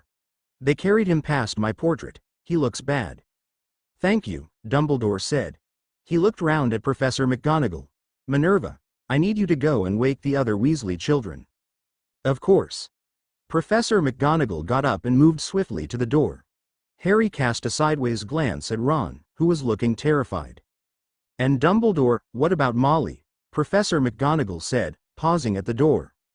That will be a job for Fawkes when he has finished keeping a lookout for anybody approaching, Dumbledore said. But she may already know. That excellent clock of hers. Harry knew Dumbledore was referring to the clock that told, not the time, but the whereabouts and conditions of the various Weasley family members, and with a pang he thought that Mr. Weasley's hand must, even now, be pointing at mortal peril. But it was very late. Mrs. Weasley was probably asleep, not watching the clock. Harry felt cold as he remembered Mrs. Weasley's boggart turning into Mr. Weasley's lifeless body, his glasses askew, blood running down his face. But Mr. Weasley wasn't going to die, he couldn't. Dumbledore was now rummaging in a cupboard behind Harry and Ron. He emerged from it carrying a blackened old kettle, which he placed carefully on his desk. He raised his wand and murmured, "Portus." For a moment the kettle trembled, glowing with an odd blue light. Then it quivered to rest, as solidly black as ever. Dumbledore marched over to another portrait, this time of a clever-looking wizard with a pointed beard, who had been painted wearing the Slytherin colors of green and silver and was apparently sleeping so deeply that he could not hear Dumbledore's voice when he attempted to rouse him. Phineas. Phineas. The subjects of the portraits lining the room were no longer pretending to be asleep. They were shifting around in their frames, the better to watch what was happening. When the clever-looking wizard continued to feign sleep, some of them shouted his name, too. Phineas. Phineas. Phineas. He could not pretend any longer. He gave a theatrical jerk and opened his eyes wide. Did someone call? "I need you to visit your other portrait again, Phineas," Dumbledore said. "I've got another message." "Visit my other portrait?" Phineas said in a reedy voice, giving a long, fake yawn, his eyes traveling around the room and focusing on Harry. "Oh, no, Dumbledore, I am too tired tonight." Something about Phineas's voice was familiar to Harry. Where had he heard it before? But before he could think, the portraits on the surrounding walls broke into a storm of protest. "Insubordination, sir," a corpulent, red-nosed wizard roared, brandishing his fists. "Dereliction of duty. We are honor-bound to give service to the present headmaster of Hogwarts," a frail-looking old wizard cried, whom Harry recognized as Dumbledore's predecessor, Armando Dippet. "Shame on you, Phineas." "Shall I persuade him, Dumbledore?" a gimlet-eyed witch called, raising an unusually thick wand that looked not unlike a birch rod. "Oh, very well," the wizard called Phineas said, eyeing the wand with mild apprehension. "Though he may well have destroyed my picture by now, he's done away with most of the family." "Sirius knows not to destroy your portrait," Dumbledore said, and Harry realized immediately where he had heard Phineas's voice before. Issuing from the apparently empty frame in his bedroom in Grimmauld Place. "You are to give him the message that Arthur Weasley has been gravely injured and that his wife, children and Harry Potter will be arriving at his house shortly. Do you understand?" "Arthur Weasley, injured, wife and children and Harry Potter coming to stay," Phineas repeated in a bored voice. "Yes, yes, very well." He sloped away into the frame of the portrait and disappeared from view at the very moment the study door opened again. Fred, George and Ginny were ushered inside by Professor McGonagall, all three of them looking disheveled and shocked, still in their night things. "Harry, what's going on?" Ginny asked, who looked frightened. "Professor McGonagall says you saw Dad get hurt." "Your father has been injured in the course of his work for the Order of the Phoenix," Dumbledore said, before Harry could speak. "He has been taken to St. Mungo's Hospital for magical maladies and injuries. I am sending you back to Sirius's house, which is much more convenient for the hospital than the Burrow. You will meet your mother there." "How are we going?" Fred asked, looking shaken. "Flow powder." "No," Dumbledore said. "Flow powder is not safe at the moment. The network is being watched. You will be taking a portkey." He indicated the old kettle lying innocently on his desk. "We are just waiting for Phineas Nigellus to report back. I want to be sure that the coast is clear before sending you." There was a flash of flame in the very middle of the office, leaving behind a single golden feather that floated gently to the floor. "It is Fawkes's warning," Dumbledore said, catching the feather as it fell. "Professor Umbridge must know you're out of your beds. Minerva, go and head her off, tell her any story." Professor McGonagall was gone in a swish of tartan. "He says he'll be delighted," a bored voice said behind Dumbledore. The wizard called Phineas had reappeared in front of his Slytherin banner. "My great-great-grandson has always had an odd taste in house guests." "Come here, then," Dumbledore said to Harry and the Weasleys, "and quickly, before anyone else joins us." Harry and the others gathered around Dumbledore's desk. "You have all used a portkey before?" Dumbledore asked, and they nodded. each reaching out to touch some part of the blackened kettle. Good. On the count of 3, then. 1. 2. It happened in a fraction of a second. In the infinitesimal pause before Dumbledore said, 3, Harry looked up at him. They were very close together, and Dumbledore's clear blue gaze moved from the portkey to Harry's face. At once, Harry's scar burned white-hot, as though the old wound had burst open again, and unbidden, unwanted, but terrifyingly strong, there rose within Harry a hatred so powerful he felt, for that instant, he would like nothing better than to strike, to bite, to sink his fangs into the man before him. 3.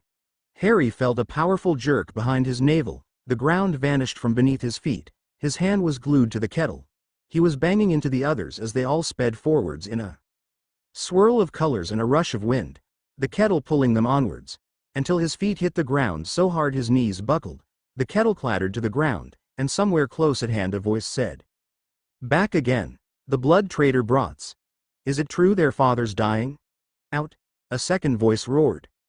Harry scrambled to his feet and looked around. They had arrived in the gloomy basement kitchen of number 12, Grimmauld Place. The only sources of light were the fire and one guttering candle, which illuminated the remains of a solitary supper. Kreacher was disappearing through the door to the hall, looking back at them malevolently as he hitched up his loincloth. Sirius was hurrying towards them all, looking anxious. He was unshaven and still in his day clothes. There was also a slightly mundungus-like whiff of stale drink about him. "What's going on?" he said, stretching out a hand to help Ginny up. "Phineas Nigellus said Arthur's been badly injured." "Ask Harry," Fred said. "Yeah, I want to hear this for myself," George said. The twins and Ginny were staring at him. Kreacher's footsteps had stopped on the stairs outside. "It was," Harry began. "This was even worse than telling McGonagall and Dumbledore. I had a kind of vision."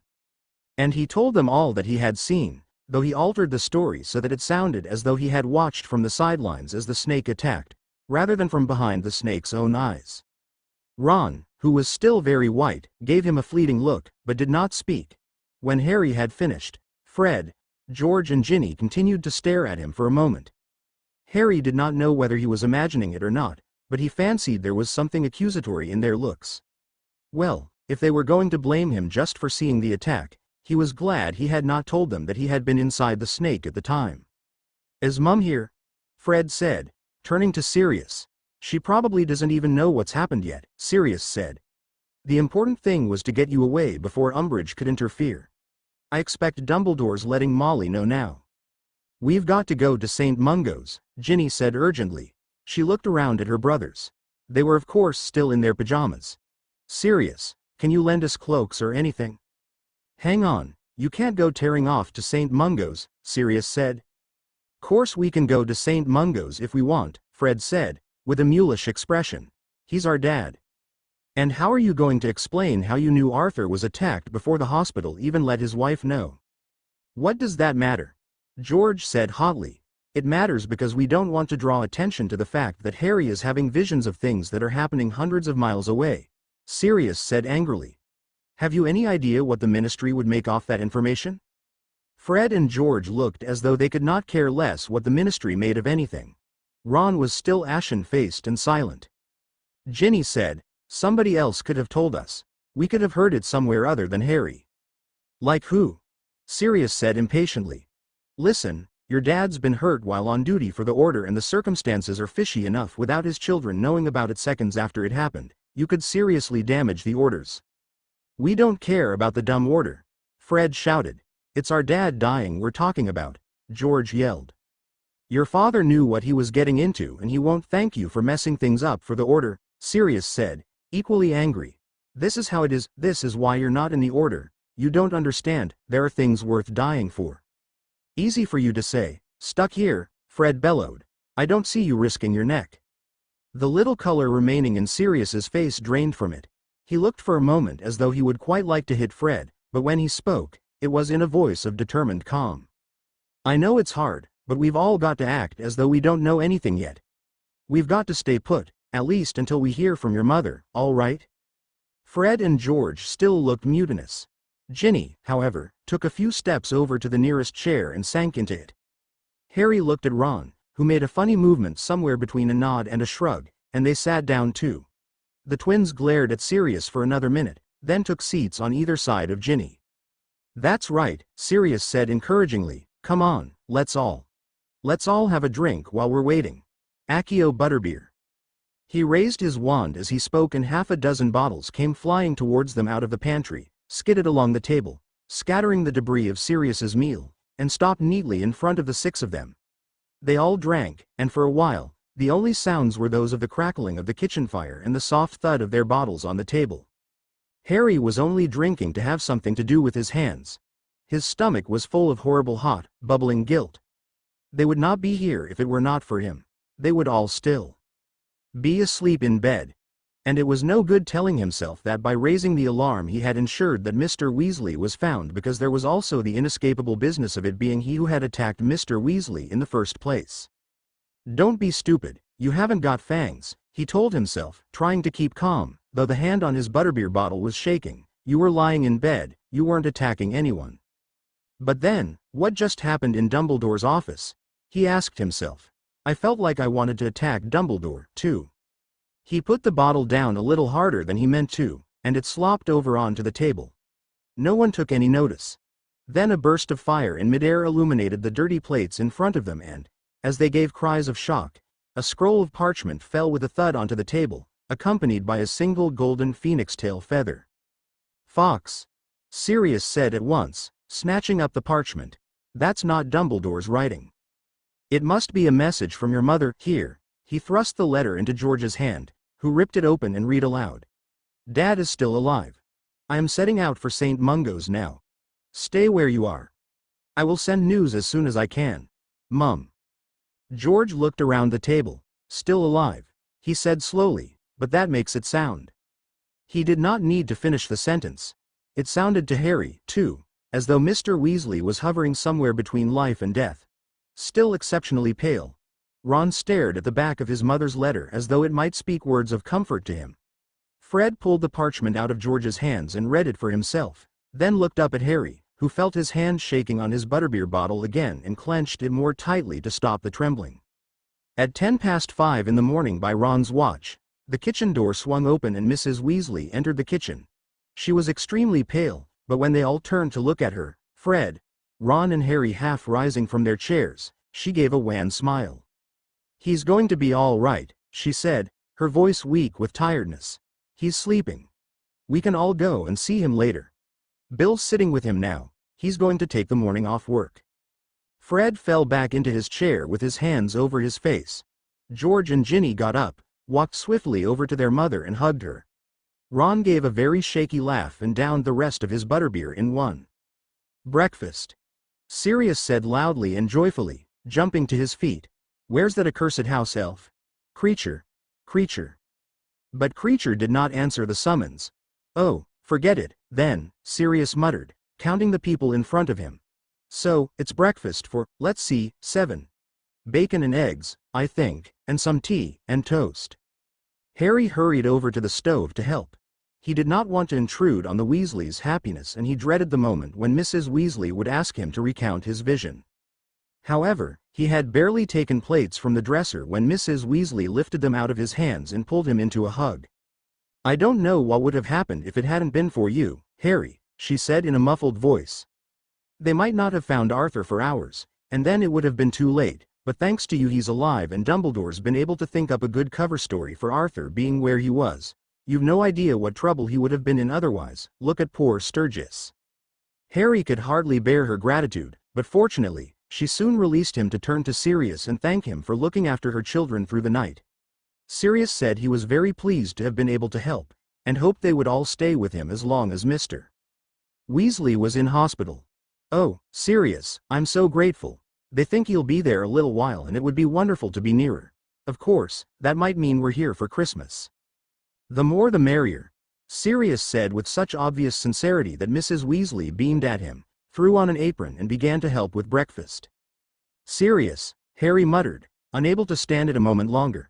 "Can I have a quick word? Now?" He walked into the dark pantry and Sirius followed. Without preamble, Harry told his godfather every detail of the vision he had had. including the fact that he himself had been the snake who had attacked Mr. Weasley.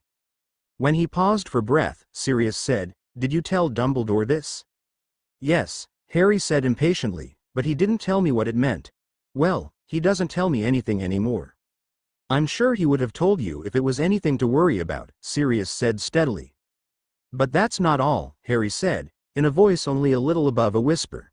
"Sirius, I think I'm going mad." Back in Dumbledore's office, just before we took the portkey. For a couple of seconds there I thought I was a snake.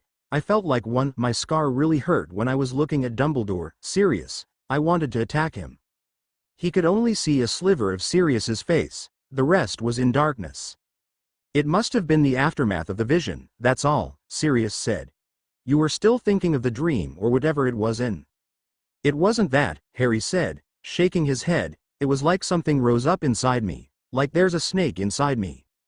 "You need to sleep," Sirius said firmly. "You're going to have breakfast, then go upstairs to bed, and after lunch you can go and see Arthur with the others. You're in shock, Harry.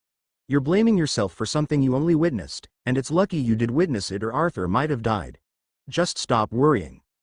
He clapped Harry on the shoulder and left the pantry, leaving Harry standing alone in the dark. Everyone but Harry spent the rest of the morning sleeping.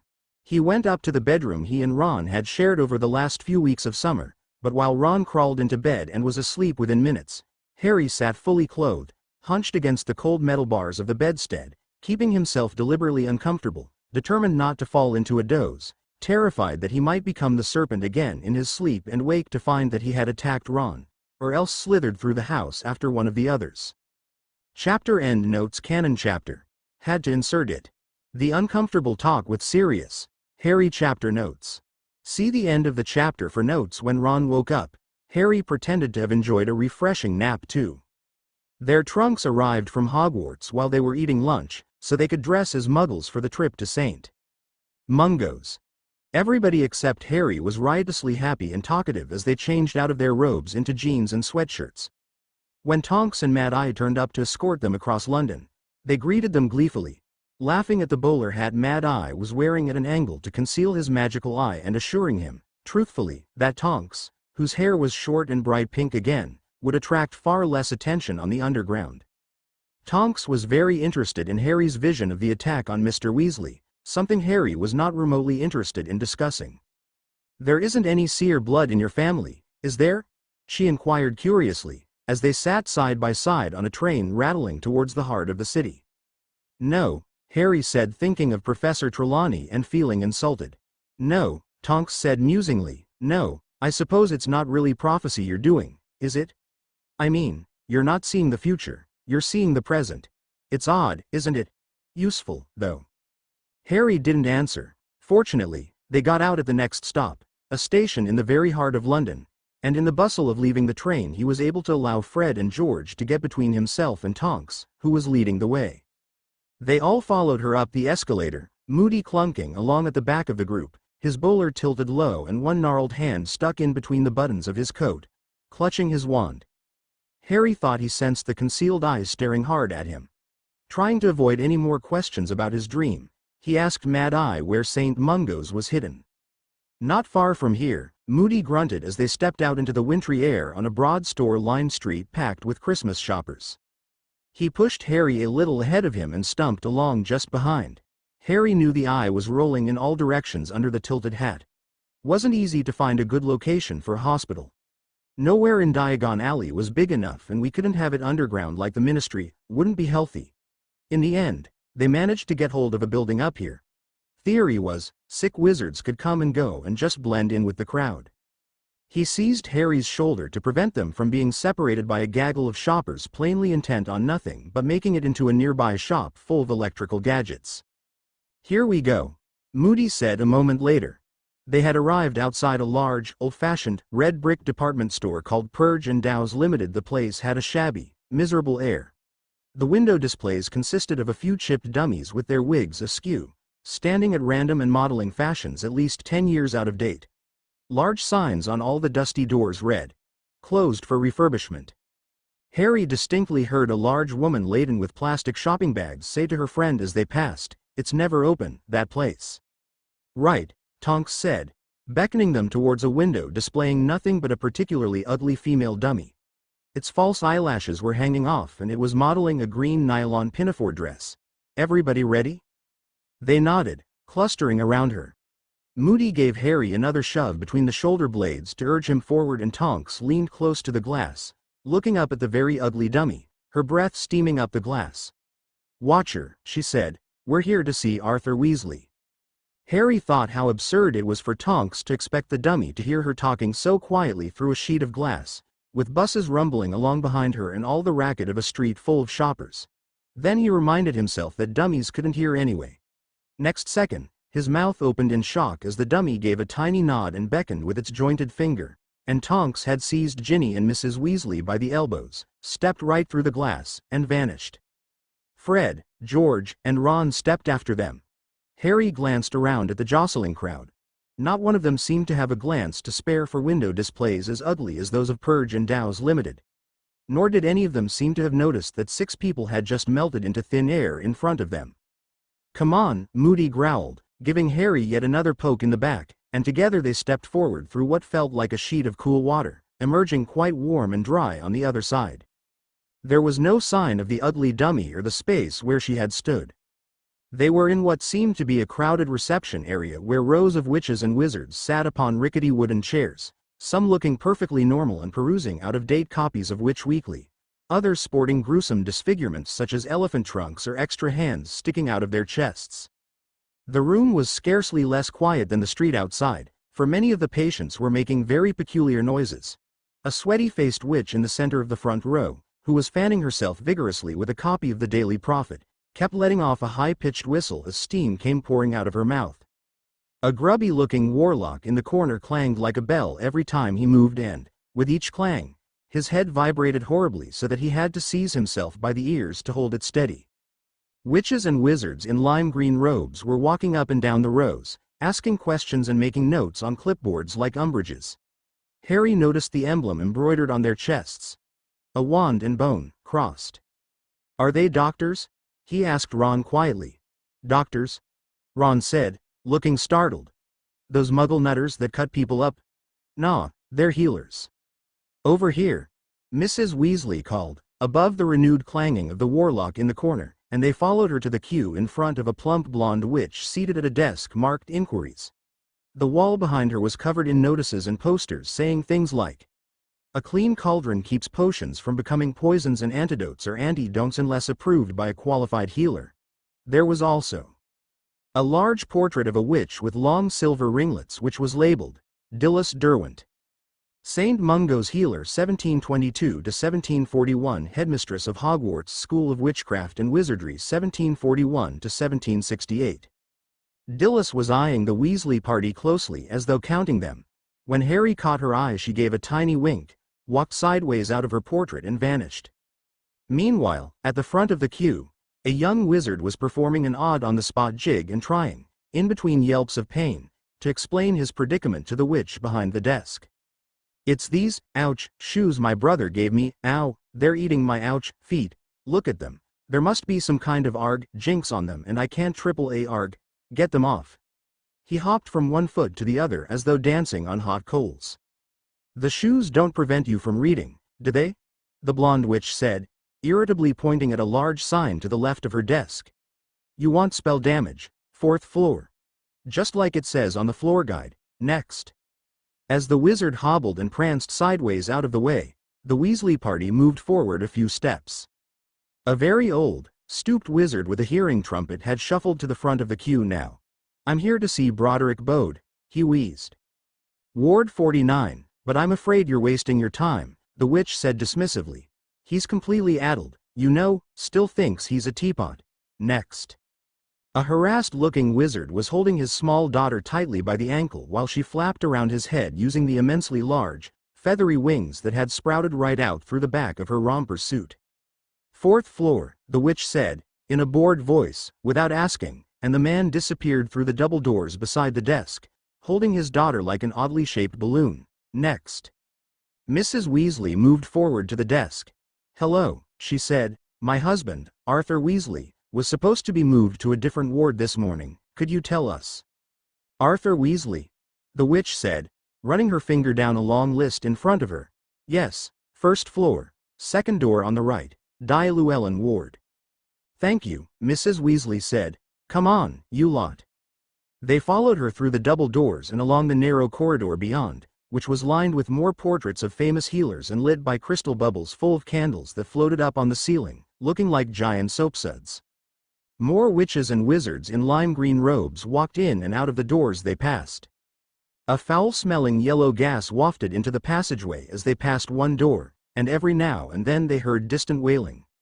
They climbed a flight of stairs and entered the creature-induced injuries corridor, where the second door on the right bore the words, Dangerous, Die Llewellyn ward. Serious bites. Underneath this was a card in a brass holder on which had been handwritten, Healer in charge. Hippocrates Smethwick. Trainee healer, Augustus Pye. We'll wait outside, Molly, Tonks said. Arthur won't want too many visitors at once. It ought to be just the family first. Mad Eye growled his approval of this idea and set himself with his back against the corridor wall, his magical eye spinning in all directions.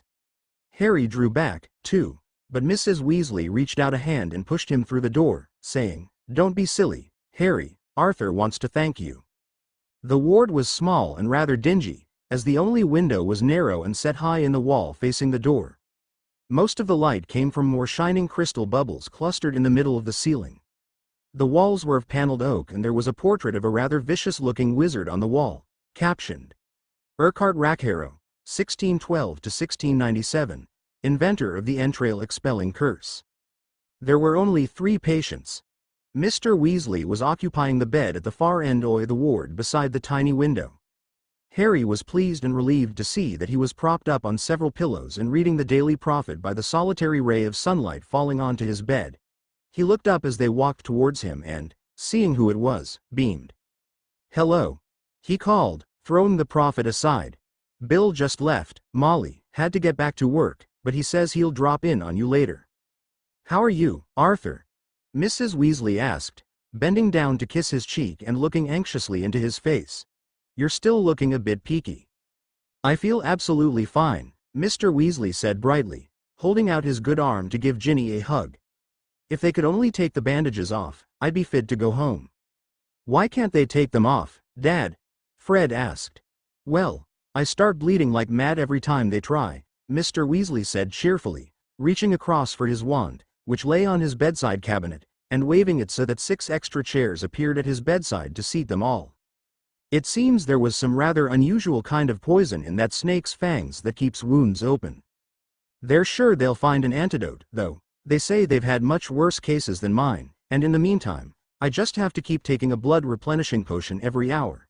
But that fellow over there, he said, dropping his voice and nodding towards the bed opposite in which a man lay looking green and sickly and staring at the ceiling. Bitten by a werewolf, poor chap.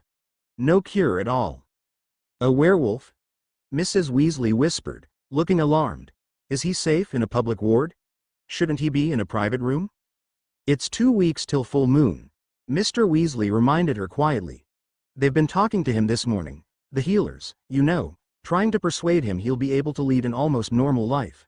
I said to him, didn't mention names, of course, but I said I knew a werewolf personally, very nice man, who finds the condition quite easy to manage.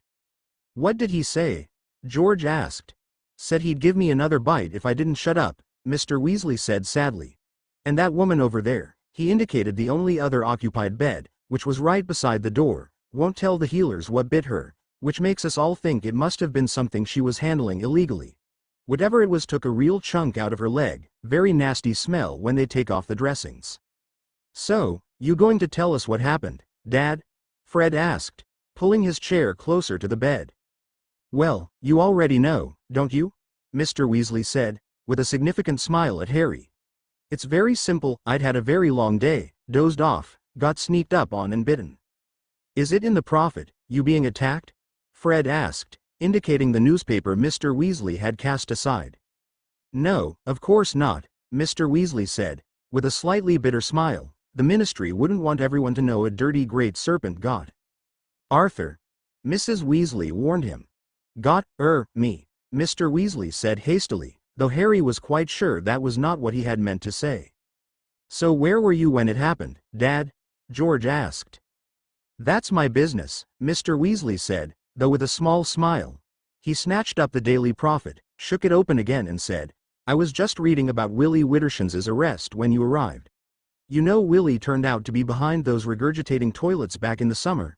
One of his jinxes backfired. The toilet exploded and they found him lying unconscious in the wreckage covered from head to foot in. When you say you were on duty, Fred interrupted in a low voice, what were you doing? You heard your father, Mrs. Weasley whispered. We are not discussing this here. Go on about Willie Witterson's, Arthur. Well, don't ask me how, but he actually got off the toilet charge, Mr. Weasley said grimly. I can only suppose gold changed hands. You were guarding it, weren't you? George said quietly. The weapon? The thing you know who's after? George, be quiet. Mrs. Weasley snapped. Anyway, Mr. Weasley said, in a raised voice, this time Willie's been caught selling biting doorknobs to muggles and I don't think he'll be able to worm his way out of it because, according to this article, 2 muggles have lost fingers and are now in St. Mungo's for emergency bone regrowth and memory modification. Just think of it, muggles in St. Mungo's. I wonder which ward they're in. And he looked eagerly around as though hoping to see a signpost. Didn't you say you know who's got a snake, Harry? Fred asked, looking at his father for a reaction. A massive one? You saw it the night he returned, didn't you? That's enough, Mrs. Weasley said crossly. Mad Eye and Tonks are outside, Arthur, they want to come and see you. And you lot can wait outside, she added to her children and Harry. You can come and say goodbye afterwards, go on. They trooped back into the corridor. Mad Eye and Tonks went in and closed the door of the ward behind them. Fred raised his eyebrows. Fine, he said coolly, rummaging in his pockets, be like that, don't tell us anything. Looking for these? George said, holding out what looked like a tangle of flesh-colored string. You read my mind, Fred said, grinning. Let's see if St. Mungo's puts imperturbable charms on its ward doors, shall we? He and George disentangled the string and separated 5 extendable ears from each other. Fred and George handed them around. Harry hesitated to take one. Go on, Harry, take it, you saved Dad's life. If anyone's got the right to eavesdrop on him, it's you. Grinning in spite of himself, Harry took the end of the string and inserted it into his ear as the twins had done. Okay. Go? Fred whispered. The flesh-colored strings wriggled like long skinny worms and snaked under the door. At first, Harry could hear nothing, then he jumped as he heard Tonks whispering as clearly as though she were standing right beside him. They searched the whole area but couldn't find the snake anywhere. It just seems to have vanished after it attacked you, Arthur. But you know who can't have expected a snake to get in, can he? I reckon he sent it as a lookout, Moody growled, 'cause he's not had any luck so far, has he? No, I reckon he's trying to get a clearer picture of what he's facing, and if Arthur hadn't been there the beast would have had a lot more time to look around. So, Potter says he saw it all happen? Yes, Mrs. Weasley said. She sounded rather uneasy. You know, Dumbledore seems almost to have been waiting for Harry to see something like this. Yeah, well, Moody said, there's something funny about the Potter kid, we all know that. Dumbledore seemed worried about Harry when I spoke to him this morning, Mrs. Weasley whispered. Course he's worried, Moody growled. The boy's seeing things from inside you-know-who's snake. Obviously, Potter doesn't realize what that means, but if you know who's possessing him. Harry pulled the extendable ear out of his own, his heart hammering very fast and heat rushing up his face. He looked around at the others. They were all staring at him, the strings still trailing from their ears, looking suddenly fearful. Was this why Dumbledore would no longer meet Harry's eyes? Did he expect to see Voldemort staring out of them, afraid, perhaps, that their vivid green might turn suddenly to scarlet, with cat-like slits for pupils? Harry remembered how the snake-like face of Voldemort had once forced itself out of the back of Professor Quirrell's head and ran his hand over the back of his own, wondering what it would feel like if Voldemort burst out of his skull. He felt dirty and contaminated, as though he were carrying some deadly germ, unworthy to sit on the underground train back from the hospital with innocent, clean people whose minds and bodies were free of the taint of Voldemort.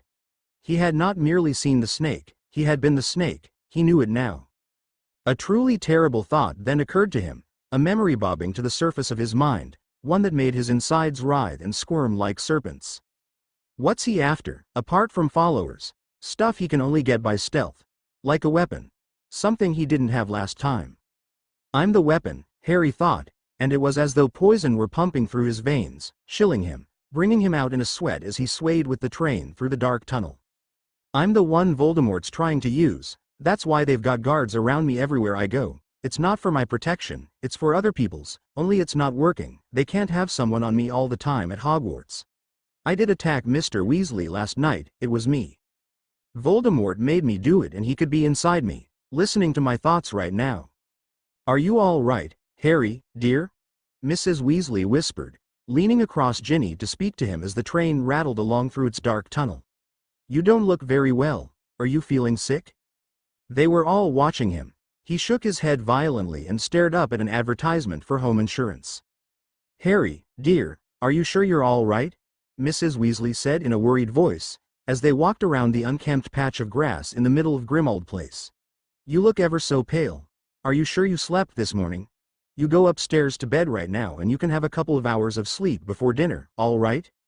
He nodded. Here was a ready-made excuse not to talk to any of the others, which was precisely what he wanted. So when she opened the front door he hurried straight past the troll's leg umbrella stand, up the stairs and into his and Ron's bedroom. Here, he began to pace up and down, past the two beds and Phineas Nigelus's empty picture frame, his brain teeming and seething with questions and ever more dreadful ideas. How had he become a snake? Perhaps he was an animagus. No, he couldn't be, he would know. Perhaps Voldemort was an animagus. Yes, thought Harry, that would fit, he would turn into a snake of course. And when he's possessing me, then we both transform. That still doesn't explain how I got to London and back to my bed in the space of about 5 minutes. But then Voldemort's about the most powerful wizard in the world.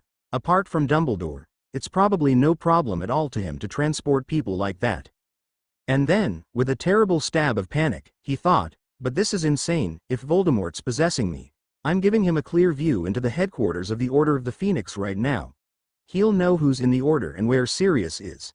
And I've heard loads of stuff I shouldn't have. Everything Sirius told me the first night I was here. There was only one thing for it. He would have to leave Grimmauld Place straight away. He would spend Christmas at Hogwarts without the others, which would keep them safe over the holidays at least. But no, that wouldn't do. There were still plenty of people at Hogwarts to maim and injure. What if it was Seamus, Dean, or Neville next time? Or Ophelia? He stopped his pacing and stood staring at Phineas Nigelus's empty frame. A leaden sensation was settling in the pit of his stomach. He had no alternative.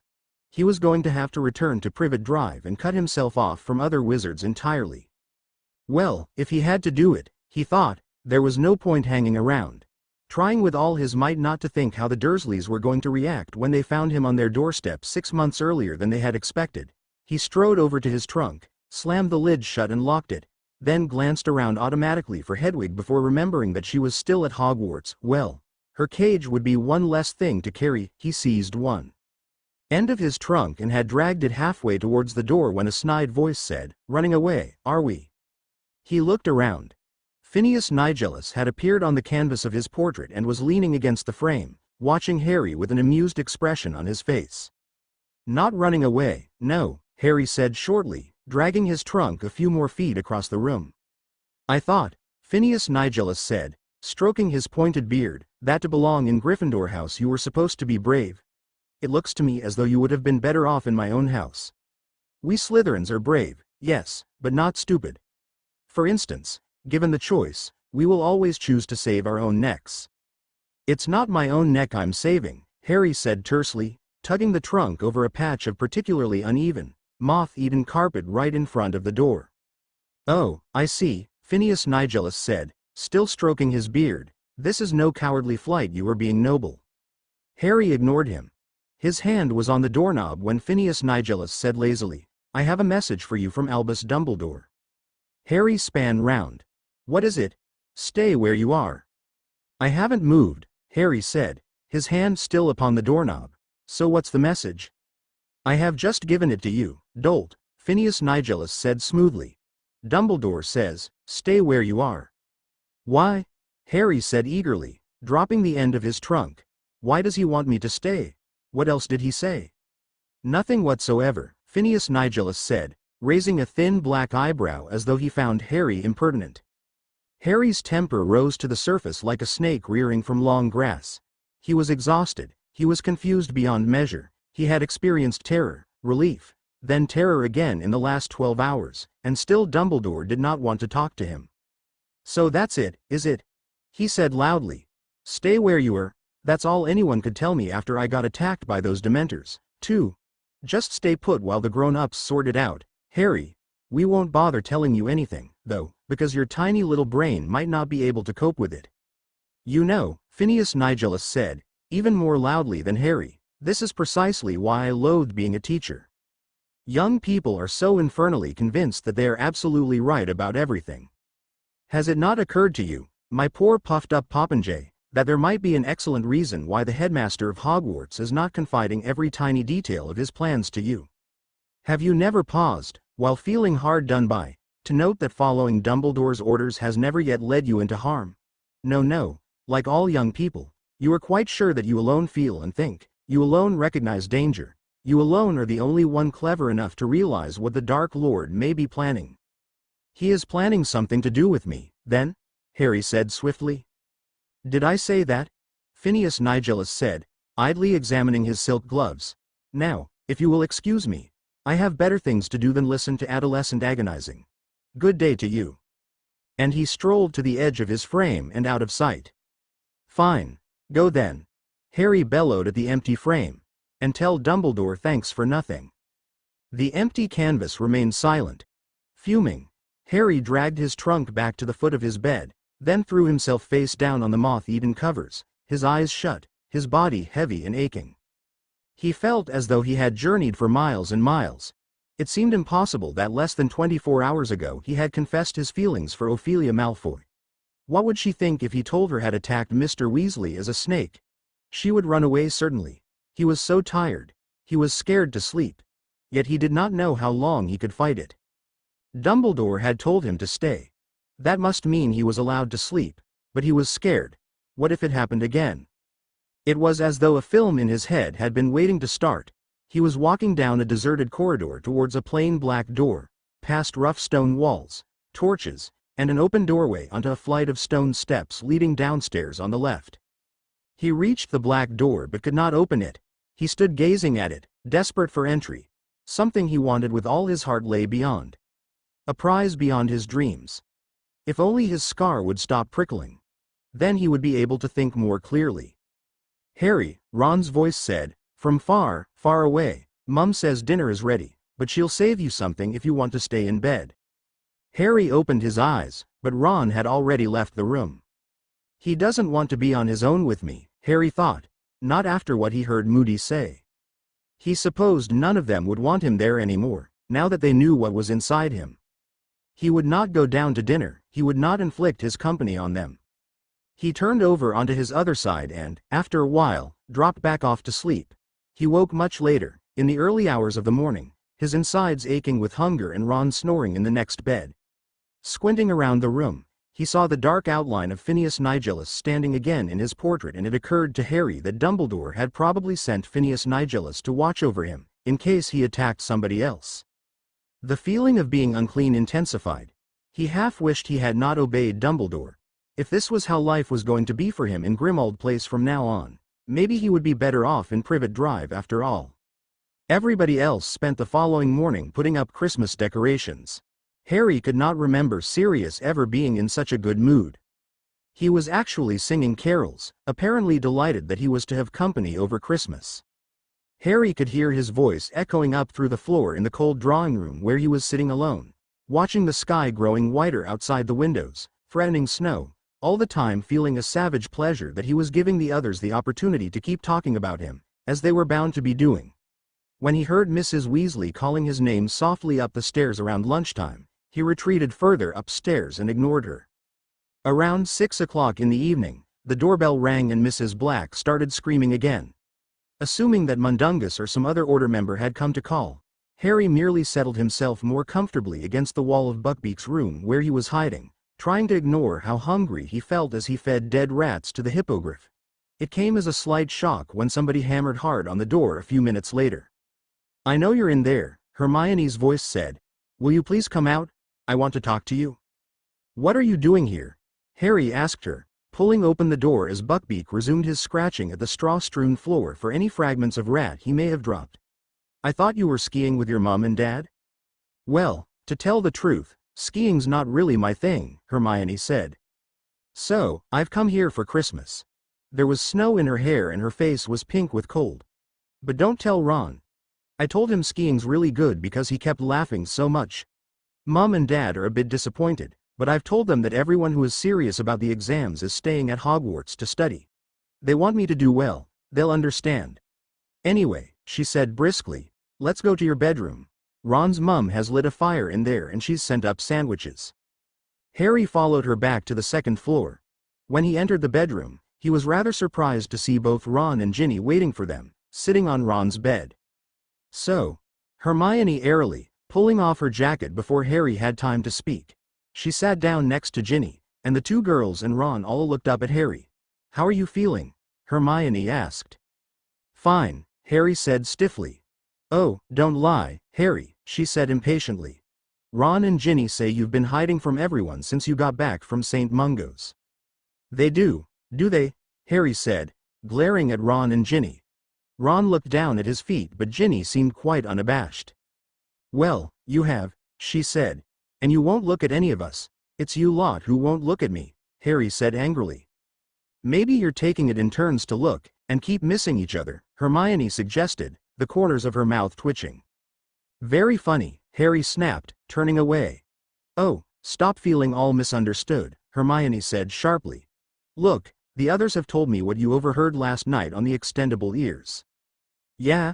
Harry growled, his hands deep in his pockets as he watched the snow now falling thickly outside. "All been talking about me, have you? Well, I'm getting used to it." "We wanted to talk to you, Harry," Ginny said, "but as you've been hiding ever since we got back." "I didn't want anyone to talk to me," Harry said, who was feeling more and more nettled.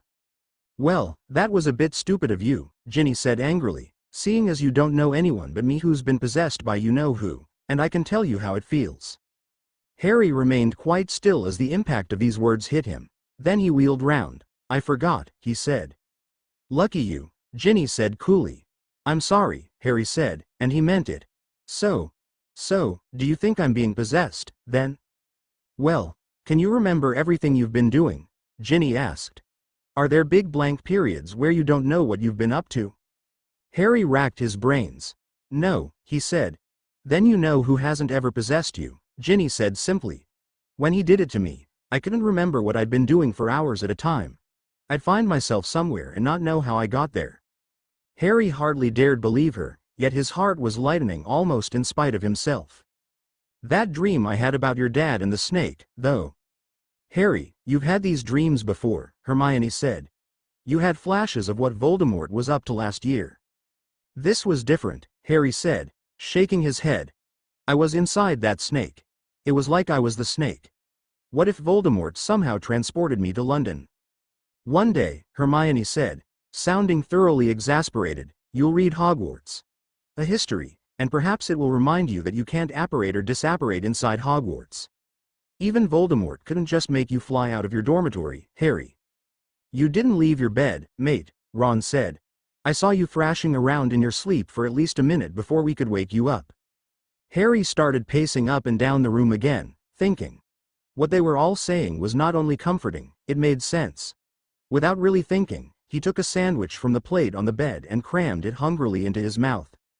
"I'm not the weapon after all," thought Harry. His heart swelled with happiness and relief and he felt like joining in as they heard Sirius tramping past their door towards Buckbeak's room, singing, "God rest ye, merry hippogriffs" at the top of his voice. On a more interesting note, Hermione said vaguely, glancing at Ginny. "What?" Harry groaned, mouth still full. "He thinks he's had enough news for a year."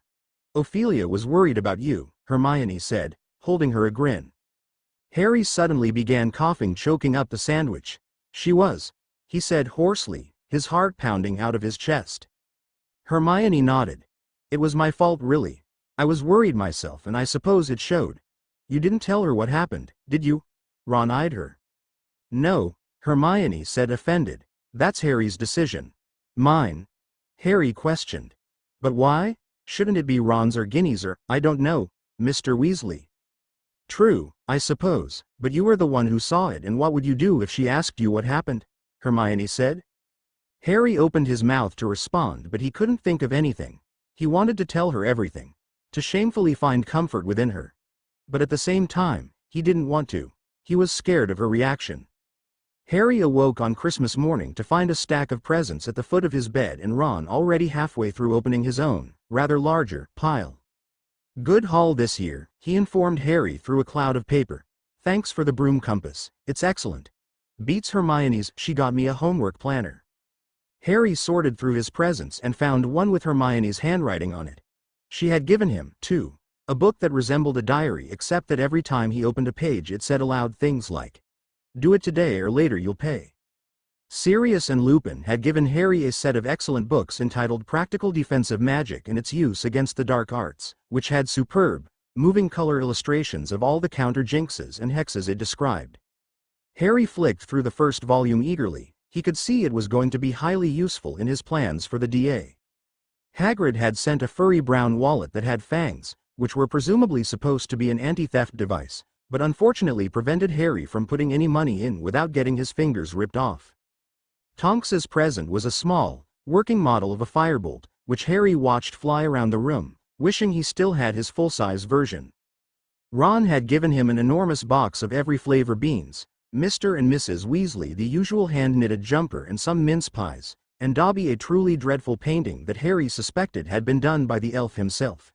He had just turned it upside down to see whether it looked better that way when, with a loud crack, Fred and George apparated at the foot of his bed. "Merry Christmas," George said. "Don't go downstairs for a bit." "Why not?" Ron said. "Mum's crying again," Fred said heavily. "Percy sent back his Christmas jumper. Without a note," George added. "Hasn't asked how Dad is or visited him or anything." "We tried to comfort her," Fred said, moving around the bed to look at Harry's portrait. "Told her Percy's nothing more than a humongous pile of rat droppings." "Didn't work," George said, helping himself to a chocolate frog. "So Lupin took over. Best let him cheer her up before we go down for breakfast, I reckon." "What's that supposed to be, anyway?" Fred asked, squinting at Dobby's painting. "Looks like a gibbon with two black eyes." "It's Harry," George said, pointing at the back of the picture. "Says so on the back." "Good likeness," Fred said, grinning. Harry threw his new homework diary at him. It hit the wall opposite and fell to the floor where it said happily, "If you've dotted the I's and crossed the T's, then you may do whatever you please." They got up and dressed. They could hear the various inhabitants of the house calling, "Merry Christmas," to one another. On their way downstairs they met Hermione. "Thanks for the book, Harry," she said happily. "I've been wanting that new theory of numerology for ages, and that perfume's really unusual, Ron." "No problem," Ron said. "Who's that for, anyway?" he added, nodding at the neatly wrapped present she was carrying. "Creature," Hermione said brightly. "It had better not be clothes," Ron warned her. "You know what Sirius said. Creature knows too much, we can't set him free." "It isn't clothes," Hermione said, "although if I had my way I'd certainly give him something to wear other than that filthy old rag. No, it's a patchwork quilt. I thought it would brighten up his bedroom." "What bedroom?" Harry said, dropping his voice to a whisper as they were passing the portrait of Sirius's mother. "Well, Sirius says it's not so much a bedroom, more a kind of den," Hermione said. "Apparently he sleeps under the boiler in that cupboard off the kitchen." "Anyways," Ron said, rolling his eyes and ignoring Hermione, "you think Ophelia's opened the gift you got her yet?" "She probably threw it away," Harry muttered as they entered the basement. Mrs. Weasley was the only person there. She was standing at the stove and sounded as though she had a bad head cold as she wished them, "Merry Christmas," and they all averted their eyes. "What are you going to say to her when we get back?" Ron asked as they strolled over to a dingy door in the corner opposite the pantry. Harry had never seen it open. "It's that creature's bedroom?" "Yes," Hermione said, now sounding a little nervous. I think we'd better knock." Ron rapped on the door with his knuckles, but there was no reply. "He must be sneaking around upstairs," he said, and without further ado pulled open the door. "Uck." Harry peered inside. Most of the cupboard was taken up with a very large and old-fashioned boiler, but in the foot of space underneath the pipes, Creature had made himself something that looked like a nest. A jumble of assorted rags and smelly old blankets were piled on the floor, and the small dent in the middle of it showed where Creature curled up to sleep every night. Here and there among the material were stale bread crusts and moldy old bits of cheese. In a far corner glinted small objects and coins that Harry guessed Creature had saved, magpie-like, from Sirius's purge of the house, and he had also managed to retrieve the silver-framed family photographs that Sirius had thrown away over the summer. Their glass might be shattered, but still, the little black and white people inside them peered up at him haughtily, including, he felt a little jolt in his stomach, the dark, heavy-lidded woman whose trial he had witnessed in Dumbledore's Pensieve, Bellatrix Lestrange. By the looks of it, hers was Creature's favorite photograph. He had placed it to the fore of all the others and had mended the glass clumsily with spellotape. "I think I'll just leave his present here," Hermione said, laying the package neatly in the middle of the depression in the rags and blankets and closing the door quietly. "He'll find it later, that'll be fine." "What part am I saying?" Harry asked Ron, returning back to the previous subject. "Ophelia. The part where you professed your love for her," Ron teased. Harry opened his mouth to curse him. "Shut up, you little—" "You're dating someone, Harry?" Sirius exclaimed, emerging from the pantry carrying a large turkey as they closed the cupboard door. "No," Harry said quickly. "Oh, so you fancy a girl, do you?" Sirius smirked. Harry glanced at Ron and Hermione for help, but they shook their heads. "I do." Sirius's face lit up like a Christmas tree as he set the turkey down on the table. "Who is she?" he asked, leading Harry out of the kitchen and into the living area. Harry said, unsure if he should tell him. Harry wanted to tell Sirius everything, but he feared what he might say about Ophelia. Just a couple of months back he was telling Sirius he suspected her of being a Death Eater. "Go on. Who is this lucky girl?" Sirius said encouragingly. "Ophelia Malfoy," Harry said simply. Sirius's smile faded. "Malfoy? The one you warned me about?" he said puzzled. Harry nodded cautiously. "Remus," Sirius called out. "No, Sirius, please." "What's wrong?" Lupin said, coming into the living area. "Harry's got a crush on Ophelia Malfoy." "The one you warned us about?" Lupin said, just as puzzled. "Well, yes, but—" "Harry's had a crush on her since forever," Ron chimed in. Harry spun around angrily, glaring at him. "Is this true?" Sirius asked. "No," Harry exclaimed but sighed. "I mean, I don't know." "Well, I was under the impression you despised the girl," Sirius said thoughtfully. "So was I," Harry said softly. "But I don't something change, she change." "I see," Sirius said with a sigh. "Nevertheless, she must be a wonderful girl for Godson to like her so much." Harry could feel his reddening and he fully regretted wanting advice. "So you told her you like her, what did she say?" Sirius asked, ignoring the look of discomfort in Harry's expression. "Well, she didn't quite say anything. I was about to kiss her." Ron gasped. "You didn't tell us that, but she ran away." "Oh," Sirius said slowly and turned to Lupin, obviously not knowing what to say about that. Perhaps she got too nervous," he said uncomfortably. "That's what I figured," Harry said, rubbing the back of his neck. "I told him to give her time to think over Harry's confession," Hermione chimed. "Great advice, indeed," Lupin said. "Well, but she'd be dim not to return those feelings," Sirius said, giving Harry a wink. Chapter end notes. Somewhat canon chapter, but that talk with Sirius, I could feel the second-hand embarrassment. Cordelia's shop. Ophelia chapter notes. See the end of the chapter for notes. Every Christmas Eve, all of the prestige wizarding families gather together to celebrate Yule. Ophelia and Draco had always been barred from attending the party, but this year they were able. Ophelia would have been excited to finally attend. She always envies the way her mother dressed for occasion. But she wasn't excited. She wanted to stay home, stay in her room by herself. But this year it was hosted by Blaze's family, so of course Ophelia had to be there. "Mum," Ophelia called, entering the large bedroom of her parents. She stopped spotting a house self she'd never seen before. "Who is this?" Ophelia asked. He had a nose that resembled a bulbous snout, with bloodshot eyes that gazed at Ophelia in admiration. His face had numerous folds of skin, and white hair sprouted from his ears, resembling those of a bat. Creature, her mother says. You met him when you were a baby. Do you remember, Creature? Yes, mistress. Creature remembers the young mistress very well, the small creature said, bowing. Go on then, Creature, Narcissa ordered. Yes, mistress, Creature said, bowing once again before he popped away. Is he a new house elf? Ophelia asked. No, don't mind him, her mother said, waving her off. What is that you wanted, dear? Oh, that's right, is father around? Ophelia said, glancing around. He's off doing business, her mother said, turning to the mirror and checking her makeup. He'll be back before we leave. Good. I wanted to ask you about how you and father. Is that what you're wearing? Her mother remarked, her voice dripping with disdain.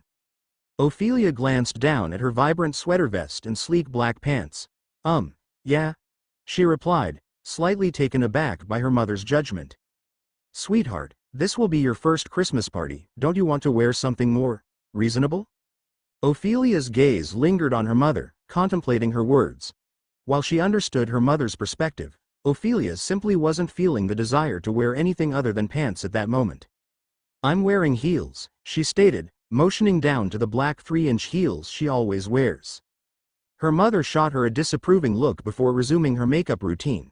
If that's what you want to wear, fine, she said, using the same manipulative tone she used with Ophelia's father. He always gave in and dressed as she pleased. But that tone grated on Ophelia's nerves more than anything. It made her feel insecure. For a moment, she considered changing into a dress or skirt, but her anger overwhelmed her, and without uttering another word, Ophelia stormed back to her room. Ophelia, darling. How are you? Greeted happily, pulling her into a hug. Ophelia always found Blaze's mother warm and inviting. She never had a bad thing to say about Elodia, even if it had been rumored she poisoned her late husbands. Ophelia didn't care. Elodia was the kindest woman she ever met.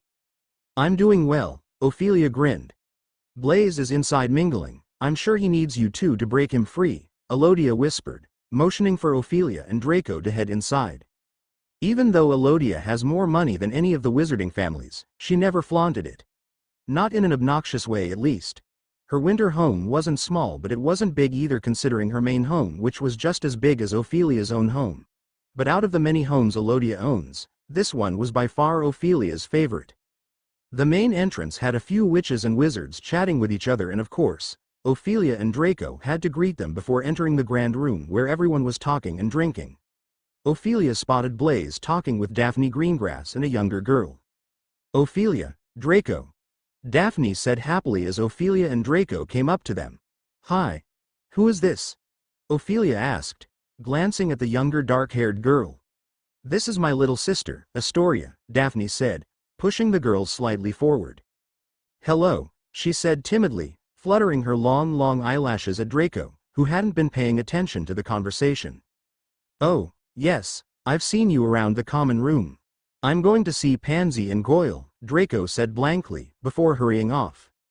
Are you two still fighting? Daphne asked.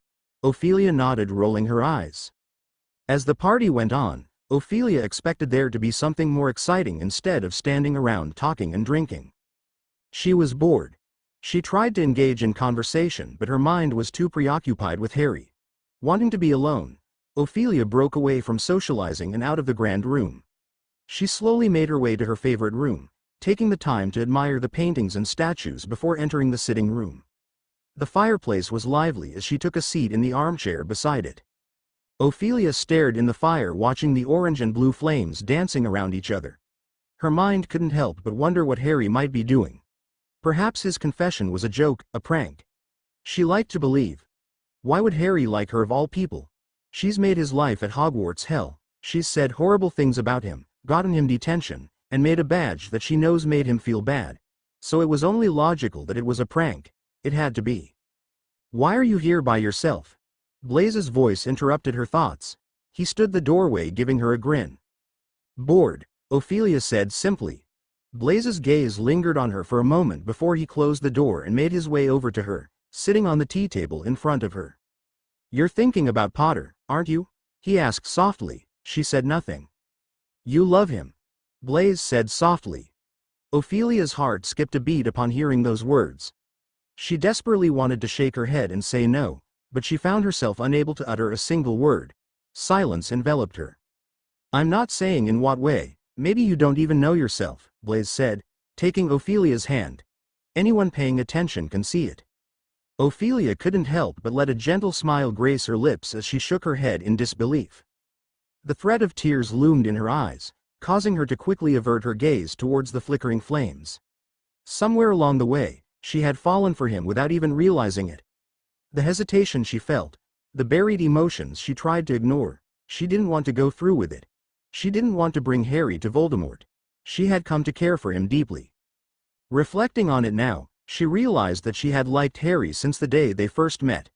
The excitement that surged through her when she saw him at Madame Malkin's, the pang of sadness when he rejected their friendship, the way she searched for him everywhere. The jealousy that gnawed at her when she saw him with one of the Pottle twins at the Yule Ball or when Cho Chang spoke to him. She had been so completely oblivious to her own feelings. But all of that didn't matter. None of it held any significance in the face of the Dark Lord. Voldemort's relentless attempts to invade her mind, and the paralyzing fear that she might meet her demise, were the only things that truly mattered. I can't, she said, barely a whisper. She pulled her hand away. Why? You know why, Ophelia said, looking back at him. Blaze pursed his lips. You're not going to do it, he said as though he was ordering her. He'll kill me, Ophelia whispered, her voice shaking. No one will let that happen. Trick him, Blaze proposed. Ophelia shook her head roughly. You make it sound simple, she scoffed. He's the Dark Lord, Blaze, a Legilimens. I can't trick him. But Snape's been teaching you. He's not Snape, Ophelia snapped. You don't know what it's like to be there in front of him, thinking you have a chance to lie to him. Even blocking his mind is difficult. It's like he's stabbing at your head continuously. It's not simple. Blaze sighed. You're right, I don't know what it's like, he said, once again grabbing her hand. But there's always a way. And I know you, Ophelia. Better than anyone. Better than Draco. You'll find a way. It's scary, Ophelia admitted. I know, Blaze said softly. I'm sorry. There was a comforting silence around the two as they sat hand in hand. Why don't we go bug my mum? I bet she'll love that, Blaze smiled. Ophelia nodded, her smile mirroring his. They both rose to their feet, their hands still intertwined, as they made their way towards the door. But then, in an instant, Ophelia came to a sudden halt. Blaze, what if we left? She suggested. What? He said, looking back at her confused. What if we left, me, you and Draco? Of course, she said. She couldn't fathom leaving her brother behind. Ophelia. Blaze began. No, listen, I can't disobey the Dark Lord, but I also cannot give him Harry, so we run. We could go somewhere the Dark Lord can never find us. We can live in the wilderness. Listen, Blaze said softly, resting his hands on her shoulders. We will figure something out. You're not doing it alone. Ophelia sighed, nodding. And besides, I really don't think Draco nor you will be able to handle the wilderness, he chuckled. Ophelia frowned, glaring up at him. How would you know? We've never gone. I just know, Blaze said, putting an arm around Ophelia and leading her out of the sitting room. The night wrapped up around 1:30, and as soon as she arrived home, she headed straight to her bed, quickly succumbing to sleep. The following morning, she awoke to a delightful surprise, a pile of presents awaiting her at the foot of her bed. The largest gift came from her parents, who had thoughtfully chosen a beautiful burgundy school bag for her. The next present was from Draco, a touching painting capturing their cherished memories as children, playing in a field of blooming flowers. It was a nostalgic reminder of their favorite spot behind the hedge maze. For years now, ever since Draco started painting, Ophelia had made it a tradition to ask him for a painting every Christmas. She couldn't help but feel relieved and grateful to see that he hadn't let his anger get in the way of creating a special painting for her this year. Blaze surprised her with a brand new set of stationery. Pansy, despite their lack of communication, presented her with a lovely plum sweater. And Theo, thoughtful as ever, gifted her a pair of exquisite leather gloves. The final gift came in the form of a small parcel from Harry. Ophelia hesitated, unsure if she should open it. It almost felt as if she didn't have the right to. However, her curiosity got the best of her, and she couldn't resist the urge to discover what was inside. Ophelia carefully unwrapped the parcel, revealing a small black box. With anticipation, she opened it to find a stunning locket crafted in shimmering gold. As she gazed at it, tears welled up in her eyes, overwhelmed by the emotions it stirred within her. "Happy Christmas, Fia!" Gizzy appeared in her room. Ophelia quickly wiped her tears before turning to the small elf. "Happy Christmas, Gizzy," Ophelia said as though she hadn't been crying. "Did you like the present I got you?" "Oh, Gizzy could not accept," Gizzy said.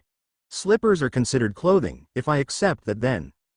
She shrieked, hiding herself under the covers. "Gizzy, they're shoes, not clothing," Ophelia chuckled. "It's a gift. You can accept them. Are you sure?" She sniffled, still under the cover. "Yes, now go put them on," Ophelia ordered. "Yes, miss," Gizzy said, coming out from the sheet. She jumped off the bed but suddenly stopped and spun around with the biggest grin. "I almost forgot," she beamed. She dug through the pocket of her sack and pulled out a beaded bracelet. "Gizzy, I made this for Fia." Ophelia was taken aback by the unexpected gift, but she graciously accepted the bracelet. The beads, a lovely maroon shade, had a slightly worn appearance, but that only added to its charm in Ophelia's eyes. She couldn't help but love it. "You made this?" she asked, a smile forming. "I did." "For me? For Fia?" Ophelia stared at Gizzy for a moment. "Thank you so much, Gizzy," she smiled softly. "I'll cherish it forever." Gizzy happily squealed before disappearing off. With a soft chuckle, Ophelia couldn't resist trying on the bracelet, admiring it for a moment before turning her attention back to the necklace. After a brief moment of contemplation, she decided to wear it too. She thought about how Harry might feel if he saw her not wearing it, not wanting to hurt his feelings. Summoning her determination, Ophelia pushed herself off the bed and made her way out of the room, heading towards the dining room. "Aunt Cordelia!" she exclaimed when she entered the dining room to find a short, stumpy woman, her aunt. "Merry Christmas, Ophelia," Cordelia said, standing to give Ophelia a great hug. Ophelia melted into her aunt's arms, feeling the heavy weight lifting off her shoulders just a bit. "How is school, sweetheart?" Cordelia asked as they parted. "Great," Ophelia lied, forcing a smile. She felt a pang of guilt for lying to her aunt, but she couldn't bring herself to mention anything about Harry, especially not with her parents present. "Look at that," Cordelia awed, glancing at the golden necklace around Ophelia's neck. "Is that a Christmas gift?" Ophelia gave a nod, feeling her cheeks grow warm as she took a seat beside Draco. "Who is it from?" her aunt beamed. From Theodore, not, Draco questioned. "He gave you a present? Jealous?" Ophelia sneered.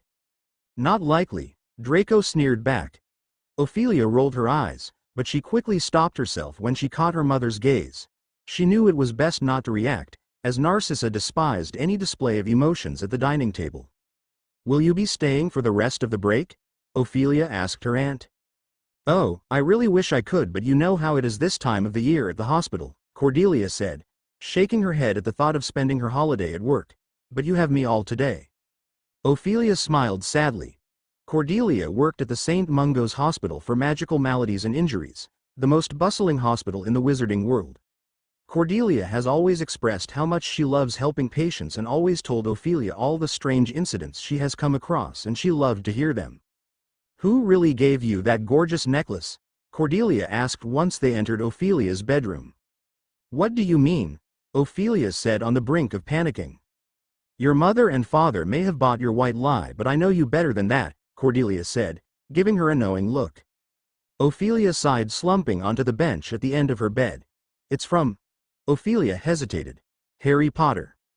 Cordelia stared at her, shocked. "The Harry Potter? The boy you despise and despises you?" she said, astonished. Ophelia sighed once more. "It turns out, it's neither." Her aunt stared at her for a moment before pulling up a chair from the vanity. "He likes you?" she said as though it was a fact. Ophelia nodded. "He confessed his feelings for me just before the break," she muttered softly. "And did you accept or deny his confession?" Ophelia quickly straightened up. Neither. I sort of ran away." Cordelia chuckled. "Do you like him?" Ophelia said nothing. "I see," Cordelia said, pausing for a moment. "Well, I sure have missed a lot. You haven't written to me at all." "Sorry," I've been busy, Ophelia said. I can see that, Cordelia smiled. Did you gift the Potter boy anything? No, Ophelia said, shaking her head. I want to give him something but. Then why don't we go look for something, Cordelia suggested. But all the shops are closed, Ophelia said confused. Not my shop. Her aunt gave her a knowing look. Ophelia grinned, getting up to dress. Cordelia's shop was her own personal collection of random magical items, with a few muggle items thrown in. She had to keep the muggle items hidden from Lucius, even though he never visited her home, so it was really unnecessary to hide them. Do you know what he'll like? Cordelia asked, opening the door to a room filled with magical items. I'm not sure. All I know is he likes Quidditch, Ophelia said, realizing she knew nothing about Harry. More guilt settled in. Well, I'm sure whatever you choose he'll love it as long as it's from you, her aunt said sweetly. I'll leave you to it then. Her aunt backed away, closing the door, leaving Ophelia alone. Ophelia glanced around the room. She took in the sight of book-filled cabinets, bottles containing mysterious glowing liquids, and even a bottle housing a tree with its own miniature ecosystem, feeling a bit overwhelmed and unsure of where to begin. Her attention was drawn to the table in front of her, which displayed a fascinating globe with a tiny egg nestled inside. Bell jar of time, a soft voice said suddenly, causing Ophelia to jump violently. She glanced around, searching for the source of the voice, but there was no one in sight. Over here, girl, the voice spoke once again. A portrait of an older man, with long white hair, laid against the wall on the floor. Who are you? She asked, wondering why a portrait was on the floor and not hung on a wall. Septimus Malfoy, pleasure, the portrait said, bowing. I've heard of you. You're my great-great-grandfather, yes? Ophelia asked. How would I know? I don't know who you are, Septimus said boredly. I'm Ophelia. My father is Lucius, son of Abraxas. Oh, yes. Cordelia has told me about her dear brother, Septimus said almost in spite. Mind hanging me up? Don't fancy staring at your feet. Right, Ophelia said tightly, picking up the portrait. What did you say about the globe? She asked as she placed him on the wall. The bell jar of time, it shows the life and death cycle. It seems as though Cordelia had enchanted it to slow the cycle and shrunk it. I've seen many in my day, much larger and faster. I see. Ophelia said, staring at the globe. Perhaps that could be a good gift. She was sure Harry had never seen something like that before. She extended her hand to retrieve it, but her attention was diverted by something else. Two identical hand mirrors lay a short distance from the globe. Curiosity piqued. She picked up one of the mirrors to catch a glimpse of her reflection. I believe that is a two-way mirror, Septimus said. I admire seeing them in the ministry. Quite a time. A two-way mirror? Ophelia queried. Do you know nothing, girl? Septimus said, annoyed. Ophelia frowned. The mirrors are connected. You're able to see and speak to another through, but the other has to have the other mirror. Ophelia nabbed the two mirrors, stuffing them into her bag, but paused. She couldn't give Harry the mirror. It felt too emotional. So she grabbed the globe as well, carefully placing it in her bag. Ophelia swiftly snatched the two mirrors, hastily tucking them into her bag. However, she hesitated when it came to giving Harry the mirror. It held too much emotional weight for her. Instead, she decided to take the globe too, carefully stowing it in her bag. Thank you, Ophelia said to Septimus. Of course, that's what I'm here for, Septimus said, rolling his eyes boredly. Come visit sometime. It's tiring only seeing Cordelia. I'll try. Ophelia smiled before leaving to find her aunt pouring tea by the fireplace. Find something? Cordelia asked. I did, Ophelia said simply, taking a seat. You don't seem excited about it, dear, Cordelia noted. I just feel guilty, Ophelia admitted. Why is that? It's complicated, Ophelia sighed. She wanted to tell her aunt everything but knew better. There was a moment of silence until Cordelia broke it. How about you come with me to St. Mungo's, Cordelia said. Ophelia perked up. Really? She said, a smile forming. Her aunt nodded. I do want to check on a patient of mine. Ophelia grinned, nodding excitedly. Since she was a child, she had harbored a deep desire to witness her aunt's craftsmanship. On one occasion, before her Hogwarts journey, she had the chance to visit her aunt's workshop. It was during this visit that Draco suffered an accident, resulting in a broken arm. Fortunately, Cordelia was there to mend it. The ground floor was busy when Ophelia and her aunt arrived. The reception area looked pleasantly festive. The crystal orbs that illuminated St. Mungo's had been colored red and gold to become gigantic, glowing Christmas baubles. Holly hung around every doorway, and shining white Christmas trees covered in magical snow and icicles glittered in every corner, each one topped with a gleaming gold star. Family argument. The blonde witch smirked behind the desk. You're the third I've seen today. Spell damage, 4th floor. See what I mean? Cordelia whispered to Ophelia. She scoffed. Ophelia followed her aunt to the 4th floor, passing by rooms filled with families visiting their injured family members. When we enter, please stand back. They might have family members visiting them, Cordelia said, stopping just outside a door. Ophelia nodded obediently. Fine, fine, a voice said, a little too heartily as Cordelia opened the door. You, haven't seen Healer Genvik, have you? I'm right here. Cordelia smiled sweetly, entering the room. At that moment, Ophelia found herself unable to move, as if time had stood still. Just a few steps away, she locked eyes with Harry Potter, both of them frozen in disbelief. Memories of the past few days rushed back, overwhelming her with guilt, sadness, and pain. Arthur, a voice said, with a snap that unfroze Ophelia, you've had your bandages changed. Why have you had your bandages changed a day early, Arthur? They told me they wouldn't need doing until tomorrow. Ophelia stepped inside the room waving at Harry. Hi, she said awkwardly as she closed the door behind her. Hi, he said slowly. What are you doing here? Ron asked suspiciously. Well, now don't get upset, but Augustus Pye had an idea. He's the trainee healer. Cordelia shook her head chuckling. You know, lovely young chap and very interested in complementary medicine. I mean, some of these old Muggle remedies. Well, they're called stitches, Molly, and they work very well on Muggle wounds. Mrs. Weasley let out an ominous noise somewhere between a shriek and a snarl. Ophelia backed away. Malfoy, what are you doing here? Fred said, retreating with George.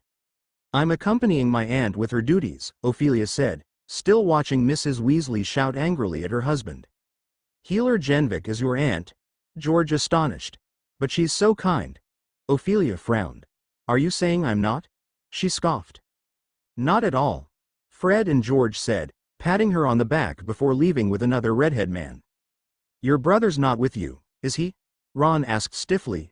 Ophelia shook his head. It sounds as though you've been trying to sew your skin back together, Mrs. Weasley said with a snort of mirthless laughter, but even you, Arthur, wouldn't be that stupid. How about we get some tea? Harry said quickly. Hermione, Ron, and Ginny nodded immediately and almost sprinted to the door with him. Coming, Ophelia? Harry asked when Ophelia didn't move. Oh, She glanced at her aunt, too distracted with calming Mrs. Weasley down to give her approval, I suppose. As it swung closed behind them, they heard Mrs. Weasley shriek, What do you mean? That's the general idea. Typical Dad, Ginny said, shaking her head as they set off up the corridor. Stitches, I ask you. Well, you know, they do work well on non-magical wounds, Hermione said fairly. I suppose something in that snake's venom dissolves them or something. I wonder where the tea room is. 5th floor, Harry said, tearing his eyes from Ophelia, who was avoiding his gaze. How was your Christmas, Ophelia? Hermione asked. Fine. Attended a party yesterday. It was boring, Ophelia said simply. I'm glad to see your father is all right. You knew he was hurt, Ginny said frowning. Ophelia almost smacked herself for speaking without a moment's thought. Yes, my father told me. Can't imagine what he had to say about it, Ginny scoffed. Nothing pleasant, Ophelia mumbled. They walked along the corridor, through a set of double doors, and found a rickety staircase lined with more portraits of brutal-looking healers. As they climbed it, the various healers called out to them, diagnosing odd complaints and suggesting horrible remedies. Ron was seriously affronted when a medieval wizard called out that he clearly had a bad case of spattergroit. And what's that supposed to be? He asked angrily, as the healer pursued him through 6 more portraits, shoving the occupants out of the way. 'Tis a most grievous affliction of the skin, young master, that will leave you pockmarked and more gruesome even than you are now. Watch who you're calling gruesome, Ron said, his ears turning red. The only remedy is to take the liver of a toad, Bind it tight about your throat. Stand naked at the full moon in a barrel of eel's eyes.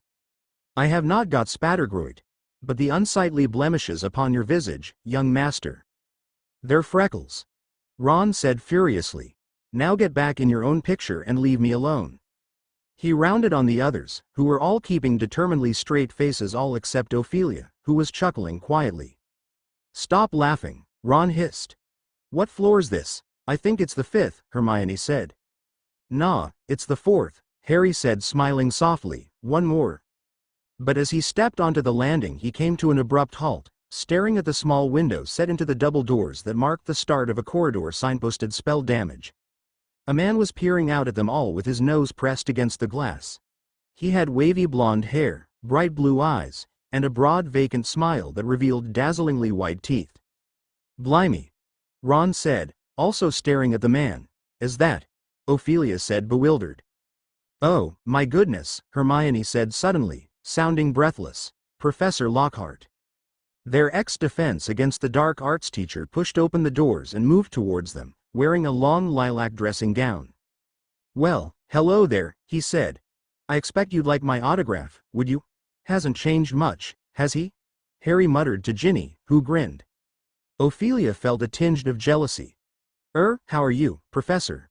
Ron said, sounding slightly guilty. From what Ophelia had heard, it had been Ron's malfunctioning wand that had damaged Professor Lockhart's memory so badly that he had landed in St. Mungo's in the first place, though as Lockhart had been attempting to permanently wipe Harry and Ron's memories at the time, Ophelia's sympathy was limited. I'm very well indeed, thank you, Lockhart said exuberantly, pulling a rather battered peacock feather quill from his pocket. Now, how many autographs would you like? I can do joined-up writing now, you know. We don't want any at the moment, thanks, Ron said, raising his eyebrows at Harry, who asked, Professor, should you be wandering around the corridors? Shouldn't you be in a ward? The smile faded slowly from Lockhart's face. For a few moments he gazed intently at Harry, and then he said, haven't we met? Yeah, we have, Harry said. You used to teach us at Hogwarts, remember? Teach? Lockhart repeated, looking faintly unsettled. Me? Did I? And then the smile reappeared upon his face so suddenly it was rather alarming. Taught you everything you know, I expect, did I? Lockhart said. Ophelia snorted and Hermione shushed her. Well, how about those autographs, then? Shall we say a round dozen? You can give them to all your little friends then and nobody will be left out. But just then a head poked out of a door at the far end of the corridor and a voice called, Gilderoy, you naughty boy, where have you wandered off to? A motherly-looking healer wearing a tinsel wreath in her hair came bustling up the corridor, smiling warmly at Ophelia and the others. Oh, Gilderoy, you've got visitors. How lovely, and on Christmas Day, too. Do you know, he never gets visitors, poor lamb, and I can't think why, he's such a sweetie, aren't you? We're doing autographs, Gilderoy told the healer with another glittering smile. They want loads of them, won't take no for an answer. I just hope we've got enough photographs. Listen to him, the healer said, taking Lockhart's arm and beaming fondly at him as though he were a precocious 2-year-old. He was rather well known a few years ago. We very much hope that this liking for giving autographs is a sign that his memory might be starting to come back. Will you step this way? He's in a closed ward, you know. He must have slipped out while I was bringing in the Christmas presents. The door's usually kept locked. Not that he's dangerous. But, she lowered her voice to a whisper, he's a bit of a danger to himself, bless him. Doesn't know who he is, you see, wanders off and can't remember how to get back. It is nice of you to have come to see him. Ron said, gesturing uselessly at the floor above, actually, we were just, But the healer was smiling expectantly at them, and Ron's feeble mutter of, going to have a cup of tea, trailed away into nothingness. They looked at each other helplessly and then at Ophelia, who shook her head begging them to say no, but they followed Lockhart and his healer along the corridor. Ophelia groaned, doing the same. Let's not stay long, Ron said quietly. We shouldn't be staying at all, Ophelia muttered. The healer pointed her wand at the door of the Janus Thicky ward and muttered, Alohomora. The door swung open and she led the way inside, keeping a firm grasp on Gilderoy's arm until she had settled him into an armchair beside his bed. This is our long-term residence's ward, she informed Ophelia, Harry, Ron, Hermione, and Ginny in a low voice. For permanent spell damage, you know. Of course, with intensive remedial potions and charms and a bit of luck, we can produce some improvement. Gilderoy does seem to be getting back some sense of himself, and we've seen a real improvement in Mr. Bode. He seems to be regaining the power of speech very well, though he isn't speaking any language we recognize yet. Well, I must finish giving out the Christmas presents. I'll leave you all to chat. Feeling irritated, Ophelia glanced around. The ward bore unmistakable signs of being a permanent home to its residents. They had many more personal effects around their beds. The wall around Gilderoy's headboard, for instance, was papered with pictures of himself, all beaming toothily and waving at the new arrivals. He had autographed many of them to himself in disjointed, childish writing. The moment he had been deposited in his chair by the healer, Gilderoy pulled a fresh stack of photographs towards him, seized a quill, and started signing them all feverishly. "You can put them in envelopes," he said to Ginny, throwing the signed pictures into her lap one by one as he finished them. "I am not forgotten, you know. No, I still receive a very great deal of fan mail. Gladys Gudgeon writes weekly. I just wish I knew why." He paused, looking faintly puzzled, then beamed again and returned to his signing with renewed vigor. "I suspect it is simply my good looks." A sallow-skinned, mournful-looking wizard lay in the bed opposite staring at the ceiling. He was mumbling to himself and seemed quite unaware of anything around him. 2 beds along was a woman whose entire head was covered in fur. At the far end of the ward, flowery curtains had been drawn around 2 beds to give the occupants and their visitors some privacy. "Here you are, Agnes," the healer said brightly to the furry-faced woman, handing her a small pile of Christmas presents. "See, not forgotten, are you? And your son's sent an owl to say he's visiting tonight, so that's nice, isn't it?" Agnes gave several loud barks. "And look, Broderick, you've been sent a pot plant and a lovely calendar with a different fancy hippogriff for each month. They'll brighten things up, won't they?" the healer said. Bustling along to the mumbling man, setting a rather ugly plant with long, swaying tentacles, Devil's Snare on the bedside cabinet and fixing the calendar to the wall with her wand.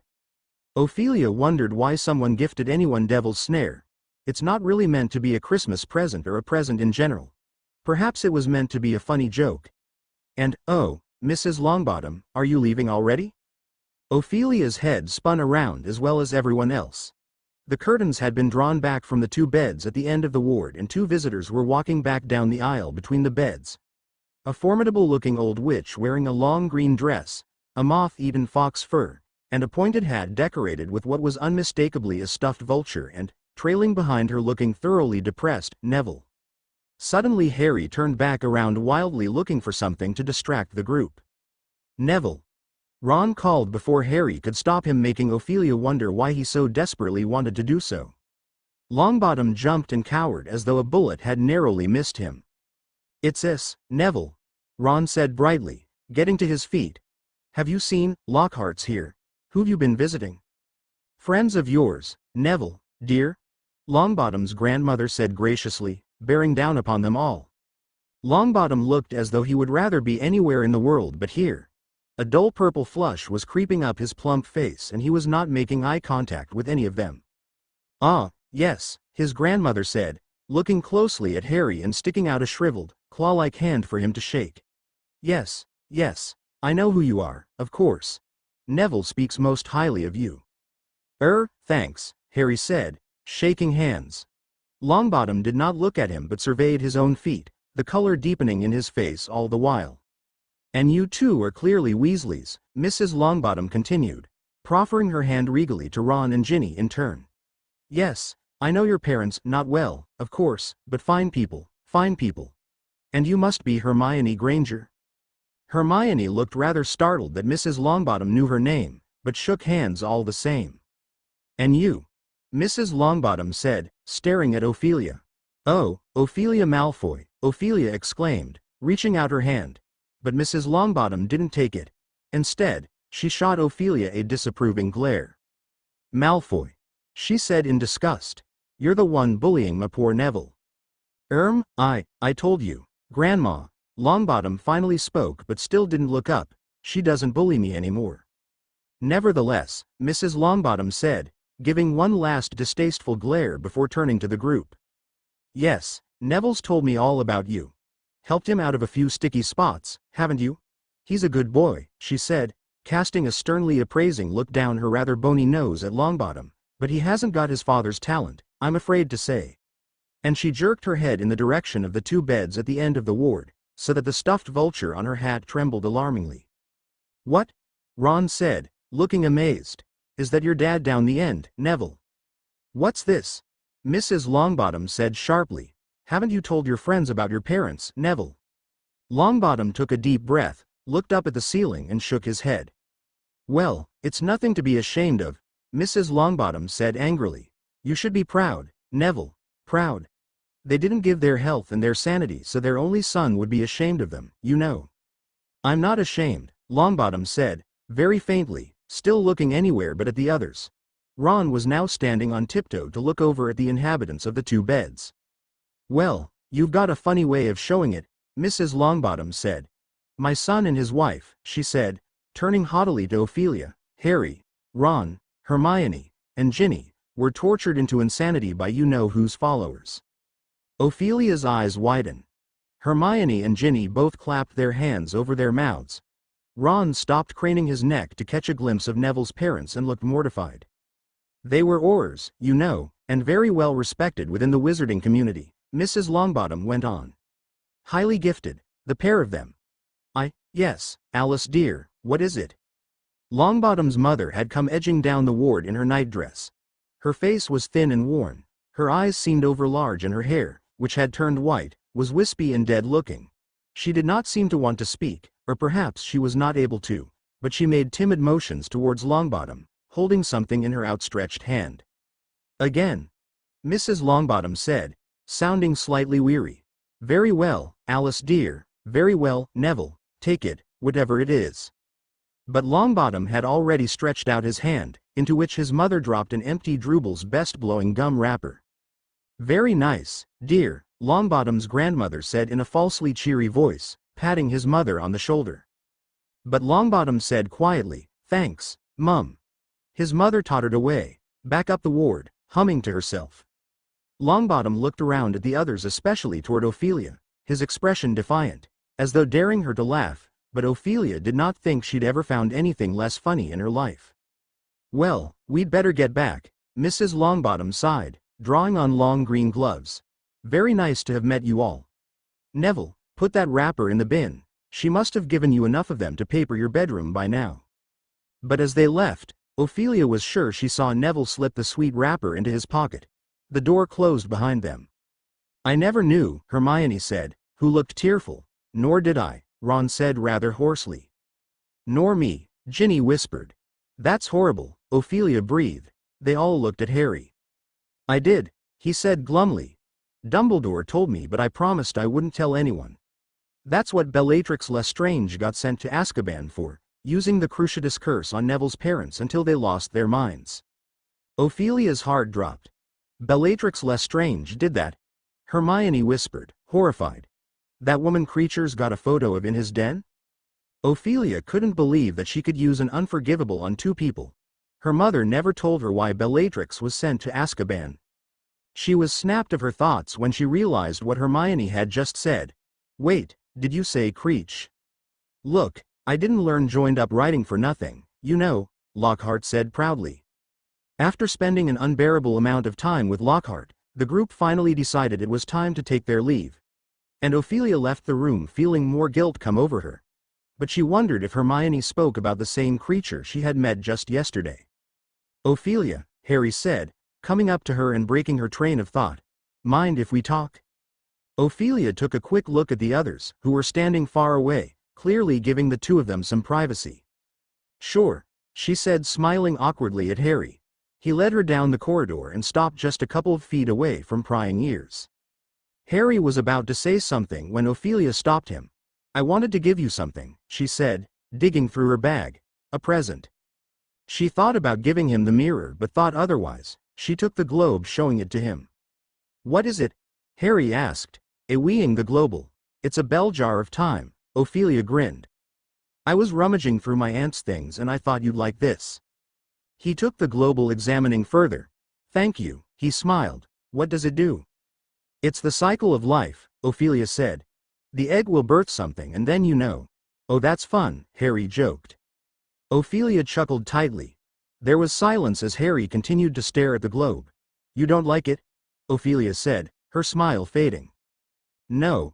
I love it, Harry exclaimed, grabbing her arm but quickly pulled away. Sorry, it's just. It's about what you said before the break, isn't it? Ophelia said cautiously. Harry looked away but nodded. Ophelia gazed at him, contemplating all potential outcomes. She could confess her feelings, risking her mission. Things might work out. They become a couple, go on dates, and enjoy their time together. She's in love with him and he's in love with her. But, her father finds out she's dating Harry Potter and informs the Dark Lord, who then kills both of them. A tragic conclusion. She could deny his feelings. Things could get awkward initially, but they eventually return to their friendly status.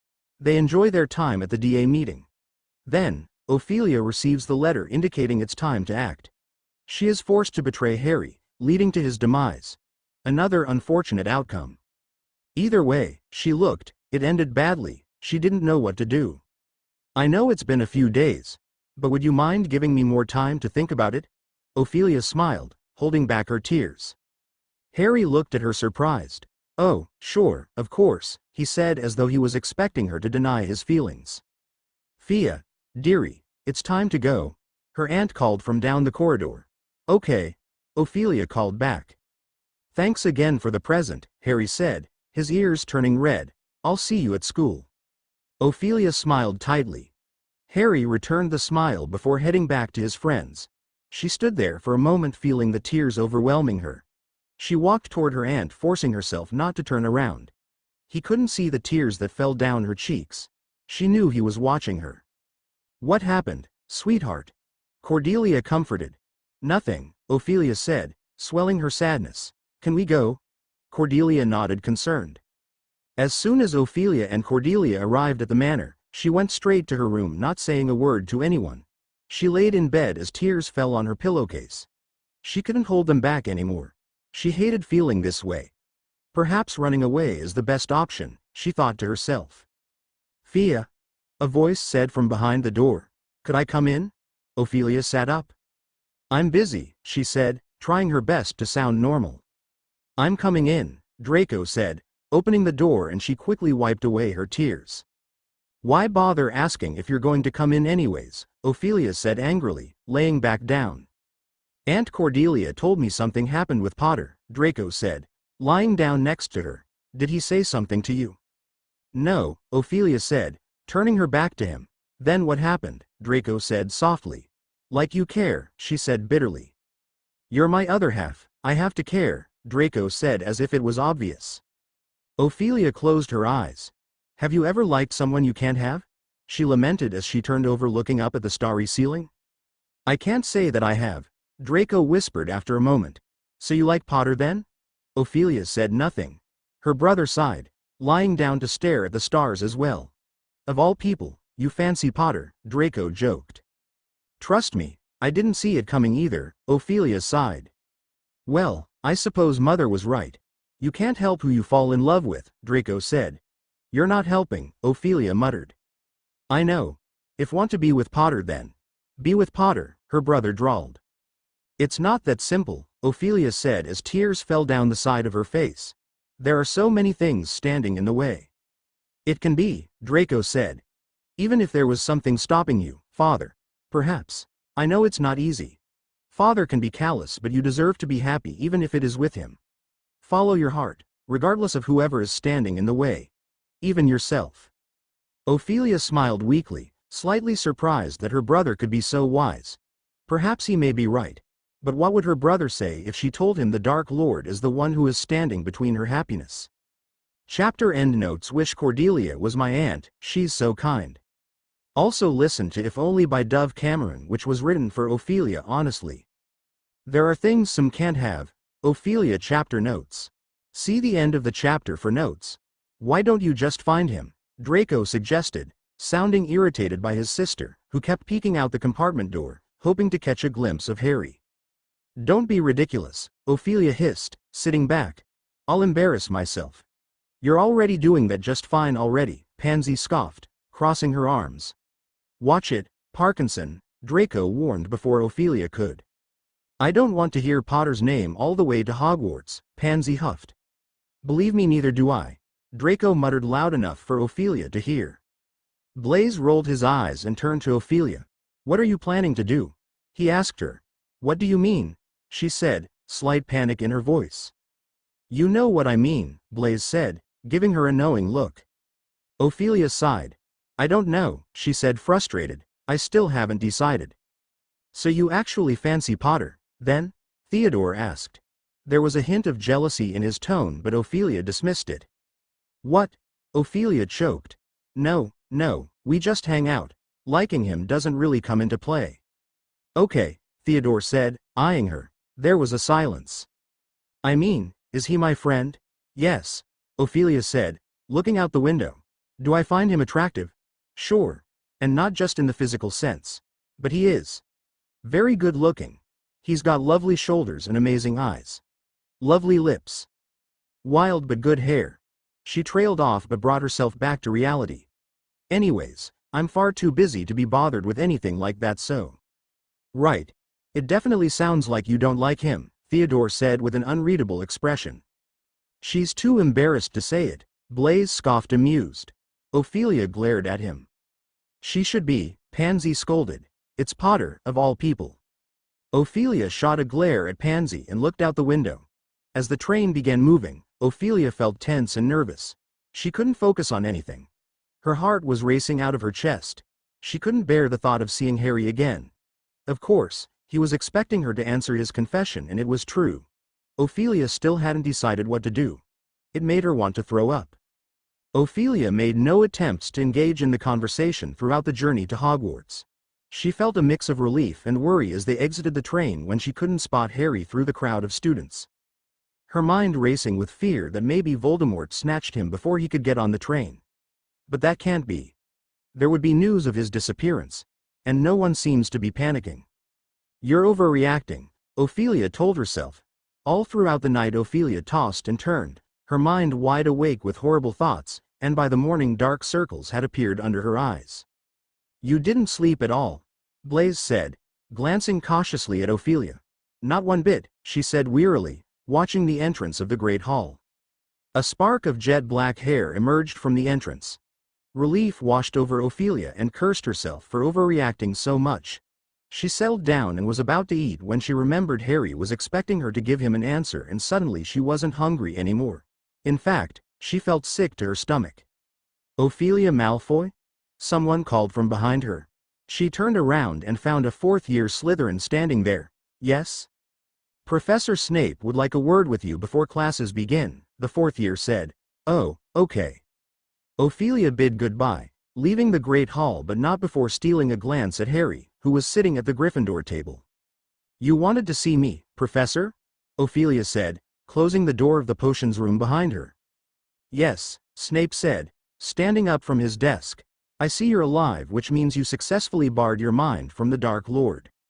Ophelia nodded, pursing her lips. She hoped this meeting wouldn't be about Voldemort. "If you call bruising my mind successful, then, yes," Ophelia said through her teeth. Snape narrowed his eyes at me. Ophelia felt a slight pressure in her head. "If you want to know what was discussed, you could ask," she growled darkly. "Watch your tone, you ungrateful little girl," Snape hissed. "There is nothing I don't already know about the meeting you had with the Dark Lord. I was simply testing your mind. It seems your emotions are at an all-time high. Harder to keep your mind protected." Ophelia narrowed her eyes. "You know about the meeting?" she asked suspiciously. Snape stared at her for a moment. He opened his mouth to say something when the bell rang. "Take your seat," he said calmly. Ophelia let out an exasperated eye roll and made her way to the back of the room where her seat was. Gryffindors and Slytherins filed in, taking their seats too. "Hi, Fia," a voice that made Ophelia nervous said. "Hi, Harry," she stuttered. "Mind if I sit with you?" he asked, motioning to the empty seat next to her. She hesitated, looking around for Blaise, who was sitting with Daphne chatting away. I asked Blaise if I could sit with you," Harry said nervously. "You did?" Harry nodded, smiling weakly. "Then sit," Ophelia said. Harry took a seat. He smiled sweetly at Ophelia. Her heart raced as Harry's smile melted her worries, but Snape's interruption brought her back to reality. The close proximity made her heart spike, especially when the sleeve of Harry's robe grazed her own. And that faint scent of his cologne, warm citrus, only intensified her feelings. Possibly new because he usually smelled of nothing. Maybe because she hasn't been this close to him before, or maybe she's just paying more attention now. Ophelia's mind was too consumed by Harry's presence to focus on Snape's lesson. And by the end of class, she had no idea what homework Snape had assigned. It seemed like Harry's close proximity and the captivating scent of his warm citrus cologne had completely taken over her thoughts. "How was the rest of your break?" Harry asked as he helped Ophelia gather her things. Quiet. Nothing really happens at my home during breaks," she said, avoiding eye contact. "What about yours? Is Mr. Weasley all better?" "Yes, he was released a few days after Christmas," Harry said as they left the potions classroom. "That's good to hear. What exactly happened, if you don't mind me asking?" Ophelia said, avoiding the subject of his confession at all costs. "Oh well." Harry trailed as though he was deciding to tell her or not, even though Ophelia knew what had aspired. "I saw Mr. Weasley attacked by a snake. Voldemort's snake." Ophelia flinched at the name. "You saw it?" she questioned. "Yeah. Like in a dream," Harry said, glancing at Ophelia, who kept a straight face. "Lucky they found him then," Ophelia said, looking forward. "Must have been scary." Harry remained silent as they walked in silence down the grand hall. "I better get going to class. I don't want to be late. I'll see you at lunch." Ophelia smiled weakly, before turning down a corridor.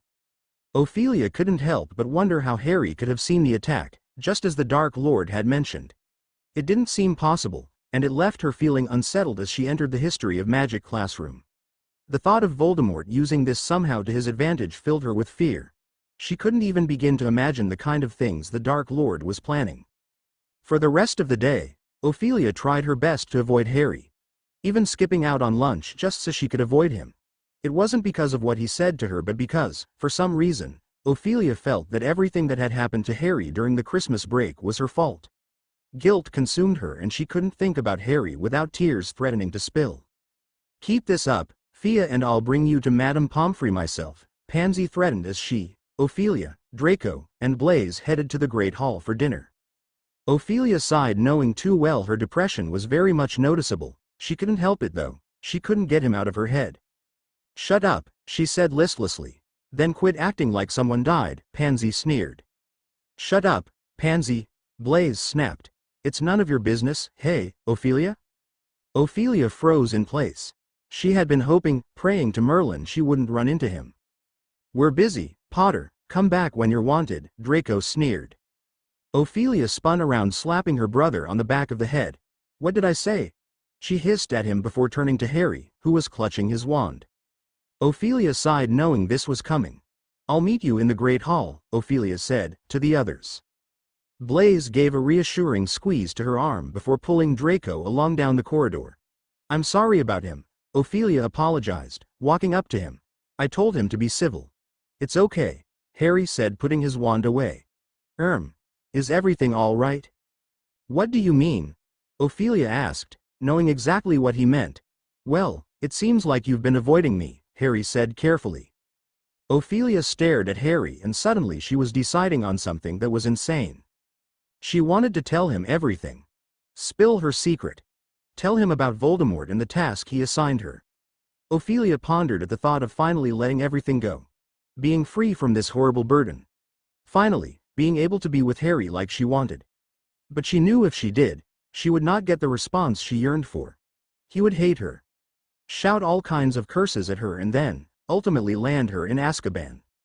No, she couldn't tell him. "Harry," Ophelia began. "I'm sorry, but I cannot return your feelings." Harry's expression instantly changed, his face filled with disappointment and sadness. "Oh," he breathed. "I would like us to remain friends," Ophelia said softly. "Can we?" Harry remained silent, staring at the ground. Fear struck Ophelia. Was he going to stop being friends with her? Once again, tears began to threaten to spill. "I would too," Harry said finally. I have remedial potions, so I have to go. I'll see you later. Ophelia smiled, holding back her tears. Harry walked past her not saying another word. But she stayed in place trying to compose herself. She took a deep breath, determined to hold back her tears. She refused to let them fall. And soon after, she slowly made her way to the Great Hall. How did it go? Blaze asked as soon as she sat down. Fine, she said blankly, taking a piece of chicken. Fia, did you? I don't want to talk about it, she said quickly. Their gaze lingered on Ophelia, who mindlessly ate the chicken breast. In truth, she wanted so desperately to talk about it. But she knew their hate for Harry was greater than her feelings. They could never understand or give her the advice she needed. Not when it involved Lord Voldemort. But Ophelia didn't feel like being alone, so she stayed with the group, chatting with them in the Slytherin common room as though she hadn't rejected Harry. Honestly, I don't know what Mother is always raving about, Ophelia began. The Christmas party was nothing eventful. I have to agree, Theodore said. All I did was stand to the side eating chocolate pudding. I had fun, Pansy flaunted, eyeing Ophelia. I spent the evening conversing with Newton Pierce. That 6th year? Draco questioned, a tint of jealousy in his voice. Pansy nodded, smirking. Ophelia rolled her eyes and said, anyways, so I was thinking, Ophelia, could I speak to you for a moment? Blaze interrupted. His face said it all. He wanted to have a serious conversation. Sure, Ophelia said, tight-lipped, standing up. She followed Blaze into the boys' dormitory. He ordered the few boys who sat by the fire to leave the room. What's wrong? Ophelia asked as soon as the boys were gone. What are you doing? Blaze said, frustrated. What do you mean? She said, surprised. I understand your hesitation with Potter, but you obviously love him, he began. I've tried to be supportive. I've tried to help you with your task. I've tried to give you advice. I've tried to help you with the trio, even though I despise Potter and that traitorous ginger and bushy-haired Mudblood, joining their stupid club. But it all seems pointless. You won't take my help. At this point, I'm done trying to make you see reason. It's really not my problem. I'm going to stop you right there, Blaze, Ophelia said, her voice cold. Don't ever call Hermione that. Ever. I have only ever asked for your help once. I don't need your help or advice. If you don't like the way I'm handling things, then that is your problem. You can hate Harry, Ron, and Hermione. I do not care, but don't act like I forced you to join DA. You wanted to. I can appreciate your support, but that doesn't give you the right to expect me to accept it. She paused, taking a deep breath. All of this is my choice. You don't have a say in it. Blaze stared at Ophelia for a moment. Fine. If that's how you want it to be. It is, Ophelia said firmly. Blaze gave her last look before walking past her and out of the boys' dormitory. Ophelia closed her eyes, shaking her head, feeling a sense of disappointment. She wasn't sure if it was with herself or with Blaze. Unable to bear being around anyone, Ophelia left the common, ignoring the confused stares from her brother and the group. She wandered around the grand hall, questioning if she had ever asked Blaze for help besides that one time. Perhaps she had been a bit selfish, but Ophelia couldn't admit that. She had always been too stubborn to admit she might be in the wrong. Just as she was about to turn the corner, Ophelia rammed into someone, causing them to fall to the stone ground. Harry! Ophelia yelped, hurrying to him. I'm so sorry, I wasn't paying attention. It's all right, Harry said, struggling to stand. That's when Ophelia noticed how pale and clammy he looked. Harry, she said, helping him up. Are you okay? You look sick. Thanks, Harry said sarcastically, straightening himself up. I'm fine. But he sure didn't look fine. He looked as though he was in pain. Ophelia sighed softly before speaking. Is there something going on? You can talk to me about it. I said I'm fine, Harry busted. Ophelia was taken back. I'm sorry, she whispered. Harry remained silent for a moment, staring at the ground. No, I'm sorry. I'm not taking remedial potions, Harry confessed. Snape teaching me occlumency. He is? Ophelia said, surprised. But why? Harry sighed. When I told you, he paused. When I saw Mr. Weasley getting attacked, I wasn't just watching, I was the snake. Ophelia felt her heart drop. And afterwards, when I had the dream, in Dumbledore's office, there was a moment where I wanted to, he paused, taking a deep breath. There's a connection between me and Voldemort. I'm able to feel what he feels, see what he sees. Snape's teaching me occlumency to protect my mind from Voldemort. But this connection, I wonder. What if the reason for it is that I am becoming more like him? Ophelia took a step forward frowning, but Harry stopped her. I just feel so angry all the time, Harry said, frustrated as Ophelia's eyes began to water. And what if after everything I've been through, something inside me has gone wrong? What if I'm becoming bad? Tears fell from both Harry and Ophelia's eyes as they stared at each other. He was waiting for Ophelia to say something, anything, but Ophelia couldn't think of any words to say to bring him comfort. She had never realized the amount of pain Harry had been through, and it shattered her heart. It was his fault. Voldemort had taken everything away from him. Fighting a battle every year. Losing people he loves. And it was at that moment Ophelia's determination surged within her as she finally made a resolute decision. She refused to carry out the Dark Lord's task, unwilling to let anything harm Harry. She took a step forward, grabbing Harry's hand. Harry, she said softly as tears fell. You're not a bad person. You are truly a kind person. I need you to know that. Harry looked at her. Nevertheless, the world isn't split into good people and Death Eaters, Ophelia smiled, causing Harry to chuckle quietly. We've all got both light and dark inside of us.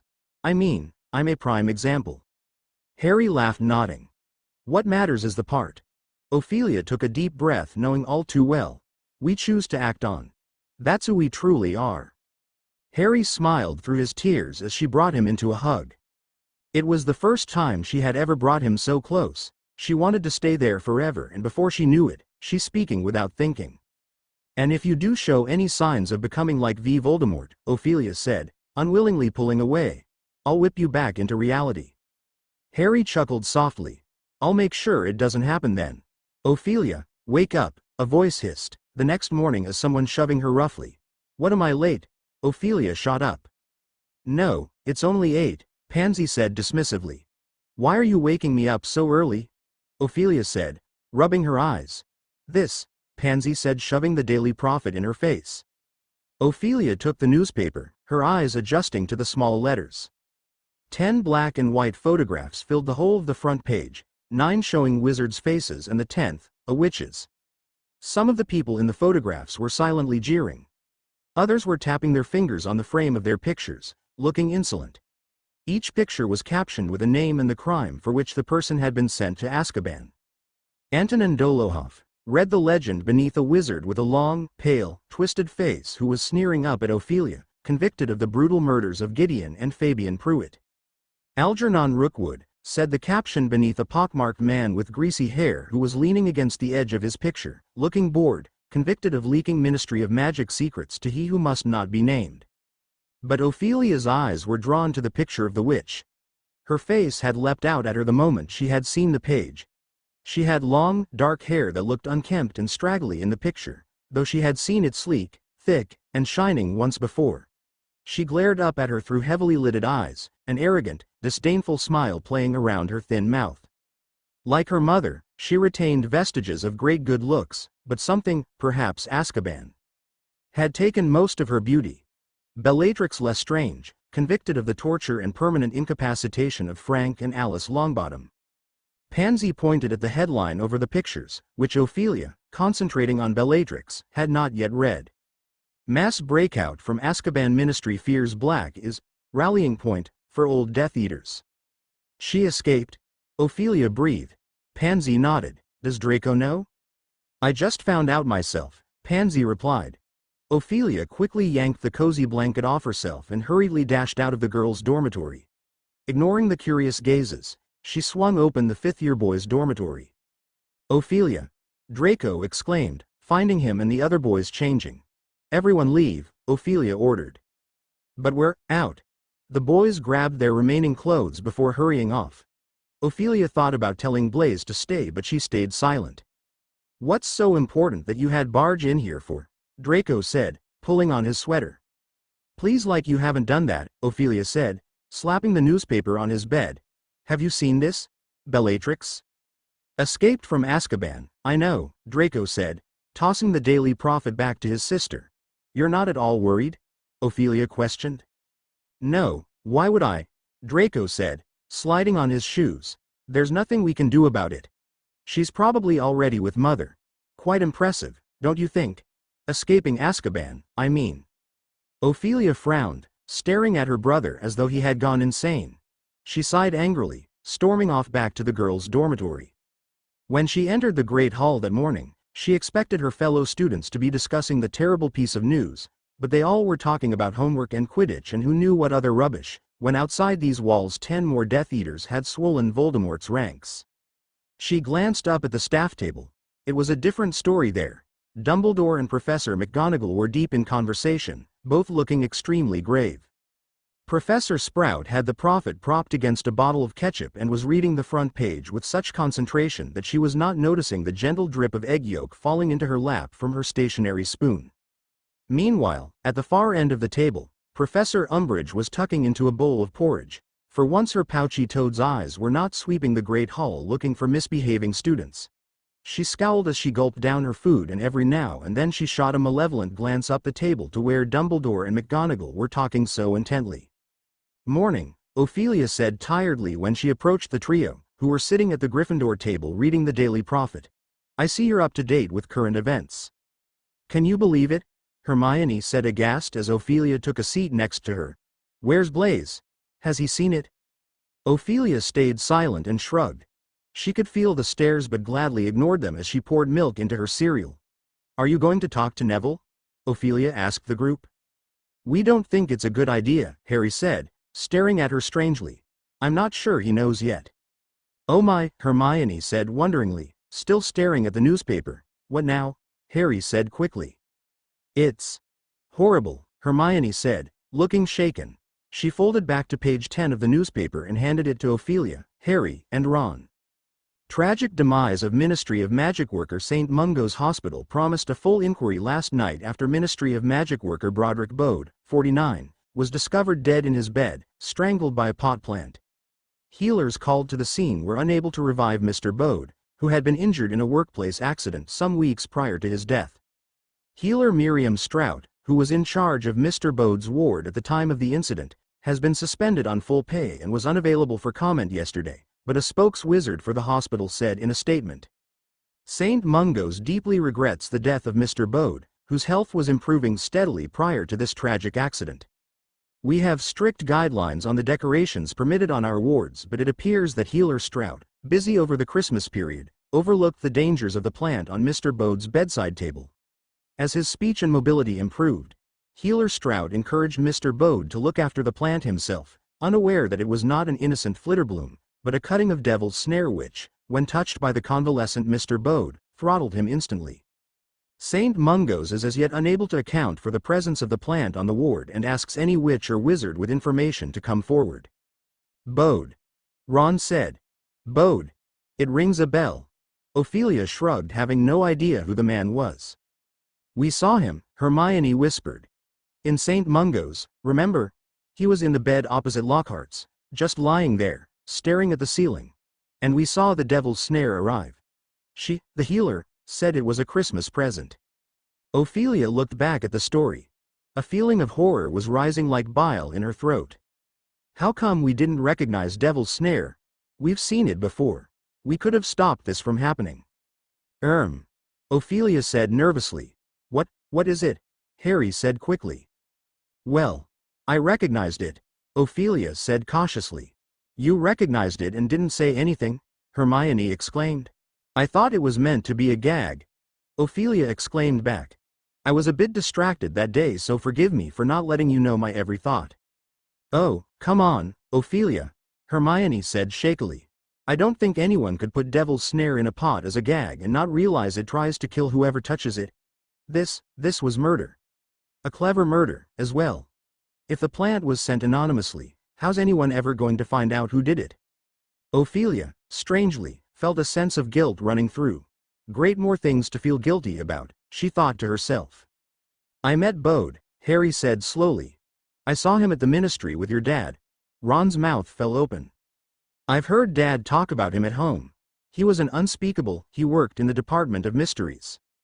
They looked at each other for a moment, then Hermione pulled the newspaper back towards her, closed it, glared for a moment at the pictures of the 10 escaped Death Eaters on the front, then leapt to her feet.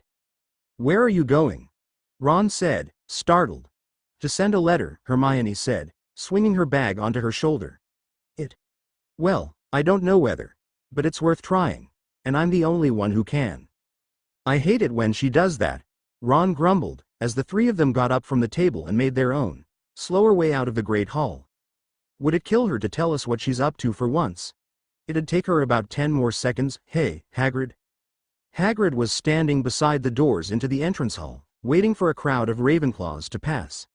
He was still as heavily bruised as he had been on the day he had come back, and there was a new cut right across the bridge of his nose. "All rig, you three," he said, trying to muster a smile but managing only a kind of pained grimace. "Are you okay, Hagrid?" Harry asked, following him as he lumbered after the Ravenclaws. "Fine, fine," Hagrid said with a feeble assumption of airiness. He waved a hand and narrowly missed concussing a frightened-looking Professor Vector, who was passing.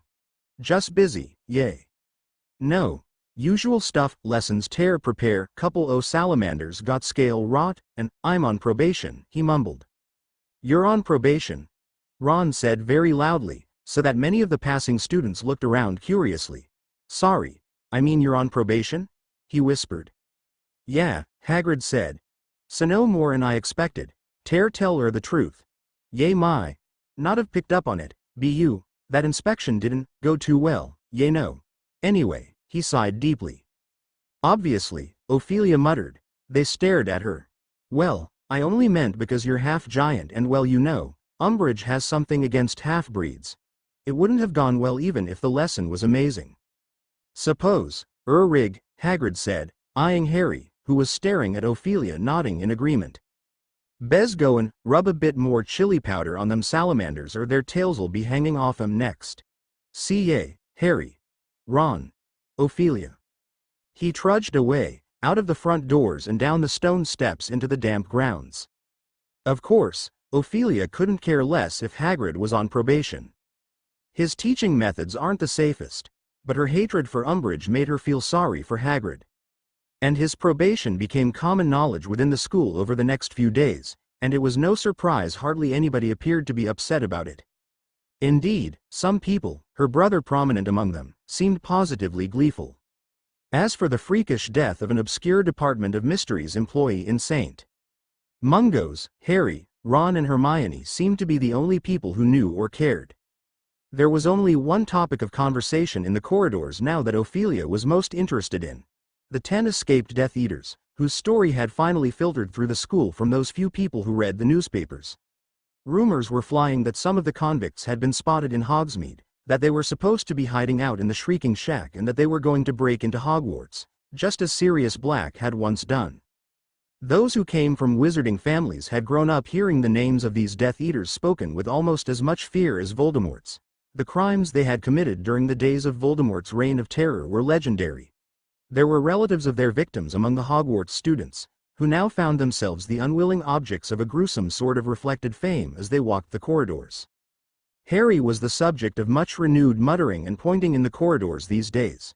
There was a slight difference in the tone of the whisperers' voices. They sounded curious rather than hostile now. It was not only the students' mood that had changed. It was now quite common to come across 2 or 3 teachers conversing in low, urgent whispers in the corridors, breaking off their conversations the moment they saw students approaching. "They obviously can't talk freely in the staff room anymore," Hermione said in a low voice, as she, Ophelia, Harry, and Ron passed Professors McGonagall, Flitwick and Sprout huddled together outside the Charms classroom one day. Not with Umbridge there. "Reckon they know anything new?" Ophelia said, gazing back over her shoulder at the 3 teachers. "If they do, we're not going to hear about it, are we?" Harry said angrily. "Not after decree. What number are we on now?" For new notices had appeared on the house notice boards the morning after news of the Azkaban breakout. By order of the High Inquisitor of Hogwarts, teachers are hereby banned from giving students any information that is not strictly related to the subjects they're paid to teach.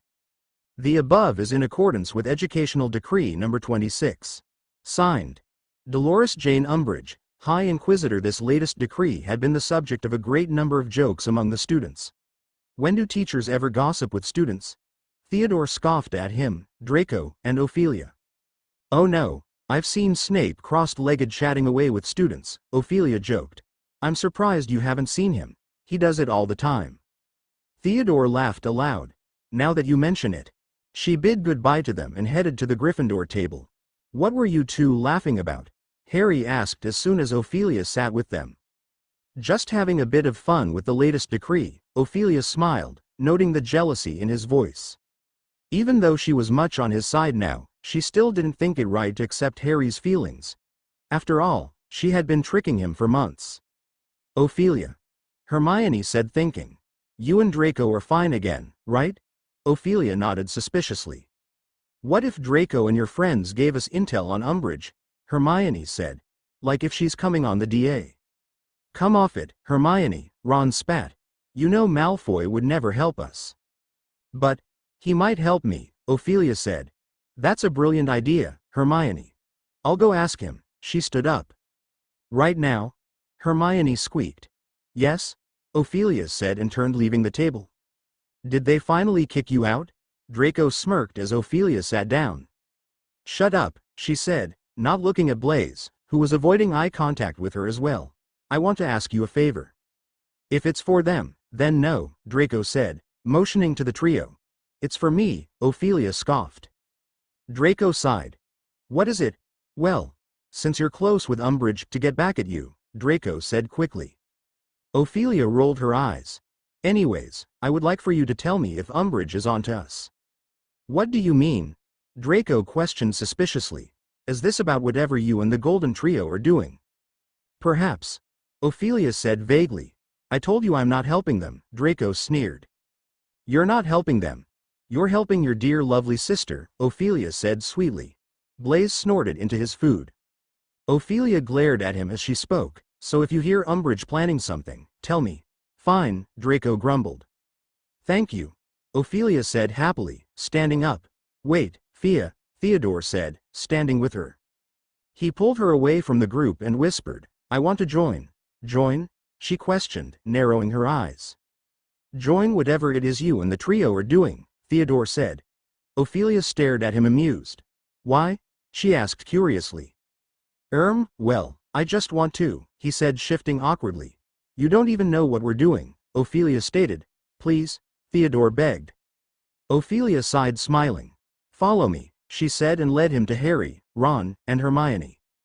So Ophelia said, not knowing how to start. She had a tinge of fear that if she said too much, Hermione's curse might activate. He wants to join. You told him? Ron hissed angrily. Does it look like I did? Ophelia hissed back. He doesn't know anything. Why does he want to join? To tell Umbridge what we're doing, Ron said, glaring up at Theodore. No, Draco has agreed to be our mole, Ophelia said, rolling her eyes. And calm down, Weaselby, you'll turn as red as your hair. Hermione looked at Harry, who was narrowing his eyes at Theodore as if he had stolen his broom.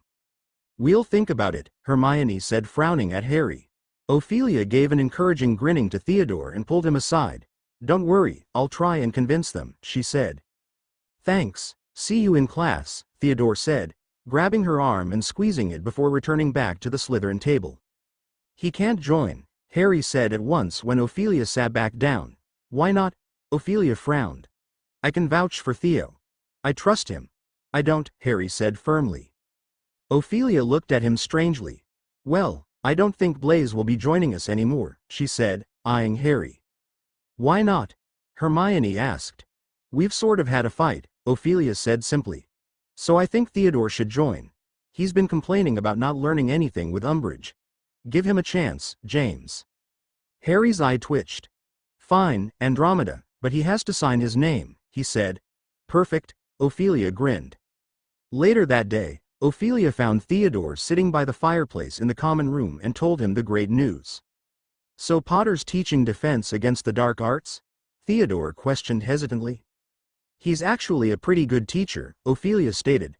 I don't know if I would be able to cast spells if it weren't for him. I thought you were finding a way to take down Umbridge, Theodore mumbled. But I suppose that's better. Ophelia checked her watch. Oh no, we're late, she said, standing up. We better hurry. Right now? Theodore exclaimed. Ophelia nodded and hurried up the stone steps with Theodore at her heels. "Where is the meeting?" Theodore panted as they reached the astronomy wing.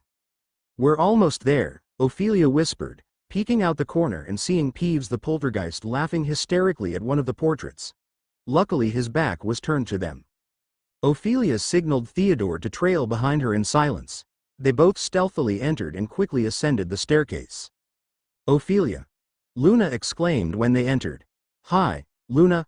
Ophelia waved but froze suddenly. Just a few feet from her were Harry and Cho Chang. He held her hand, helping her perfect her wand work. "So I was wondering if you were free on the 14th, Chang said as Ophelia made her way toward them. "Valentine's Day?" Harry questioned, his face turning red. Chang nodded. I brought Theo," Ophelia interrupted, forcing a smile. "Hi," Theodore grunted. Ophelia nudged him. "Hi," he said more excitedly. "I'm ready for learning." Ophelia chuckled and glanced at Harry, whose lip was curled in disgust. "You're late," he said simply. "That was my fault." Ophelia smiled at Harry. Sorry to interrupt," Chang chimed. "Are you and Harry dating?" "What? No." Harry and Ophelia both exclaimed. "Oh," Chang said, smiling brightly. "Well, good then. About that question, Harry." Harry glanced at Ophelia. "Valentine's Day, like a date?" "Yes." Anger boiled through Ophelia. Harry glanced back at Ophelia, who was forcing a smile. Her eyes told him a different story, but Harry didn't seem to get it. "I suppose so." "Wonderful," Chang said happily. "I'll see you then." As she went on her way, Harry turned to Ophelia, but she was already leaving him alone. Anger was raging through her, and of course, she was the only one to blame. "Seems like I've come at the right time," Theodore chuckled as he followed Ophelia. "The drama."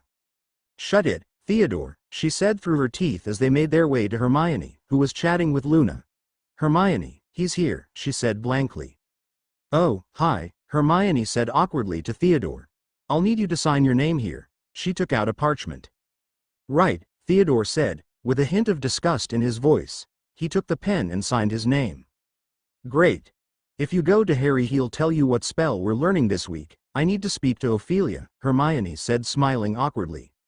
"Sorry about him," Ophelia said, rolling her eyes as she watched Theodore return to Harry. "He shares the same view as my brother." "I don't really care," Hermione said, waving it off. "On the 14th, Luna and I are going to speak to Rita Skeeter." "Rita Skeeter?" Ophelia questioned. "Didn't she bash on Harry during the Triwizard Tournament? Why would you speak to her?"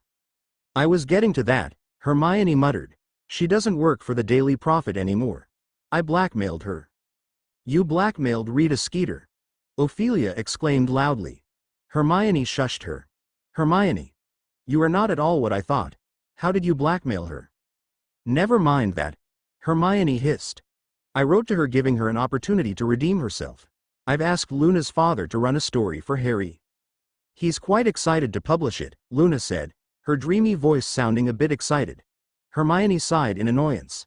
"Can't we please stop interrupting me?" she huffed. Luna and Ophelia glanced at each other. "Anyways, he's agreed to run the story, we just need Skeeter to agree, and well, Harry as well," Hermione breathed. Ophelia waited for Hermione to continue. "Okay, so why are you telling me this?" she asked when Hermione didn't continue. "Well, I think Skeeter would be more inclined to speak to me if you were there," she said. Ophelia gave her a confused look. "Why?" she said, finding this amusing. "Well, you were the one she went to bash Harry," Hermione said, giving her a look. "Oh," Ophelia laughed. "That's right. I suppose I can be there, but you said the 14th, right?" Hermione nodded. "Not sure if Harry's going to be available," Ophelia said bitterly. "Why?" "Ask him," Ophelia grumbled. Bitterness began consuming Ophelia as January came and gone. She watched from the side as Harry and Cho Chang became closer. How he smiled sweetly at her. How he walked her to her classes. It had become apparent Ophelia had lost her chance to ever return her feelings to him. And February had arrived, bringing with it wetter and warmer weather and the dread of the second Hogsmeade visit of the year. On the morning of the 14th, Ophelia made her way to the Great Hall for breakfast. She found Hermione eating alone, looking around apprehensively. "Where's Harry and Ron?" Ophelia asked as she sat down next to her. Haven't come yet and neither has the Skeeter's letter, Hermione said nervously. I'm sure we'll get a response. She'd never miss a chance to write about Harry, Ophelia said nonchalantly, taking a piece of toast. Oh, please be it. Please be it, Hermione begged, spotting the arrival of the owl post. Hermione was tugging a letter from the beak of a brown owl as Harry and Ron finally appeared. And about time, if it hadn't come today, she said, eagerly tearing open the envelope and pulling out a small piece of parchment. Her eyes sped from left to right as she read through the message and a grimly pleased expression spread across her face. She looked up at Ophelia, giving her a nod. Listen, Harry, she said, turning to him, this is really important. Do you think you could meet me in the Three Broomsticks around midday? Well, I dunno, Harry said uncertainly, glancing at Ophelia, who was pretending to be interested in her toast. Cho might be expecting me to spend the whole day with her. She never said what we were going to do. Well, bring her along if you must, Hermione said urgently. But will you come? Well, all right, but why? I haven't got time to tell you now, I've got to answer this quickly. And as Ophelia was about to take a bite of her toast, Hermione grabbed her arm, pulling her up. My toast. Ophelia whined as her toast fell to the ground and faded from view. Hermione. We have to go find Luna, Hermione said, dragging Ophelia into the grand staircase. What if I just didn't come? Ophelia said. Hermione whipped around angrily. I mean, do you really need me? I'm sure Rita Skeeter will be fine without me there. Ophelia. Hermione said warningly. Ophelia sighed and they continued on to the Ravenclaw Tower. The way up to the Ravenclaw Tower was exceedingly exhausting. They had to climb up a long spiral staircase until finally, they reached a door with a large bronze knocker in the shape of an eagle. What now? Ophelia panted heavily. Well, we'll have to wait for someone to come out, Hermione panted as well. Can't we just use the knocker? Ophelia said, motioning to the bronze eagle. Maybe someone will answer. She stepped forward and grabbed the knocker and tapped it once. The eagle suddenly sprung to life. Glittering points that downward thrust, sparkling spears that never rust. What are they? The eagle said. Ophelia and Hermione looked at each other confused. We have to answer a riddle? Ophelia questioned. Glittering points that downward thrust, sparkling spears that never rust, Hermione said, thinking to herself. Ophelia tried to think of an answer but nothing came to mind. Perhaps there was a reason why she wasn't sorted into Ravenclaw. Lightning? Hermione said uncertainly. The eagle remained still. Lightning thrust downward and it can be shaped as a spear, Hermione huffed. How about we just wait, Ophelia said, patting Hermione on the back. No, I'm going to get this, Hermione exclaimed. Ophelia sighed, taking a seat by the stairs. Soon 5 minutes had passed as Hermione shouted out random answers, then 10, 15, 20, until finally someone came out of the Ravenclaw Tower. Oh, Hermione, Ophelia, Cho Chang said, surprised, coming out of the door. Ophelia rolled her eyes in annoyance as she stood up. I almost got it, Hermione groaned. No offense, Hermione, but I don't think you would have ever gotten it, Ophelia said boredly and turned to Chang. Can you get Luna for us? Oh sure. Cho smiled and went back inside the Ravenclaw Tower. Oh sure, Ophelia mimicked quietly. Bit grouching, aren't you? Hermione noted. Hush, Ophelia grumbled. Maybe she was being a tad too critical.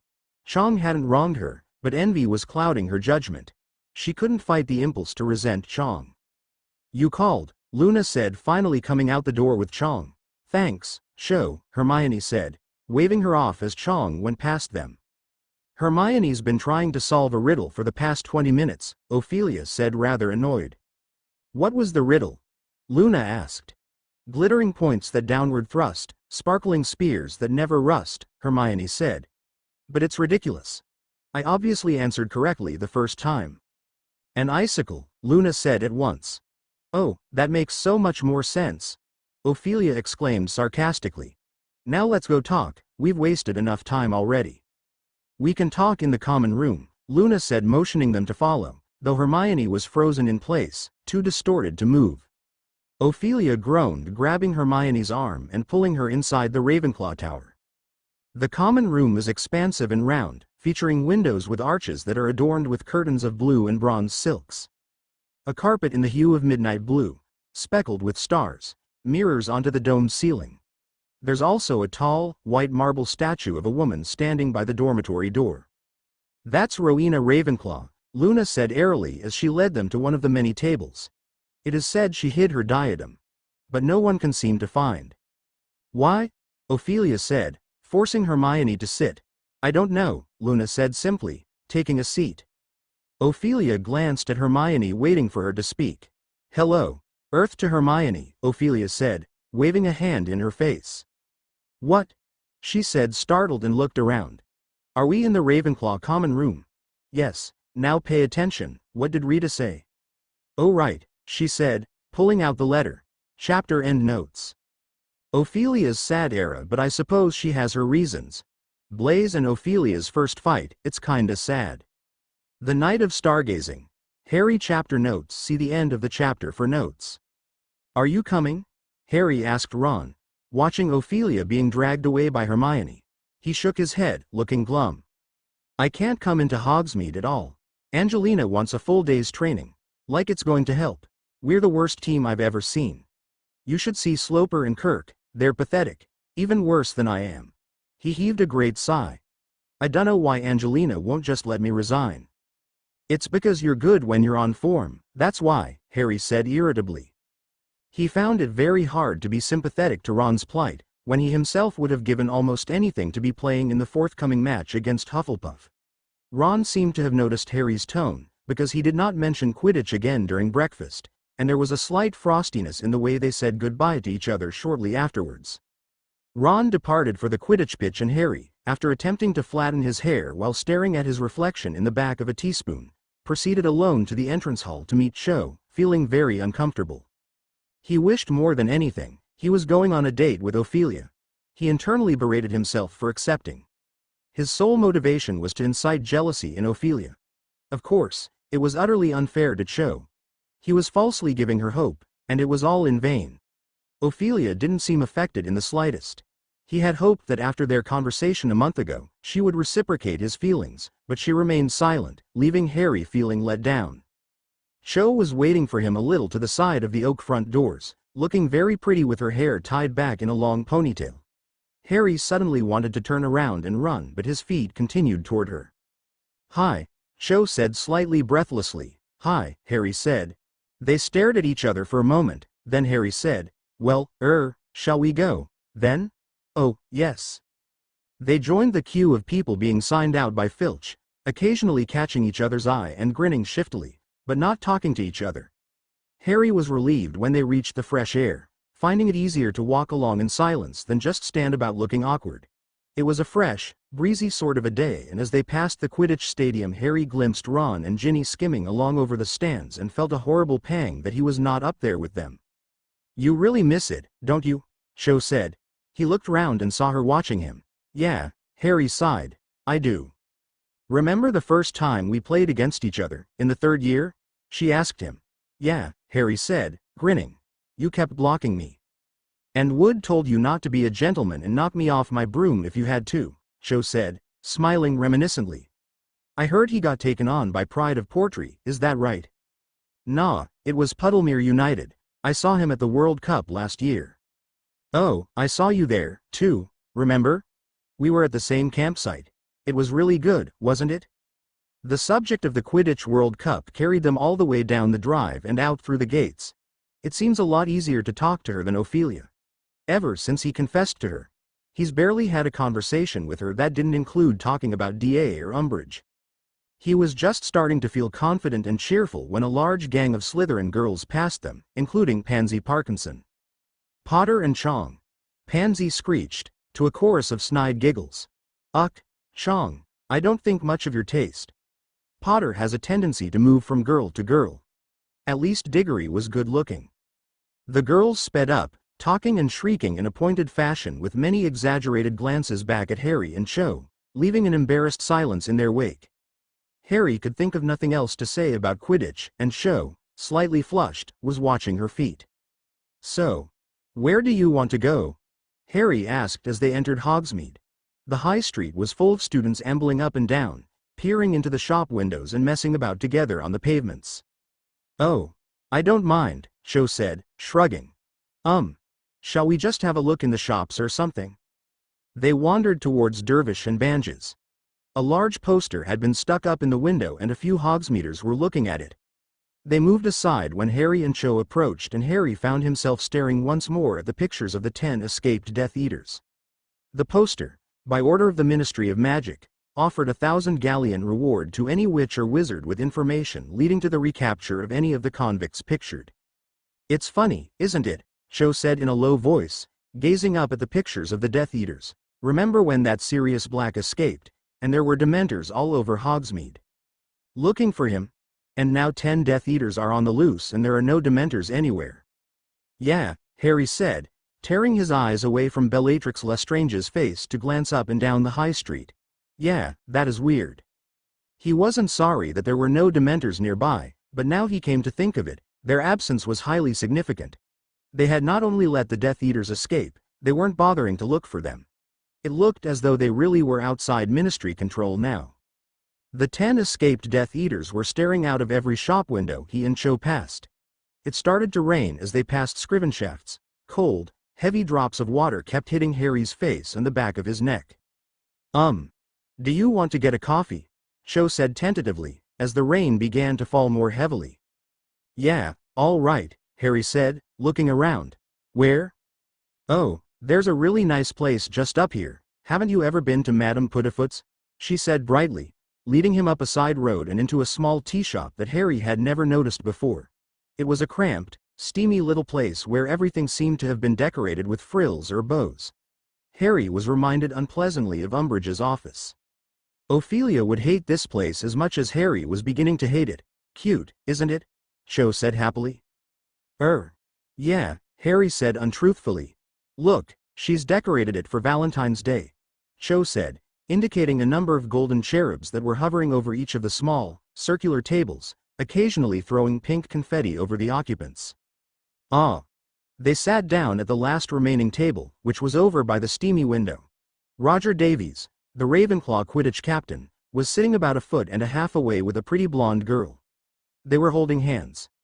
The sight made Harry feel uncomfortable, particularly when, looking around the tea shop, he saw that it was full of nothing but couples, all of them holding hands. Perhaps Cho would expect him to hold her hand. "What can I get you, my dears?" Madame Puddifoot said, a very stout woman with a shiny black bun, squeezing between their table and Roger Davies's with great difficulty. "2 coffees, please," Cho said. In the time it took for their coffees to arrive, Roger Davies and his girlfriend had started kissing over their sugar bowl.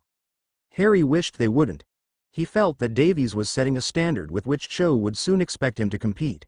He felt his face growing hot. And tried staring out of the window, but it was so steamed up he couldn't see the street outside. To postpone the moment when he would have to look at Cho, he stared up at the ceiling as though examining the paintwork and received a handful of confetti in the face from their hovering cherub. After a few more painful minutes, Cho mentioned Umbridge. Harry seized on the subject with relief and they passed a few happy moments abusing her, but the subject had already been so thoroughly canvassed during DA meetings that it did not last very long. Silence fell again. Harry was very conscious of the slurping noises coming from the table next door and cast wildly around for something else to say. Listen, do you want to come with me to the 3 Broomsticks at lunchtime? I'm meeting Hermione Granger there."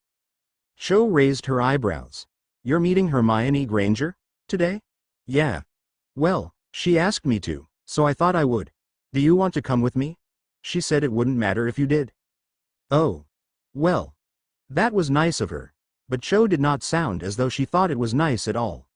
On the contrary, her tone was cold, and all of a sudden she looked rather forbidding. A few more minutes passed in total silence, Harry drinking his coffee so fast that he would soon need a fresh cup. Beside them, Roger Davies and his girlfriend seemed glued together at the tips. He wasn't the only one watching. Cho was watching as well with a mildly interested expression. "He asked me out, you know," she said in a quiet voice. "A couple of weeks ago. Roger. I turned him down, though." Harry could not think why she was telling him this. If she wished she were sitting at the next table being heartily kissed by Roger Davies, why had she asked him out? He said nothing. Their cherub threw another handful of confetti over them, Some of it landed in the last cold dregs of coffee Harry had been about to drink. I came in here with Cedric last year, Cho said. In the second or so it took for him to take in what she had said, Harry's insides had become glacial. He could not believe she wanted to talk about Cedric now, while kissing couples surrounded them and a cherub floated over their heads. Cho's voice was rather higher when she spoke again. I've been meaning to ask you for ages. Did he mention me at all before he died? This was the very last subject on earth Harry wanted to discuss, and least of all with Cho. Well, no, he said quietly. There wasn't time for him to say anything. So. Do you get to see a lot of Quidditch in the holidays? You support the Tornadoes, right? His voice sounded falsely bright and cheery. To his horror, he saw that her eyes were swimming with tears. Look, he said desperately, leaning in so that nobody else could overhear, let's not talk about Cedric right now. Let's talk about something else. But this, apparently, was quite the wrong thing to say.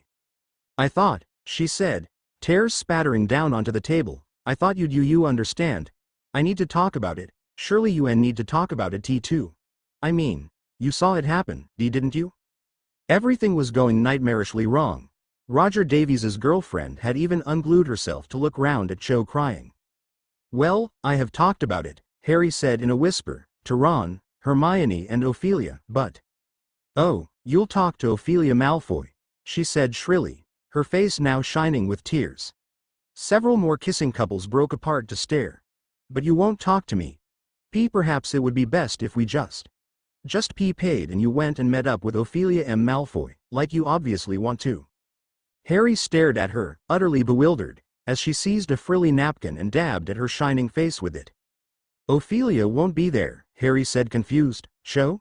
Go on, leave, she said, now crying into the napkin. I don't know why I even asked you out in the first place if you're going to make arrangements to meet other girls right after me. How many are you meeting after Hermione? It's not like that, Harry said, and he was so relieved at finally understanding what she was annoyed about that he laughed, which he realized a split second too late was also a mistake. Cho sprang to her feet. The whole tea room was quiet and everybody was watching them now. I'll see you around, Harry, she said dramatically, and hiccuping slightly she dashed to the door, wrenched it open, and hurried off into the pouring rain.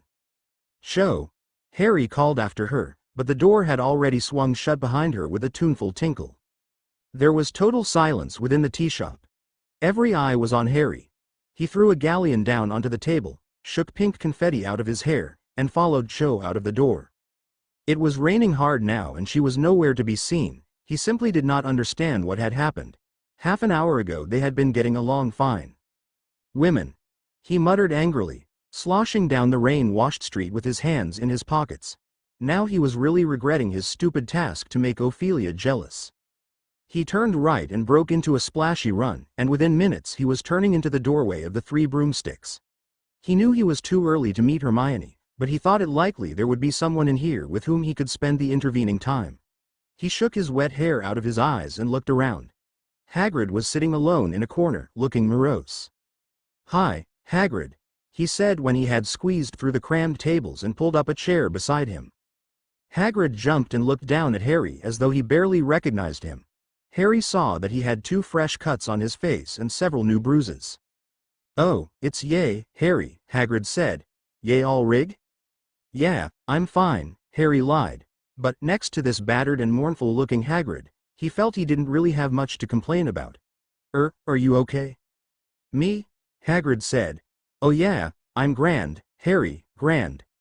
He gazed into the depths of his pewter tankard, which was the size of a large bucket, and sighed. Harry didn't know what to say to him. They sat side by side in silence for a moment. Then Hagrid said abruptly, "In the same boat, and me, Aaron, we, Ari?" Harry said. "Yeah. I've said it before. Both outsiders, like," Hagrid said, nodding wisely. "And both orphans. Yeah, both orphans." He took a great swig from his tankard. "Makes a difference having a decent family," he said. "Me dad was decent. And your mum and dad were decent. If they'd lived, life would have been different, Yeah. I suppose," Harry said cautiously. Hagrid seemed to be in a very strange mood. Family, Hagrid said gloomily. Whatever ye say, blood's important. And he wiped a trickle of it out of his eye. Hagrid, Harry said, unable to stop himself, where are you getting all these injuries? Hagrid said, looking startled. Wah, injuries? All those, Harry said, pointing at Hagrid's face. Oh.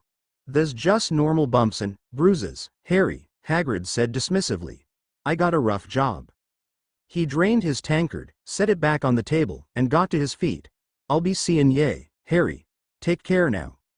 And he lumbered out of the pub looking wretched, and disappeared into the torrential rain. Harry watched him go, feeling miserable. Hagrid was unhappy and he was hiding something, but he seemed determined not to accept help. What was going on? But before Harry could think about it any further, he heard a voice calling his name. Harry! Harry, over here! Hermione was waving at him from the other side of the room. He got up and made his way towards her through the crowded pub. He was still a few tables away when he realized that Hermione was not alone. She was sitting at a table with the unlikeliest pair of drinking mates he could ever have imagined. Ophelia Malfoy, Luna Lovegood, and none other than Rita Skeeter, ex-journalist on the Daily Prophet and one of Hermione's least favorite people in the world. You're early, Hermione said, moving along to give him room to sit down. I thought you were with Cho. I wasn't expecting you for another hour at least. Cho? Rita said at once, twisting around in her seat to stare avidly at Harry. A girl? She snatched up her crocodile skin handbag and groped it. It's none of your business if Harry's been with 100 girls, Hermione told Rita coolly. So you can put that away right now. Rita had been on the point of withdrawing an acid green quill from her bag. Looking as though she had been forced to swallow stinksap, she snapped her bag shut again. What are you up to? Harry asked, sitting down and giving Ophelia a small smile. Little Miss Perfect was just about to tell me when you arrived, Rita said, taking a large slurp of her drink. I suppose I'm allowed to talk to him, am I? She shot at Hermione. Yes, I suppose you are, Hermione said coldly. Unemployment did not suit Rita. The hair that had once been set in elaborate curls now hung lank and unkempt around her face. The scarlet paint on her 2-inch talons was chipped and there were a couple of false jewels missing from her winged glasses. She took another great gulp of her drink and said out of the corner of her mouth, Pretty girl, is she, Harry? One more word about Harry's love life and the deal's off and that's a promise, Hermione said irritably. What deal? Said Rita, wiping her mouth on the back of her hand. You haven't mentioned a deal yet, Miss Prissy. You just told me to turn up. Oh, one of these days. She took a deep shuddering breath. I told you to watch how you speak, Ophelia snapped at Rita, who let out a small yelp as Ophelia had kicked her from under the table. Hermione gave her a look. Yes, one of these days you'll write more horrible stories about Harry and me, Hermione said indifferently. Find someone who cares, why don't you? Ophelia snorted. They've run plenty of horrible stories about Harry this year without my help, Rita said, shooting a sideways look at him over the top of her glass and adding in a rough whisper. How has that made you feel, Harry? Betrayed? Distraught? Misunderstood? He feels angry, of course, Hermione said in a hard, clear voice. Because he's told the Minister for Magic the truth and the Minister's too much of an idiot to believe him. So you actually stick to it, do you? That he who must not be named is back? Rita said, lowering her glass and subjecting Harry to a piercing stare while her fingers strayed longingly to the clasp of the crocodile bag. You stand by all this garbage Dumbledore's been telling everybody about you know who returning and you being the sole witness? I wasn't the sole witness, Harry snarled. There were a dozen odd Death Eaters there as well. Want their names? I'd love them, Rita breathed, now fumbling in her bag once more and gazing at him as though he was the most beautiful thing she had ever seen. A great bold headline. Potter accuses. A subheading. Harry Potter names Death Eaters still among us. And then, beneath a nice big photograph of you, disturbed teenage survivor of you know whose attack, Harry Potter, 15, caused outrage yesterday by accusing respectable and prominent members of the wizarding community of being Death Eaters. The quick quotes quill was actually in her hand and halfway to her mouth when the rapturous expression on her face died. But of course, she said, lowering the quill and looking daggers at Hermione, little Miss Perfect wouldn't want that story out there, would she? As a matter of fact, Hermione said sweetly, that's exactly what little Miss Perfect does want. Rita stared at her. So did Harry. Luna, on the other hand, sang, "Weasley is our king," dreamily under her breath and stirred her drink with a cocktail onion on a stick. "You want me to report what he says about he who must not be named?" Rita asked Hermione in a hushed voice. "Yes, I do," Hermione said. "The true story. All the facts. Exactly as Harry reports them. He'll give you all the details. He'll tell you the names of the undiscovered Death Eaters he saw there. He'll tell you what Voldemort looks like now. Oh, get a grip on yourself," she added contemptuously, throwing a napkin across the table, for, at the sound of Voldemort's name, Rita had jumped so badly she had slopped half her glass of fire whiskey down herself. Rita blotted the front of her grubby raincoat, still staring at Hermione. Then she said baldly, "The Prophet wouldn't print it. In case you haven't noticed, nobody believes his cock and bull story. Everyone thinks he's delusional. Now, if you let me write the story from that angle." Hermione gave Ophelia a little nudge. "Hermione's not asking you to publish for the Daily Prophet," she said calmly. "All she wants is the opportunity for Harry to tell the truth." "There's no market for a story like that," Rita said coldly. "Not for the Daily Prophet," Ophelia stated. Rita gave Hermione a long, hard look. Then, leaning forward across the table towards Ophelia, she said, "I remember how much you disdained Harry Potter, telling all sorts of lies. What happened?" Ophelia shrugged blankly. Harry could tell she didn't want to give Rita any inkling of the past few months. "All right, Fudge is leaning on the Prophet, but it comes to the same thing," Rita said. "They won't print a story that shows Harry in a good light. Nobody wants to read it. It's against the public mood. This last Azkaban breakout has got people quite worried enough. People just don't want to believe you know who's back." "So the Daily Prophet exists to tell people what they want to hear, does it?" Hermione said scathingly. Rita sat up straight again, her eyebrows raised, and drained her glass of fire whiskey. "The Prophet exists to sell itself, you silly girl," she said coldly. "My dad thinks it's an awful paper," Luna said, shipping into the conversation unexpectedly. Sucking on her cocktail onion, she gazed at Rita with her enormous, protuberant, slightly mad eye. "He publishes important stories he thinks the public needs to know. He doesn't care about making money." Rita looked disparagingly at Luna. "I'm guessing your father runs some stupid little village newsletter?" she said. "Probably, 25 Ways to Mingle with Muggles and the dates of the next Bring and Fly sale?" "No," Luna said, dipping her onion back into her gilly water, "he's the editor of the Quibbler." Rita snorted so loudly that people at a nearby table looked around in alarm. "Important stories he thinks the public needs to know, she said witheringly. "I could manure my garden with the contents of that rag." "Well, this is your chance to raise the tone of it a bit, isn't it?" Hermione said pleasantly.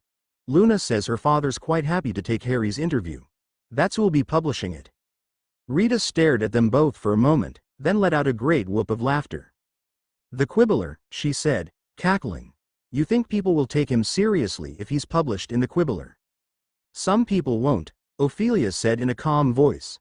"But the Daily Prophet's version of the Azkaban breakout had some gaping holes in it.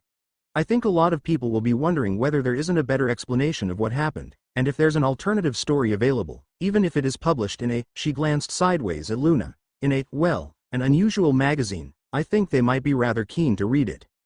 Rita didn't say anything for a while, but eyed Ophelia and then Hermione shrewdly, her head a little to one side. "All right, let's say for a moment I'll do it," she said abruptly. "What kind of fee am I going to get?" "I don't think Daddy exactly pays people to write for the magazine," Luna said dreamily. "They do it because it's an honor and, of course, to see their names in print." Rita Skeeter looked as though the taste of stinksap was strong in her mouth again as she rounded on Ophelia. "I'm supposed to do this for free?" "Obviously," Ophelia smirked. "Hermione told me a very interesting story. I think the authorities would like to hear it as well. Of course, the Prophet might give you rather a lot for an insider's account of life in Azkaban." Rita looked as though she would have liked nothing better than to seize the paper umbrella sticking out of Ophelia's drink and thrust it up her nose. But Ophelia's lip remained curled as though she was taunting Rita. "I don't suppose I've got any choice, have I?" Rita said, her voice shaking slightly. She opened her crocodile bag once more, withdrew a piece of parchment, and raised her quick quotes quill. "Nope," Hermione said simply. "Daddy will be pleased," Luna said brightly. A muscle twitched in Rita's jaw. Okay, Harry, Hermione said, turning to him. Ready to tell the public the truth? I suppose, Harry said, watching Rita balancing the quick quotes quill at the ready on the parchment between them. Fire away, then, Rita, Hermione said serenely, fishing a cherry out from the bottom of her glass. Luna said vaguely that she did not know how soon Rita's interview with Harry would appear in the Quibbler, that her father was expecting a lovely long article on recent sightings of crumple-horned snorkax, and of course, that'll be a very important story, so Harry's might have to wait for the following issue, Luna said. Harry had not found it an easy experience to talk about the night when Voldemort had returned. Rita had pressed him for every little detail and he had given her everything he could remember, knowing that this was his one big opportunity to tell the world the truth. He wondered how people would react to the story. He guessed that it would confirm a lot of people in the view that he was completely insane, not least because his story would be appearing alongside utter rubbish about crumple-horned snorkax. But the breakout of Bellatrix Lestrange and her fellow Death Eaters had given Harry a burning desire to do something, whether or not it worked. Can't wait to see what Umbridge thinks of you going public, Dean said, sounding awestruck at dinner on Monday night. Seamus was shoveling down large amounts of chicken and ham pie on Dean's other side, but Harry knew he was listening. It's the right thing to do, Harry, Neville said, who was sitting opposite him. He was rather pale, but went on in a low voice. It must have been tough, talking about it, was it? Yeah, Harry mumbled, but people have got to know what Voldemort's capable of, haven't they? That's right, Neville said, nodding, and his Death Eaters, too. People should know. Neville left his sentence hanging and returned to his baked potato. Seamus looked up, but when he caught Harry's eye he looked quickly back at his plate again. After a while, Dean, Seamus, and Neville departed for the common room, leaving Harry, Ophelia, and Hermione at the table waiting for Ron, who had not yet had dinner because of Quidditch practice. Cho Chang walked into the hall with her friend Marietta. Harry's stomach gave an unpleasant lurch, but she did not look over at the Gryffindor table and sat down with her back to him. Oh, I forgot to ask you, Hermione said brightly, glancing over at the Ravenclaw table, what happened on your date with Cho? How come you were back so early? Ophelia's eyes peeked out from the book she was reading. Well, it was, Harry said, pulling a dish of rhubarb crumble towards him and helping himself to seconds, a complete fiasco, now you mention it. And he told them what had happened in Madame Puddifoot's tea shop. So then, he finished several minutes later, knowingly leaving out any mention of Ophelia. As the final bit of crumble disappeared, she jumps up, right, and says, I'll see you around, Harry, and runs out of the place. He put down his spoon and looked at Hermione, avoiding Ophelia's gaze. I mean, what was all that about? What was going on? There was a moment of silence before it was broken by Ophelia's loud laughter, causing fellow students around to stare curiously. Sorry, it's not funny, she said, wiping away a tear, but that's quite tactless of you. Me, tactless? Harry said, outraged. 1 minute we were getting on fine, next minute she was telling me that Roger Davies asked her out and how she used to go and snog Cedric in that stupid tea shop. How was I supposed to feel about that? Well, you see, Hermione said, with the patient air of someone explaining that 1 + 1 = 2 to an over-emotional toddler, you shouldn't have told her that you wanted to meet me halfway through your date. But, Harry spluttered, but you told me to meet you at 12 and to bring her along. How was I supposed to do that without telling her? You should have told her differently, Hermione said, still with that maddeningly patient air. You should have said it was really annoying, but I'd made you promise to come along to the Three Broomsticks, and you really didn't want to go. You'd much rather spend the whole day with her, but unfortunately you thought you really ought to meet me, and would she please come along with you, and hopefully you'd be able to get away more quickly. And it might have been a good idea to mention how ugly you think I am, too, Hermione added as an afterthought. But I don't think you're ugly, Harry said, bemused. Hermione and Ophelia giggled into each other. Harry wasn't sure what was so funny, he was beginning to feel irritated. Harry, you're worse than Ron. Well, no, you're not, Hermione said, composing herself, as Ron himself came stumping into the hall splattered with mud and looking grumpy. Look, you upset Cho when you said you were going to meet me, so she tried to make you jealous. It was her way of trying to find out